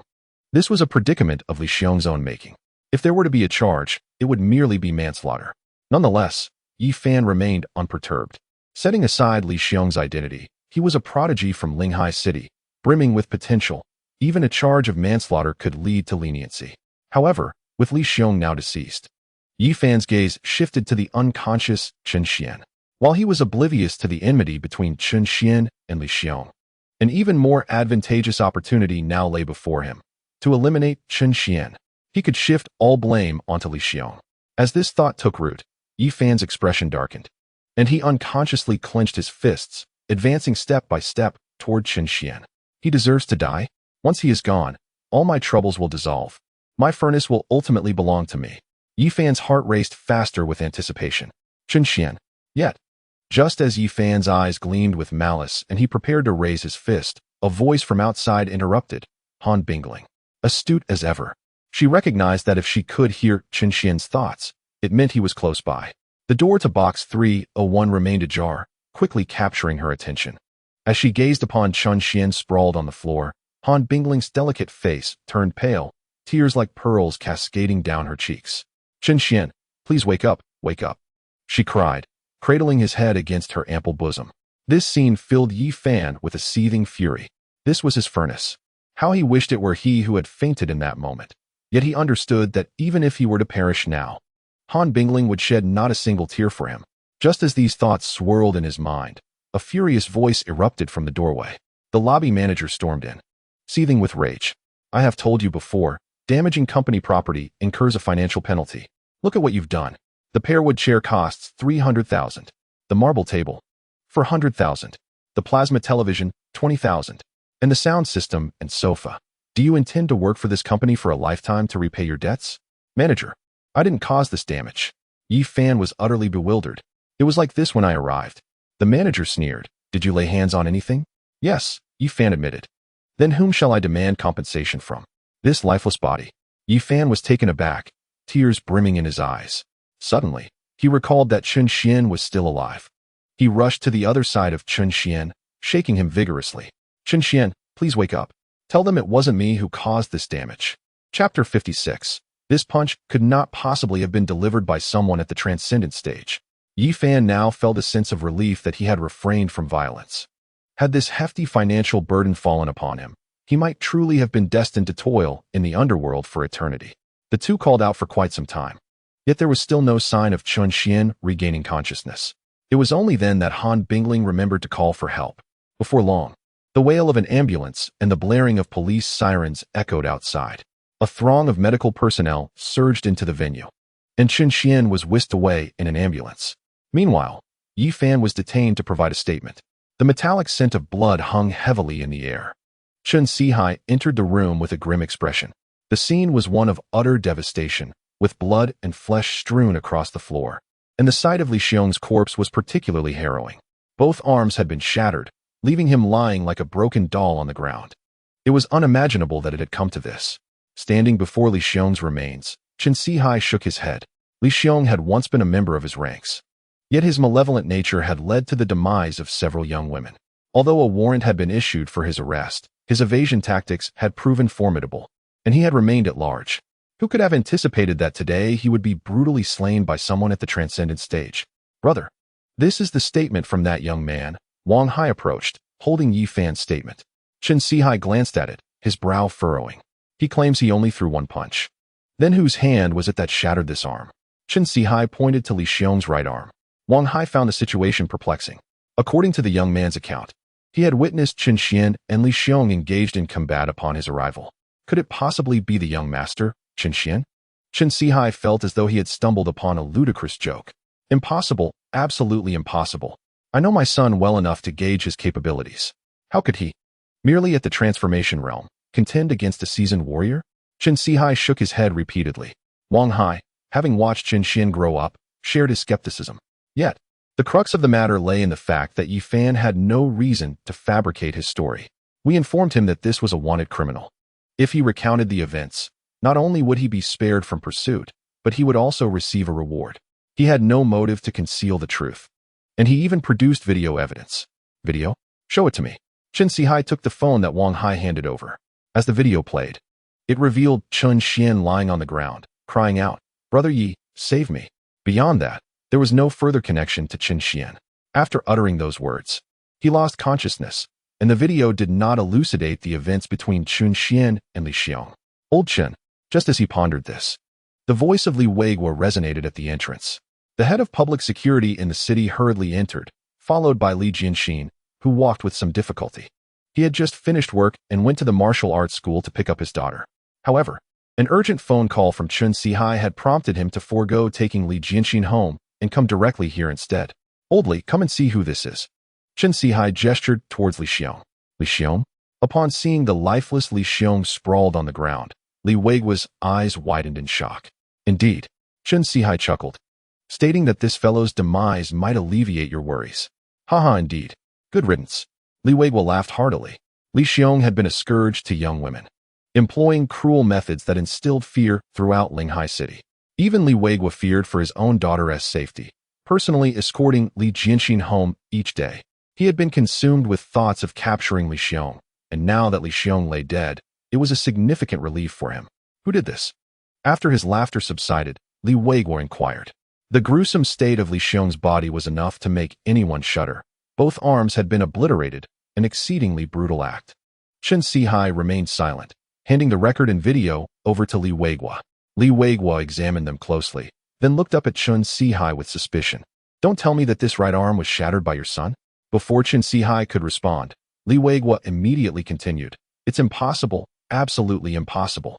If it were indeed Chen Xian who did this, he would lose his leverage in boasting before Chen Sihai in the future. Moreover, Li Weiguo knew Chen Xian well enough to doubt that he was responsible for this incident.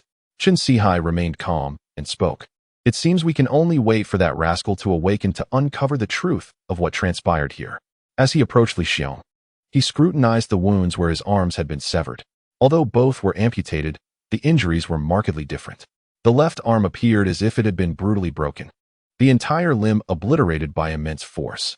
The right arm, however, bore a more savage fate, resembling a brutal tear, akin to a bulldozer recklessly reducing it to a mere pulp.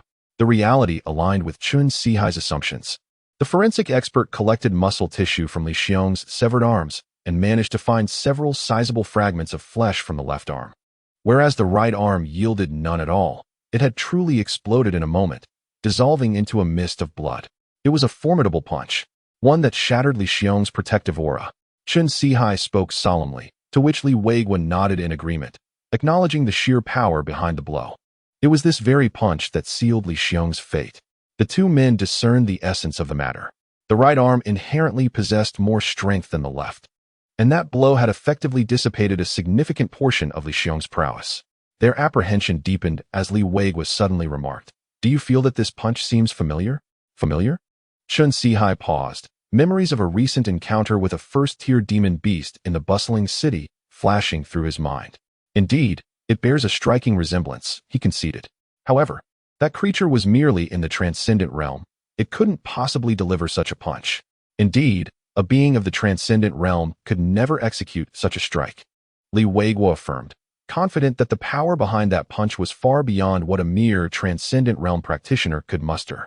The notion of obliterating a martial artist's arm with a single blow was unfathomable. While Yi Fan had achieved a similar feat, he was a 7th-tier transcendent realm practitioner, which, in terms of realm, was somewhat more acceptable.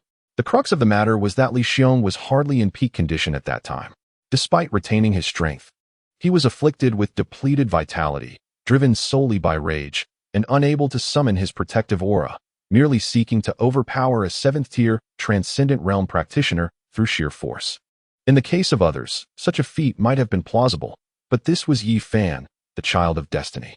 Relying solely on brute strength, Yi Fan easily overwhelmed him. Li Weiguo chuckled, gesturing towards the left arm's wound, saying, "It is highly probable that this young lad was responsible for that incident." "Very likely," Chen Sihai replied, glancing over. Subsequently, neither man felt inclined to discuss the identity of the mysterious figure any further.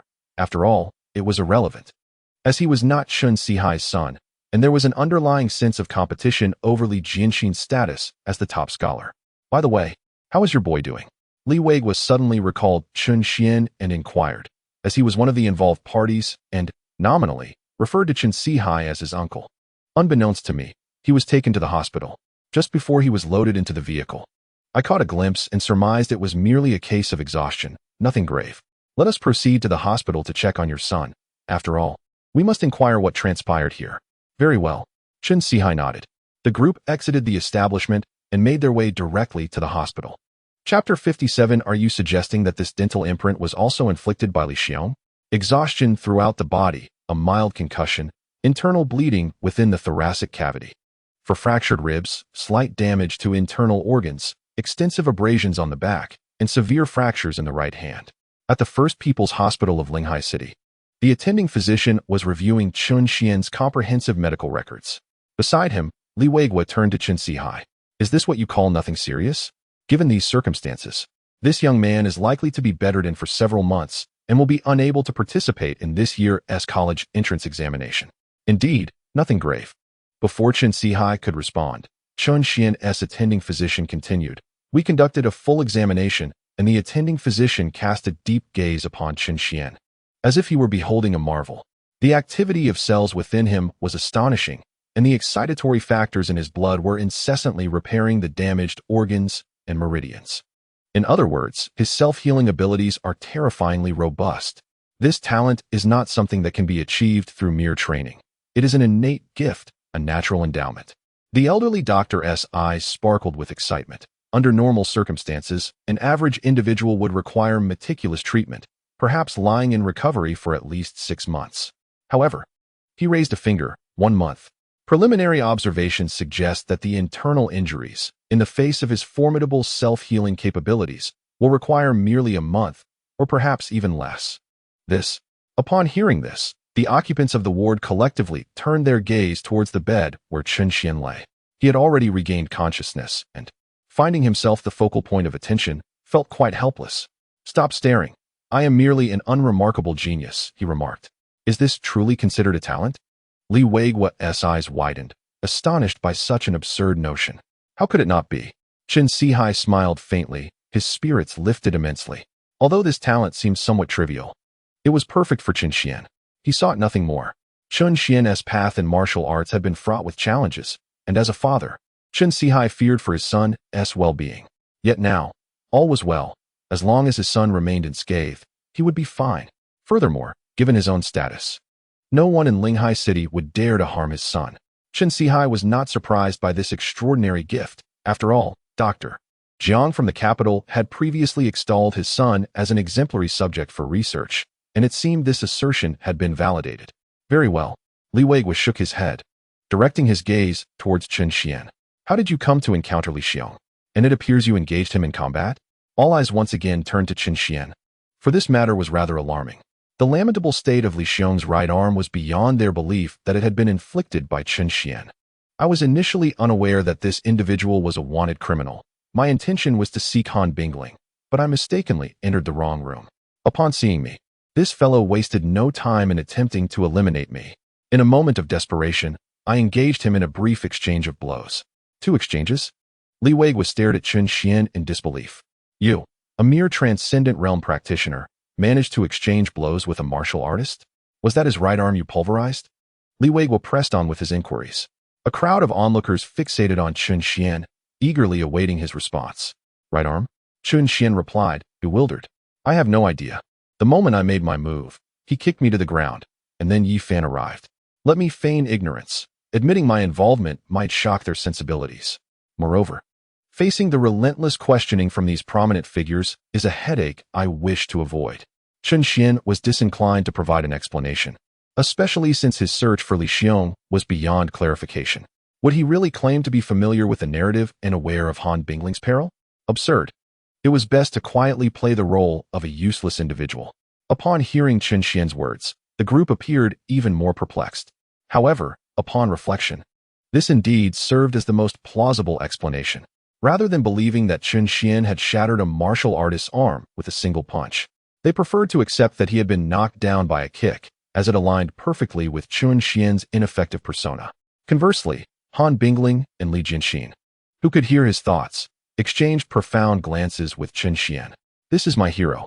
Han Bingling's eyes shimmered with tears, her beautiful gaze shifting. Meanwhile, Li Jianxin's expression was complex. She could not comprehend why the Chen Xian who had appeared evenly matched with her just moments ago possessed such terrifying strength. Had he shown mercy, or did he possess other hidden abilities? Contemplating this, Li Jianxin's thoughts grew even more intricate. Unbeknownst to her, the once promising high school genius of Linghai City had been left far behind by Chen Xian. Li Jianxin bit her lip in frustration, unconsciously clenching her fists. "Chen Xian, I will surpass you." "Wait a moment, this makes no sense." Li Weigua exclaimed in confusion. "Yi Fan only struck his left arm, yet you claim the right arm was not your doing. Who, then, is responsible?" Li Weigua scrutinized Chen Xian intently. Indeed, true to his profession in criminal investigation, he is ever so meticulous. Chen Xian felt overwhelmed, casting a pleading glance toward the attending physician. "Doctor, my head aches. Just thinking about this matters brings me pain." The physician brusquely pushed Li Weigua aside, stating firmly, "Sir, please do not disturb my patient's rest." Li Weigua and Chen Sihai interjected, "Enough, Weigua. It's not a significant issue, and in fact, it is a positive outcome. If Li Xiong is dead, that is for the best. Let us not dwell on the details. In contrast to the process, Chun Sihai prioritized the result, which, at present, was a cause for collective celebration. Very well, Li Weiguo conceded with a resigned nod, acknowledging that his professional instincts were futile at this moment. Though his mind was in turmoil, he recognized that further questions would yield no answers. He always felt that Chun Xian was a smooth talker, uttering not a single truthful word. However, he could not interrogate Chun Xian as if he were a criminal. Is there anywhere else that feels uncomfortable? The attending physician softly inquired, approaching the bedside. My leg hurts. Could you please administer some medication? Chun Xian replied. Leg pain? The doctor's brow furrowed, as no issues had been discovered during the physical examination. As he pulled down Chun Xian's trousers, a dark purple bite mark appeared at the top of his thigh, drawing everyone's attention. The doctor gasped. How did this happen? It's broken skin, and there's a significant risk of infection. Chun Xian discreetly glanced at Li Jianxin, whose face was flushed with anger, her eyes glaring fiercely. Under her threatening gaze, Chun Xian hesitated to tell the truth. Bitten by Li Xiong. Before the doctor could speak, Li Weiguo could no longer contain himself. He pointed at the dark bite mark with an expression of indignation, as if to say, Do you take me for a fool? A martial artist engaging in a fight would resort to biting? Doctor, I have a headache, Li Weiguo interjected. Sir, please leave. The doctor responded sternly, adding, You all should exit. The patient needs peace to recuperate. With that, he ushered everyone out of the ward. Finally, silence enveloped the room. Moments later, the door creaked open, and a nurse, clad in protective gear, wheeled in a medical cart. Chapter 58, Jiang Lai. The needle is quite large, please bear with it. Didn't I just receive medication? What is this for? Chun Xian asked, puzzled. Oh, sir, this isn't for medication. We intend to conduct a further examination of your body, the nurse replied, adjusting her mask. Her voice deep and resonant. Examination? Hadn't everything already been checked? We're concerned about any potential complications, so we plan to perform a more thorough investigation. You are quite diligent. Chun Xian remarked with a smile, then inquired, How will you conduct the examination? We'll just draw a bit of your blood. Sure, where will you draw it from? Anywhere is fine. Seeing Chun Xian's compliance, the nurse's eyes brightened as she eagerly retrieved a large syringe from the cart. Chun Xian fell silent. The syringe was as thick as a child's arm, and the needle appeared disproportionately large, resembling a straw. Are you seriously going to use that to draw my blood? Chun Xian gulped nervously. The nurse glanced at the syringe, and then at Chun Xian's fearful expression. Sir, rest assured, I am very professional. Although the syringe is a bit large, just bear with it. It will be over quickly. All right. Chun Xian conceded with a reluctant nod. Though fearful, he recognized that this was ultimately for the sake of his health. As he closed his eyes, the extraction was imminent. His fist clenched, he relaxed and exerted force. At that moment, the nurse approached Chun Xian, pulling his left arm out, securing it with a rubber band, and swabbing it with alcohol. The fragrant scent seemed vaguely familiar to him.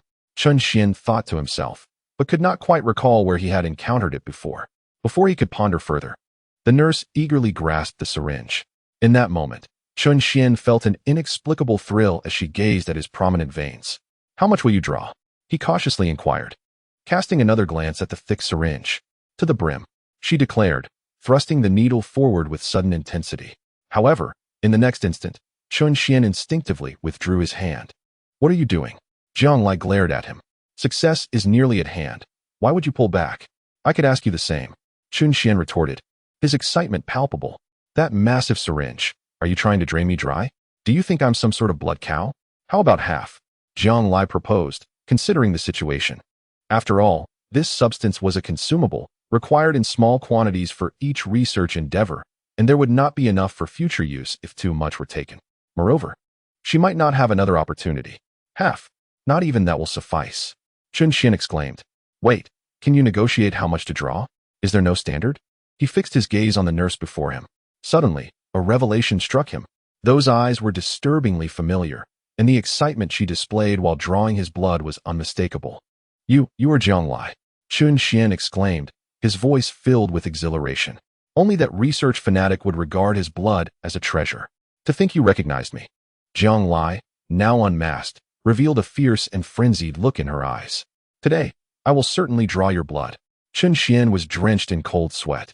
He felt utterly powerless, bound in bandages with his right arm in a cast, resembling a lamb ready for slaughter. Help! Was all he could manage to cry out. Yet, in the next moment, Jiang Lai mounted him, one hand clamping over his mouth while the other held the syringe, akin to a torturer preparing for her task. Just endure for a moment. It will be over soon. Be good, and I promise to be gentle, Jiang Lai cooed, her eyes gleaming with excitement, barely contained. She had been waiting for this day with great anticipation. From the moment she learned of Chun Xian's predicament, she hurried to the hospital. Such invaluable research material could not be wasted, even in death. Fortunately, Chun Xian was still alive, and through his case, Jiang Lai had uncovered a startling revelation. The stimulants within him could aid in self-repair. This was truly a groundbreaking discovery. Despite the inherent healing capabilities of martial artists far exceeding those of ordinary individuals, in the blood of other warriors, the excitement factor did not reach such a terrifying level. Jiang Lai speculated that this was related to the concentration of the excitement factor, as the man before her possessed a staggering 99.99 of it in his blood. The excessively high concentration led to a qualitative change. Of course, this was merely Jiang Lai's conjecture. She needed to conduct further experiments. Thinking about the imminent acquisition of this man's blood, she could not help but tremble with anticipation. Chun Xian's fist had hardened. In the next moment, under Chun Xian's terrified gaze, the syringe in Jiang Lai's hand plunged forward. A loud bang echoed as the door was violently flung open, and Chun Xian's attending physician stormed in. "Release my patient." Upon seeing this upright and dignified elderly man, Chun Xian was nearly moved to tears. An angel. This was his white-clad savior. "Take her away." Chun Xian's attending physician waved his hand, and several nurses rushed in, pulling Jiang Lai away. Each nurse grasped one of Jiang Lai's arms and began to drag her out. "Ah, my blood. I will return." Jiang Lai protested vehemently, flailing her limbs. Observing this frantic woman, Chun Xian felt a chill run down his spine. Jiang Lai held a high status, and this incident would likely bear no consequences for her. However, the determination in her stance suggested she would not relent until she had drawn his blood. "I want to be discharged. I must leave," Chun Xian bellowed, aware that who knew what this research madwoman might do next. Home was undoubtedly safer than the hospital. In a dark chamber, Li Gang was bound to a pillar, his body riddled with wounds. Beside him, Bai Linger wore a grim expression. While Chun Xian confronted Li Xiong, Bai Linger had also taken action against her organization's second-in-command, Li Gang. After employing a series of methods, Li Gang could no longer withstand the pressure and confessed his involvement in falsifying accounts and colluding with Sun Zhongtao. The matter was simple. Sun Zhongtao had approached Li Gang, offering him a chance to serve him. The promised benefit was that Li Gang would become the new underground king of Linghai City. Initially, Li Gang had been skeptical, considering his long-standing roots in Linghai City and the formidable nature of Bai Linger. Yet, Sun Zhongtao exuded confidence. He claimed to have grasped her vital weakness. Bai Linger furrowed her brow. Li Gang was unaware of the nature of Sun Zhongtao's grip. He only stated that Sun Zhongtao was assured he could make her completely vanish from Linghai City.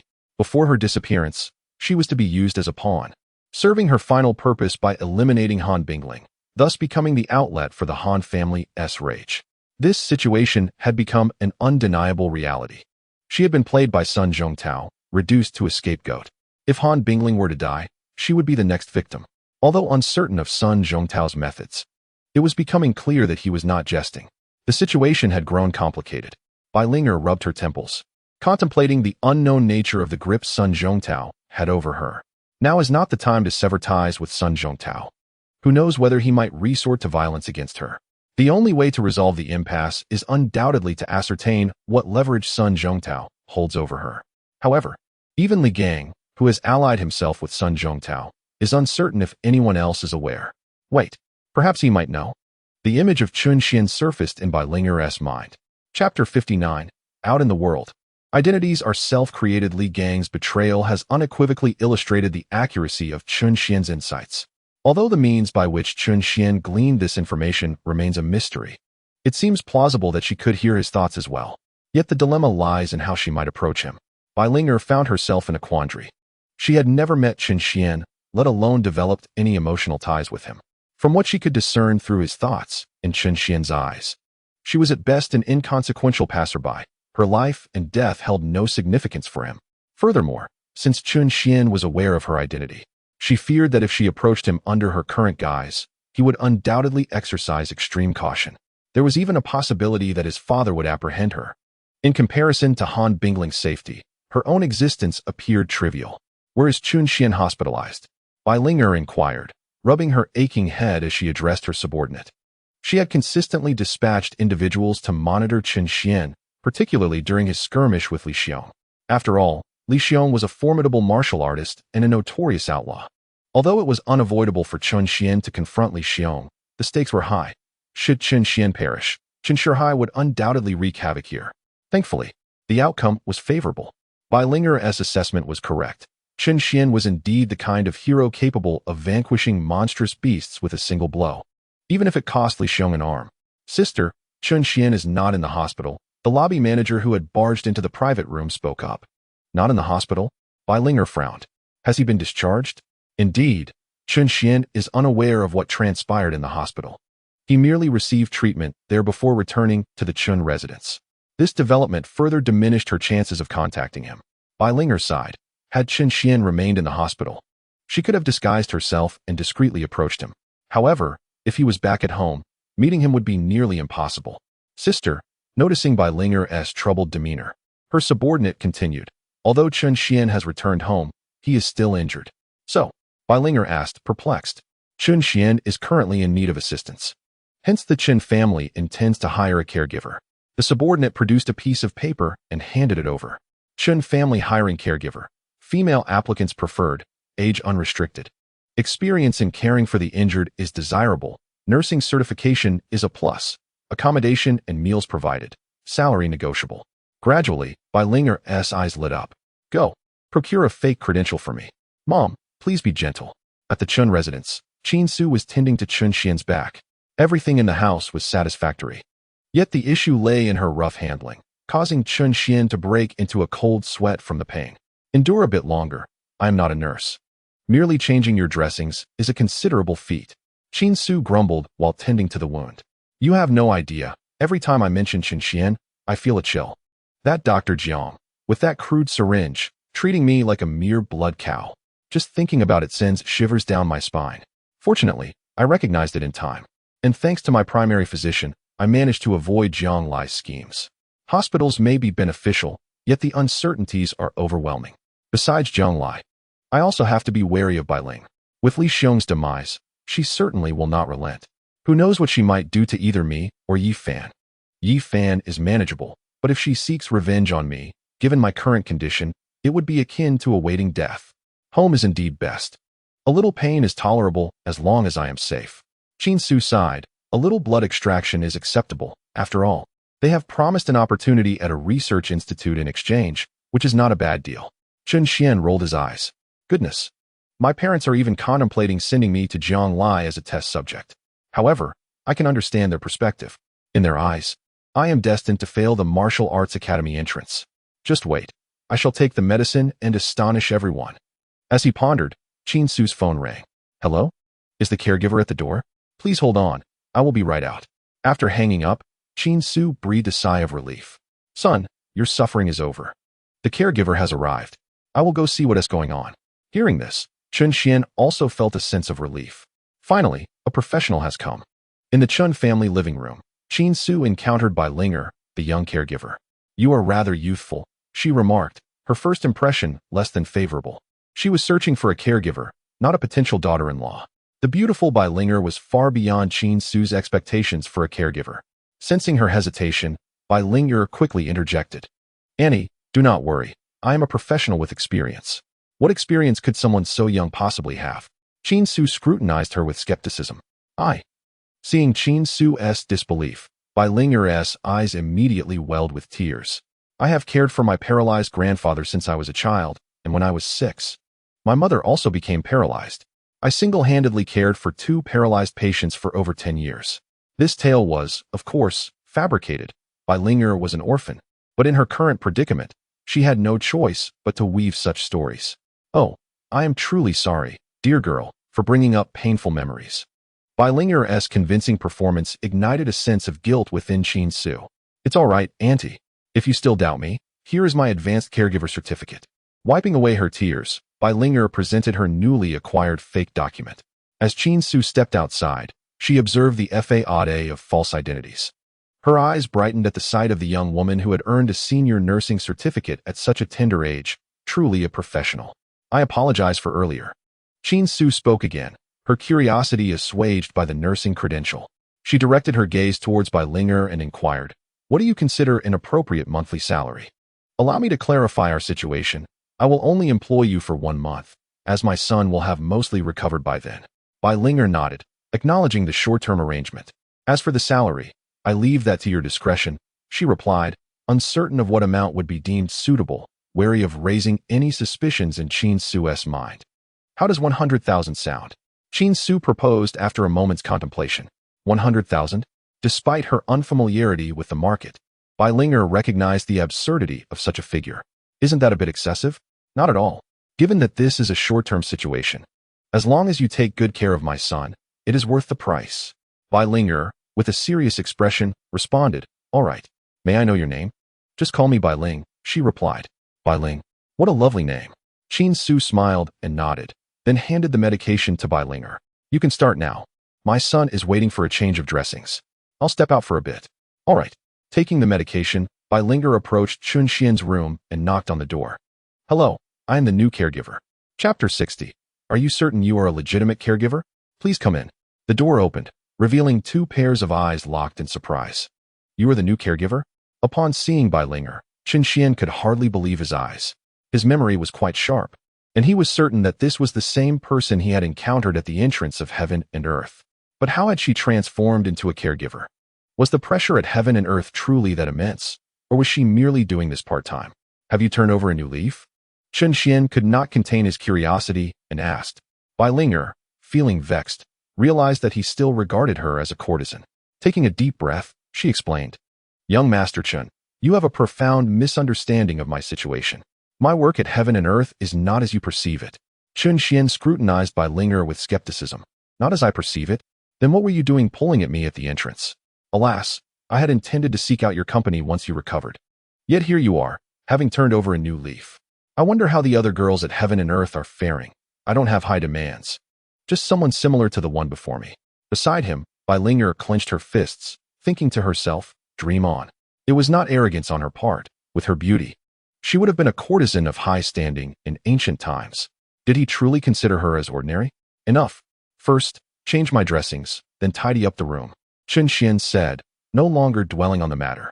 He turned, allowing Bai Linger to begin her task of dressing his wounds. Although the certificate was forged, Bai Linger displayed a remarkable level of professionalism. As an assassin, she handled the wounds with exceptional skill. For a fleeting moment, Chun Xian truly questioned whether he had misjudged Bai Ling. However, upon passing by the room prepared for Bai Linger after changing the dressing, he caught sight of her donned in a caregiver's uniform, which dispelled any lingering doubts. Clad in a pristine white outfit, the collar casually undone, it revealed her fair skin and a deep, alluring neckline. The buttons at her chest appeared strained, as if they could burst open at any moment. The bottom half consisted of a short white skirt that barely concealed the contours of her long, muscular legs. The skirt was so brief that it only hinted at the upper thigh, making Chun Xian hesitant to gaze too intently, fearing he might witness something inappropriate. "Ah, what are you doing here?" Bai Linger exclaimed, her face flushing crimson at the sight of Chun Xian standing unexpectedly at the door. She fidgeted with her skirt, which she had initially believed was suitable for work, only to realize the severity of her error upon wearing the outfit she had purchased online. This was no ordinary work attire.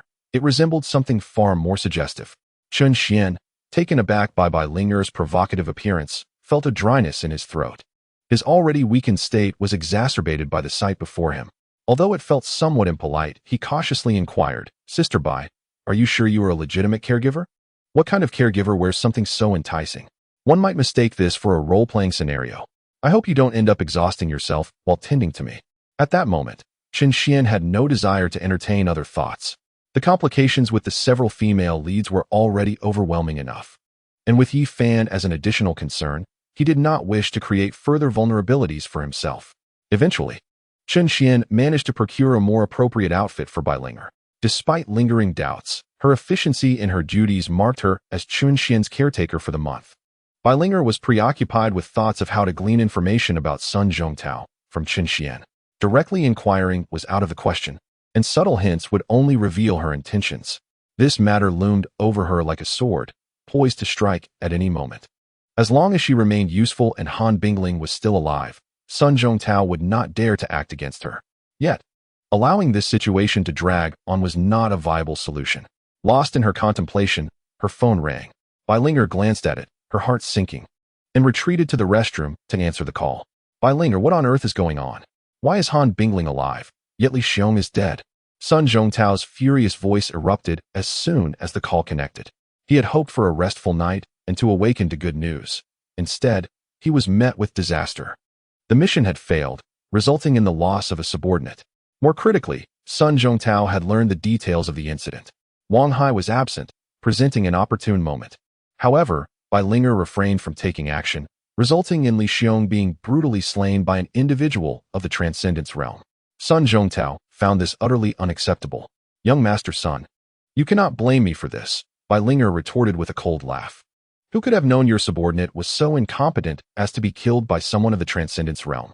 I admit I had other thoughts at that moment. Yet the crux of the issue lies with Li Xiong. You. Sun Zhongtao's voice faltered, and after a prolonged silence, he finally spoke. I can no longer wait. I demand your direct intervention. Within 3 days, I expect to see the corpse of Han Bingling. This is my bottom line. It is also your final opportunity. With that, Sun Zhongtao abruptly terminated the call. Staring at her phone, Bai Linger felt her chest rise and fall in agitation. Sun Zhongtao had brazenly threatened her. She was perplexed by the source of his confidence. I must swiftly uncover what leverage Sun Zhongtao possesses over me. Bai Linger could no longer contain herself. Young Master Chun, do you frequent the Heaven on Earth establishment? She inquired nonchalantly while changing dressings that evening. Frequent? Do I appear to you as someone who does? Chun Xian sighed. The day you saw me was my first visit. Your first visit? Then why did you come into conflict with that individual? Bai Linger feigned surprise. I later learned he was a wanted criminal. Let us not discuss it, Chun Xian sighed again, falling silent. If it weren't for dire circumstances, I wouldn't have intervened. Yet, if I do not act, Han Bingling will surely perish. Fortunately, it was merely Li Xiong. Had it been Bai Ling, I fear I would have met my end. But why did Bai Linger refrain from acting? Why concern myself with her? She is merely a supporting character destined for demise. Due to the divergence from the narrative, Yi Fan and Bai Linger had completely strayed from the storyline. All that was meant to occur between them would not transpire, as Yi Fan did not reside in the Han household. Without these events, Yi Fan and Bai Linger existed as parallel lines. Chen Xian seemed to foresee Bai Linger's fate. In the original tale, Bai Linger transitioned from being Yi Fan's beloved to a mere supporting character in this world. Absent Yi Fan's assistance, she stood no chance against Sun Zhongtao on her own. Though Bai Linger's influence is alluring, she herself is quite capable, yet I am also entangled with Yi Fan, so it is best I remain uninvolved. Shaking his head, Chen Xian cleared his thoughts. He was already burdened with troubles and did not wish to entangle himself in Bai Linger's predicaments. Nearby, Bai Ling, having overheard Chen Xian's thoughts, clenched her teeth in frustration. Fine. I have no one to care for me, no one to love me. I have become a mere supporting character, haven't I?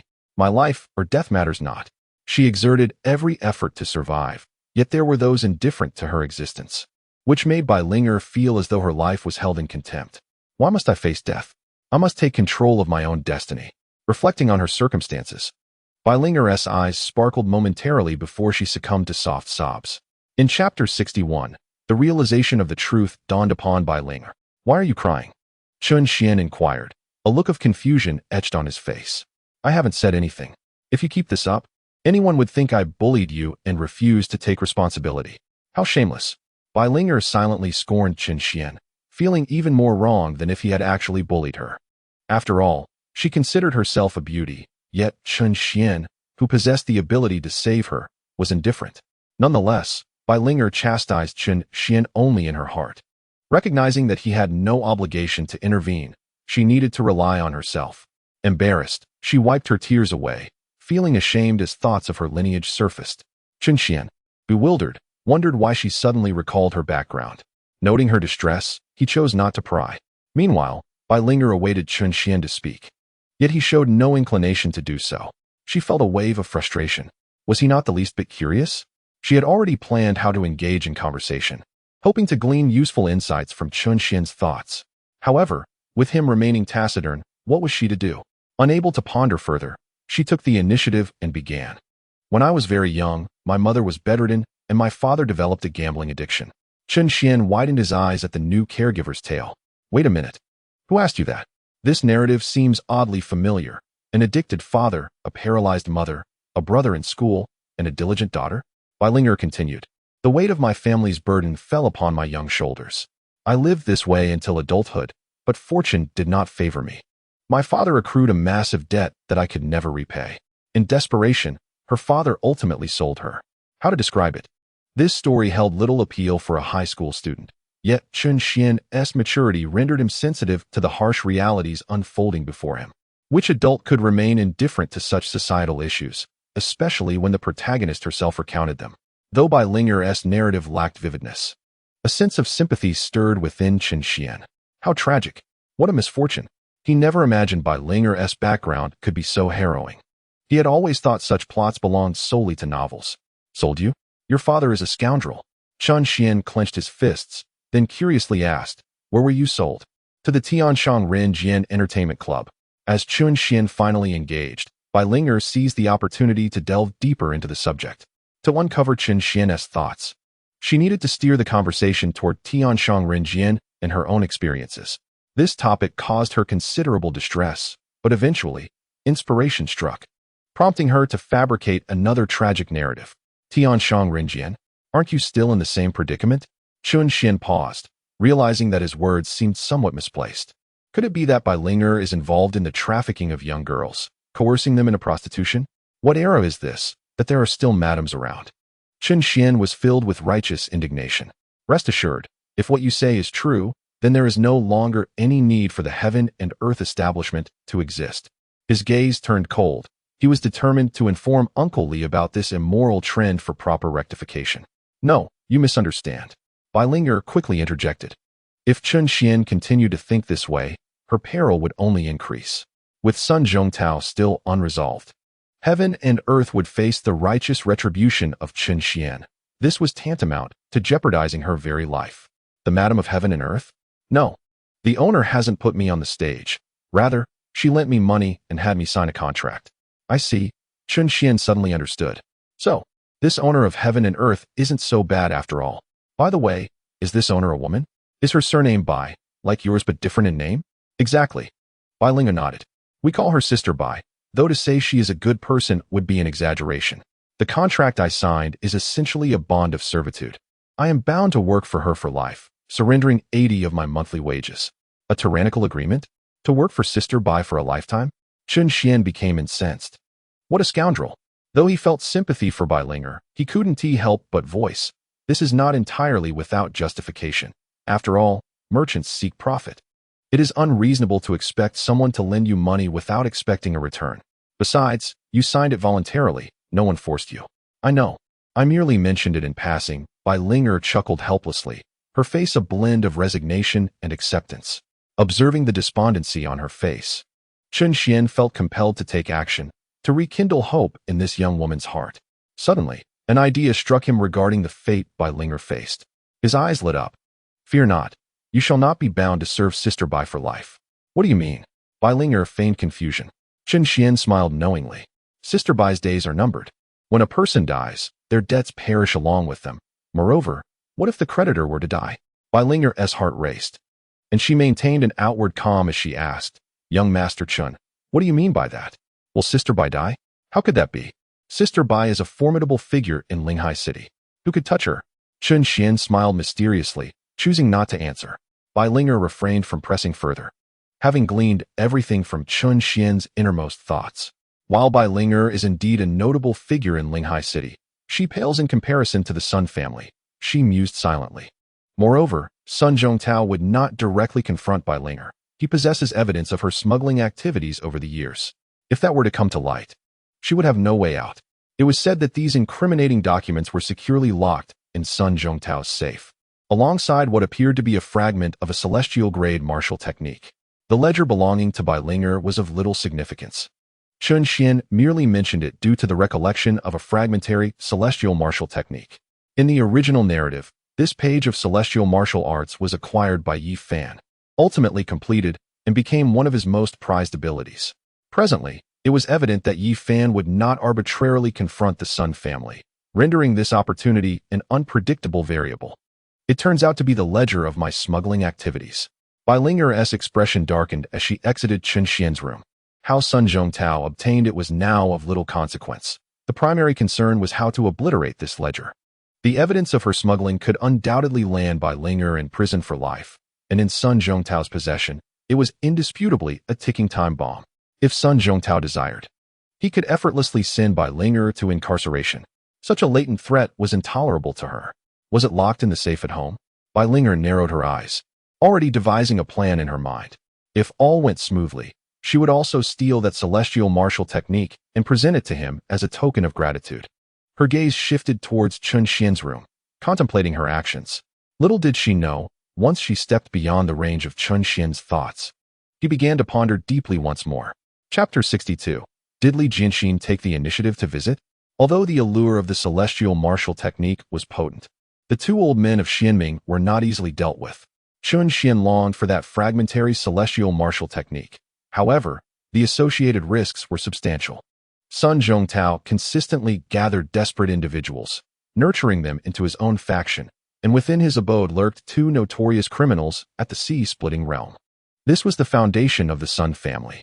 The duo, self-styled as the Xianming Elders, despite their initial stage of sea-splitting, exhibited remarkable synergy, sharing a deep connection as twins, and their expertise lay in the art of poison.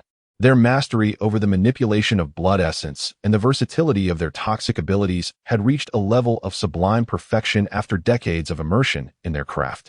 In the original storyline, even Bai Linger, a top-tier combatant at the sea-splitting realm, faced considerable challenges against them.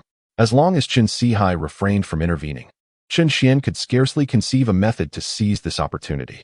Never mind, it was better to remain cautious for the time being. Although the celestial martial technique was desirable, antagonizing the Sun family appeared decidedly unwise. Furthermore, while everyone regarded the celestial martial technique as a treasure, Chun Xian was not devoid of alternative avenues to acquire knowledge. He still had his system. Once I recover, I shall initiate 3 draws. Lying on the bed, Chun Xian felt a surge of excitement. Even though he was currently bedridden and unable to cultivate, the existence of the system allowed him to grow stronger imperceptibly. The following day, the nurse, Xiaobai, took a day off. Having discerned Sun Zhongtao's hold over her vulnerabilities, Bai Linger could no longer contain her impatience. She needed to prepare thoroughly for her evening endeavors. This operation must be flawless. Early in the morning, upon glancing at the note on the table, Chun Xian felt utterly dazed. Wage deductions. Wage deductions are imperative. Having taken leave on the very first day is hardly indicative of a competent servant. As Chun Xian reflected on his conversation with Bai Linger the previous day, an unsettling notion began to dawn upon him. He sensed a distinct lack of the spirited essence one would expect from a top-tier servant. More intriguingly, who would engage in such intimate discussions upon first acquaintance? At that moment, Chun Xian entertained the thought that this new caregiver might have ulterior motives. Was she attempting to solicit a ransom for his freedom, assuming him to be a gullible fool? He chuckled wryly, recognizing that the truth of her intentions was of little consequence. What truly mattered was that Bai Linger had taken leave, leaving him unattended for his medication. Qin Su had departed early in the morning for Mahjong, and now the house was devoid of life save for him. Moreover, the wounds requiring fresh dressings were located on his back, rendering them inaccessible. The medication could not be interrupted. Just as he contemplated calling his mother, the doorbell rang unexpectedly. With a limp, he approached the door, where an imperious, aloof visage greeted him. Li Jianxin, what brings you here? Chun Xian was momentarily taken aback, puzzled by her presence. As far as he recalled, Li Jianxin had never visited his home. Are you here to see me? Observing the multitude of nutritious provisions she carried, he felt an increasing sense of dread. How difficult it was to endure the kindness of the female protagonist.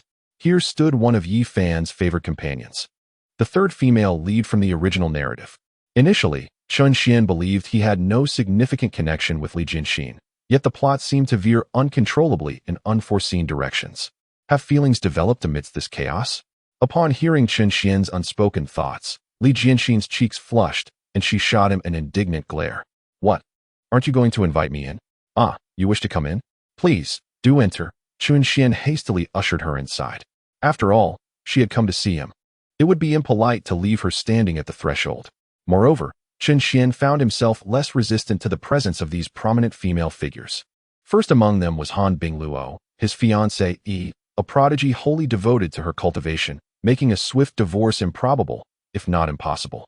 Then there was Han Bingling, his sister-in-law, whose shared disdain for Yi Fan, perhaps due to familial ties, seemed to foster a deepening bond between them. The two favored companions shared a significant rapport with him, and with Li Jianxin now in the mix, he felt a certain resignation. Perhaps this is akin to having too many lice to feel the itch, or debts too numerous to cause worry, he mused with a resigned smile. Not to mention Zhang Lai, who could also be considered part of the ensemble, with the exception of Beilinger. It seemed every member of Yi Fan's initial harem had become entwined with him, albeit unbeknownst to him. His caregiver, Xiao Bai, was none other than Beilinger herself.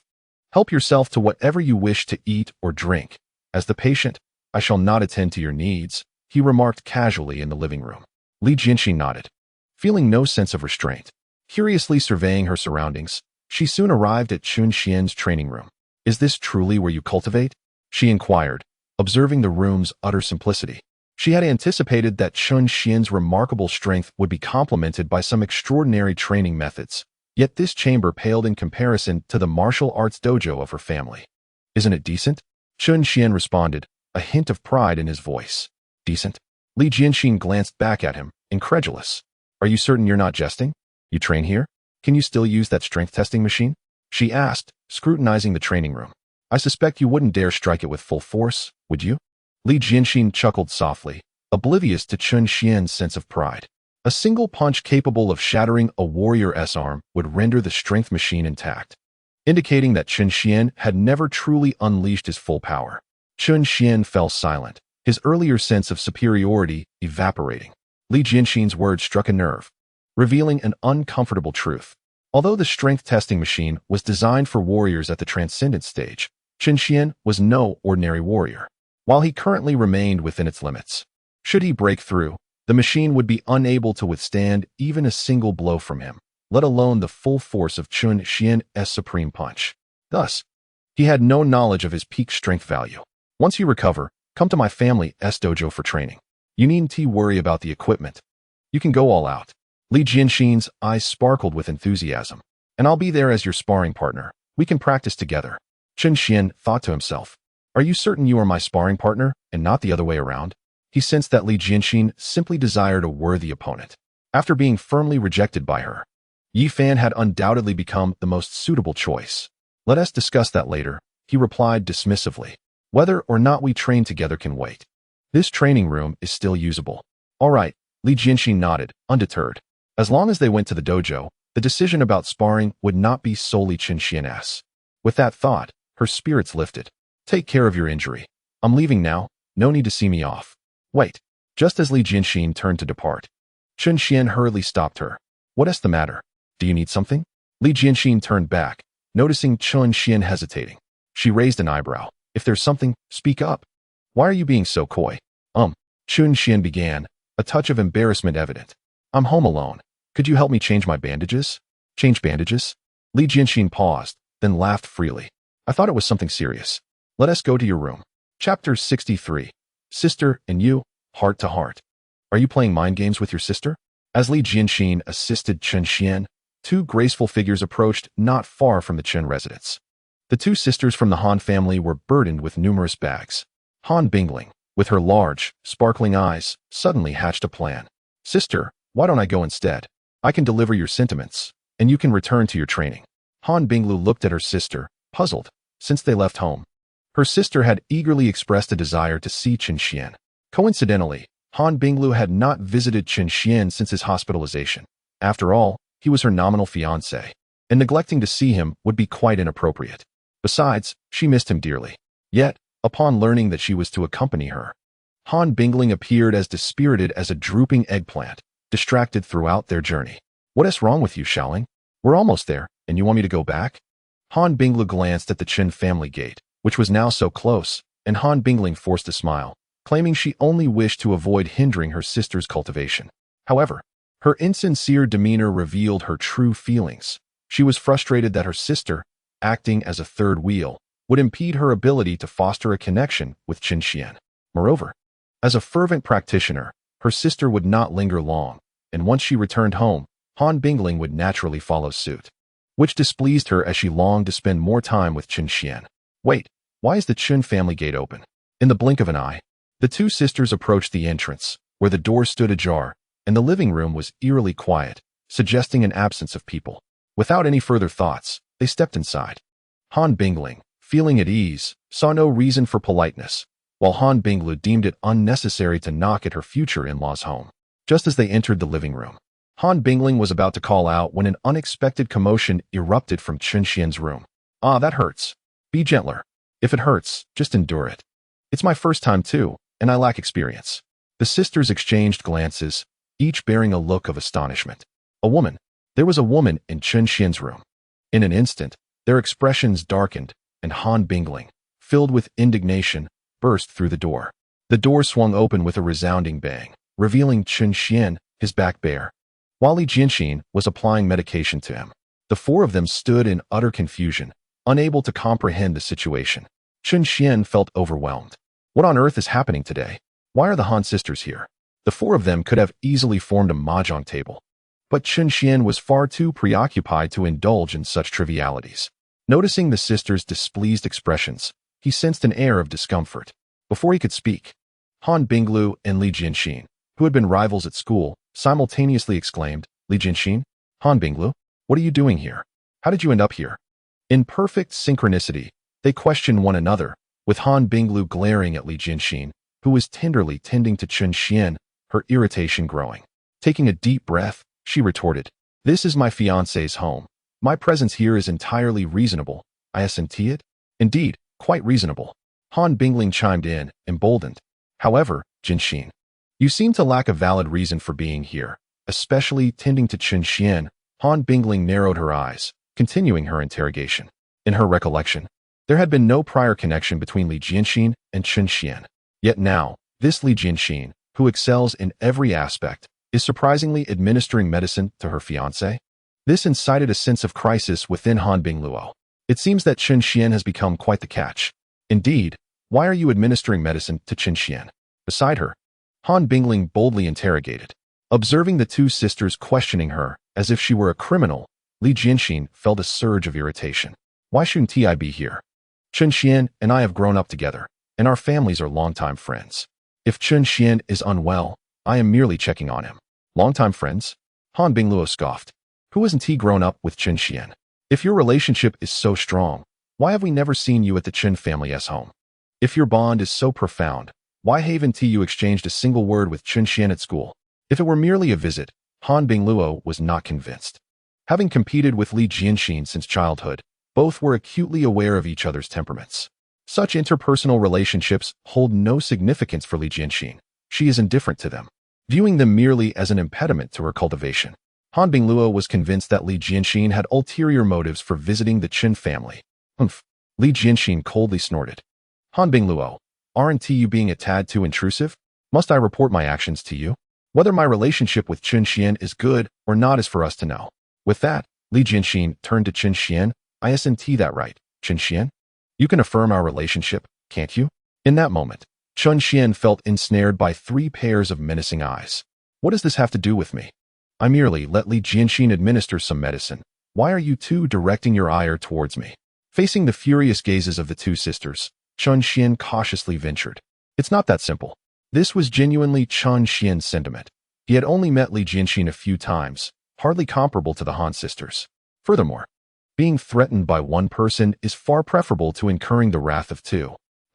However, the next moment, Qin Xian felt a sharp pain in his back, and upon turning, he encountered Li Jianxin's fiery gaze. Qin Xian nearly wept. Being threatened by one person is hardly pleasant. He quickly amended, well, it's not that bad, more like average. Li Jianxin's glare intensified. Just average? It's acceptable. Our relationship is certainly acceptable. Qin Xian, displaying discretion, adjusted his statement once more. A fence-sitter. Observing Chun Xian's capitulation, the Han sisters were infuriated. In the struggles of women, one should not rely on men. They merely serve as bystanders. The crux lies within oneself. Han Bingluo took a deep breath, a smile gracing her face. It seems I owe you gratitude for helping my fiancé with his medicine. However, now that I am here, there is no need for your assistance. Han Bingluo employed a veiled threat, using her status to exert pressure. Li Jianxin was unfazed by such tactics. Fiancé? Han Bingluo, why do you suddenly refer to him as your fiancé? Just moments ago, you were weeping and clamoring to annul the engagement. Why are you now acquiescing? Li Jianxin wore a smile, executing a ploy of misdirection. Upon hearing this, Han Binglu's smile faltered, but after a moment's reflection, she spoke. What? Are you so eager for me to annul my engagement? Do you intend to take my place once I do? Li Jianxin chuckled. Take your place? That wouldn't be out of the question. Dream on. Before she could finish, Han Bingling, beside her, was jumping with indignation. Her small face flushed with anger as she glared at Li Jianxin, exclaiming, if anyone is to take your place, it's certainly one TBU. If I annul my engagement, there's still me to consider. In an instant, everyone in the room turned their gaze towards Han Bingling. Meanwhile, not far from the Chun residence, Yi Fan approached with a compensation list in hand. With his job at Tianshang Rinjian gone, the hall manager had calculated the compensation amount, and creditors were knocking at his door daily. The sum reached a staggering 400,000. Although he received a reward for his bravery, it was nowhere near sufficient. Moreover, the items in the private room were not his doing, so why should he bear the costs? He had come to demand compensation from Chun Xian. The hall was hesitant to approach Chun Xian due to his status, but he was not. Chapter 64. As Yi Fan once again found me surrounded by the female lead, feeling the weight of everyone's gaze, Han Bingling suddenly realized the implications of her words.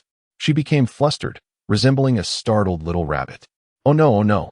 How could I have said what I truly felt? Li Jianxin, the first to react, teased with a gleeful smirk. Who would have thought that the Han sisters had such peculiar tastes?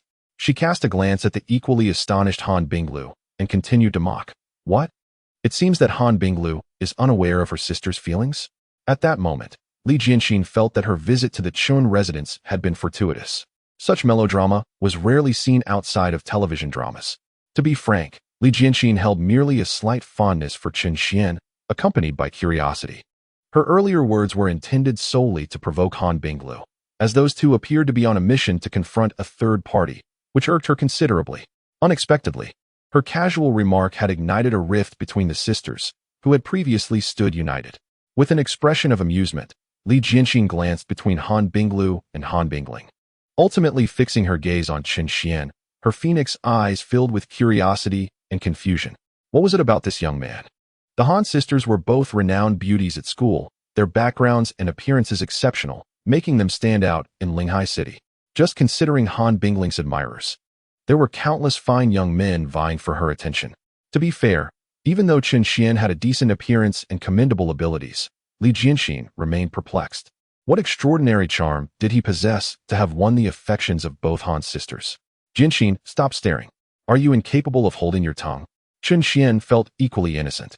Little did he know the shock he experienced upon hearing Han Bingling's words. Han Binglu's beautiful eyes instinctively turned towards Chun Xian. Under the scrutinizing gaze of Han Bingluo, Chun Xian seemed to grasp the implication behind her eyes. What have you done to deceive my sister? He thought, feeling utterly wronged. I haven't done anything at all. Yet why does everything seem to revolve around me? Han Bingling, speak up. Chun Xian urged in desperation. This isn't a comedic performance. What are you playing at with your ethical dilemmas? I demand a flawless explanation. He continued to lament internally. Even if my charm is overwhelming, it is your uncontrollable affection for me that is at play, and I bear no responsibility for it. All three leading ladies heard Chun Xian's thoughts, and it was evident that he had not seduced the young woman. So what was the truth of the matter? Han Bingluo scrutinized her younger sister, shouting, I require a perfect explanation. Han Bingling's face flushed crimson as she nervously fidgeted with her fingers, her voice diminishing to a whisper. After all, the Han family owed Chun Xian far too much. If they were to break off the engagement without recompense, it would reflect poorly on them. Fortunately, as she spoke these words, realization struck her, and her mind raced to formulate a suitable response. Hearing this, Chun Xian widened his eyes in astonishment. When did you become so righteous? Li Jianxin exclaimed, her pupils dilating. Is this a form of compensation? Are we to offer something even in the event of a broken engagement? It cannot be that simple. There must be more to this. Han Bingluo looked at her sister with a sense of pride. Xiaoling, your intentions are commendable, but this matter should not be discussed indiscriminately. With utmost seriousness, Han Bingluo declared, I cannot possibly agree to a cancellation of our engagement. It was unclear to whom she directed this statement, yet it bore significance in her heart. The commotion surrounding Han Bingling's sincere declaration came to an end, but the conflict between Han Bingluo and Li Jianxin persisted. Jianxin, pass me the medicine. I can help administer it to Qin Xian. Han Bingluo extended her hand, implying that it was permissible. This is something I cannot decide unilaterally, after all. It was Qin Xian who requested my assistance. Li Jianxin understood the underlying message but chose not to comply. Instead, she turned to Qin Xian. Who do you wish to have administer the medicine to you? Her tone was laden with an unmistakable threat, leaving Qin Xian feeling utterly despondent. You two can sort this out amongst yourselves. I'm stepping outside for some fresh air. Qin Xian replied with irritation, limping toward the door. I can't bear this any longer. It's simply intolerable. Qin Xian found himself somewhat admiring Yi Fan, pondering how he managed to maintain such harmony among numerous women. This was the stuff of novels. Just 3 women had already turned into a theatrical performance. Merely the thought left Qin Xian feeling overwhelmed. I'll support you. Lost in thought, he felt Li Jianxin cheerfully link her arm with his. She harbored no ulterior motive. Simply witnessing her rival's displeasure brought her joy. Her gesture was not intimate, merely a symbolic linking of arms. However, even in this moment, the 2 sisters of the Han family remained displeased. Han Bingluo, without uttering a word, directly linked her arm with another. She was bolder than Li Jianxin, even able to approach Qin Xian. With both arms occupied, Han Bingling, feeling anxious, swiftly moved to seize an arm from Li Jianxin. Sister Jianxin, please have some decorum. This is my brother-in-law, not yours. Li Jianxin, unwavering, retorted. If you insist on calling me sister, perhaps Qin Xian might truly become your brother-in-law in the future. The 3 of them nearly hoisted Qin Xian towards the courtyard, leaving him in a state of both agony and delight. Yet, just as they exited the living room, Qin Xian's eyes widened in astonishment. The person at the door appeared strikingly familiar. Their gazes met. Yi Xiong. How could this rascal have seen him again? Qin Xian felt his head spin. This scene felt eerily reminiscent, yet the dilemma was that this was indeed his home. What a predicament! How could Yi Fan witness my, situation, once more? And with 3 of them? Qin Xian sighed. At this juncture, whether the fault lies with me or not, I lack the strength to explain. I am weary. Let it all come to ruin. Yi Xiong, harbor your grudges against me. Qin Xian showed no inclination to explain and inquired, Are you here to find me? Yi Xiong? Yi Fan, devoid of any desire to question further, feared another humiliation. He clenched his fists, his countenance darkening. Though he felt an overwhelming urge to avoid the encounter, his poverty ultimately clouded his judgment. Gritting his teeth, Yi Fan declared, There is a matter at hand. Take a look at the bill for the damages at Tianshang Rinjian. With that, he handed over the quotation to Qin Xian. Qin Xian examined it closely. 400,000 was but a trifling sum. However, why was it that you and I were implicated? Upon mentioning this, Yi Fan grew agitated. Don't you know? Only the 3 of us were present at the time. Li Xiong is deceased, and you were bedridden. They had no choice but to turn to me. He insisted. You know full well that I am not responsible for these damages. Qin Xian, you wouldn't dare to shirk your debts, would you? Yi Fan regarded him warily. Qin Xian chuckled lightly. I certainly would not. After all, I was involved, and it wouldn't be right to let Yi Xiong take the fall. Hearing you say that puts my mind at ease, Yi Fan sighed in relief. However, I must ask, what if I refuse to settle the bill with Tianshang Rinjian? What if you do refuse? Yi Fan's voice escalated several notches. If you don't pay, they will come to me. The hall manager is constantly blocking me at the martial arts school. I can hardly focus on my training. Hardly focused on your training? Qin Xian's eyes sparkled with intrigue. Then I shall not pay. Chapter 65. Qin Xian furrowed his brow, shielded by the 3 women. As a villain, Qin Xian believed that sometimes morals and reputation mattered little. The plot was excessively melodramatic. Unbeknownst to him, the 3 heroines had become entwined with his fate. And now Yi Fan undoubtedly harbored a deep resentment towards him. The relationship between the 2 seemed to have no room for reconciliation. It could be said that a confrontation between Yi Fan and him was inevitable, and Chen Xian harbored no intentions of retreating. Nature would not overlook any opportunity to hinder Yi Fan's cultivation. Let me be a shameless villain, Chen Xian resolved in his heart. Meanwhile, Yi Fan appeared somewhat bewildered. What did you say? I said, I will not compensate. Chen Xian replied with a smile, enunciating each word. You won't compensate. This time, Yi Fan comprehended fully, his expression turning blank. If you don't pay, who will? The manager demanding payment confronted him repeatedly throughout the day, leaving Yi Fan on the brink of mental collapse. He had merely acted out of righteousness, only to find himself liable for expenses. The crux of the matter was that Yi Fan could not afford it.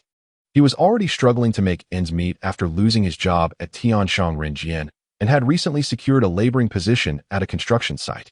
Having just managed to satisfy his basic needs, the thought of being burdened with such a hefty debt was terrifying. He would have to abandon his studies and the martial arts entrance examination, resigning himself to a life of bricklaying to repay his dues. The mere contemplation of such a grim future sent a shiver down his spine. He gazed at Chen Xian, assessing his intentions. Yet, Chen Xian merely smiled, seemingly indifferent, stating that if anyone was to pay, it should be Yi Fan, as the manager would not dare confront him, thus continuing to harass Yi Fan instead. Chen Xian reveled in the situation. Yi Fan, too, recognized that if Chen Xian refused to pay, he would be left to bear the brunt of it. The thought of spending his remaining days laboring at a construction site ignited a furious rage within him. Chen Xian, I will fight you. Yi Fan could no longer contain himself and hurled a punch at Chen Xian, a culmination of all his grievances and humiliations since arriving in Linghai City. The ferocity of the blow startled Chen Xian, causing his pupils to dilate in shock. He could sense that Yi Fan truly intended to end his life. Finished. This guy is serious. However, hindered by his own mobility issues, Chen Xian could not evade the impending strike. At that moment, 3 fragrant breezes approached as 3 women shielded Chen Xian. What are you doing? Han Binglu reprimanded fiercely. How dare you? Han Bingling exclaimed. Her delicate features contorted with indignation. You're seeking death. Li Jianxin clenched her fists in readiness. The first to stand defiantly in front was Han Binglu. The force of Yi Fan's punch tousled her hair, yet she did not flinch, resolutely standing firm. Just as Yi Fan's fist was a mere centimeter from Han Binglu's face, it abruptly halted. His target was Chen Xian, not his furnace. He could not bring himself to harm her. Yi Fan's complexion turned ashen as he glared at the trio of stunning figures, his heart ablaze with fury. Why? Why must such a scoundrel take everything from me? Realizing that the opportunity had slipped away, Yi Fan released his hand and took a deep breath. His eyes filled with resentment as they searched for Chen Xian, who was cowering behind the 3 women. Chen Xian, you better watch out. Brother Yi, what are you doing?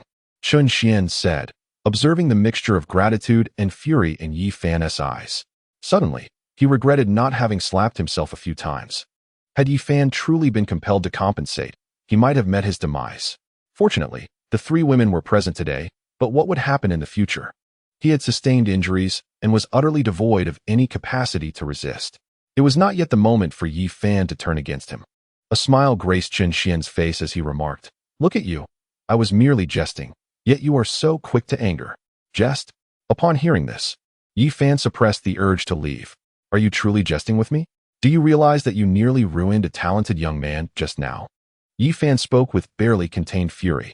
He soon recognized that his reaction was impulsive, although he harbored thoughts of eliminating Chen Xian. Doing so within the Chen family was far from prudent. Yet, in that moment, rage had completely overtaken his mind. Indeed, who could have known you were so sensitive to humor? Yi Fan retorted. Am I to blame for your inability to take a joke? Taking a deep breath, Yi Fan mentally reassured himself. Do not be angry. Compensation will suffice. As for the grievances between Chen Xian and me, they shall be settled in due time. Chen Xian, please refrain from jesting with me in the future. Here is the bill. You pay for it, and this matter shall no longer concern me. With that, Yi Fan attempted to leave. However, Chen Xian's voice rang out once more. Wait, what is it? Yi Fan turned back, his brow furrowing slightly. Chen Xian smiled. Look at you, so eager. Compensation is not an issue, but there seems to be a discrepancy in this bill. A discrepancy? Yi Fan furrowed his brow and approached Chen Xian. Chen Xian pointed at the bill. You see, aside from the damaged items, which I acknowledge, there are also charges for floor replacement, ceiling cleaning, and wall painting. Are you certain these have nothing to do with you? Confronted by Chun Xian's scrutinizing gaze, Yi Fan was momentarily taken aback. If memory served him correctly, the floor had indeed cracked beneath his feet when he exerted force, shattering Li Xiong's arm and sending blood flying, leaving him battered against the wall. Let us not be too pedantic. Yi Fan's face flushed crimson, his voice noticeably softer. Your family is prosperous. Can you really be so meticulous about these matters? Yi brother, what sort of remark is that? My money does not come from thin air. Seeing Yi Fan at a disadvantage, Chun Xian regained his fortitude.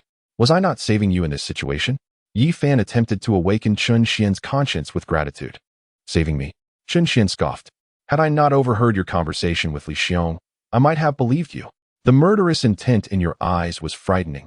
Even now, I shudder at the thought.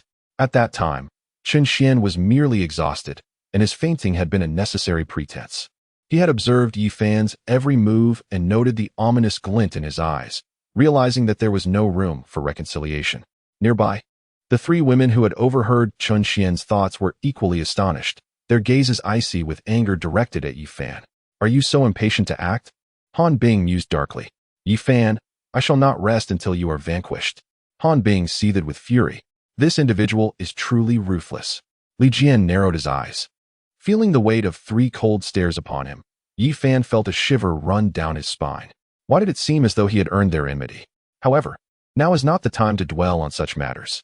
Yi Fan continued to uphold his persona of a valiant hero, declaring, Indeed, I acted solely to rescue you. I do not seek your gratitude, yet you cannot expect me to share the burden of this expense. Chun Xian nodded in acknowledgement.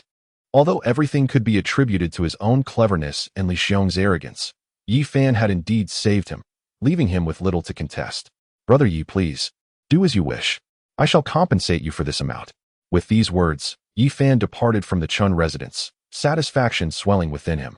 However, just as he was about to cross the threshold, he glanced back at Chun Xian, attended by 3 maidens, and his fists clenched once more. One day, my disciple who is speaking? Why is it so noisy? At that moment, a voice resonated within Yi Fan's mind. He was momentarily taken aback, only to be overwhelmed with joy. Master, you have finally awakened. In Chapter 66, Yi Fan's martial saint master, the martial queen of dominating fist, was overwhelmed with emotion, tears brimming in his eyes as he clasped a pouch hanging around his neck. Inside the pouch lay a fragment of an ancient artifact, a vessel that housed the indomitable will of his master. Master, I have missed you dearly. At last, he had received the mental support he had yearned for. And Yi Fan was eager to confide in his master about the tribulations he had endured during the long days of solitude. Ever since the remnant soul of the martial saint had succumbed to slumber, Yi Fan had been navigating through treacherous waters. Without his master to guide him, he felt a profound uncertainty in every endeavor. This included his forbearance towards Chun Xian, which stemmed from a lack of confidence. Had his master spoken up, possessing a martial saint as a stronghold, Yi Fan would have faced Chun Xian without a shred of fear. What troubles you, my disciple?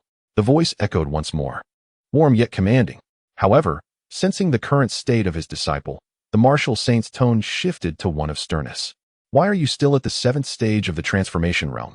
Since being discovered by Yi Fan, the martial saint had diligently overseen his training. Given Yi Fan's extraordinary aptitude and talent, the martial saint had expected significant progress by now.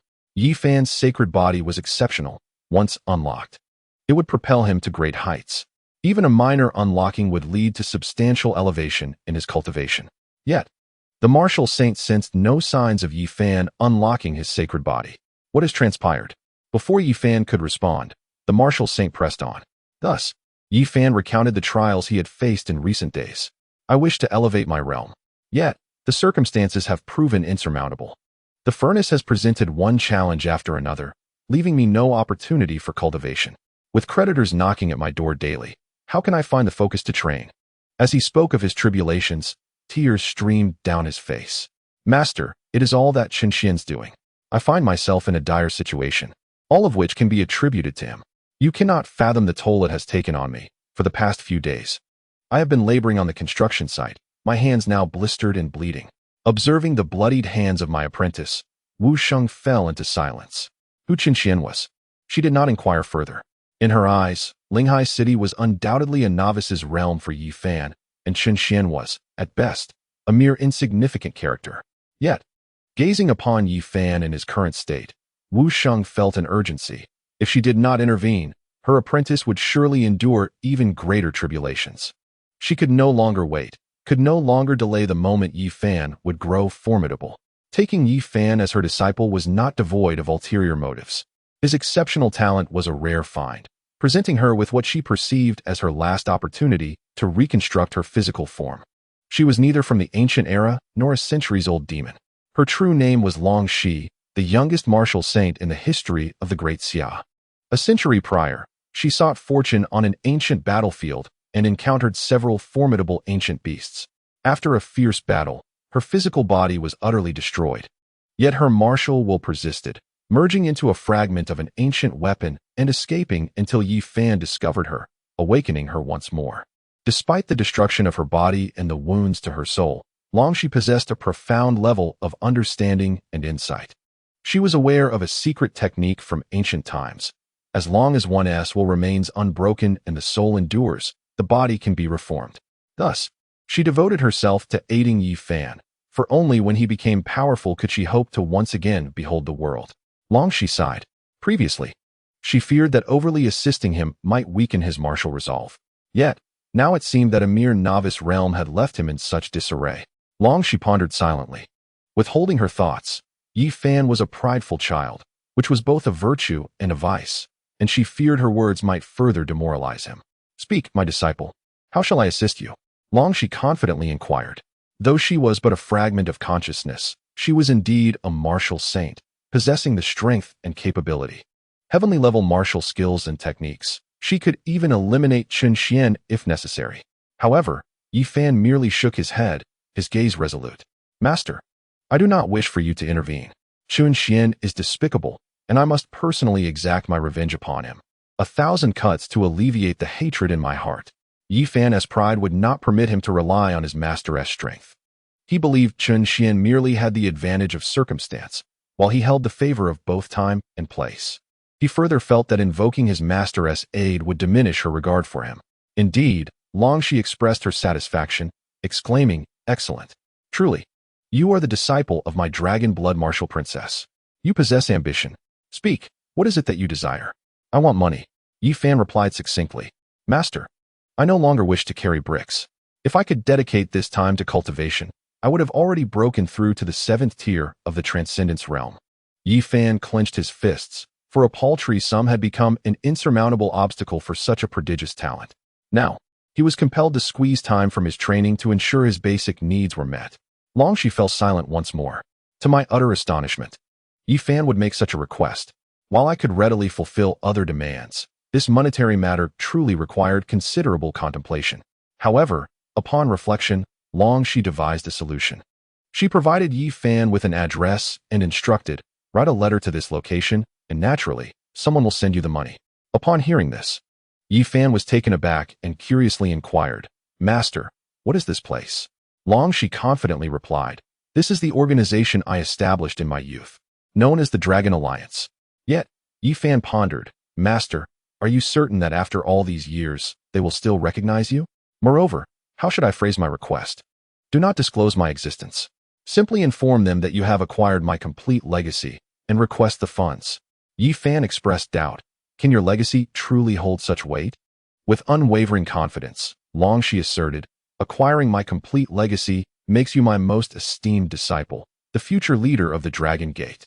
It is not merely a matter of a few coins.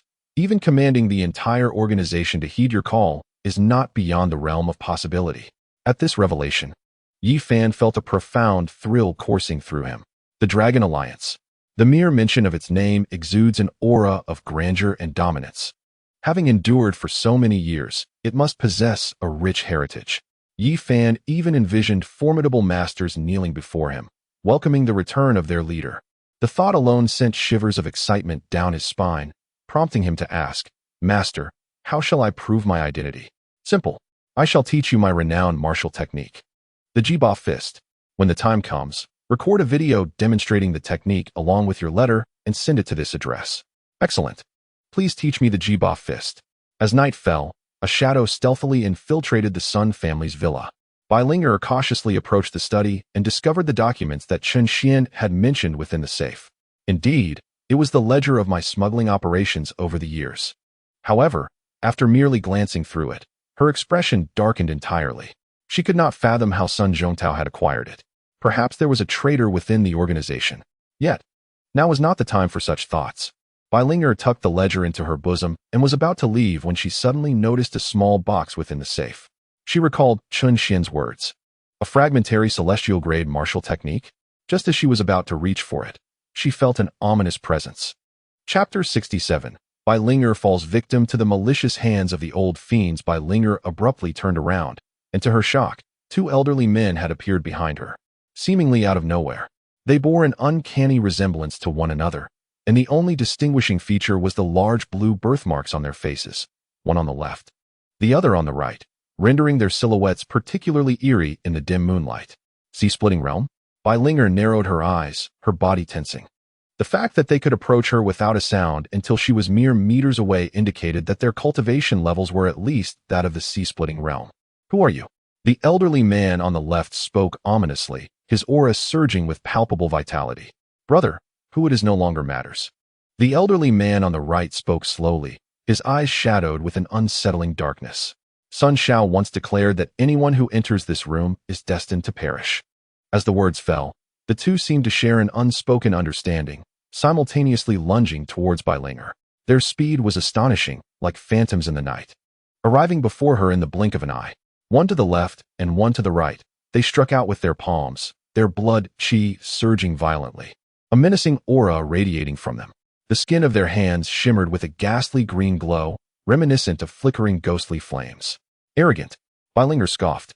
The initial attack from the two undoubtedly revealed their realm.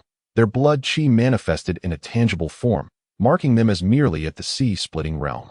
In Linghai City, she was already among the elite of that realm. Without any intention of evasion, she unleashed her palms, colliding with theirs. The power of those at the sea-splitting realm could cleave mountains and split seas.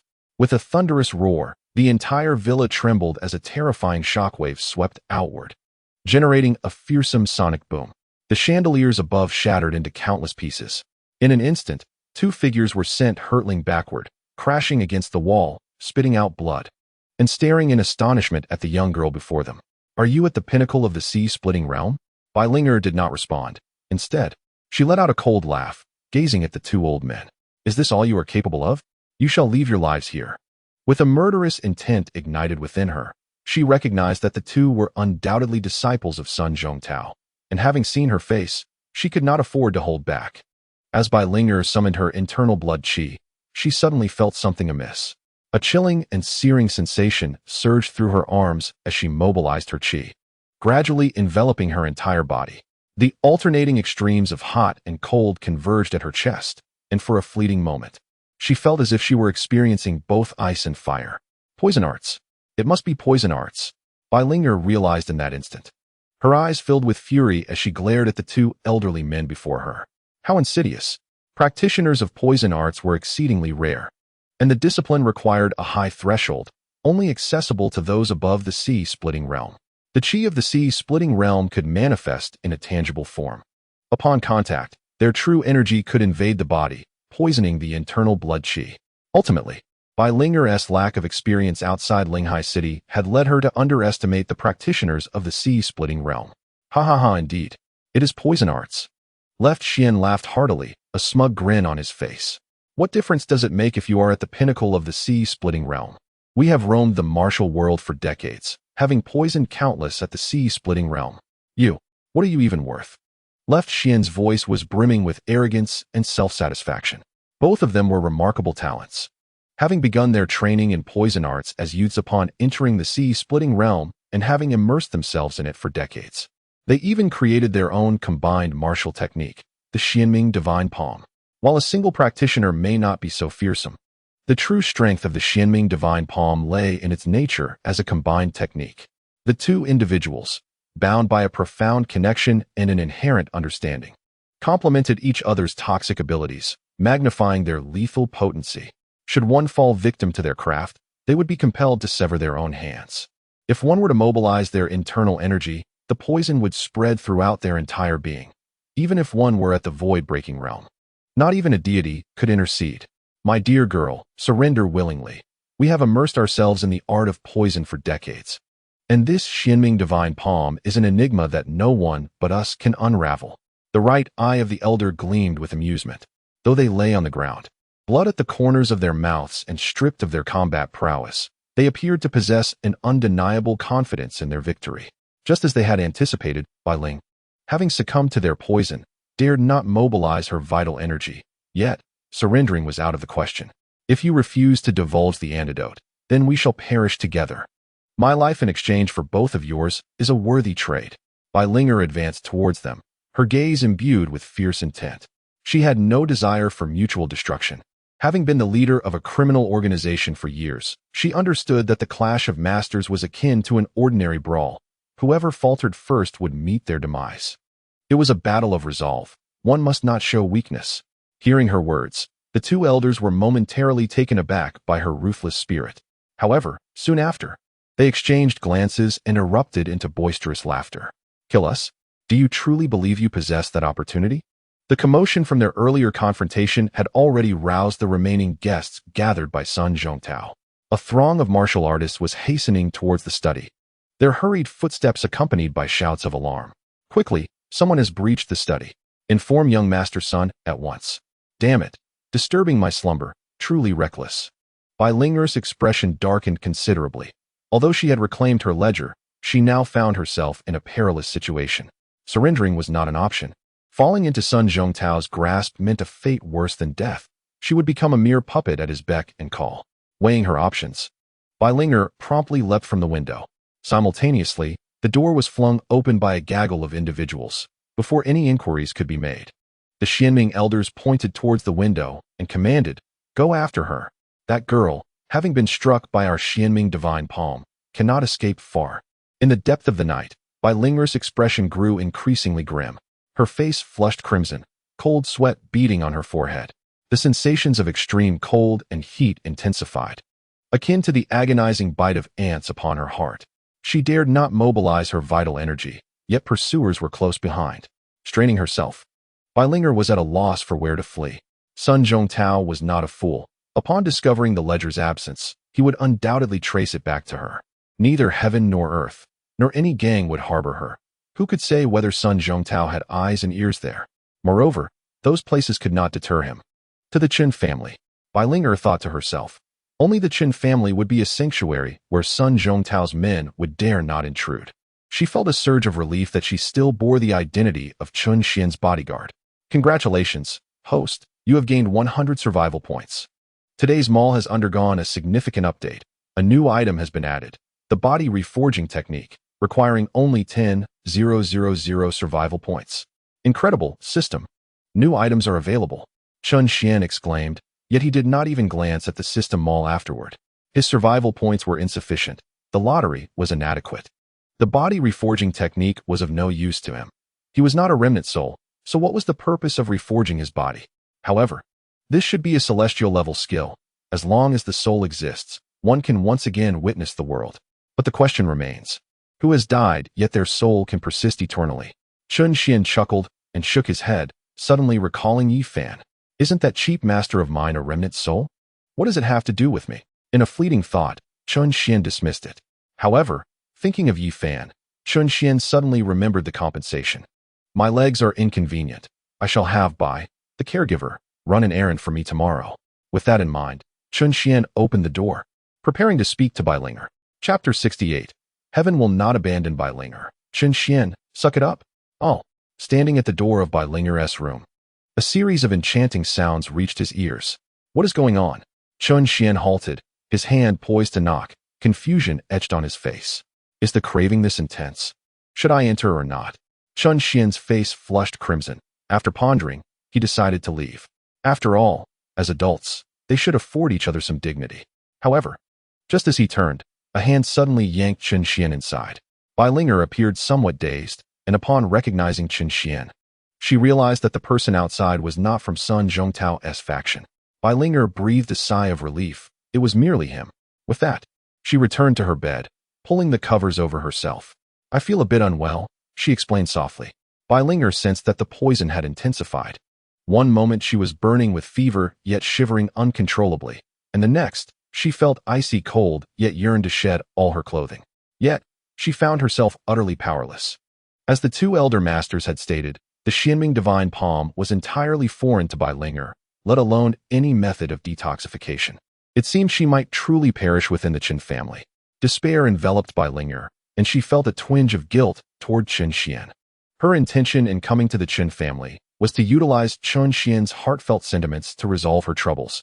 Yet now she feared she had merely burdened him further rather than repaying him. What is wrong with you? Even Chen Xian, who typically was oblivious, sensed that something was amiss with Bai Linger at this moment. Do you have a fever? Should I call a doctor?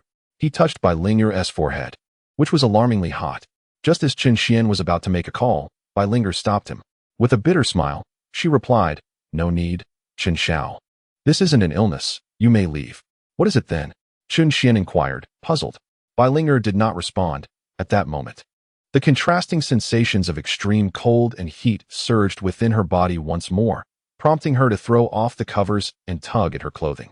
The heat enveloped me, and my skin, as white as jade, lay exposed, with the beauty of my bosom nearly breaking free from its constraints. "Do not undress," Chen Xian exclaimed as he grasped Bai Linger's hand. If she were to remove her clothing, it would lead to an irreparable misunderstanding. "Chen, please leave, I beseech you. I am burning with heat," Bai Linger pleaded with the remnants of her sanity. Her pitiful voice was impossible to refuse, almost seductive in its allure. Yet, at that moment, Chen Xian was not inclined towards such thoughts. Upon witnessing the anguish in Bai Linger's eyes, he recognized the gravity of the situation. What affliction is this? How can it strip one of their reason? Wait. The juxtaposition of cold and heat feels oddly familiar. His gaze scrutinized Bai Linger's condition, and his attention was immediately drawn to the stark whiteness of her skin. The scenery was indeed captivating, but Chen Xian's focus landed squarely in the center. The minute blood vessels against her alabaster skin were strikingly pronounced, the grotesque crimson and azure lines converging into an alarming red. A shiver coursed through Chen Xian. Why does Bai Linger's state resemble that of someone afflicted by the Xianming divine palm? The notion was utterly baffling. The Xianming elders were notorious fugitives. Why would Bai Linger attract such peril? Did he truly comprehend the nature of the Xianming divine palm? A wave of terror washed over Bai Linger.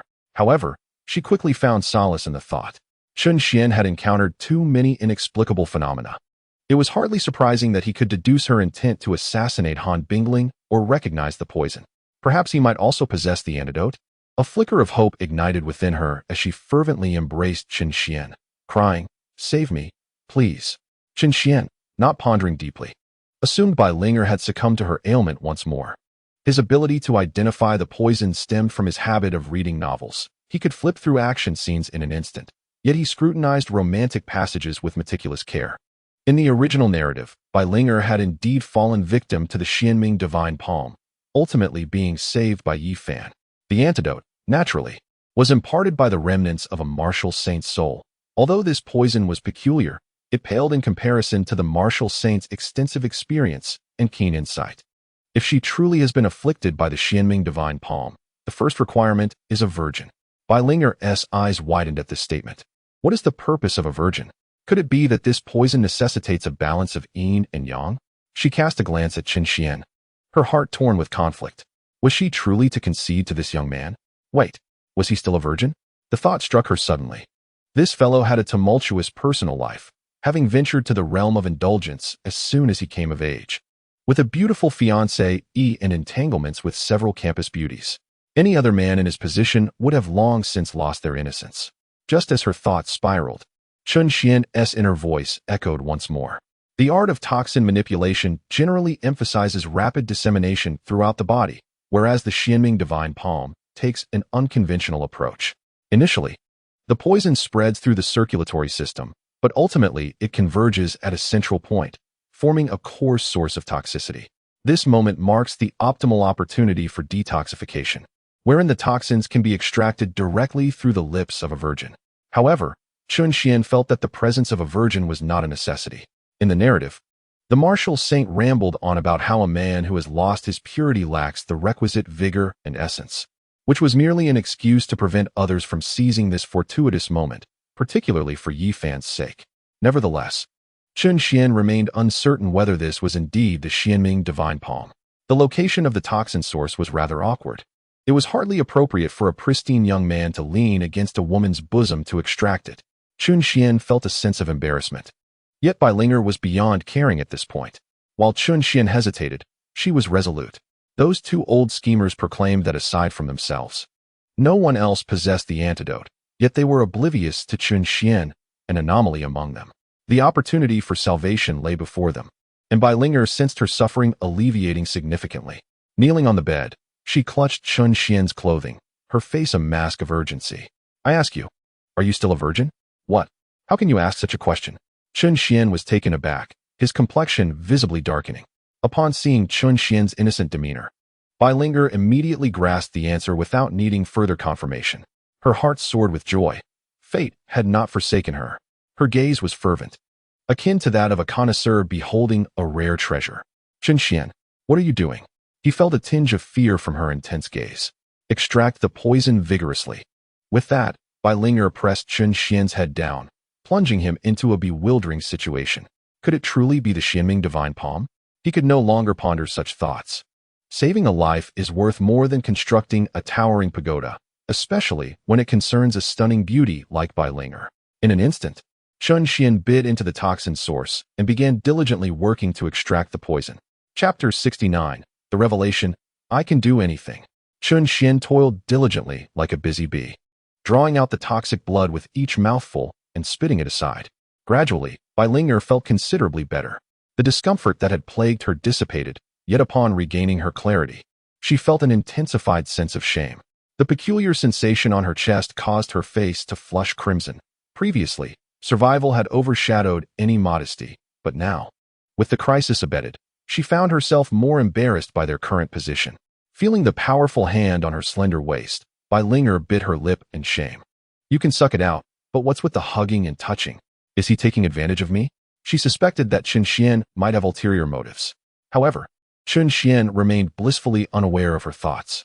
However, if he were aware, Chun Xian would undoubtedly exclaim, injustice. It seemed he could not shake the feeling of lacking something when his hands were empty. More importantly, he found himself utterly incapable of exerting any force. With a sharp intake of breath, Chun Xian inhaled deeply once more before exhaling to the side, resuming his labor. Observing Chun Xian's diligent efforts, Bai Linger felt at a loss for words, as there was little to articulate. Remarkably, this was the second time Chun Xian had, albeit unknowingly, saved Bai Linger's life. Each occasion was indeed a matter of life and death. Bai Linger, who had always been reluctant to owe anyone a favor, now found herself at a loss on how to repay Chun Xian's life-saving kindness. I am unable to repay you. I am willing to offer myself in return. This thought suddenly reverberated in her mind, causing Bai Linger to shudder with embarrassment. She felt as if she were genuinely ill. Otherwise, how could she develop feelings for someone 10 years her junior? Was she, like an old bull, pursuing tender grass? Her heart raced with anxiety. Yet, another dilemma loomed before her. How should she face Chun Xian? Contemplating their current ambiguous interactions, Bai Linger succumbed to unconsciousness to avoid the awkwardness. What on earth? Bai Ling. Witnessing Bai Linger lying motionless on the bed, Chun Xian was utterly bewildered. Fearing he had not exerted himself sufficiently, he drew forth a few more drops of blood, stopping only when not a single drop remained. Am I to become anemic? He pondered, glancing at the still unconscious Bai Linger. However, observing her rosy complexion, he felt reassured that she did not appear anemic. Despite a multitude of questions swirling in his mind, Chun Xian understood that now was not the time to inquire. He covered Bai Linger with a blanket, tidied the room, and gently closed the door. Only when the room dimmed did Bai Linger dare to open her eyes. Upon seeing the blanket covering her, a smile unconsciously graced her face. In truth, having a younger brother was rather pleasant. However, in an instant, her expression turned cold as she recalled Sun Zhongtao and his two treacherous accomplices. This matter was far from over. She retrieved her phone, revealing over 10 missed calls from Sun Zhongtao. Just then, the screen lit up. Bai Linger answered the call. Bai Linger? Sun Zhongtao's voice emerged from the other end, laced with uncertainty and a hint of probing. Bai Linger remained silent, but soon the voices of the two elder masters echoed through the phone. Young Master Sun. It cannot be Bai Linger. She has fallen victim to our combined attack and cannot survive. Indeed, calculating the time, Linger was likely suffering from chaotic energy and on the brink of death. A sinister laughter echoed through the receiver, and Linger could sense their arrogance and confidence. With a cold smirk, she declared, "Sun Zhongtao, let the battle commence." She then ended the call. There was nothing more to be said. The two sides had irreparably severed ties, and it was a fight to the death. The Sun family. A smile was frozen on the faces of Sun Zhongtao and the two elders of Xianming. Left Xian was taken aback, exclaiming in shock, "Impossible. It cannot be. How could she still be alive?" Beside him, Right Ming also felt as though he had seen a ghost. Without their guidance on the antidote, how could this woman have survived? Sun Zhongtao, oblivious to their astonishment, was solely concerned about the death of Linger, with the Han family still unresolved. Now an additional Linger had emerged. His face darkened, but then he sneered dismissively. Did she really consider herself a significant player? A war? Did she possess the qualifications to contend with the Sun family? He ordered all his subordinates that the presence of Linger's influence in Linghai City was intolerable. This night would surely be one of unrest in Linghai City. The streets erupted in violent clashes among martial artists. The headquarters of Linger, Tianshang Renjian, was also in chaos. Sun Zhongtao's infiltrators within Linger's organization sprang into action. In an instant, facing the onslaught from Sun Zhongtao, Linger's entire faction began to retreat in defeat. It must be said that Linger's underground organization was not entirely inept. However, the pinnacle of their combat power resided in Linger herself, who, in her current condition, was unable to fight.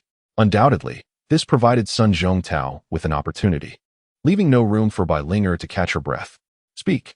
Who exactly are you?" The next day, after tending to Chun Xian's wounds, Linger found herself under interrogation. This caretaker was far from ordinary. Chun Xian could not allow such an uncertain factor to linger by his side. Linger was aware that this day would come. She had contemplated it the previous night. Taking a deep breath, she was about to speak when her phone rang. Without hesitation, she answered, even in Chun Xian's presence. As soon as the call connected, even without the speakerphone, Chun Xian could hear the urgent voice on the other end. "Big sister, the headquarters has fallen, and all our territories have been lost. We are left with only Tianshang Renjian." With a thud, Linger dropped her phone to the ground. She had underestimated the power of the Sun family, or perhaps the extent of Sun Zhongtao's infiltration into her organization. Linger's face turned pale, devoid of color. This was an organization she had painstakingly built, and the thought of it being dismantled by Sun Zhongtao was unbearable. Yet, with her injuries and Sun Zhongtao's overwhelming strength, it seemed she had reached a dead end. Was it over? Was everything truly finished? Linger raised her gaze to Chun Xian. At this point, there was but one way to break the stalemate. Chun Xian was also looking at Ling. His eyes darkened as he asked, "Are you Ling?" "Yes," she nodded. There was nothing left to conceal. She laid her cards on the table. Upon her acknowledgement, Chun Xian fell silent. He feigned seriousness while inwardly cursing. "Damn it. Why is it that every one of Yi Fan's consorts seeks me out?" Although Chun Xian no longer wished to endure, he found it acceptable for Yi Fan to harbor resentment, whether it be once or twice. The presence of Linger did not concern him greatly. Moreover, due to the deviation in the narrative, Linger and Yi Fan had no interactions whatsoever. The fact that she was not Yi Fan's furnace made Chun Xian even more at ease. However, he remained perplexed. "Why were you compelled to be my caretaker? Or perhaps, do you have ulterior motives?" Chun Xian fixed his gaze intently on Linger. Naturally, Linger could not disclose her ability to hear Chun Xian's thoughts. As for her response, she had prepared and resolved it. With utmost seriousness, she spoke, "Young Master Chun, if you do not find me distasteful, I am willing to pledge my loyalty to you. As long as you assist me in dealing with the Sun family, Linger's face flushed crimson. "I am prepared to serve you for a lifetime. I can do anything." Chapter 70, Linghai, A Change of Fate. Rather than stating that Linger sought to ally with Chun Xian, it would be more accurate to say that she was left with no other option. Compared to other families in Linghai City, the Chun family was undoubtedly the best choice. What was more crucial was that the Chun family possessed not only strength, but also a closer relationship with Chun Xian, especially considering he had already shared such an intimate moment with her. Chun Xian did not rush to respond. Although Linger's words were laden with ambiguity, he was not a foolish and lustful wolf. While a master at the Splitting Sea realm was indeed enticing, The ultimate decision did not lie within his grasp. I can introduce you to my father, Chen Xian said after a moment of contemplation. Ultimately, whether to assist Bai Linger in persuading his father was beyond his current capabilities. Very well. Upon seeing Bai Linger nod, Chen Xian called his father and briefly explained the situation. That afternoon, Chen Sihai returned home to meet Bai Ling. Why should I assist you? Chen Sihai scrutinized Bai Linger with an authoritative demeanor. I can become Chen Xian's protector, Bai Linger responded earnestly. Protector? Chen Sihai found it somewhat amusing, as such guardianship was typically reserved for the extraordinary prodigies of top-tier families. His son was merely an ordinary individual, struggling even to gain admission to a martial arts university. Did he truly require a protector?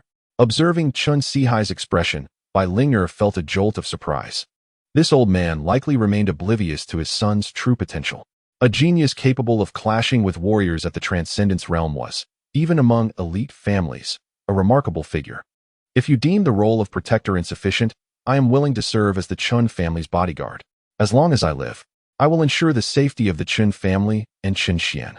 Bai Linger refrained from revealing Chen Xian's true identity and instead opted for a different approach. She smiled and continued. As one of the 5 greatest masters in Linghai City, do you not worry about potential dangers to your family during your prolonged absences? Chen Sihai's eyes narrowed. Her words indeed struck at the core of his concerns. Upon learning of Bai Linger's identity, he felt both astonished and apprehensive. For many years, the Chun family has remained untouched, yet this does not imply that their fortress is impervious. Their daily affairs are intricate, often leading to Chen Xian being absent from home for days on end. Within the Chun family, other than Chen Xian, there remains only Qin Su, and both of them are, in the face of formidable opponents, akin to helpless fledglings. It is not merely a matter of a sea-splitter. Even a mere warrior could easily take the lives of these 2 women.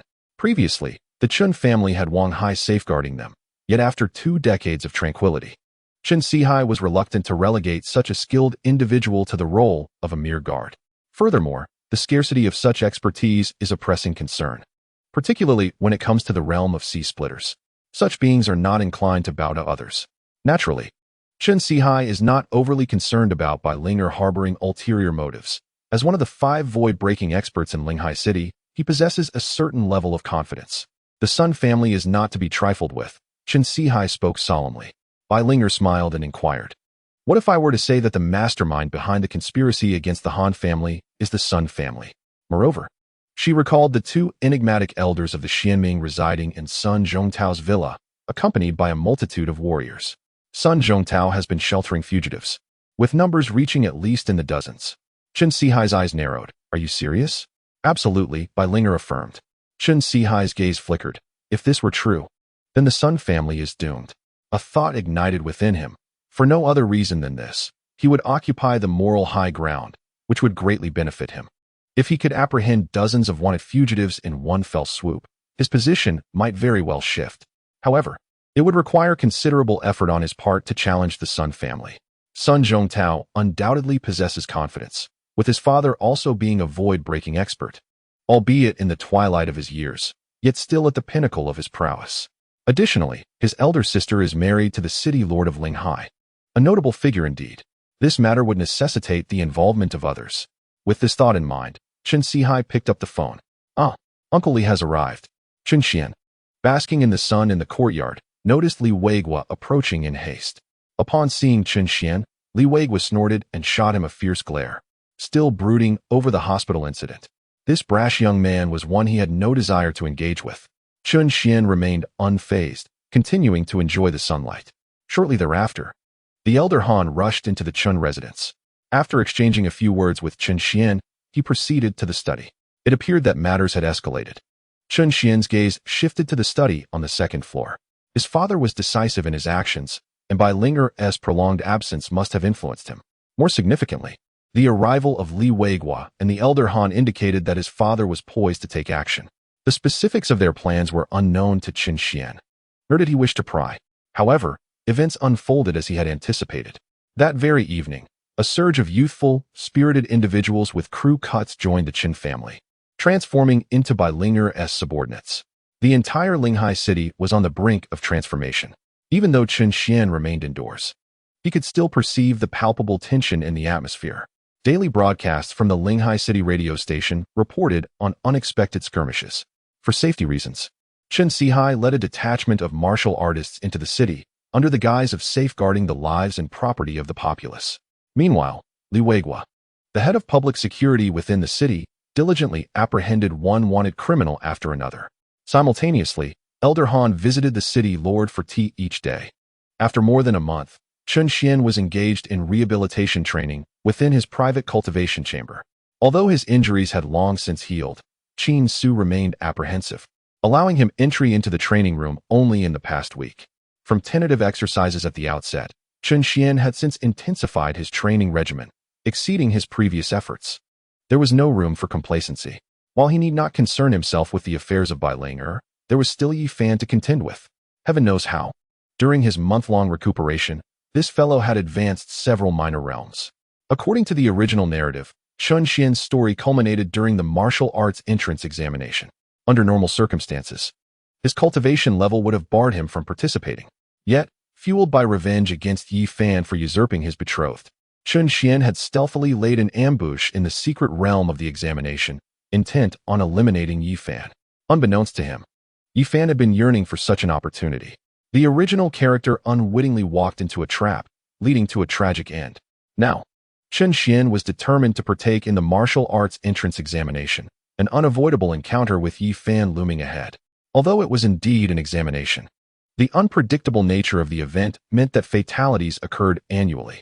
In this high-stakes martial world, such occurrences had become as commonplace as forgetting one's examination admission card in a past life. Chen Xian could hardly believe that Yi Fan would relinquish this prime opportunity to eliminate him. Only through his own demise could the female protagonist have a chance to reconnect with him.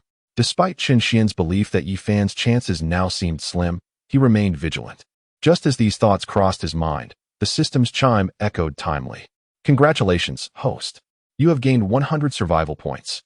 During his recuperation, Chen Xian had amassed 4,000 survival points. This was partly due to the fact that he had no time to utilize the items he had drawn during his recovery, and partly because the lucky draw had yielded little of value. The items in the lucky draw were not static. They refreshed every 7 days, offering a random assortment. For Chen Xian, elixirs and powerful weapons were of little use at present. He required pills that could elevate his cultivation level, as well as martial techniques. Upon checking the system, he discovered that today's lucky draw had finally included the mirror-breaking pill. After waiting several days, this was precisely what he had been anticipating. Without hesitation, he initiated the draw. Congratulations, host. You have obtained 1 mirror-breaking pill. A splendid start. Congratulations, host. You have acquired another mirror-breaking pill. Fortune smiled upon him, as he unexpectedly drew 2 mirror-breaking pills in succession. It appears that the broken mirror pill is not regarded as a high-tier item in the eyes of the system. Indeed, Chen Xian, being merely at the transcendent stage, could overcome his limitations without the pill. It would merely require a bit more time.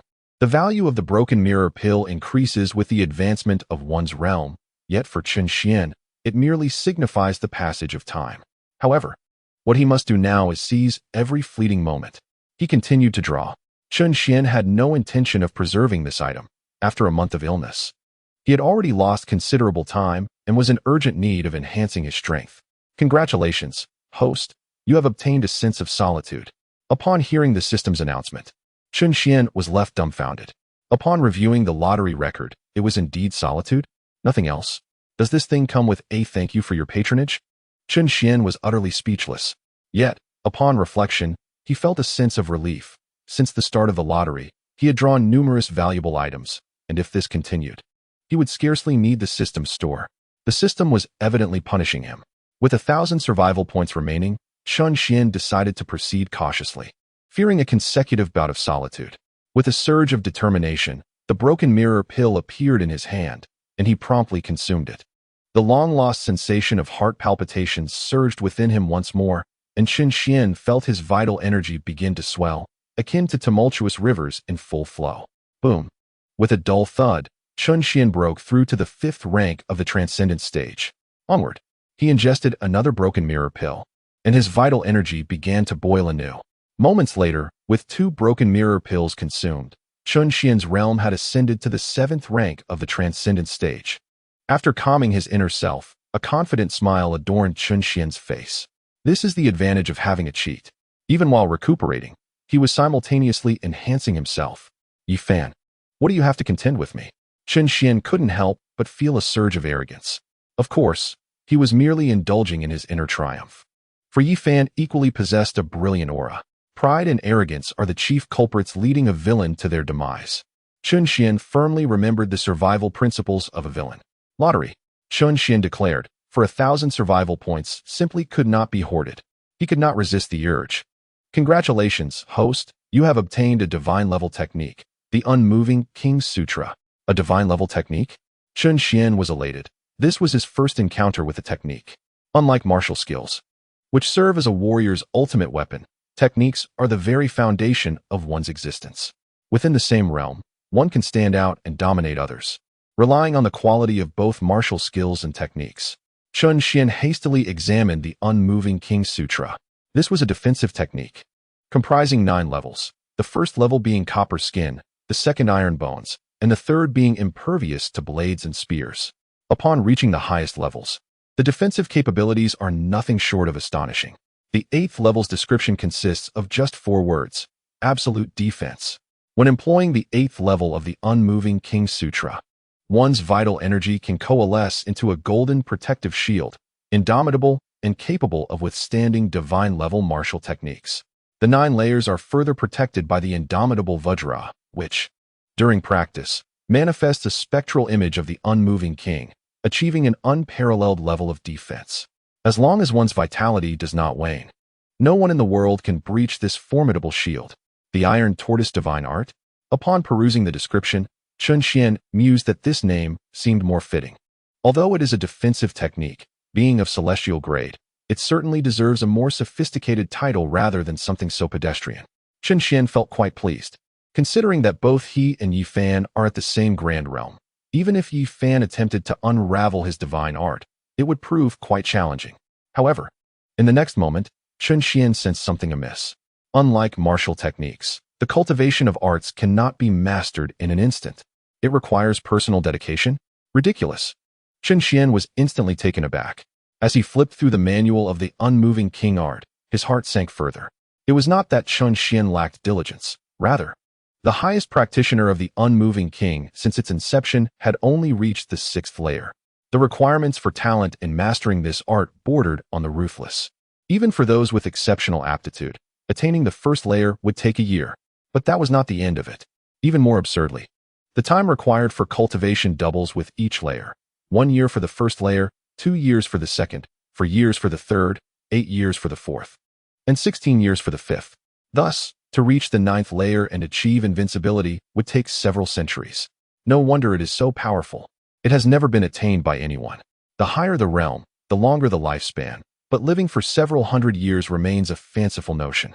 Even a mere martial saint does not live to such an age, unless through the process of reincarnation.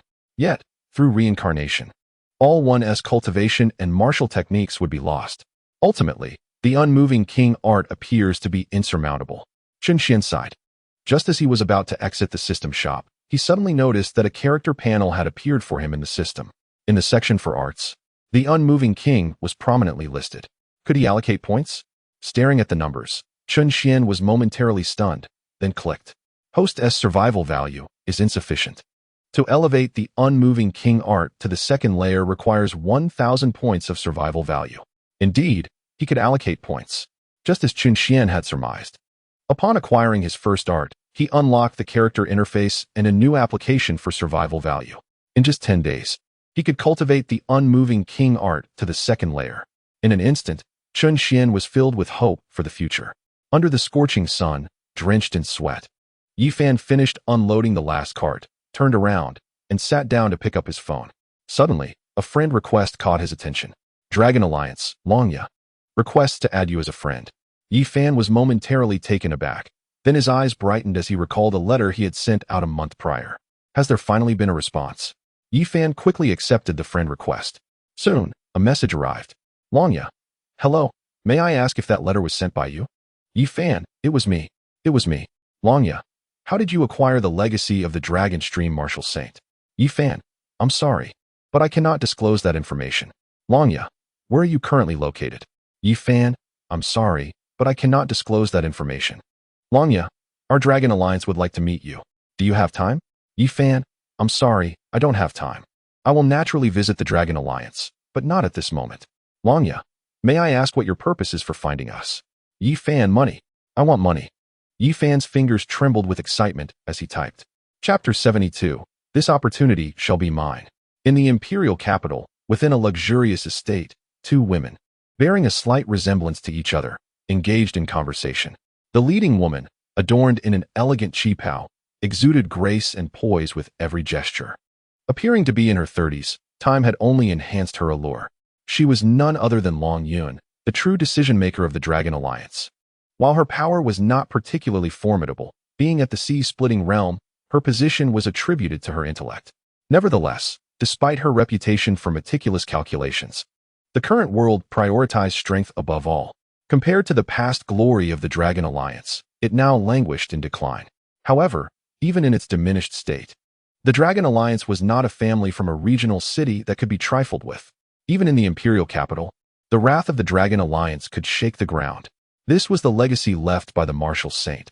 Even if it only retained its name, it would not perish. Long Yun languidly stretched her body and softly inquired of the girl across from her. So, how much does he want? Long Yun stared blankly at her phone, only snapping back to reality upon her aunt's question. Did he say 10 million?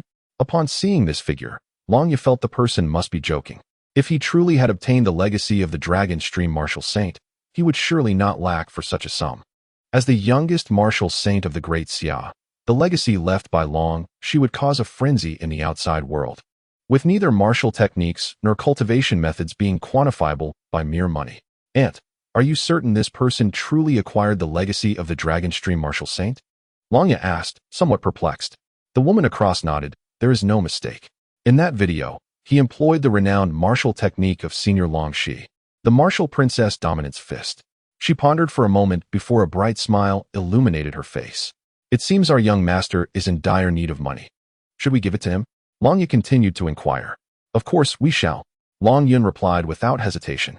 To be able to wield the martial princess dominance fist and to know the secrets of our Dragon Alliance's hidden base, his identity is beyond doubt. Moreover, if he truly has obtained the legacy of the Dragon Stream Martial Saint and is in need of funds, what does that imply? Before long you could fully comprehend.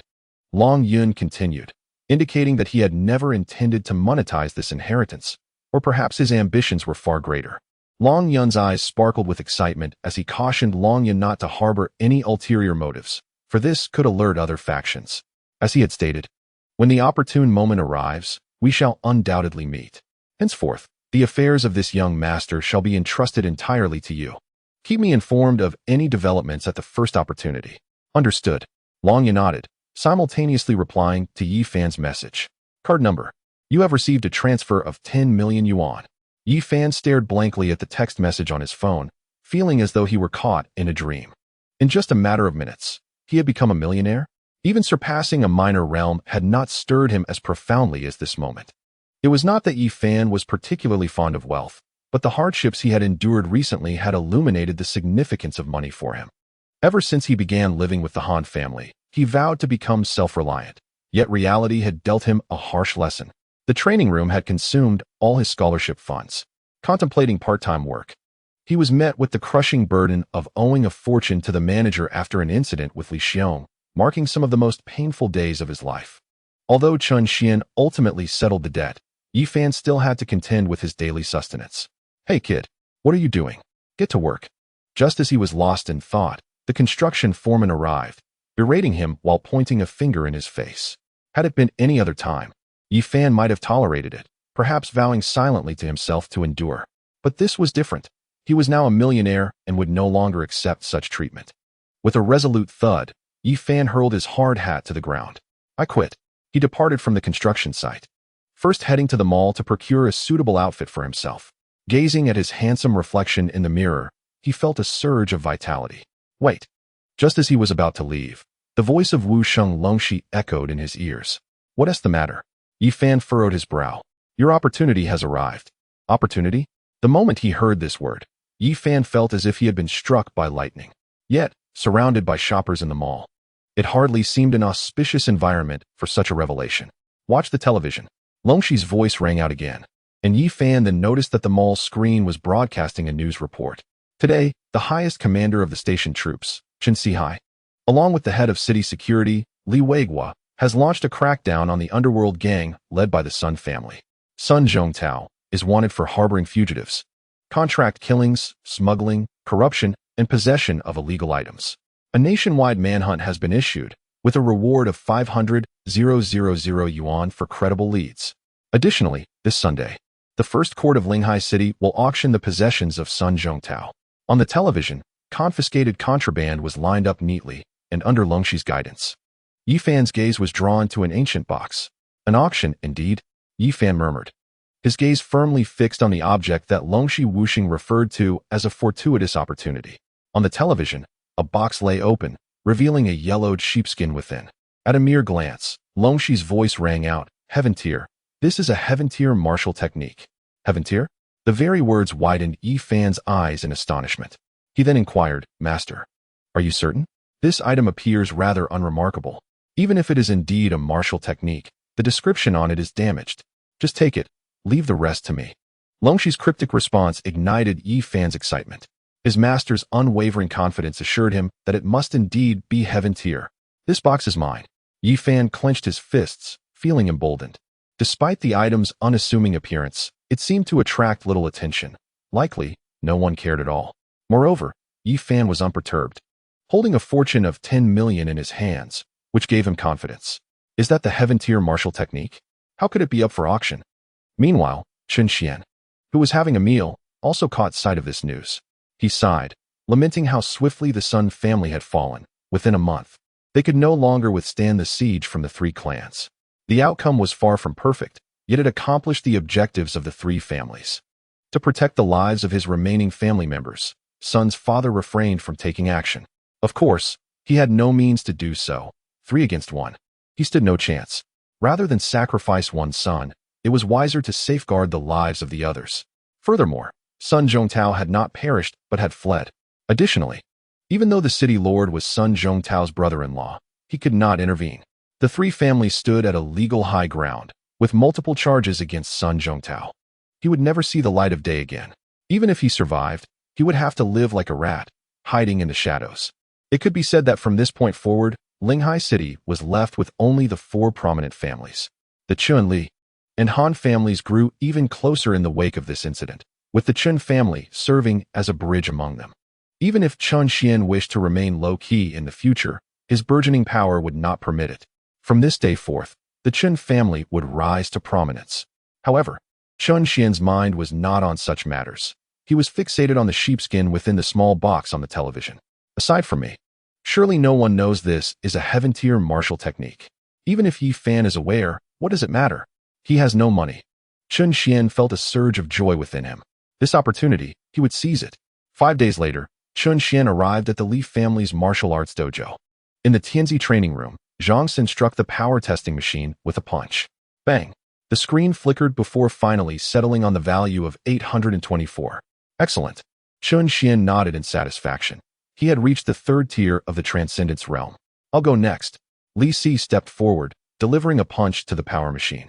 Achieving a score of 792. Chen Xian similarly nodded in approval. Although both individuals are at the 6th tier of the Transcendental realm, Zhang San possesses a robust physique and formidable strength, while Li Si, though somewhat lacking in raw power, excels in martial techniques. The outcome of a duel between warriors is not solely determined by sheer strength. Proficiency in martial skills and mastery of techniques are equally pivotal factors influencing victory or defeat. As the adage wisely states, a single powerful strike can overcome 10 skilled techniques. If one can achieve a level of strength that overwhelms the opponent, they often gain the upper hand. Chen Xian expressed his satisfaction with both of them, affirming that they had lived up to his expectations. In just 1 month, they had each transcended 2 small realms, demonstrating remarkable diligence. Indeed, as Chen Xian anticipated, Zhang San and Li Si had nearly resided in the training room throughout this period. Previously, while they had both exhibited commitment, they could not have worked as tirelessly. This transformation can be traced back to the battle between Chen Xian and Li Jianxin. Witnessing their leader's extraordinary prowess, both Zhang San and Li Si were driven by a fear of falling behind. They understood that without hard work, they would face inevitable elimination. And they recognized that following Chen Xian was a path toward greater prospects. With innocent smiles, they attributed their progress to their leader's guidance. "Brother, what is your current strength level?" Zhang San inquired, his eyes wide with curiosity, mirrored by Li Si's eager gaze. The two had always been intrigued by Chen Xian's abilities. Initially, with the strength of a fifth-tier transcendental realm warrior, Chen Xian had been able to confront Li Jianxin and even gain the upper hand. Now, upon his return from recuperation, he exuded an impressive aura, and they were eager to discover the extent of his power. "I am uncertain," Chen Xian admitted, intrigued by his own current capabilities. This was one of the reasons for his visit today. The strength measurement device at home was inadequate, and only the one at the martial arts school could accurately assess his true level. With a smile, he declared, "A single punch will reveal it." With that, Chen Xian struck the strength machine with his fist. Bang! The impact caused the machine to tremble, and the display screen began to flash with numbers. It was a 4-digit figure. The two disciples gasped in astonishment. They were aware of Chen Xian's formidable strength, but they had never anticipated that he could deliver a punch that registered such a high value. This was already indicative of an ordinary warrior's strength. Yet Chen Xian was merely at the transcendental realm. What would happen if he advanced to the warrior level? They dared not imagine the extraordinary figures he might achieve. The final number settled at 1,864. Both disciples swallowed hard, instinctively giving a thumbs up in unison. "Brother, you are truly remarkable." Chen Xian chuckled, not at all surprised. Previously, Yi Fan, also at the 7th tier of the transcendental realm, could casually deliver a punch exceeding 1,000. After enhancing his abilities with the dragon blood martial pill, Chen Xian felt he was not inferior to Yi Fan. Continue to train diligently. He patted his disciples on the shoulder before leaving the training room to enter Li Jianxin's training space, for he had also challenged Li Jianxin to a duel. "Today, I visited the martial arts hall primarily to assess the training progress of my two disciples, while also evaluating my own capabilities. I was already aware of my energy levels. Yet I sought someone to test the defensive power of the first layer of the immovable king. Having acquired this celestial level technique, I was aware that I could not attain perfection immediately, but the system had elevated me to the first realm. At present, I had reached the bronze skin stage within the immovable king. However, the extent of this defensive power remained uncertain to me. Thus, I arranged a match with Li Jianxin for this very purpose. Li Jianxin was undeniably formidable among the high school students in Linghai City, currently at the 8th grade of the Transcendence realm, making her an ideal litmus test for my abilities. Upon hearing of my challenge, Li Jianxin was exhilarated and arrived early at the dojo to warm up, eagerly awaiting my arrival. The day we had previously sparred had left her feeling humiliated, and since then, she had dedicated herself to training relentlessly, awaiting the moment when I would recover so she could reclaim her dignity as a talented student in Linghai City. Today was different. She had reached the 8th grade of the Transcendence realm. Moreover, after a period of slow advancement, she had focused on enhancing her energy and martial skills. This time, she was determined to regain her glory. Clenching her fists, she declared, "And just so you know, no biting is allowed." Li Jianxin's expression darkened. Her teeth clenched as she retorted, "Rest assured, this time I will win you fair and square." "Then let us begin." I stood my ground, beckoning her with a finger. Arrogant. Observing this overtly disrespectful gesture, Li Jianxin charged forward, delivering a powerful punch aimed directly at my chest. Yet, even as her fist approached, I remained motionless. "Why do you not evade?" Li Jianxin halted mid-motion. "Because I am unafraid." I replied with a smile, "Please, Jianxin, do not hold back. Feel free to pummel me." Such flattery. Li Jianxin's face flushed crimson as she unleashed her punch. With a resounding thud, her petite fist struck my chest. I staggered back a few steps. Although I felt a slight discomfort, it was within tolerable limits. In contrast, Li Jianxin, though she did not retreat, felt as if she had struck a steel wall. "Ouch," she thought, glancing down to see her knuckles had reddened. Despite not employing any martial techniques, she had exerted considerable energy. The force was mutual, while I seemed unaffected. She was in considerable pain. The sensation resonated through her fingers, causing them to tremble. However, out of pride, she stifled her cries and turned her hand away to prevent me from noticing. I, of course, noticed her subtle gesture. Isn't it somewhat endearing how prideful she is? I began to understand the extent of my bronze skin. In terms of pure energy, those at the Transcendence realm could not harm me, even if they utilized force. My bronze skin would significantly cushion their impact. In summary, I was no longer an opponent that those in the Transcendence realm could contend with. Of course, aside from Yifan, is anyone else coming? With a sense of assurance, Chun Xian smiled faintly as he gazed at Li Jinxin. Upon hearing Chun Xian's thoughts, coupled with the overly irritating smile on his face, Li Jinxin could no longer maintain her composure. Fallen Leaf Leg. Excellent. As Li Jinxin unleashed her martial technique, Chun Xian withheld no effort in response, employing the Blood River Heavy Mountain Fist. After several days of focused training, Chun Xian had grown increasingly adept at the Blood River Heavy Mountain Fist. Even when Li Jinxin attempted to block with her legs, she found herself in utter distress. This fellow's strength was truly terrifying. She was entirely at a disadvantage, and without needing to look, she could tell her legs were already bruised. After one strike from Chun Xian, she dared not take another directly. However, Chun Xian was relentless. His punches were fierce, and even when Li Jinxin tried to evade, she unconsciously endured a few more blows. Gradually, Li Jinxin felt more and more aggrieved. Taking a punch was one thing, but enduring the pain from another was intolerable. Her eyes reddened, and she abruptly withdrew her hands, refusing to defend herself any longer. Chun Xian, you've hurt me. Chapter 74. Not enemies, not together. Li Jinxin stood firmly in place. Her cheeks puffed with indignation, her eyes filled with 3 parts sorrow and 7 parts grievance. Resembling a petulant young woman in a quarrel with her beloved, Chun Xian halted his advancing fist just in time. Staring at the pitiful Li Jinxin, he was utterly bewildered. What on earth is happening?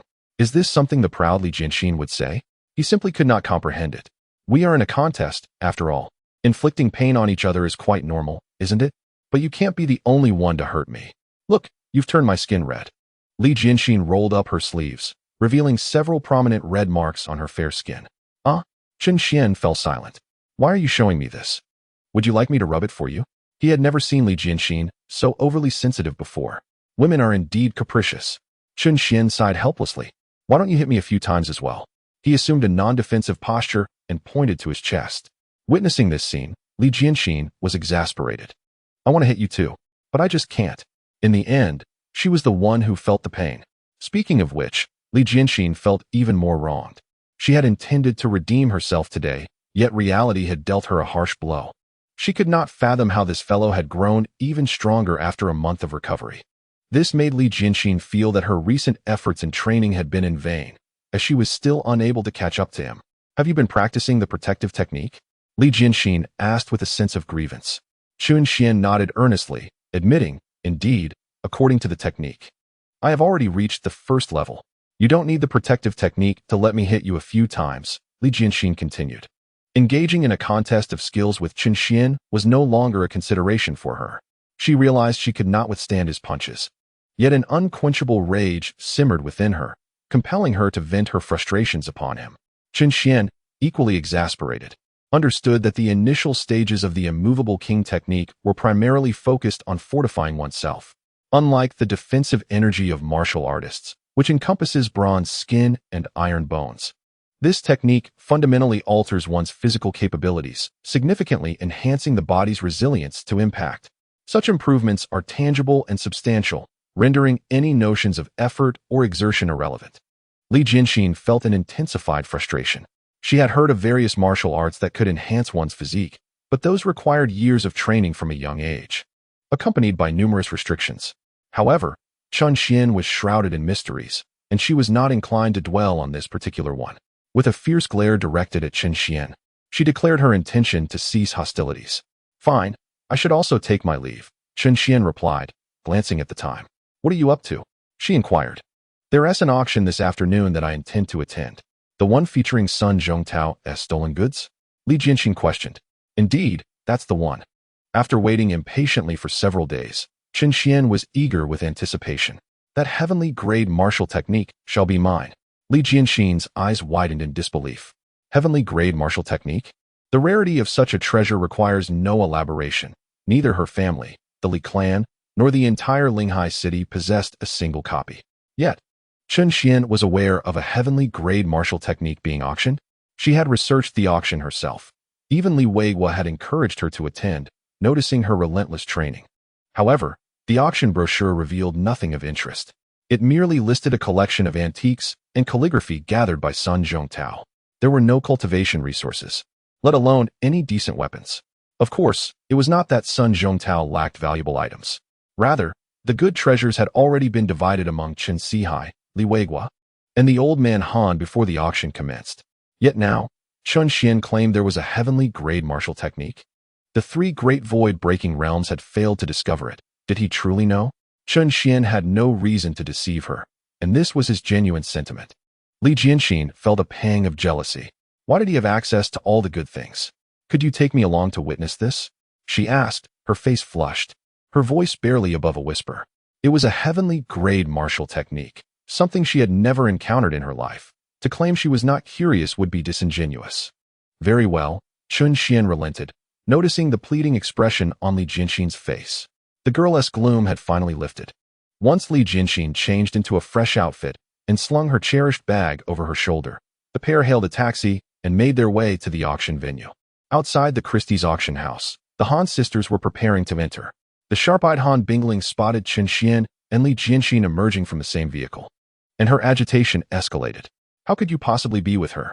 Han Bingling exclaimed, pointing an accusatory finger at Li Jianxin. How did I encounter the Han sisters? Chun Xian was suddenly struck by a feeling akin to a mistress unexpectedly meeting the legitimate wife while out shopping. It was merely a coincidence. Coincidentally sharing a vehicle? In truth, I had just been training at the Li Family Martial Arts Hall. Why did you go to the Li Family Martial Arts Hall? To check on my two younger brothers, and, by the way, to spar with classmate Jianxin, Chun Xian replied candidly. Yet as soon as the words left his mouth, he wished he could slap himself. Indeed, Han Bingling was so agitated that she nearly stomped her feet, her face flushed with embarrassment. You actually took the initiative to seek her out. As she spoke, Han Bingling turned to Han Bingluo. Sister, see? I told you that a family flower is not as fragrant as a wild flower, yet you did not believe me. Upon witnessing Chun Xian and Li Jianxin disembark from the vehicle, Han Bingluo felt an unsettling sensation in her heart and gazed at Chun Xian pensively. Just then, Chun Xian, with a grave expression, suddenly turned around. What's wrong? The three women were startled by Chun Xian's abrupt movement, asking anxiously. Chun Xian maintained his serious demeanor. It's nothing. Let us go inside. Although he claimed there was nothing amiss, the three of them still felt their hearts racing. Chun Xian's demeanor did not suggest that everything was fine. However, after glancing back, he found nothing out of the ordinary. At that moment, Chun Xian's inner voice resonated. I am exceedingly clever. I have successfully averted a conflict. In an instant, the three women clenched their fists in unison. Has he discovered me? Impossible. He is merely at the transcendent stage. Logically, he shouldn't be so alert as to notice me. In an alley directly opposite the auction house, Sun Zhongtao pressed his back against the wall, daring not to peek. Chun Xian's sudden movement had startled him considerably. He had come here with the intent to kill Chun Xian. Now, he felt like a rat in the sewers. With the Chun family at the forefront of all his grievances, he could not swallow this bitterness. Death was acceptable, but Chen Sihai should not expect to escape unscathed. He could no longer ponder such matters. Today, Chun Xian must die. Sun Zhongtao gritted his teeth in rage. Furthermore, finding an opportunity for Chun Xian to venture out alone was no easy task. Bai Linger seemed to have truly become the Chun family's guardian. Even after Chun Xian's recovery, she continued to reside there. Upon entering the venue, they found around 30 individuals already gathered, elegantly dressed, most of whom belonged to local small families from Linghai City. However, Chun Xian felt a familiar silhouette ahead, reminiscent of an old acquaintance. As if guided by an unseen connection, the figure turned back. In an instant, their gazes locked, both widening their eyes in astonishment. Chun Xian? Yi Fan. Chapter 75. How unfortunate. This boy has become the Dragon King ahead of schedule. Upon seeing Chun Xian enter with his 3 alchemical vessels, Yi Fan's expression darkened. His heart was filled with unbridled fury. Why? Why, oh why? Why must he always witness Chun Xian in such close proximity to his alchemical vessels? Yi Fan clenched his fists in anger. Not seeing him would spare his heart from pain, yet at this moment, Yi Fan yearned to strike Chun Xian with a single blow. Is he truly the Chun Xian you mentioned? As Yi Fan felt his blood boil, Long Shi's voice echoed. Yes, master. He is the one who has repeatedly opposed me at every turn. Yi Fan gritted his teeth. I shall ask you once more. Do you desire Master S assistance in eliminating him? Long Shi's tone was more earnest than ever. Recently, she had been guiding Yi Fan in his cultivation, yet even as he reached the 9th rank of the Transcendence Realm, she deemed his progress too slow. Without a furnace, he could only advance step by step through his own efforts. Who knows how long it will take until he can independently venture into the secret realm and discover a method to reconstruct her corporeal form. Long Shi could hardly afford to wait, especially since this Chen Xian was no mere opponent. Master, I will handle it myself. Yi Fan reiterated his determination. I will seize the right opportunity to take action. Full of confidence, he was interrupted by Long Shi's voice. It will be somewhat challenging to kill him. What do you mean, master? He is but a waste. If it weren't for his family background, I would have ended him long ago. Even without investigating Chen Xian's martial talent, Yi Fan was aware of his useless reputation. However, Long Shi merely smiled coldly. Useless? Huh. He may deceive others, but he cannot deceive me. Even as a remnant soul, Long Shi could sense the abundant vitality within Chen Xian. His foundation is not inferior to yours. Even at the 7th rank of the Transcendence Realm, you would not be able to defeat him instantly. Furthermore, Long Shi released a strand of spiritual awareness. Observing Chen Xian's bronze-hued skin, he practiced external martial arts, granting him defensive capabilities that far exceed those of an average warrior. If you cannot achieve an instant kill, he will escape, and you will be powerless to stop him. What? Upon hearing his master's words, Yi Fan was utterly astonished. This fellow Chen Xian is so formidable. Although filled with doubt, he could not disregard his master's words. This was the judgment of a martial saint. It could not possibly be erroneous. It seems I have consistently underestimated him. Yi Fan's thoughts grew heavy, and after a moment, he transmitted a question. Master, what if I advance to become a martial artist? That would be no issue. However, Yi brother. Before long she could finish her statement, Chen Xian patted Yi Fan on the shoulder. The telepathic exchange between master and disciple was abruptly interrupted. Despite his reluctance to engage with Yi Fan, Chen Xian felt compelled to inquire, what brings you here? Do I need to explain? Yi Fan raised an eyebrow. Chen Xian frowned. Do you have money? Yi Fan chuckled coldly, gesturing to his attire. What do you think this is? Chen Xian glanced over, perplexed. A designer brand. Yi Fan grinned with pride, turning away to disregard Chen Xian any further. The tables have turned. Yi Fan was no longer that impoverished youth of yore. Watching Yi Fan walk away, Chen Xian's expression darkened completely. Originally, he had thought this auction was a sure win. Yi Fan, having deviated from the narrative, did not encounter Bai Linger, nor did he come into contact with Sun Zhongtao. Logically, this opportunity should have eluded him entirely. However, Chen Xian underestimated the protagonist's halo. After a series of twists and turns, fate still led Yi Fan to this moment. Moreover, it seemed that after a month, Yi Fan had undergone significant transformation. The most apparent change was his newfound wealth. Chen Xian suddenly recalled the possibility that this young man might be prematurely elevated to prominence. Perhaps only the martial saint had disclosed the existence of his power to Yi Fan, allowing him to amass wealth overnight. Beyond this, Chen Xian could fathom no other explanation. A chill ran through his heart. Yi Fan's early contact with the Dragon Alliance left him uncertain whether it was a blessing or a curse. The might of the Dragon Alliance was not something the Chen family could contend with. If this young man truly became the heir of the Dragon Alliance and issued the Dragon King's order to hunt him down, Chen Xian could see no escape. Yet, this remained a mere conjecture, for the Dragon Alliance's influence extended far beyond the imperial capital. Nevertheless, Chen Xian's mood was dark and foreboding. Initially, he had intended to seize an opportunity today, but Yi Fan's appearance had extinguished that desire. Who is speaking? At that moment, Long Shi's voice resonated in Yi Fan's mind. Yi Fan quickly responded, Master, what is wrong? I did not say anything. The martial saint remained silent. She could not have misheard. She had indeed perceived a voice just now. It was akin to how she communicated with Yi Fan. Could it be that another fellow practitioner shared her experience? Long Shi's consciousness spread throughout the auction hall. Although this exerted some strain on her spiritual awareness, the suddenness of the occurrence compelled her to disregard her concerns. However, as her perception swept over the crowd, she found no anomalies. Could it truly be a figment of her imagination? Just as this thought crossed her mind, the voice returned, I cannot let this go. That celestial-grade martial technique must be mine. Chen Xian did not believe that Yi Fan had come merely to pass the time today. With that remnant soul of the martial saint, Yi Fan is bound to be aware of the existence of this celestial-grade martial technique. I cannot allow him to grow stronger. Moreover, this is a celestial-grade martial technique. A martial saint? Yi Fan actually had a remnant soul of a martial saint guiding his cultivation? Upon hearing Chen Xian's thoughts, the three female leads simultaneously turned their gazes toward the back of Yi Fan's head. Today, they finally understood why Chen Xian held such trepidation toward Yi Fan. The martial saint represented the pinnacle of martial arts in this realm, and even now, the remnants of martial saints in the Great Xia numbered only a handful. Yet, Yi Fan possessed a remnant soul of a martial saint? The women could hardly believe it, feeling envious of his extraordinary luck. He actually knows of my existence. Meanwhile, Longshi's consciousness pinpointed Chen Xian. The reason was simple. This young man was fixated on the back of Yi Fan's head. The situation was clear.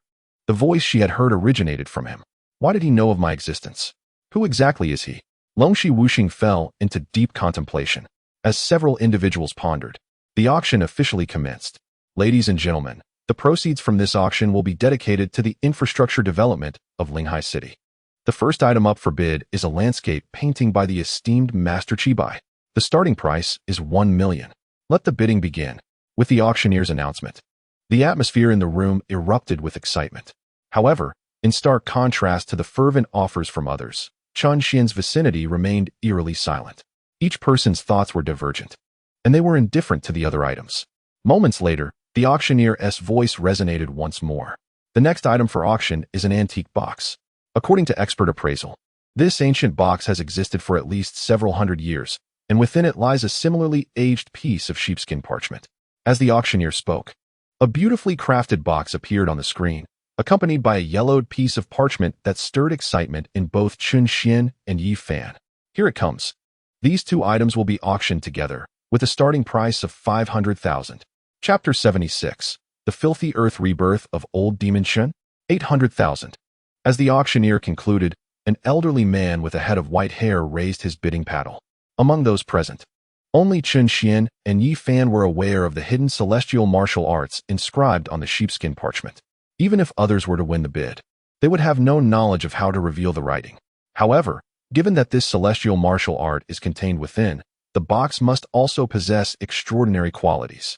Having been passed down for centuries, this small box is indeed an antique of considerable collectible value. 1 million. Witnessing the bidding war, Yi Fan could no longer contain himself. 1,500,000. 2 million. 2,500,000. Bids continued to rise, with Yi Fan being the most aggressive among them. The value of celestial martial arts needs no explanation. He had come with the resolute intention of securing it. After a brief period, the price escalated, and the number of bidders dwindled.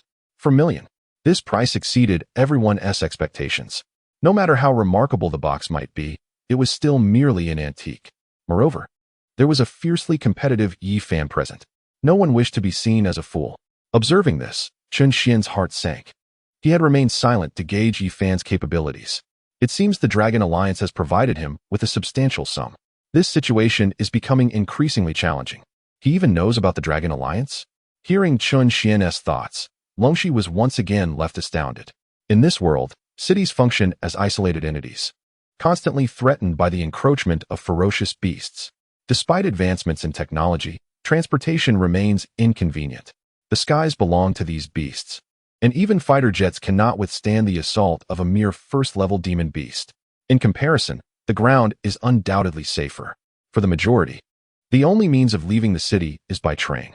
The vast expanse of the Great Xia is crisscrossed by an intricate network of railways, painstakingly constructed over generations. However, a notable drawback persists. The pace is excruciatingly slow. For instance, a letter sent by Yi Fan might take a month to elicit any response. In summary, despite the existence of the internet, some individuals, even those who have attained martial prowess, may never venture beyond their birthplace throughout their entire lives. Linghai City is merely a prefecture-level city, and Chen Xian is but a mere practitioner of the transcendence realm. If he possesses knowledge of these secrets, Longshi cannot fathom how he acquired such information. Although the internet is advanced, the veracity of its content is often dubious. Moreover, how could any fragment of the celestial realm be unveiled through the internet? Could this lad possibly be an ancient demon resurrected from the corrupt soil? The more long she pondered, the more apprehensive he became. This fellow is aware of his existence and the existence of the Dragon Alliance, indicating that he is far from ordinary, whether through the indomitable will of martial arts or resurrection from the corrupt soil. Both share a commonality, the retention of memories from a previous life. Only this could elucidate why Chun Xian is privy to all this information. Nevertheless, even if Chun Xian were indeed an ancient demon reborn from the corrupt soil, she could only feel astonishment. This individual is well acquainted with him and the Dragon Alliance. He must be a descendant. Could it be that after my misfortune, another martial sage has arisen, only to fall as well? Unbeknownst to Chun Xian, he has been regarded by Long Shi as a resurrected ancient demon. At this moment, no one at the auction was competing with Yi Fan. Regardless, even with the assistance of the Dragon Alliance, I cannot simply relinquish a heavenly grade martial technique. Naturally, Chun Xian could not rival the financial might of the Dragon Alliance. Yet he was skeptical that Yi Fan, whom he had never even met, could mobilize the entire alliance's resources to contend with him. Is there no other bidder? Is there no one else? 5 million. A voice called out, signaling a bid of 5 million. The auctioneer exclaimed excitedly. Who would have thought that a small box and a piece of parchment could fetch such an astronomical price? Who is this foolish individual? At that moment, Yi Fan was elated, experiencing for the first time the joy that wealth could bring. However, just then, a voice unexpectedly rang out from behind. 8 million. A wave of astonishment swept through the crowd, all eyes turning towards the bidder. Who is this fool? Is it the young master of the Qin family? In that case, it's no concern.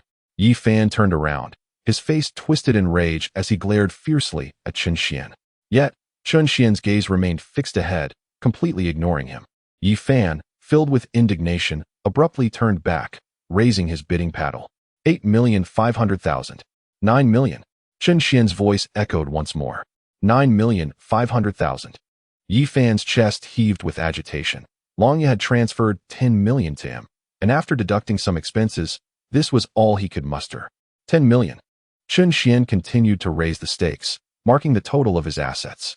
If Yi Fan were to bid further, even he would find himself in a precarious position. However, when the figure of 10 million was called out, to everyone's surprise, Yi Fan did not immediately rise. Instead, he pulled out his phone. Is he preparing to seek assistance? Just as Chun Xian surmised, Yi Fan was anxiously messaging Longya. He was in a state of urgency. After all, this was a celestial-level martial art. 10 million was a trifling sum, and even 1 billion would be justified. Furthermore, he was unwilling to be defeated by Chun Xian once more, allowing that young man to seize this treasure from beneath his nose. Although he was confident that Chun Xian had no inkling of the value of this celestial-level martial art, he found himself with no other recourse. It seemed as though Chun Xian was deliberately opposing him. Humph, do not expect to obtain this from my hands. Are you there? Yi Fan typed. Are you there? As soon as the message was sent, Longya promptly replied. What is it? Could you transfer another 10 million to me? It's urgent. Your bank card has received a total of 10 million yuan. Moments later, Yi Fan received a notification of the deposit, his excitement causing him to clench his fists. The organization was truly remarkable. 10 million once. 10 million twice. The auctioneer's voice echoed in his ears, and Yi Fan quickly raised his paddle. 15 million. The crowd erupted once more. This individual was challenging the young master of the Qin family? Goodness. There was actually someone in Linghai City who dared to disregard the Qin family's heir. Young heroes. Young heroes. The crowd whispered among themselves. Feeling the gaze of the onlookers, Yi Fan puffed out his chest, even turning to cast a provocative glance at Chun Xian. Behind me stands the Dragon Alliance, founded by the martial saint. I am the future heir of the Dragon Alliance. What do you have to contest with me? Observing Yi Fan's burgeoning arrogance, Chun Xian fell silent. His pockets were empty. Naturally, he was unwilling to concede. The Qin family was certainly capable of producing such a sum. Yet, Chun Xian was at a loss for how to approach his family, explaining that he had clashed with another over mere pride and frivolously squandered millions. His mother would surely berate him. How could he explain that it was a celestial-level martial art? Could it be that this celestial-level martial art is truly in Yi Fan's possession? Chun Xian felt a surge of resentment, but at present, he was left with no options. With a resigned sigh, he was on the verge of giving up when suddenly, A hand extended before him. This is my supplementary black card. It contains 15 million. Raising his eyes, he saw Han Binglu gazing at him. Her eyes, reminiscent of stars, were filled with unwavering resolve, akin to a devoted wife offering unconditional support to her husband. Chapter 77. The three women assist. Yi Fan's mindset explodes. Chun Xian, moved, grasped Han Binglu's small hand tightly. Is this a loan to me? The unexpected moment caused Han Binglu's face to flush crimson, yet remarkably, she did not resist. Meeting Chun Xian's fervent gaze, she softly replied, "We are family. What need is there to speak of loans?" At that moment, Han Binglu did not even contemplate the engagement annulment. Having collected the ancient blood essence, she had since accepted Chun Xian in her heart. Moreover, Chun Xian had never been a fool. In recent days, Li Jianxin and even her sister had been watching him closely, which had already instilled a sense of crisis within Han Bingluo. However, she found it difficult to express her feelings directly to Chun Xian. This opportunity allowed her to assist him while simultaneously revealing her sentiments, achieving two objectives in one endeavor. Chun Xian grasped Han Bingluo's hand tightly, fully comprehending her underlying message. To claim he was not moved would be disingenuous. In his heart, he silently vowed, "Yi Fan, not only will I protect this celestial-level martial skill, but I shall also safeguard your heroine from this day forth." Upon hearing this, Han Bingluo shyly lowered her head. While beside them, two little hands quietly emerged from a bag. Han Bingling cast an envious glance at her sister, lamenting her own timing. Li Jianxin's expression was a complex amalgamation of envy, jealousy, and a hint of flustered surprise as she pondered the implications of the situation. 15 million. With wealth comes confidence, and Chun Xian promptly placed his bid. 18 million. Yi Fan's face turned ashen. It was not only Chun Xian who stood against him, but he had also overheard Han Bingluo's words. His own furnace. How could she give money to another man to undermine him and hold his hand? Rage was palpable. 20 million. Chun Xian's bid brought Yi Fan back to the present. Running low on funds again, he picked up his phone. "Yi Fan, are you there?" "Longya, what is it?" "Yi Fan, can you lend me another 10 million? "Longya, you've spent it all so quickly?" "Yi Fan, I have some unusual circumstances." Longya, uninterested in the details, directly sent him the funds. Ding. The notification of the transaction was like celestial music, instantly invigorating Yi Fan. 26 million. He stood up, brimming with arrogance, then turned to look at Chun Xian and Han Bingluo with a triumphant smirk. "You two only bid 25 million, right? I'm merely a million ahead. How will you respond?" Chun Xian replied, "This is my pocket money, and there's 10 million in there." Just as Yi Fan reveled in his victory, Han Bingling quickly extended her small hand in front of Chun Xian. Her large, tender eyes gazed lovingly at him. Nice. She had been waiting for this opportunity. In fact, she had just been worried that Yi Fan might lack funds. Yi Fan's eyes widened in disbelief, a raging inferno igniting within him. "No, both of you sisters are against me, aren't you?" One Han Bingluo was already enough. Now another Han Bingling has come to support Chun Xian. Whose furnace are these two sisters, after all? Yi Fan cast a shadowy glance at the Han sisters. "Thank you, Shaoling. This money will be considered a loan." Chun Xian said solemnly. "Actually, you don't need to pay it back," Han Bingling replied shyly, daring to voice her thoughts even in front of her sister. Happiness must be pursued on one's own. She too noticed that without taking the initiative, they would forever remain without opportunity. No, it must be repaid. Before Chun Xian could utter a word, Han Binglu seized Han Bingling's hand, which was suspended in midair. "No need, we are all family." Indeed, there is truly no need. Chun Xian, uninterested in the sister squabble, raised the bidding card and proclaimed, 30 million. A hush fell over the entire venue. Everyone turned their gaze towards Yi Fan. He retrieved his phone once more. Aware that repeatedly asking for funds might irk Longya, he felt he had no alternative. He believed this was his final chance. If he could secure another transfer from Longya, Chun Xian would undoubtedly lack the funds. Although there was still Li Jianxin nearby, Yi Fan did not believe she would assist Chun Xian. After all, Li Jianxin was a paragon of excellence. How could she possibly be interested in someone like Chun Xian? Deemed a failure? Furthermore, with the Han sisters present, what would the others in Linghai City think if he approached them? Would the Li family not care for their reputation? "Yi Fan, are you there? Can you hear me?" Longya. "Yi Fan, I know you might be in a hurry, but please don't rush me. Allow me to express my urgency first. Listen, I am indeed in a dire situation. I am currently bidding for a celestial grade martial skill, and the current bid exceeds mine by only 5 million. Longya, so? Yi Fan, could you possibly increase it by another 10 million? Celestial grade martial skill? In the imperial capital, at the Longyao Martial Arts Academy, Longya in her dormitory let out a cold laugh. Are you trying to fool a ghost? Millions to bid on a celestial grade martial skill? She would not dare to dream of such a thing. Although she had never met Yi Fan, her impression of him had soured greatly due to his incessant fabrications. Despite her distaste, she still transferred the funds to him. Shortly after, Longya sent a message. I have transferred the money, but I must say, although you are the young master of the Dragon Alliance, the Alliance is not your personal ATM. My financial resources are limited, and no one can alter that, including you. Yi Fan, I understand. I assure you this is the last time. Sir, will you continue bidding? The auctioneer inquired as Yi Fan glanced at his phone. Bid. 35 million.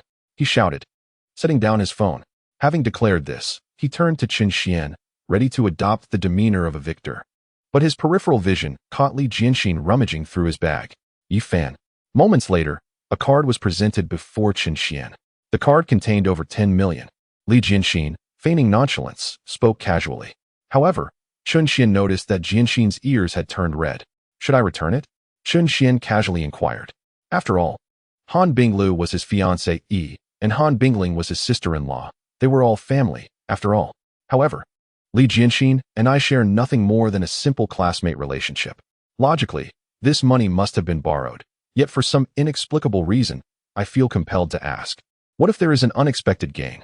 After all, safeguarding a heroine is one task. Protecting two is also feasible, and three would be even better. What are you thinking? Abruptly, Li Jianxin turned around, her face flushed with indignation as she glared at Qin Xian. You can keep it or not. Without waiting for Qin Xian to respond, she tossed the card into his arms and turned away, crossing her arms, lost in her own thoughts. 40 million. Qin Xian proudly waved the bank card in front of Yi Fan, speaking in a low voice. See? This is true power. At that moment, Yi Fan felt as if struck by lightning. He still had to type, while his heroine didn't require Qin Xian to say a word. She simply gave. The vast disparity nearly left Yi Fan breathless. Even worse, Longya was no longer responding to him. Yi Fan, are you there? Are you there? Are you there? You must believe me. It's truly only a matter of 10 million. Please, believe me. Yi Fan's fingers trembled as he typed. Sir, are you bidding higher? The auctioneer urged, yet his messages vanished into the void. Could it be that a celestial-grade martial technique would slip through my fingers like this? Yi Fan slumped helplessly in his chair. It's time to give up. At that moment, Long Shi's voice echoed in his mind. You cannot compete with him. Suddenly, Yi Fan shuddered. Master, kill him. I demand you take action to eliminate him. Chapter 78. Qin Xian under the watchful eye of martial sage Long Shi. Yi Fan's eyes burned with a crimson hue. Nearly driven mad as he transmitted his thoughts to the martial sage Long Shi. He could no longer contain himself. As Long Shi had previously stated, it was not easy for Yi Fan to kill Qin Xian. Qin Xian was no fool, and Yi Fan had to bide his time. A perfect opportunity was essential to ensure that no one would suspect him of the act. Currently, Yi Fan was not in a position to disregard the law. However, the martial sage Long Shi was different.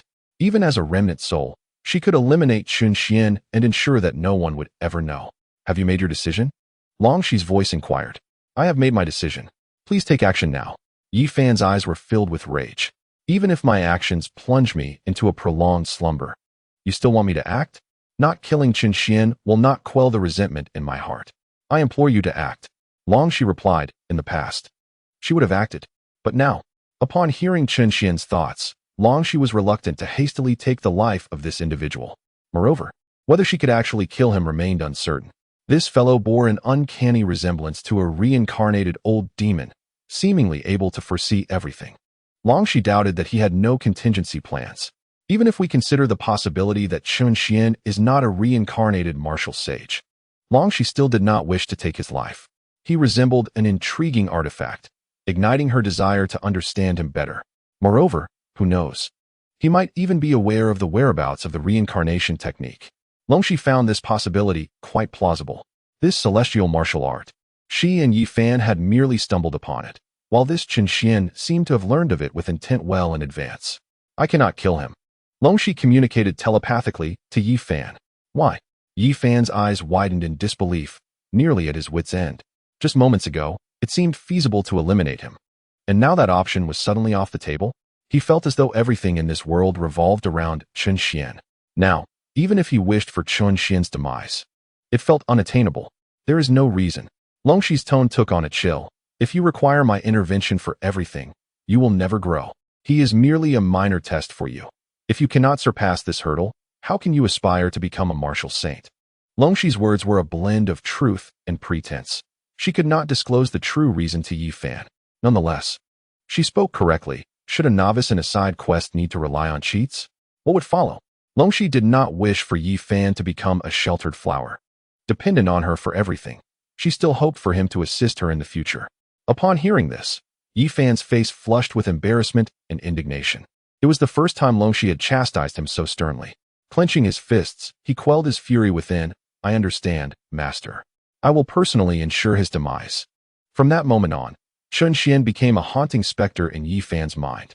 It appeared that this gentleman had no intention of raising his bid further. So congratulations were in order for Mr. Chen Xian on successfully acquiring the item. As the auctioneer's hammer fell, shortly thereafter, the attendant presented the box to Chen Xian. Meanwhile, Chen Xian had exhausted his own funds along with those of his 3 female companions. Yet, all of this is worth it. This is a celestial martial art. Upon opening the box, a piece of yellowed parchment lay quietly within, and Chen Xian's heart soared with excitement. The 3 women also gathered around, gazing intently at the parchment. It bore only the marks of time, devoid of any words. Though they were curious about how Chen Xian would utilize it, they managed to suppress their inquisitiveness and refrained from asking. Let us depart, Chen Xian declared as he rose to his feet. With the martial art in hand, he had no inclination to linger. He simply wished to decipher the celestial technique inscribed on the parchment as soon as possible. At that moment, Yi Fan also adjusted his demeanor and stood up. Their gazes inadvertently met. Unexpectedly, Yi Fan smiled, thinking to himself, even if you possess a celestial martial art, what of it? I, Yi Fan, am not without my own prowess. I wield the martial princess's dominating fist. Chen Xian, you may live a few more days, rest assured. I will handle you personally. At that moment, Yi Fan seemed to reclaim the spirited version of himself from earlier. With that, he exited the auction house. Yi Fan's smile only sent shivers down Chen Xian's spine, yet a sudden voice echoed in Chen Xian's mind. We shall meet again. Suddenly, goosebumps prickled Chen Xian's skin. He turned to the 3 women. Did any of you hear that sound? The 3 exchanged glances before shaking their heads in unison. What are you up to now? Did you not hear? Chen Xian furrowed his brow. It was a distinctly feminine voice, quite clear. The 3 women shook their heads in unison. Perhaps I misheard. Satisfied with their certainty, Chen Xian ceased to inquire further.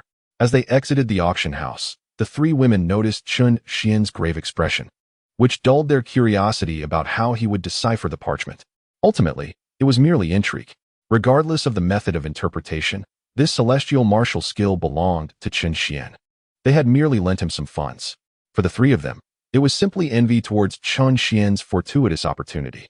However, after escorting the 3 women to their carriage, Chen Xian wandered alone, still pondering the voice he had just encountered. It was the remnant soul of the martial saint.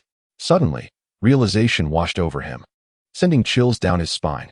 Only that remnant soul could convey thoughts to me. But why did she choose to communicate with me? And why such words? Chen Xian was at a loss, his scalp prickling with unease. Yi Fan's presence here was undoubtedly due to the remnant soul's warning. And now that he had seized the opportunity meant for her disciple, had he not provoked that martial spirit? A sudden wave of trepidation surged within him. Chen Xian had always been wary of Yi Fan. Even now, he contemplated how to emerge victorious in their future confrontation. Yet, he had consistently overlooked a crucial point. Yi Fan's true trump card was that remnant soul. In the original narrative, the martial spirit had remained dormant in the early stages, leading Chen Xian to feel a false sense of security, even forgetting Longxi's intentions. However, as the story progressed, whenever Yi Fan faced life and death, Longxi would intervene, even from a state of slumber. She held immense hopes for her disciple. How could Longxi allow Yi Fan to perish? This is troublesome. Chen Xian's heart sank. With Longxi's presence, even if he were to triumph over Yi Fan, he could never bring himself to kill her. More terrifying was the uncertainty of whether Longxi would turn her attention towards him. If the martial saint intervened, he would have no chance of survival. The more he pondered, the more despair enveloped him. Could he merely bide his time? That was utterly impossible. The three heroines were already entangled with him inextricably. Serving as Yi Fan's lackey? Absolutely not. Moreover, even if he were to stoop to such a role, Yi Fan would never allow him to escape unscathed. Chun Xian fully understood Yi Fan's nature. He had already placed himself on Yi Fan's kill list. Any words of negotiation were too late. At this point, it seemed he was trapped in an inescapable predicament. He had no means to contend with Yi Fan, and on top of that, he had to guard against the latent threat posed by a martial saint. Calm down. Calm down. Chun Xian forced himself to regain his composure. Suddenly, he recalled Long Shi's dire circumstances. The martial sage took Yi Fan as his disciple, with the hope that Yi Fan would assist him in acquiring the method to reconstruct his physical body upon attaining the status of martial sage. And now, I have a system. Chun Xian's eyes lit up. It seemed he had discovered his ticket to survival. Chun Xian, you have finally arrived. Just as he was about to examine the method for body reconstruction within the system, Chun Xian abruptly noticed the presence of another individual before him. This person, masked, stood in his path, gazing at him with a chilling intensity. Chapter 79. Why do you provocate me, fellow villain? It was only then that Chun Xian realized he was in an empty street, confronted by a figure exuding a sinister aura, with hawk-like eyes fixed intently upon him. Who are you? Chun Xian felt a sudden tension enveloping him. Despite racking his brain, he could not fathom any enemies he possessed aside from Yi Fan. Let me make this clear, the masked figure declared, removing his mask to reveal a face that was both unfamiliar yet vaguely recognizable to Chun Xian. You are Sun Zhongtao? Chun Xian exclaimed in astonishment. The man had become a wanted criminal, his name circulating daily on the Linghai City radio. It was nearly impossible not to recognize him. Why have you come to kill me? Chun Xian asked, bewilderment etched on his face. What do you think? Sun Zhongtao's emotions flared. If it weren't for your Qin family, would I have fallen to such depths? This is all because of your father. Had he not acted, my Sun family would not be in this predicament. Sun Zhongtao's eyes blazed with fury. Everything had been going according to his plan, and just when he was on the verge of success with Bai Ling, the situation had dramatically shifted overnight. Even a fool could discern the identity of those new subordinates surrounding Bai Ling. Then go seek my father, Chun Xian retorted, his agitation rising. Ultimately, he had merely introduced his father to Bai Ling. Beyond that, he had done nothing. Seek your father? Sun Zhongtao froze at this suggestion. I wish I could, but your father is at the void-breaking realm, he exclaimed, his voice tinged with frustration. If circumstances allowed, he would not hesitate to eliminate not just Chen Sihai, but even Li Weiguo and Old Master Han. Yet, his current strength simply did not permit such actions. He could only target the younger generation of the three families. As for choosing Chun Xian, it was merely due to the Chun family being the mastermind behind his downfall. And among the younger generation, Chun Xian was deemed a weakling. Killing him would be a certainty. So, you are placing this burden upon me? Chun Xian's eyes widened in disbelief. Is it a case of paying for one's father's debts? How absurd. Even you are bullying me now. Chun Xian felt a wave of grievance wash over him as Sun Zhongtao attributed this entire matter to him. While he could tolerate Yi Fan's actions, now even a minor villain sought to end his life? Then perhaps you should not exist. Anger surged within Chun Xian's chest, having already been infuriated by Yi Fan's dominance. He found in Sun Zhongtao a means of venting his frustrations. Forget about the notions of martial prowess. Action was all that mattered. Even Li Xiong could shatter an arm. So what of you, Sun Zhongtao? In an instant, Chun Xian unleashed a surge of power from his legs. The formidable force he exhibited was beyond the capabilities of the transcendent realm, akin to a cannonball being fired, as he swiftly closed the distance to Sun Zhongtao. How astonishingly fast! Sun Zhongtao was momentarily taken aback, feeling as though the roles had reversed. In his mind, Chun Xian was merely a useless being. And upon witnessing a martial artist like himself approaching to eliminate him, he expected to turn and flee. Yet now, the initiative was taken against him, and with such terrifying explosive strength, even he could not compare. Was this truly a waste of space?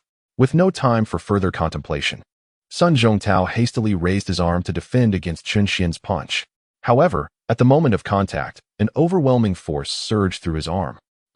Following that, Sun Zhongtao let out a pained wail as his arm visibly bent, a searing agony flooding his heart. Was this the might of a punch from the transcendent realm? Cold sweat broke out on Sun Zhongtao's forehead as he gazed at his contorted forearm, his eyes filled with terror. Looking back at Chen Xian was akin to staring at a monster. Who on earth had spread the rumor that Chen Xian was a failure? Sun Zhongtao lamented inwardly, his heart gripped by fear. With such meager skills, he dared to come to kill me? Chen Xian regarded the trembling Sun Zhongtao with disdain. This punch had alleviated some of his inner fury. More importantly, Sun Zhongtao was far weaker than he had anticipated. This blow, merely utilizing the Blood River Heavy Mountain Fist, had rendered Sun Zhongtao defenseless, revealing just how subpar he truly was as a martial artist. As a fellow antagonist, do you understand why you will fail? Why? Sun Zhongtao instinctively inquired. Because you are far too reckless. You need not have met your demise. Even if you had scurried away like a rat, you could have survived. But you should not have sought me out. A surge of murderous intent surged in Chen Xian's eyes. From the moment Sun Zhongtao approached him, he had no intention of sparing him. Whether as a villain or a protagonist, one must never leave an opponent with a chance to survive. Chen Xian firmly remembered the villain's code. Never leave oneself a future threat. You wish to kill me? At the sight of Chen Xian's gaze, Sun Zhongtao's body trembled involuntarily. Though a martial artist, he was several tiers below Li Xiong. Having been pampered since childhood, he lacked the heart to fight for his life. Flee! Sun Zhongtao's complexion changed dramatically as he turned to run in the opposite direction. Flee! Can you escape? Witnessing this, Chen Xian charged after Sun Zhongtao. Just a few meters into his escape, a sensation of impending death gripped Sun Zhongtao. Turning back, his eyes widened in horror. Chen Xian's fist, as large as a sandbag, loomed larger. Bang! The cannon punch from the Blood River Heavy Mountain Fist struck mercilessly against Sun Zhongtao's back, sending him flying several meters before crashing to the ground, spitting a mouthful of blood onto the earth. Sun Zhongtao felt as though his internal organs had been violently shaken by a single strike. The sound of Chen Xian's footsteps approached from behind, slow and unhurried. Yet to Sun Zhongtao, it felt as if the specter of death was drawing near. Regret consumed him. Why had he provoked this individual? As Chen Xian had pointed out, he could have survived, even if it meant living like a rat in the sewers. But why had he chosen to court disaster? Yet, he could hardly place the blame upon himself. Who could have known this young man possessed such ferocity? A mere transformational realm cultivator had rendered him utterly defenseless. Though he considered himself somewhat inept, he was still a martial artist. Filled with rage, Sun Zhongtao clenched his fists, feeling the injustice of the heavens. At that moment, the footsteps behind him ceased.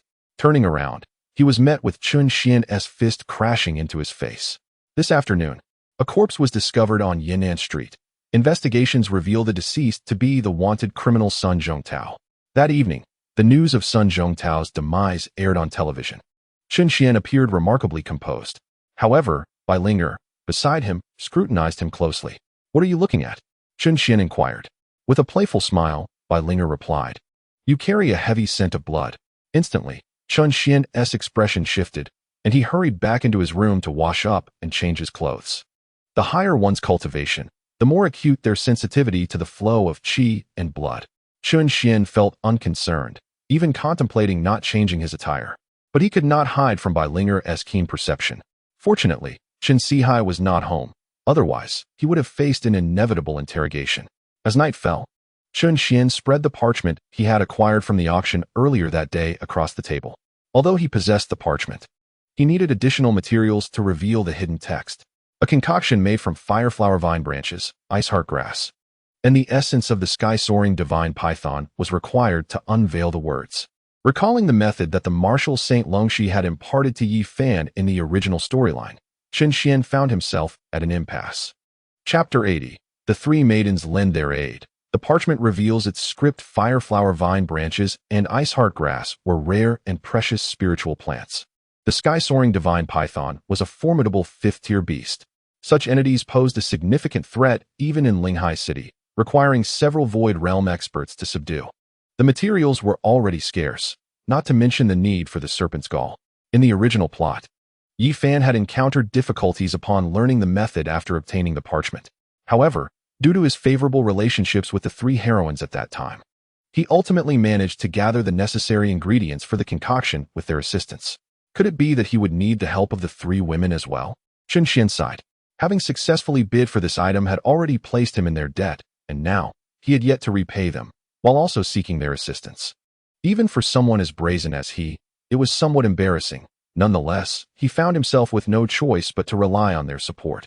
The Han family controlled this line of business, and although fireflower vine branches and ice heart grass were precious, the Han family was affluent and likely had a stockpile. Regarding the serpent's gall of the flying celestial python, if my memory serves me right, Li Weigua should possess one, having treasured it as if it were a gem, steeped in a wine jar. The following day, under the guidance of the two sisters from the Han family, Chen Xian and the others arrived at Han Tiangong's company. Upon seeing the items that Chen Xian sought, fireflower vines and ice heart grass, Han Tiangong furrowed his brow. These two items are not inexpensive. The fireflower vine is a fifth-tier spiritual object, and I dare say that in the entire Linghai city, only our Han family has any stock. Indeed, that is precisely why I sought Uncle Han's assistance. Chen Xian replied with a sycophantic smile. Han Tiangong was not swayed by this flattery. He tapped his fingers on the table and inquired, "How much are you willing to pay? You still want money?" Chen Xian's eyes widened in disbelief. "Are you planning to deny me payment?" Han Tiangong's eyes mirrored Chen Xian's surprise, as if the young man intended to take advantage of them. Anger surged within Han Tiangong. This young man had yet to marry his daughter, and already he was eyeing the family's wealth. It was an unsettling thought. He dared not entertain it further. And had it not been for Han Bingluo's presence, he would have considered expelling Chen Xian from the premises. Chen Xian's gaze held a hint of sorrow. Prejudice in the hearts of men is a towering mountain. How could you possibly expect to receive without giving? I must ask for compensation. It is natural for merchants to seek profit, yet the crux of the matter is that Chen Xian's pockets were emptier than his face. Dad. Just as Chen Xian was about to inquire whether a promissory note would suffice, Han Bingluo interjected. She glared at her father, exclaiming, "We are family. Why should there be any talk of money? But we have yet to become a family, have we?" Han Tiangong felt as though his prized cabbage had been uprooted, casting a resentful glance at his daughter. "Little Luo, although this company has been built through my toil for you both, the household does not belong solely to you. These two spiritual plants are precious and their worth immeasurable. This is not a decision you can make unilaterally. In fact, I had intended to offer them to you too as part of your dowry. One can be yours, but the other is reserved for Shaoling Dad." Suddenly, Han Bingling called out, then shyly glanced at Chen Xian. "That one should be given to Chen Xian as well." Han Tiangong. Facing Han Tiangong's fiery glare, Chen Xian exited the Han group, clutching the items. "What do you plan to do with the remaining serpent's gall?" Han Bingluo inquired. She wished to assist regarding the fifth-tier flying celestial python's gall, yet felt powerless to do so. "We shall go to the Li family." Chen Xian's demeanor turned somber. The gall was the most challenging item to procure. Even in the original storyline, Yi Fan had expended tremendous effort, agreeing to several conditions set by Li Jianxin, and had become Li Jianxin's sparring partner, while Chen Xian did not mind playing the role of sparring partner. The pivotal issue lay in the fact that once Li Jianxin learned of his protective aura, she refused to practice with him any further. Moreover, compared to his relationship with Li Jianxin, Chen Xian felt that his standing paled in comparison to that with Han Bingluo. "Uncle Li. Ah, little Luo, little Ling has arrived. Let us visit our friend Kenshin. Indeed, it is essential for the youth to engage with one another. Kenshin practices diligently every day, and I fear she may overexert herself." Li Weigua's voice abruptly ceased as he cast a sharp glance at Chen Xian, who stood behind the two sisters. "What brings you here?" he demanded. "I also wish to play with Kenshin," Chen Xian replied with an awkward smile. Li Weigua's expression darkened immediately. "It would be best if you refrained from spending time with my daughter. That boy speaks nothing but falsehoods," he muttered, apprehensive that his daughter might learn ill habits from him. Prejudices within the human heart are akin to a towering mountain. "Chen Xian, you come here." Just as he was about to follow the Han sisters inside, Li Weigua called out to him, scrutinizing Chen Xian with a serious demeanor. "Sun Zhongtao is dead." Chen Xian's heart tightened, yet his countenance remained unchanged. "Uncle Li, why do you bring this up with me?" Li Weigua's gaze bore into Chen Xian's. The manner of death was exceedingly brutal, reminiscent of the infamous style of Tianshang Renjian. "Moreover, if my memory serves me right, you were at the auction that day, and that route is essential for your return home. Both the timing and location cast suspicion upon you. Were it not for Sun Zhongtao's unsavory reputation and the Chun family's amicable ties with him, Li Weigua might have previously sought to apprehend Chen Xian." "Uncle Li." Chen Xian's voice lowered, his expression grave. "What is it?" Li Weigua leaned closer to Chen Xian. In truth, it was I who did it, Chun Xian declared, resolved to reveal his strength eventually. It was not an inherently nefarious act, and he believed that Li Weigua's knowledge of it would not alter the perceptions held by the elders. To his surprise, Li Weigua stumbled back, assessing Chun Xian anew. He patted Chun Xian's shoulder. Young man, it would be wise to cease your daydreaming. This is it. Now even Uncle Li does not believe my honesty. Do you desire that serpent's gall? In the room, Chun Xian explained the situation to Li Jianxin, albeit only mentioning its utility. Yet, Li Jianxin, astute as she was, grasped the implications in an instant. It must pertain to the martial arts technique of the highest caliber. Li Jianxin pondered deeply. While the serpent's gall was undoubtedly precious, it paled in comparison to the heavenly martial arts. However, it would be inappropriate to simply bestow it upon Chun Xian, as she was not his fiancée. The thought stirred a pang of bitterness within her. I can give it to you, but you must agree to one condition, which I have yet to fully formulate. I will elaborate later. Furthermore, I wish to see how you intend to utilize this gall. Li Jianxin's innocent curiosity about Chun Xian's methods resurfaced. Although she had previously suppressed her intrigue, this time Chun Xian had inadvertently walked into the line of fire. Certainly, no problem at all. I can agree to one condition. Or even 3, Chun Xian hastily assured her. Follow me, Li Jianxin instructed, leading the 3 of them to the transparent wine vat in the living room. Without hesitation, he directly retrieved a fist-sized green snake gallbladder from within the net and handed it to Chun Xian. Are you certain you won't inform Uncle? Seeing Li Jianxin's eagerness to depart, Chun Xian, feeling a twinge of apprehension, inquired. This was even more straightforward than with the Han sisters. No need. Li Jianxin waved his hand dismissively. Noticing Li Jianxin's lack of concern, Chun Xian also felt indifferent. The group exited the Li residence and made their way to Chun Xian's home, leaving behind the frantic Li Weigua, who was exclaiming, "Where's my snake gallbladder? Where is it?" After mixing and crushing the 3 items to brew the soup, Chun Xian placed the parchment into the concoction. Moments later, the 3 women gasped in astonishment. There are words. There are words. Chapter 81. The Exile the Mortal's 9 Techniques. The Complete Nourishing Soup. Chun Xian quickly retrieved the parchment. Upon its surface, a multitude of tiny characters appeared clearly, igniting immediate excitement among the 3 women. Unable to suppress their curiosity, they yearned to see more. However, they understood that this was a celestial-level martial skill belonging to Chun Xian, forcing themselves to retract their gazes. Chun Xian, oblivious to their peculiar behavior, spoke. It is time. I must share a secret with the 3 of you. What? It pertains to this parchment. Chun Xian's expression grew serious as he slowly continued. In truth, it records a celestial-level martial skill. Haha. As he finished speaking, he looked at the 3 of them. Yet, their faces revealed no signs of surprise. Chun Xian felt puzzled, furrowing his brow. Aren't you all astonished? Ah, astonished. I am truly astonished. The 3 finally reacted, feigning expressions of shock. Chun Xian thought they appeared strange, yet he could not pinpoint the source of his discomfort. I cannot repay the money immediately. However, you may join me in observing the celestial-level martial skill on this parchment. In truth, Chun Xian had contemplated this when the 3 women lent him money. After their assistance in unlocking this martial skill, his resolve solidified. Now, the 3 women had nearly completely diverged from the original plot. Although Chun Xian was unaware of the reasons, he reflected that his relationship with them was far more intimate than that with Yi Fan. Perhaps this was the allure of a villain's charisma? Furthermore, this was not a complete celestial-level martial skill. It contained only the first technique. While it remained precious, it paled in comparison to a complete celestial-level martial skill. The 3 women's breaths became rapid, gazing at Chun Xian with genuine astonishment. They all understood the value of celestial-level martial skills. Such a level of technique could drive a top-tier force to madness, let alone Han Binglu being a fiancée. Even a wife or blood brother, some individuals would struggle to resist such temptation, let alone someone like Chun Xian, who actively invited them to witness it. Are you serious? Li Jianxin was utterly astonished. In contrast to Han Bingluo and Han Bingling, she had no connection with Chun Xian. Yet, inexplicably, Chun Xian was letting her see it. Could it be that Chun Xian harbored other intentions? Lost in thought, Li Jianxin's face flushed. Biting her silver teeth, she felt a tumult of emotions. Indeed, Chun Xian was rather admirable. However, the crux of the matter was that he was already involved with Han Bingluo. Should she take a look? Suddenly, Chun Xian's voice pierced through her musings.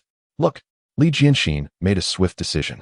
The three of them huddled together, poring over the parchment, which detailed a celestial-level martial technique known as the 9 styles of the exiled immortal.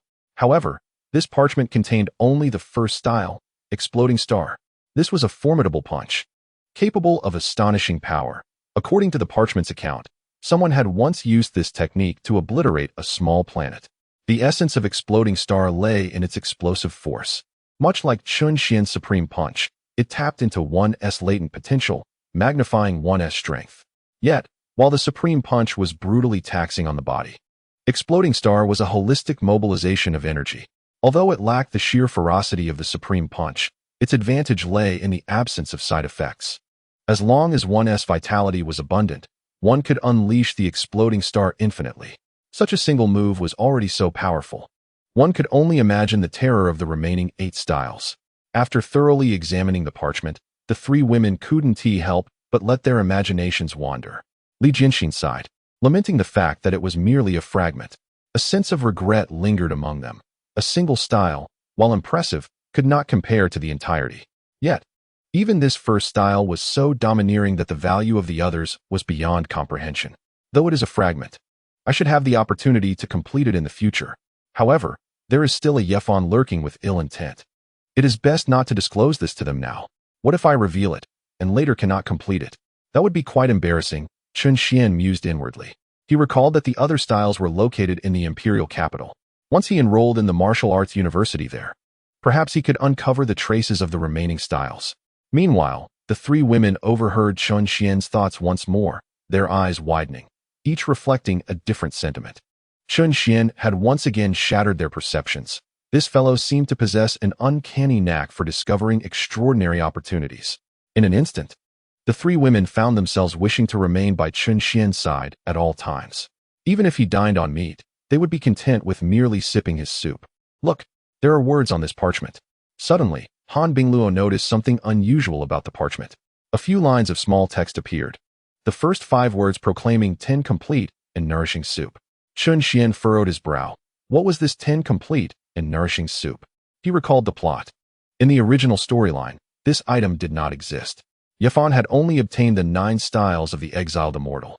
Chun Xian was certain that there would not be another parchment like this in Linghai City. Yet now there was this unexpected mention of the 10 complete and nourishing soup? Could it be that Yefan had simply overlooked it? Chun Xian contemplated for a moment, realizing that this was the only plausible explanation. Otherwise, it would be utterly unfathomable why the original narrative had not mentioned a single word about it. The characters were minuscule, so diminutive that they were nearly imperceptible to the naked eye.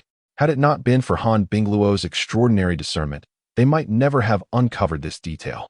Nevertheless, apart from the faintly visible inscription of 10 complete nourishing soup, the remaining text eluded their comprehension. I shall fetch a magnifying glass, Han Bingluo exclaimed. With the aid of the magnifying glass, the group managed to transcribe the ingredients of the 10 complete nourishing soup. 3 tails of iron blood centipede, 1 tail of century-old snake skin, 3-legged venomous toad, crimson flame poisonous rat, and ethereal ghostly lizard. This, undoubtedly, constituted the recipe for the 10 complete nourishing soup. Yet, the question lingered.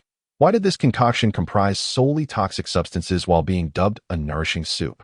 The group was left in a state of bewilderment. Each of these ingredients was lethal. Even a single one could claim the life of a cultivator at the transcendence realm, let alone a combination of them. Moreover, there were more words. Suddenly, Han Bingluo discerned something else. Simmer on low heat for half an hour to nourish vital energy and solidify the foundation. This was a formula for a vital energy tonic. Han Bingluo gazed at the others in astonishment. The vital energy tonic could assist individuals in consolidating their vital essence and enhancing their cultivation speed. While the tonic itself was not particularly rare, the critical aspect was that this recipe was inscribed on parchment. The others felt a chill run down their spines as they swiftly grasped the immense value of the 10 complete nourishing soup. This individual possessed a heavenly-level martial skill, indicating an extraordinary identity, possibly that of a martial sage. One could only imagine the efficacy of a vital energy tonic utilized by a martial sage. If this tonic could indeed elevate a martial sage's vital essence, its worth would far surpass that of the martial skill itself. Han Bingluo regarded Chen Xian with grave seriousness. As of now, neither vital energy tonics nor pills have been known to yield any effect for those above the reincarnation realm. Even my father, Chen Sihai, at the void-breaking realm, finds little benefit from consuming vital energy tonics. If this 10 complete nourishing soup is genuinely effective, it could undoubtedly trigger a seismic shift in the external world, even for those at the void-breaking realm. Chapter 82. The Astonishing 10 Complete Nourishing Soup. The demand for vital energy nourishing pills and the flesh of fierce beasts is insatiable. If this 10 complete nourishing soup is indeed as documented, and its effects prove to be beneficial, Chen Xian could monopolize the entire market for vital energy supplements with this recipe. If it truly reaches such a magnitude, even the Dragon Alliance would have to regard me as a tycoon. Chen Xian couldn't help but feel a surge of excitement within. Now that Yi Fan had ascended to the position of Dragon King, the esteemed lineage that Chen Xian once took pride in had suddenly been overshadowed. Presently, Yi Fan had yet to engage with the Dragon Alliance in Linghai, leaving him unaware of its terrifying nature.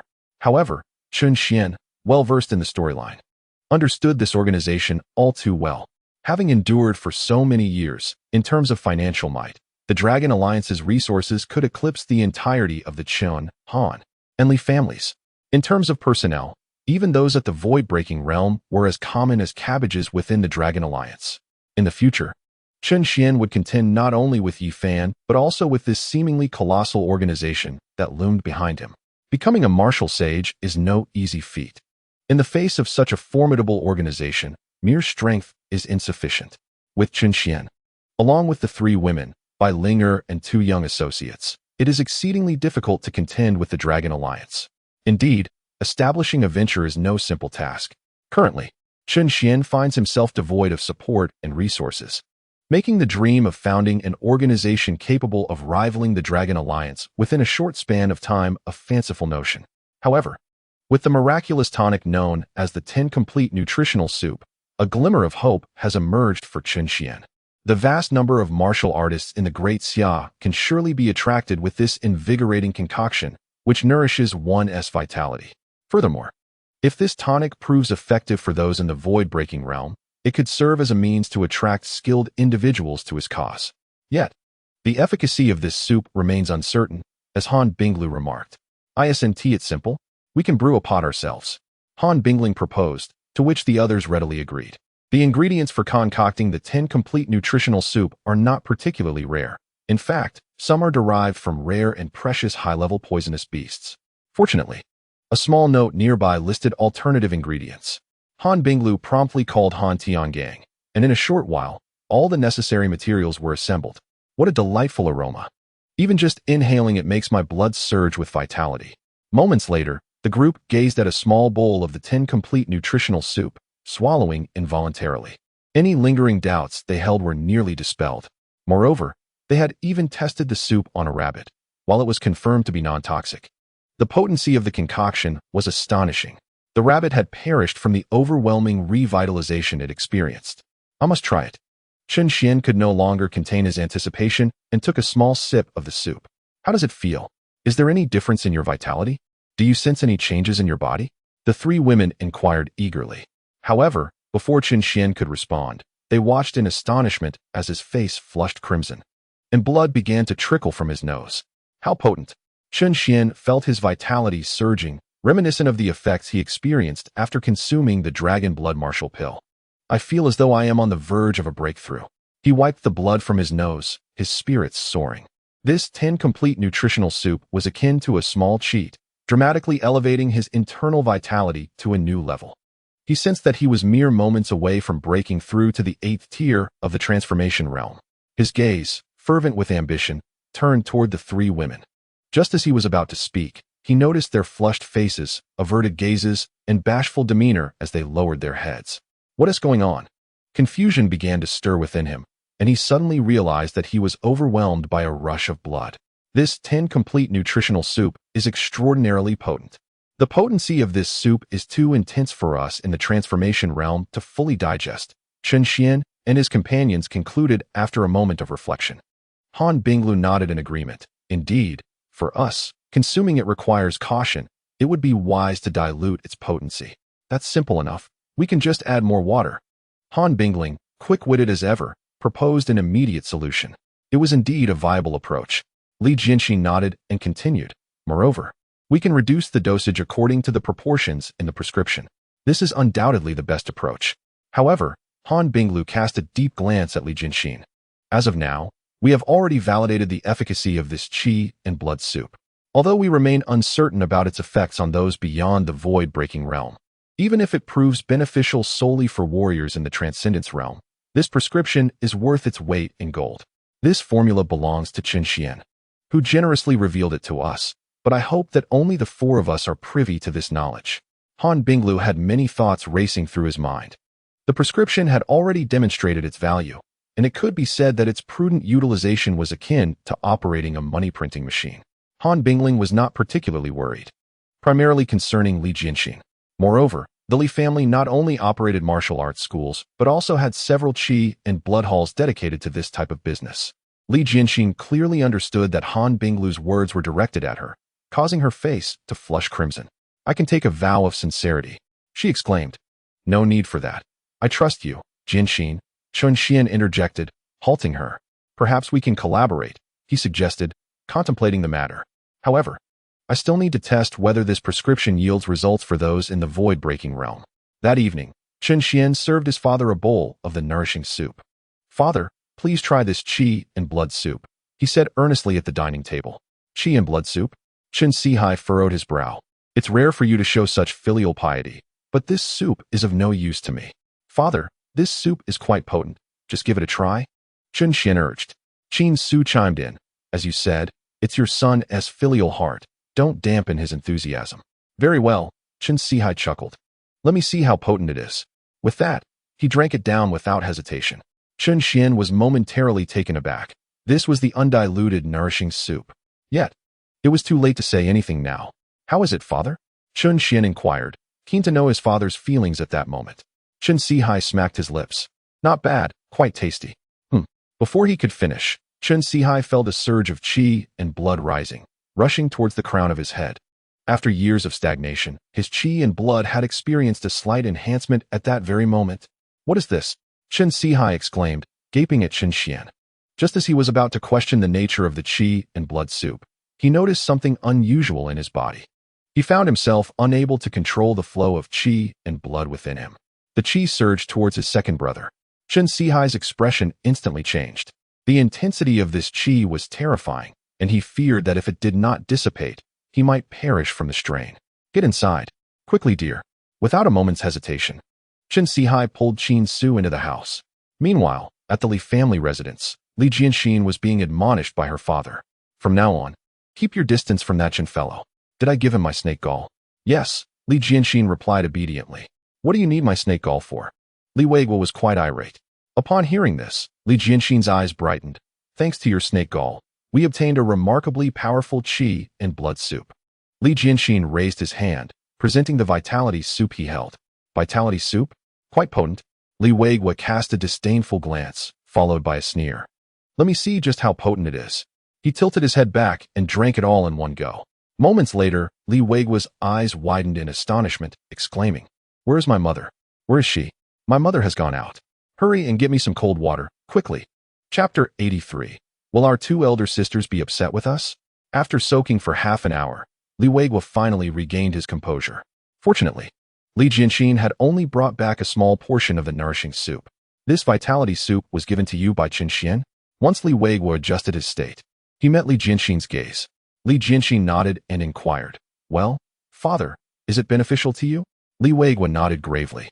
The Li family owned a pharmacy. Traditionally, they were considered a medical family. Their pharmacies sold vitality supplements, but such products generally plateaued at the sea-splitter realm. Reaching the void-breaking realm and expecting to advance one's cultivation through vitality supplements was exceedingly difficult. Only the fabled treasures of heaven and earth could potentially reinforce one's foundation. Yet, the vitality soup Li Jianxin brought back seemed to fill a significant gap in the market. Even though Li Weiguo was not a purely business-minded individual, he comprehended the immense value of this discovery. Now, having traded his serpent gall for such a vitality soup, Li Weiguo felt significantly less aggrieved. The two were simply incomparable. However, Li Weiguo also understood that Chen Xian must have ulterior motives, and he asked, "What does Chen Xian intend?" Li Jianxin replied candidly, "He wishes to collaborate with our Li family to sell this vitality soup, aiming for expansion and strength." Li Weiguo nodded. "How will we divide it?" 20%. Li Jianxin replied. Hiss. Li Weiguo inhaled sharply, staring at Li Jianxin in astonishment. He certainly knew that the 8% was not for himself. Yet the 2% was still quite satisfactory. This young man displayed a modicum of conscience. Noticing the smile on Li Weiguo's face, Li Jianxin hurriedly added, "Father, that's not it. The 2% is for our family and the Han family. We are responsible for sales, while the Han family supplies the raw materials. In terms of proportions, our family and the Han family will actually receive only 10% of the profits." Li Weiguo's expression darkened. "I knew this lad wouldn't be so generous."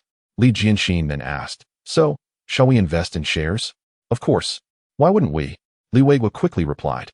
"As long as the reputation of this vitality soup spreads, selling throughout the entire Great Xia, even a 10% profit would be staggering." "Good." Li Jianxin smiled and nodded. About to depart, when he suddenly seemed to recall something and asked, "Should I still maintain contact with Chen Xian?" Li Weiguo's expression darkened. "It's essential to interact with peers. After all, our relationship with the Chun family is still quite decent." The Han sisters returned home and similarly sought out Old Master Han. Compared to Chen Sihai and Li Weiguo, Old Master Han was utterly astonished after consuming the vitality soup. In the twilight of his years, it was already a blessing for him to maintain his vitality, let alone to experience any enhancement. Yet, the emergence of the 10 complete nourishing soup invigorated the long-dormant heart of Old Master Han. For Chen Sihai and Li Weiguo, it was merely a means to elevate their martial arts realm, but for him, it was a miraculous elixir for longevity. In a short while, the three heads of the families were engaged in a call with one another. Firstly, Li Weiguo and Old Master Han expressed their admiration for the exceptional young man, Chen Xian. Secondly, they unanimously agreed on one crucial matter. It must remain confidential. The principle of a commoner is guilty when possessing a treasure was well understood by the trio. Following this, they briefly discussed matters of collaboration. Soon after, the improved 10 complete nourishing soup was made available at the Li family apothecary. Undoubtedly, this event further solidified the bond between the three families. Chen Xian merely contributed a recipe, leaving the rest entirely to Bai Linger.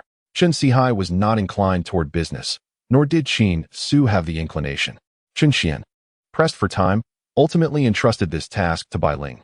Bai Linger was experienced, and, given that this was a collaborative venture among the three families, there were no hindrances in Linghai. She was eager to lead her comrades in a transformation, and this opportunity was an excellent chance for that. Once the 10 complete nourishing soup found its market, her group of younger brothers would have substantial roles to play, whether in transporting goods or managing the store. It would indeed be a respectable endeavor. For several consecutive days, Chen Xian immersed himself in the martial arts academy, and under the enhancement of the 10 complete nourishing soup, he had successfully advanced to the 8th tier of the transcendent realm. The three young women also experienced elevation in their realms. Han Bingling reached the 8th tier of the transcendent realm, while Han Bingluo and Li Jianxin attained the 9th tier. With over 20 days remaining until the martial arts examination, Chen Xian felt that it was very likely for the two to reach the level of martial artist by examination day. In the original narrative, Yi Fan participated in the martial arts examination as a martial artist, becoming the first in the history of the Great Xia. Of course, this does not imply that the Great Xia had never seen such a young martial artist before, as some prodigies were granted direct admission. Nevertheless, even so, Yi Fan garnered significant attention in the original storyline. However, now in the small city of Linghai, it appeared that there may be more than just Yi Fan as a martial artist. Chen Xian still had survival points left to draw from, and he too was confident in participating in the martial examination as a martial artist. It was not merely about strength. One's realm was a testament to innate talent and a symbol of power. Once his identity as a martial artist was revealed, various academies would eagerly vie for him. In addition to their advancements in cultivation, the group focused on mastering the exploding star fist. Perhaps due to his innate talent in boxing, Chen Xian's progress surpassed the three others, and within a few days, he had achieved minor success and took on the role of their instructor. The strikes must be fierce. The essence of the exploding star fist lies in its explosive power. A fist that is soft and feeble is as if one has not eaten. The posture of exertion was incorrect. Chen Xian, I cannot do this, she said. Let me guide you step by step. Chen Xian grasped Han Bingling's wrist with one hand while the others supported her slender waist. Align your waist and hips. The potent surge of masculine hormones flushed Han Bingling's delicate face, and in the presence of Chen Xian's striking visage, her body felt weak. With a bashful expression, she nestled against Chen Xian, softly inquiring, Brother, will the two elder sisters be upset with your method of teaching me? Chen Xian was taken aback as he sensed a chill emanating from behind him. Upon turning, he was met with the resentful gazes of the two women, their ire directed more pointedly at Han Bingling. There was a lingering suspicion that this girl was intentionally feigning incompetence. Her astute mind was clearly preoccupied with devising ways to be close to Chen Xian. The two women found themselves at a loss, torn between feelings of anger and jealousy, or perhaps a blend of both. Given their temperaments, they could never emulate Han Bingling's artifice. Yet, watching her left them feeling unsettled. With forced smiles, they addressed Chen Xian. Brother, we too are struggling. Would you be so kind as to teach us in a similar manner? Chen Xian wore an expression of innocence. I assure you, I am genuinely teaching martial arts. Just as he was about to defend himself, his phone buzzed in his pocket. He glanced at it and saw a message from the homeroom teacher in the class group chat. Dear students, the theoretical examination will commence in 3 days. For those who may not qualify for the martial arts academy, such as you, Chen Xian, please take this time to review your theoretical knowledge. Chapter 84. Longxi. Why do I feel this lad is the protagonist? Upon seeing the teacher's mention of him, Chen Xian's face darkened, feeling utterly humiliated in the class group. At that moment, a swarm of classmates began to chime in. Chen Xian, what level of transcendence are you at now? Chen Xian, listen to me. Let's not endure this humiliation. Let us skip the martial arts exam. Chen Xian, focus on your studies. The Literature Academy, Medical Academy, and Research Institute are all excellent options. A chorus of mockery ensued, and they were emboldened by the anonymity of their keyboards. In person, they would not dare utter a word. Suddenly, two of Chen Xian's underlings piped up. Zhang San. Haha, a bunch of ants, unaware of my brother's formidable prowess. Li Si. I can only say that when the time comes, it will blind your titanium alloy eyes. You two are far too sycophantic. Sigh. It is rumored that Chen Xian has established a martial arts academy for his brothers. Such treatment, I would gladly serve as a dog for him. Young Master Chen, do you need more underlings? The classmates resumed their chatter. Presently, Zhang San and Li Si had reached the 7th tier of transcendence. They had never been expected to attain such prowess, yet the effects of the miraculous elixir were simply too potent. Certainly, Chen Xian's actions once again etched deeply into the hearts of the two brothers, igniting a fervent desire to pledge their unwavering loyalty to him. Willing to brave any peril for Chen Xian, glancing casually at the messages from his classmates, Chen Xian smiled faintly and sent a message. A golden-scaled fish is not merely a creature of the pond. With that, he set down his phone. Feeling that further discourse was unnecessary, Linghai City had never been his ultimate destination. 3 days later, at the school entrance, a throng of students poured in to partake in the theoretical examination. Chen Xian, which examination room are you in? 108. What? I'm in 107. How frustrating. We were so close to taking the exam together. Han Bingling pouted. Chen Xian, perplexed, thought, is it truly necessary to take the test together? No. Han Bingling shook her head vehemently. I don't wish to share an examination room. I intend to assist you during the test. You plan to help me cheat? Chen Xian exclaimed in astonishment. Setting aside whether I would resort to such measures, do I even require your assistance? It was not that Chen Xian looked down upon Han Bingling. Although she was clever, her dedication to studying was lacking, and she was not necessarily superior to him academically. Leaning closer to Chen Xian, Han Bingling whispered conspiratorially, Don't think I am unaware. You actually know nothing. Chen Xian's eyes widened in disbelief. Do not slander me. Your sister is right beside us, and I have diligently learned from her tutoring. Han Bingling chuckled mischievously. Liar. Back then, you were too busy staring at your sister's thighs and my bosom to absorb any knowledge. Slander. Pure slander.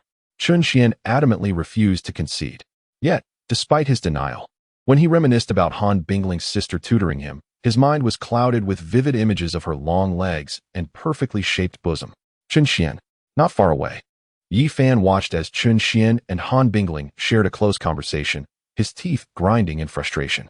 He had assumed that after so many days, he would find peace upon seeing Chun Xian. Even if resentment lingered, he would feign a carefree demeanor. However, witnessing his beloved's intimacy with Chun Xian made him want to weep. Such pain was unbearable.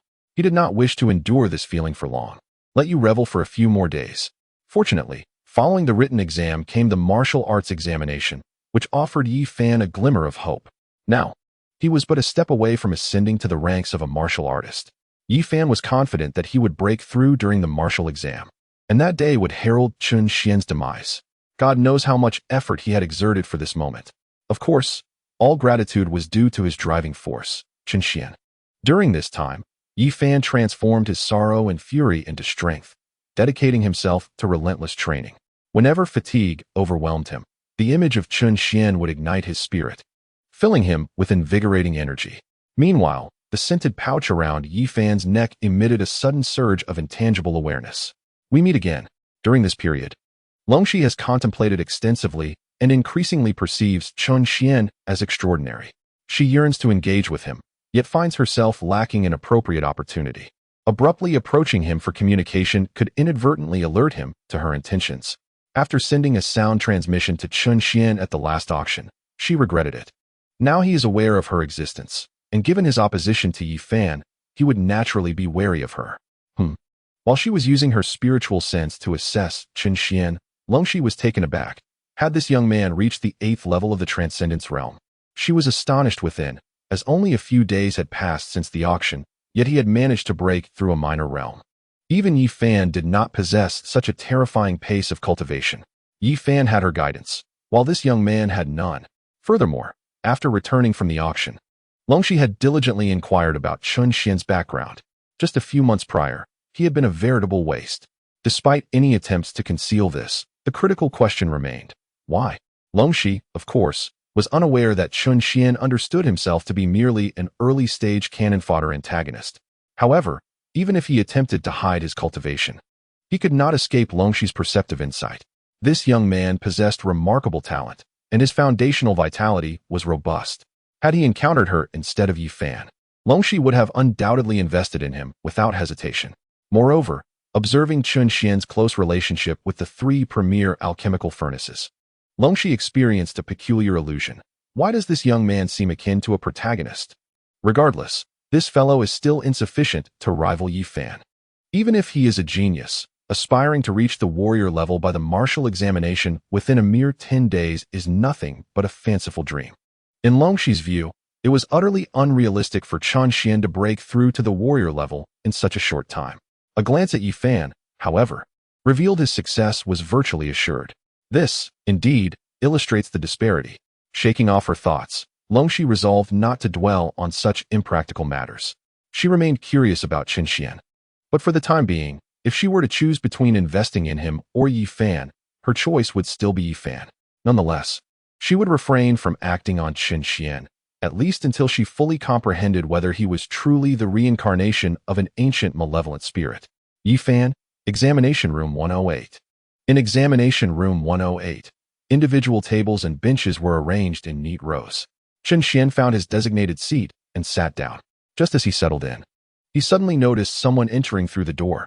Their eyes met, and both fell into silence. Yi Fan, with a stoic expression, took a seat beside Chun Xian. Chun Xian thought to himself, what a stroke of bad luck. Perhaps this is fate? He was speechless. It appeared that protagonists and antagonists were irresistibly drawn to one another. Otherwise, how could this coincidence occur? Just then, 2 proctors entered, breaking the silence. With a glance from the corner of his eye, Chun Xian was again jolted, his eyes widening as he looked at the second proctor. Wait, how did that mad scientist become my proctor? Chun Xian was thoroughly dismayed. What a curious twist of fate. Not only are we in the same examination hall, but Zhang Lai is also overseeing his invigilation? Chapter 85. Is there still a semblance of law? Are there no examination protocols? Attention, candidates, please adhere to the examination regulations. No whispering is permitted, and papers may be submitted only half an hour in advance. The examination commences. After announcing the rules, the supervising teacher began distributing the papers. When it was Chun Xian's turn, Jiang Lai flashed him a teasing smile, raising an eyebrow. She was a top student from the Imperial Capital University and a renowned genius scientist of the Great Xia. Her role as an invigilator seemed merely a result of her idleness in Linghai City. Little did she know that by mere whim, she would encounter Chen Xian in the examination hall. Perhaps this is what one might call fate? Chen Xian, however, lacked the enthusiasm to ponder this absurd twist of fate. At that moment, as he gazed at the exam paper, he felt overwhelmed. Which of the following spiritual plants is most effective in enhancing the purity of vital energy for the transformation realm? Ice heart grass, purple phantom orchid, fiery phoenix leaf, frosted ice lotus. When faced with an attack from a martial artist while in the transformation realm, what is the most prudent course of action? Channel the internal vital energy into protective aura, confront head-on, employ evasive maneuvers, or consume a potent pill with severe side effects. He found himself utterly lost, unable to answer even the simplest questions. Han Binglu had long since helped him review the material, but now he had forgotten everything. As he stared at the words on the paper, they seemed as incomprehensible as ancient texts, leaving him to rely solely on instinct. The multiple-choice questions were manageable, but some fill-in-the-blank queries left him utterly powerless, devoid of any direction or understanding. Alas, at this rate, I am destined to be the lowest scorer in Linghai City. Chen Xian sighed, surveying the room. He was the only one lamenting, while the other candidates fervently focused on their papers. The most alarming sight was of Yi Fan, sitting beside him, writing with astonishing speed. How is it possible? You've only been in school for a few days, and yet you excel? Sensing Chen Xian's gaze, Yi Fan turned slightly, smirked disdainfully, and silently mouthed 2 words, trash. Without further acknowledgement, he continued to answer with remarkable swiftness. What the heck? He dares to mock me. How dare he? Chen Xian's feelings were a tempest of emotions. This fellow had only transferred a few days prior and already had a holiday. He questioned whether Yi Fan could even grasp the essence of the questions. Yet now, the pen in Yi Fan's hand appeared to be smoking from the speed of his writing, as if guided by some divine inspiration. However, upon reflection, Chen Xian discerned the crux of the matter. Does he truly possess divine assistance? Perhaps he has a martial sage aiding him with his answers. A martial sage tackling these questions would be akin to a university student taking a kindergarten exam. How shameless. True knowledge is that which resides in one's mind. Relying on a martial sage to cheat is utterly disgraceful. And that Dragonstream martial sage is equally shameless. Do you think you are helping him? You are merely undermining him. Chen Xian was filled with resentment, which ultimately stemmed from jealousy. However, he also felt a sense of injustice for the numerous candidates aspiring to enroll in the College of Arts. Yi Fan was destined for the Martial Arts Academy. Such dishonesty would only serve to label him as well-rounded, without any other merit. Yet, this could potentially ruin the prospects of a true literary genius. Master, how should I approach this question? Unbeknownst to Yi Fan, who was blissfully unaware of Chen Xian's disdain, he was relishing the thrill of his advantageous situation. Though Yi Fan could not hear Chen Xian's thoughts, Long Shi was acutely aware, observing the densely filled examination paper before Yi Fan. A mix of shame and guilt washed over Long Shi, rendering her utterly mortified. Indeed, Chen Xian was correct. Even if Yi Fan ranked first in theory, it would ultimately bear little significance. Master? Master? After a prolonged silence, Yi Fan called out twice more. Yi Fan, whether you possess the knowledge or not, what you learn must reside in your mind. The grades obtained through my assistance are not worthy of your pride. Long Shi communicated sternly. Yi Fan was taken aback, pondering. But master, you were the one who offered to help me with the questions. Confusion enveloped him, yet he refrained from voicing his thoughts. Without Long Shi's guidance, upon re-examining the paper, Yi Fan found himself as bewildered as Chen Xian. What? Is this all I've completed? As Yi Fan put down his pen, Chen Xian was astonished, and his gaze darkened with envy. The top scholar of Linghai City is assuredly out of reach. In the original narrative, Yi Fan had secured first place in both theoretical and martial examinations, which had brought him considerable acclaim. The mere thought of this made Chen Xian feel miserable. He was unwilling to witness Yi Fan's pretentiousness. Yet, there was little he could do, as Yi Fan had the assistance of a martial saint to rely on for cheating. Just as he was lost in thought, a figure appeared before him, Jiang Lai. She positioned herself strategically to obstruct the surveillance and delicately pointed her fair finger at Chen Xian's examination paper. Instinctively, Chen Xian glanced over. and Jiang Lai was indicating a multiple-choice question. Staring at the option, Chun Xian widened his eyes in disbelief. Is she aiding my cheating? Jiang Lai nodded with a smile, pleased to find a teachable student.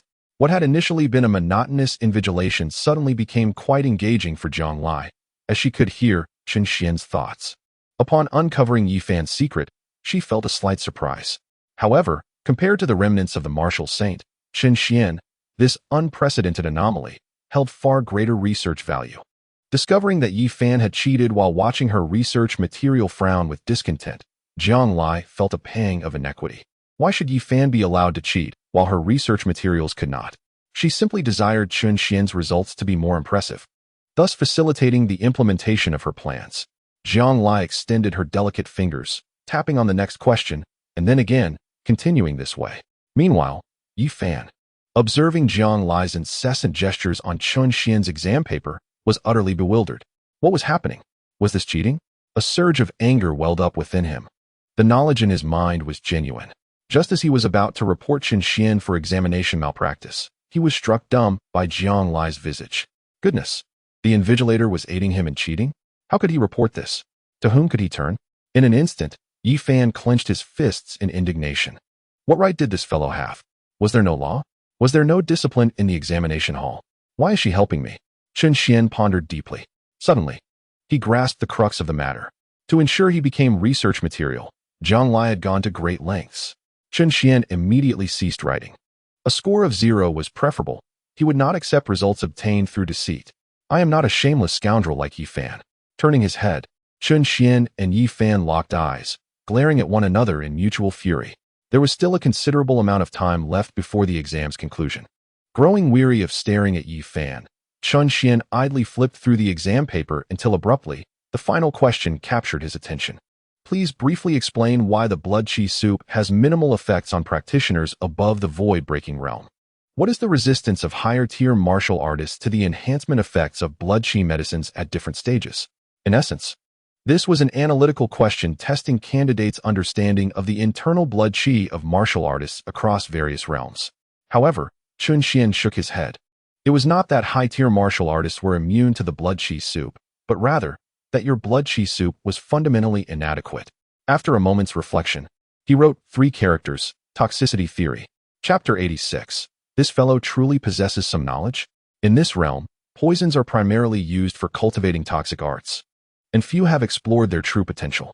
Benefiting from his insights from a previous life and the poisonous ingredients in the all-encompassing nourishment soup, Chun Xian felt inspired and began to write fluently. Initially, he analyzed certain characteristics of poisons, providing examples from the all-encompassing nourishment soup. One such poisonous ingredient, the toxin secreted by a venomous spider, could induce hallucinations and paralysis, disrupting a martial artist's meridians and causing their blood qi to flow in reverse. However, from another perspective, this toxin spreads rapidly throughout the body. If used as medicine, it could maximize the efficacy of the treatment. Next, Chun Xian elaborated on the principle of utilizing poison in medicine. The core idea was to harness the toxicity of poisons to rectify the body's blood qi. It is well known that martial artists often encounter various issues with their blood qi and meridians. The unique toxicity of certain poisons can stimulate the body to produce a stress response, employing poison to counter poison. Meanwhile, Yi Fan, observing Chun Xian diligently answering questions, was utterly flabbergasted. Could he really do this? Was it possible that this fellow had some genuine skill? Chun Xian wrote with remarkable speed, completely oblivious to Yi Fan, ultimately forgetting the topic altogether. His entire discourse morphed into a treatise on the application of poisons. It was not until the bell rang that Chun Xian finally put down his pen. His essay, titled On Poisons, remained unfinished, yet this was of little consequence. It was entirely an exercise in free expression, and his examples were limited to a few inconspicuous herbs found in the renowned Heroine Dabu decoction. Whether anyone chose to debate his assertions mattered not to him. His unique concoction of Heroine Dabu decoction, which included scorpion excrement, was unrivaled. Even if someone were to contest his theory on poisons and develop a superior tonic for vital energy and blood, it would pose no threat to him. Chun Xian merely sought to elevate the importance of utilizing poisons before presenting his Heroine Dabu decoction for acceptance. After inscribing his name, he submitted his paper and departed. That very evening, The examination papers from various cities were sent to a grading room in the imperial capital. The expansive room was filled with educators from the capital, including several elderly scholars with graying hair. As the heart of the Great Xia, the imperial capital boasted a faculty strength that was unparalleled by other cities. However, the sheer volume of papers needing evaluation necessitated the involvement of university professors and even doctoral advisors from research institutes. At a computer station, an elderly man adjusted his reading glasses, peering at the papers displayed on the screen with growing ire. "This is utterly outrageous," he exclaimed. "What troubles you, Elder Jiang?" inquired an elderly woman beside him. Elder Jiang's beard quivered with indignation. "This candidate has not written a single word, not even a guess on the multiple-choice questions. He treats the examination as a mere jest."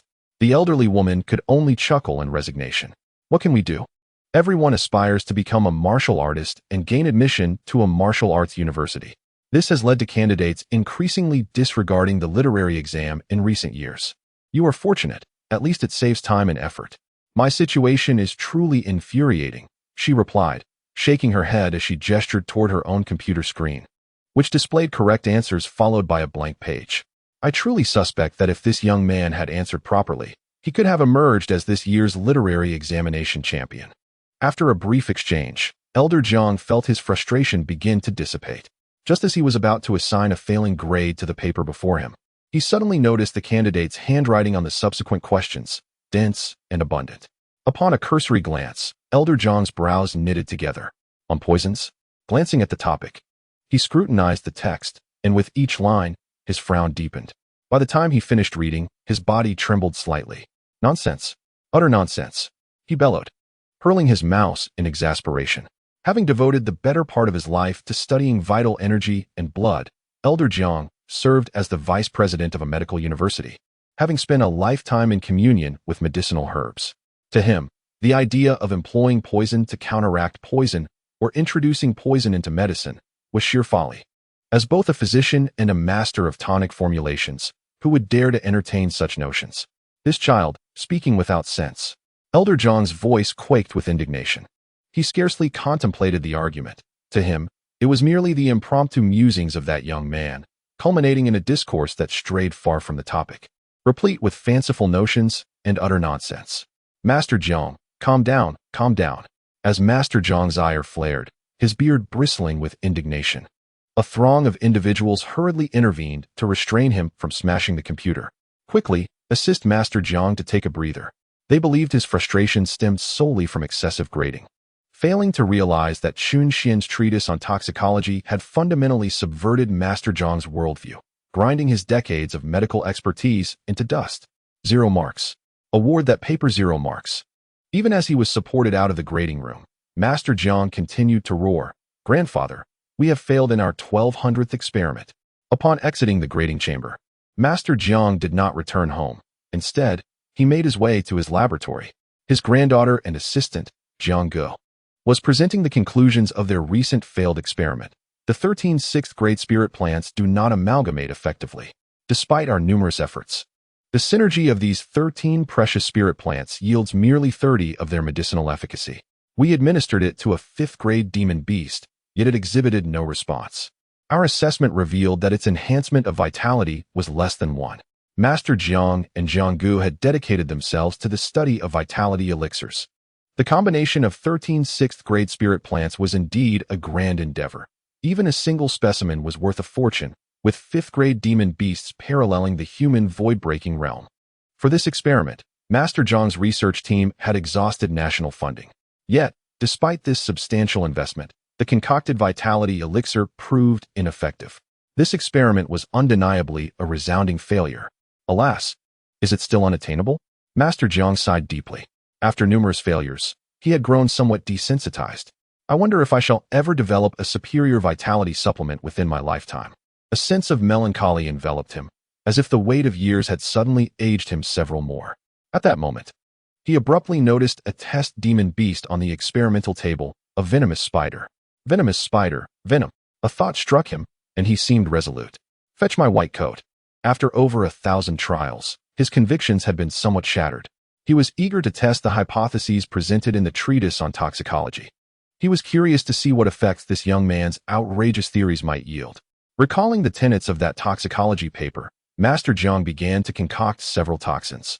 The amalgamation of these toxins was remarkably thorough, retaining nearly 80 of their potency. Moments later, upon gazing at the vial of potion in his hand, Master Jiang's eyes widened in astonishment. This young man possesses some merit? The results of the analysis were nothing short of dreamlike. The fusion of the toxins was even more perfect than that of the spirit plants. Moreover, the retention of toxins is remarkably thorough. Yet it is not limited to this alone. Elder Jiang is acutely aware that the reagent post-integration is bound to undergo further transformations. However, whether it will enhance vitality as suggested by the toxicological theories or spawn even more potent toxins remains uncertain. A sense of unease washed over Elder Jiang. His heart raced.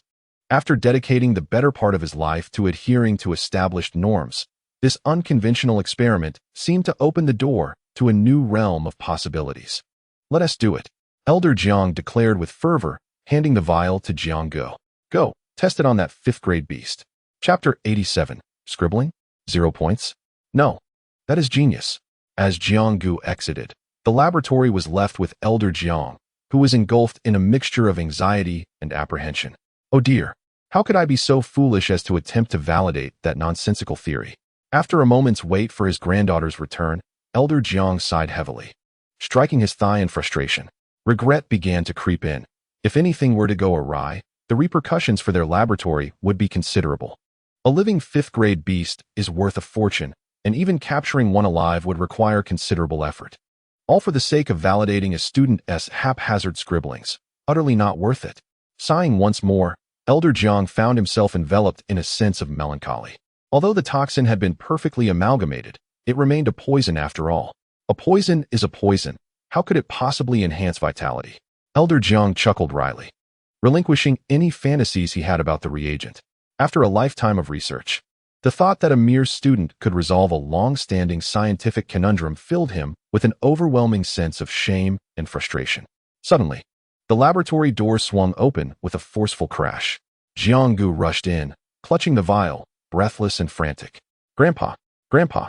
she exclaimed, her face etched with urgency. "What's wrong? Did the beast perish?" Elder Jiang sprang to his feet, his concern palpable. It's dead, it's dead," Jiang replied hurriedly. "I knew it." Elder Jiang sighed, plopping back into his chair, a wave of self-reproach washing over him as he wished he could slap himself. However, Jiang continued, But, although the beast is dead, the reagent was effective." "What?" In an instant, Elder Jiang felt as though he were hallucinating. He rushed to Jiang, gripping her shoulders tightly. "What did you say?" Jiang replied, "Your reagent worked. The beast went into a frenzy after consuming it, and though it died shortly thereafter, we analyzed its remains, and its vitality had increased by a full 5. At this revelation, Elder Jiang felt as though he had been struck by lightning. Do not underestimate this 5. It unequivocally demonstrates the efficacy of this reagent. Moreover, the tonic concoctions designed to invigorate the vital energies are not merely effective upon the first intake, yielding an immediate enhancement of 5%. If consumed over the years, even a modest retention could yield astonishing results. In a matter of years, the overall strength of their empire could ascend to an unimaginable level. Should this be successfully developed and applied, it would not be an exaggeration to call it a national treasure. Yet, at this moment, Elder Jiang was not preoccupied with such thoughts. His mind was consumed by a singular notion. Could it truly be that the theory of toxins, which he considered utterly absurd, had been substantiated? A chill coursed through his body. The evidence was irrefutable. Elder Jiang could not afford to disbelieve. Firstly, while the beast had perished, the test results were indisputable. The seamless fusion of these toxins could indeed enhance vitality. Currently, the experiment was in its infancy, and Elder Jiang had only gauged the dosage himself, which was certainly not precise. The inherent risks were evident, yet if these risks could be mitigated, no, they must be. As long as the appropriate dosage and the perfect toxin could be identified, he could undoubtedly formulate a tonic effective for those transcending the void realm.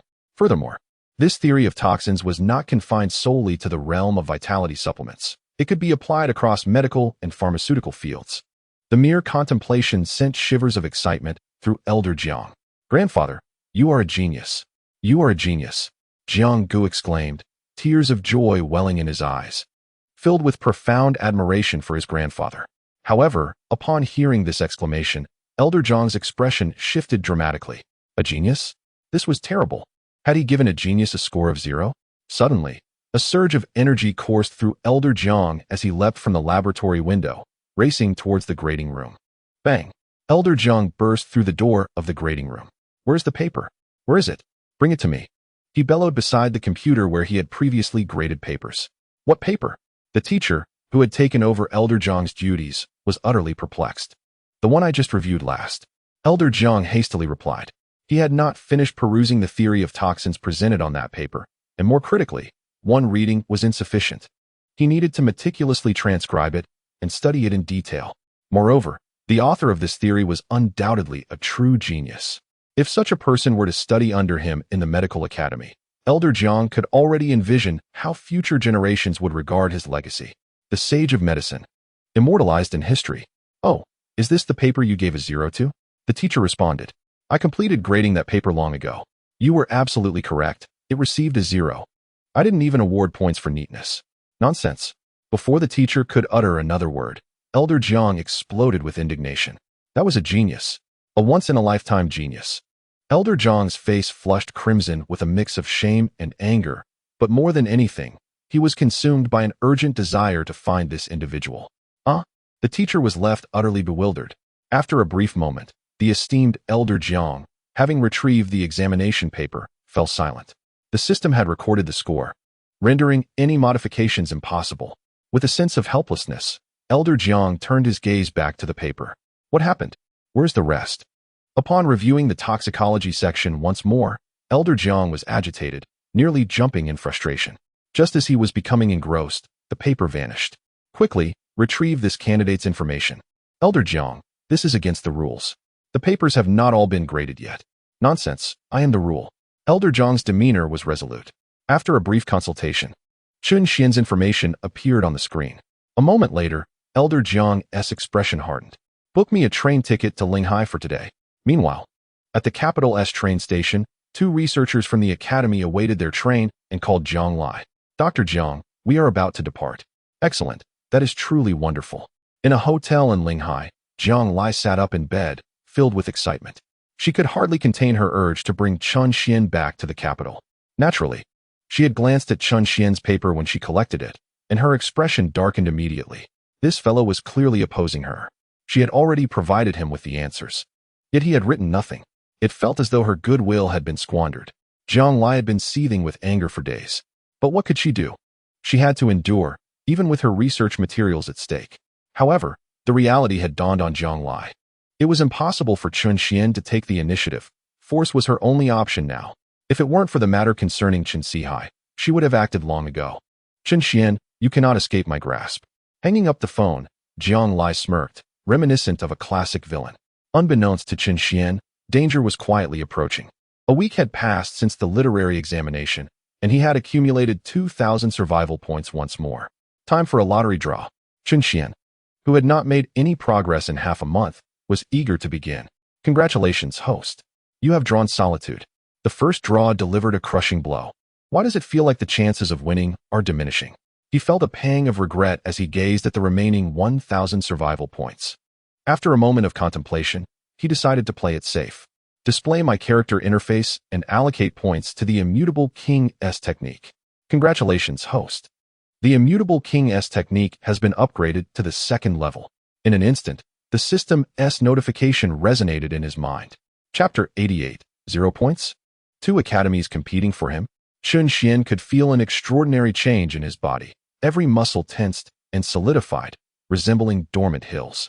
Additionally, his skeletal structure appeared to have grown sturdier. It was as if the previous wooden cabin had been reinforced with steel and concrete. The first level of the copper skin could withstand the extraordinary realm, and this iron bone might well rival the aura of a martial artist. Perhaps it was even more formidable. Chun Xian's eyes sparkled with a newfound clarity. He was uncertain of the precise extent of his defensive capabilities, yet he surmised that they were not inferior to the formidable defenses of martial artists. Furthermore, as a practitioner in the transformation realm, he anticipated that once he ascended to the martial artist level, his defenses would elevate to an even higher echelon. With his astonishing physical resilience and the protection of his vital energy, Chun Xian felt utterly invincible in the realm of martial arts, save for Yi Fan. Only this fated child could match him in a contest of strength. Beyond that, he harbored no fear of anyone else. Chun Xian was imbued with both confidence and conviction. Suddenly, a loud bang echoed as the door swung open. His father, Chun Sihai, entered with a grim expression. "What on earth are you being so arrogant about? Do you realize you scored 0 on your exam? I believe you're asking for a beating." Chun Sihai deftly produced his belt, and Chun Xian's 0-score paper had become the final straw that broke his father's back. A score of 0, such a disgrace to the Chen family. In the living room, Chun Sihai and Qin Su began their united interrogation of Chun Xian. "Surely, you couldn't have gotten a 0 even if you were guessing?" Chun Sihai inquired, his face etched with disbelief. Could it be that this lad's luck is so wretched that he failed to guess even a single answer correctly? He had previously advised Chun Xian to read more, but the boy had not heeded his words. Qin Su, equally exasperated, lamented, "You have to be kidding me. With results like this, there's no hope for the research institute. And as for the martial arts university, don't even think about it." Although Chun Xian had previously exhibited the strength of a 5th-grade transformation realm practitioner, even that ranking was considered the lowest in the martial examination. Gaining admission to a prestigious school was out of the question. Even if he ultimately ended up at a lesser institution, it would pale in comparison to the honor of being associated with the illustrious Dr. Jiang. Sighing, Chun Sihai turned to Qin Su, his gaze devoid of hope. "Forget about this, boy. Are you all right?" Qin Su asked, astonished by her husband's sudden shift in demeanor. Chun Sihai had always been known for his fiery temper, yet now he seemed unusually magnanimous. With a smile, he responded, "I no longer expect this lad to bring glory to our family. If he cannot achieve greatness, he can at least practice a lesser path." Chun Xian. "So, love will eventually fade away, won't it?" It was not entirely unfathomable for Chun Sihai to feel this way. After consuming a revitalizing tonic, he had experienced a resurgence in vitality. His previously stagnant cultivation had seen remarkable progress, and he was even poised to advance further. As for Chun Xian, Chun Sihai was not neglectful. Even if his son failed to gain admission to a university, Chun Sihai could ensure that in Linghai, Chun Xian would command respect. Moreover, the Han family showed no signs of retracting their engagement, solidifying the marriage prospects. A talented daughter-in-law would certainly ease Chun Sihai's burdens. In summary, with Chun Sihai standing firm and a brilliant daughter-in-law to rely upon, he had ceased to expect Chun Xian to excel. Whatever may come, let it be. As Chun Sihai was lost in thought, his gaze suddenly sharpened, and a palpable shift in his aura enveloped him. In an instant, a flame, born of his vital energy, erupted from his body, roaring and surging forth. The intense heat distorted the very air around him, compelling Chun Xian and Qin Su to retreat to the side. With a furrowed brow, Chun Sihai fixed his eyes on the entrance and bellowed, "Who goes there? Do not be alarmed, young man." A sudden voice seemed to materialize from thin air. Almost immediately, to Chun Xian's astonished gaze, an elderly man appeared in their living room. This elder displayed no hint of aggression, his demeanor calm and unruffled, yet he made Chun Sihai feel as if he were facing a formidable adversary. A realm of myriad phenomena? A master? Chun Sihai's pupils constricted, and his own aura diminished instantaneously. The disparity between such great realms was akin to a chasm. Moreover, the elder appeared to harbor no ill intentions. With a hearty laugh, Elder Jiang remarked, "Your perception is quite sharp for a young man. Allow me to introduce myself. I am Jiang Yucai, currently the director of the foremost martial arts hospital in the capital, vice dean of the Longyao University Medical School, president of the Daxiao Medical Association and honorary president of the Daxiao Qi and Blood Supplement Association, as well as the research director of the National Qi and Blood Laboratory. I have been honored with the title of International Qi and Blood Master and the Lifetime Achievement Award at the 32nd Medical Conference." After 5 minutes, Elder Jiang finally concluded his introduction. Chun Sihai stared at him in a daze, swallowing hard before finally inquiring, "May I ask, Elder Jiang, what brings you to the Qin family?" "Straightforwardly put, I wish to take your son as my disciple and pass on my legacy," Elder Jiang declared, a broad smile lighting up his face as he regarded the stunned Chun Xian. "Do not be frightened, young man. I sought you out specifically. I have reviewed your examination paper personally, and you performed exceptionally well." Elder Jiang nodded affirmatively, then turned his gaze to Chun Xian's parents. Such a talent cannot be overlooked. If Chun Xian were to come under my tutelage, I would devote all my resources to his training. He shall become a luminary in the field of qi and blood for Daxia's future. At this point, Elder Jiang's excitement was palpable. Meanwhile, Chen Sihai and Qin Su were rendered speechless, struggling to comprehend the unfolding situation. What is happening? Did this old man make a mistake? My son scored 0 on his exam. How could he be destined to become a luminary in the field of qi and blood? The string of illustrious titles that Elder Jiang had rattled off had indeed left them in awe. Just listening to them was impressive enough. And Chen Sihai's instincts told him that this elder was no ordinary man. In a fleeting moment, both turned their gazes towards Chen Xian. Elder Jiang exclaimed, "Ah, my promising student, what do you say?" Chen Xian was acutely aware that his thesis on toxins had likely captured the elder's attention. However, he never anticipated such an outcome. With a mere flutter of his wings, he had unwittingly attracted the attention of a titan in the realm of qi and blood, and now, he was being invited to become a disciple? The Academy of Medicine holds no genuine interest for me, and I must also prepare for the martial examination. Though it may be somewhat disheartening, Chen Xian resolved to speak candidly. "I apologize, Elder Jiang." Before he could finish, Elder Jiang and Chen Sihai's gazes sharpened. Someone was approaching. "Uncle Sihai, please entrust your son to me." Though the figure had yet to appear, Jiang Lai's voice preceded her arrival. Following closely behind, she strode confidently into the room, accompanied by 2 formidable individuals of the void-breaking realm. In Jiang Lai's estimation, securing Chun Xian today was virtually guaranteed. Even if Chen Sihai disagreed, or if Chen Xian resisted, it would prove futile. The presence of 2 individuals of such caliber was precisely to counteract any opposition. However, the moment she entered the parlor, Jiang Lai caught sight of Elder Jiang's expression.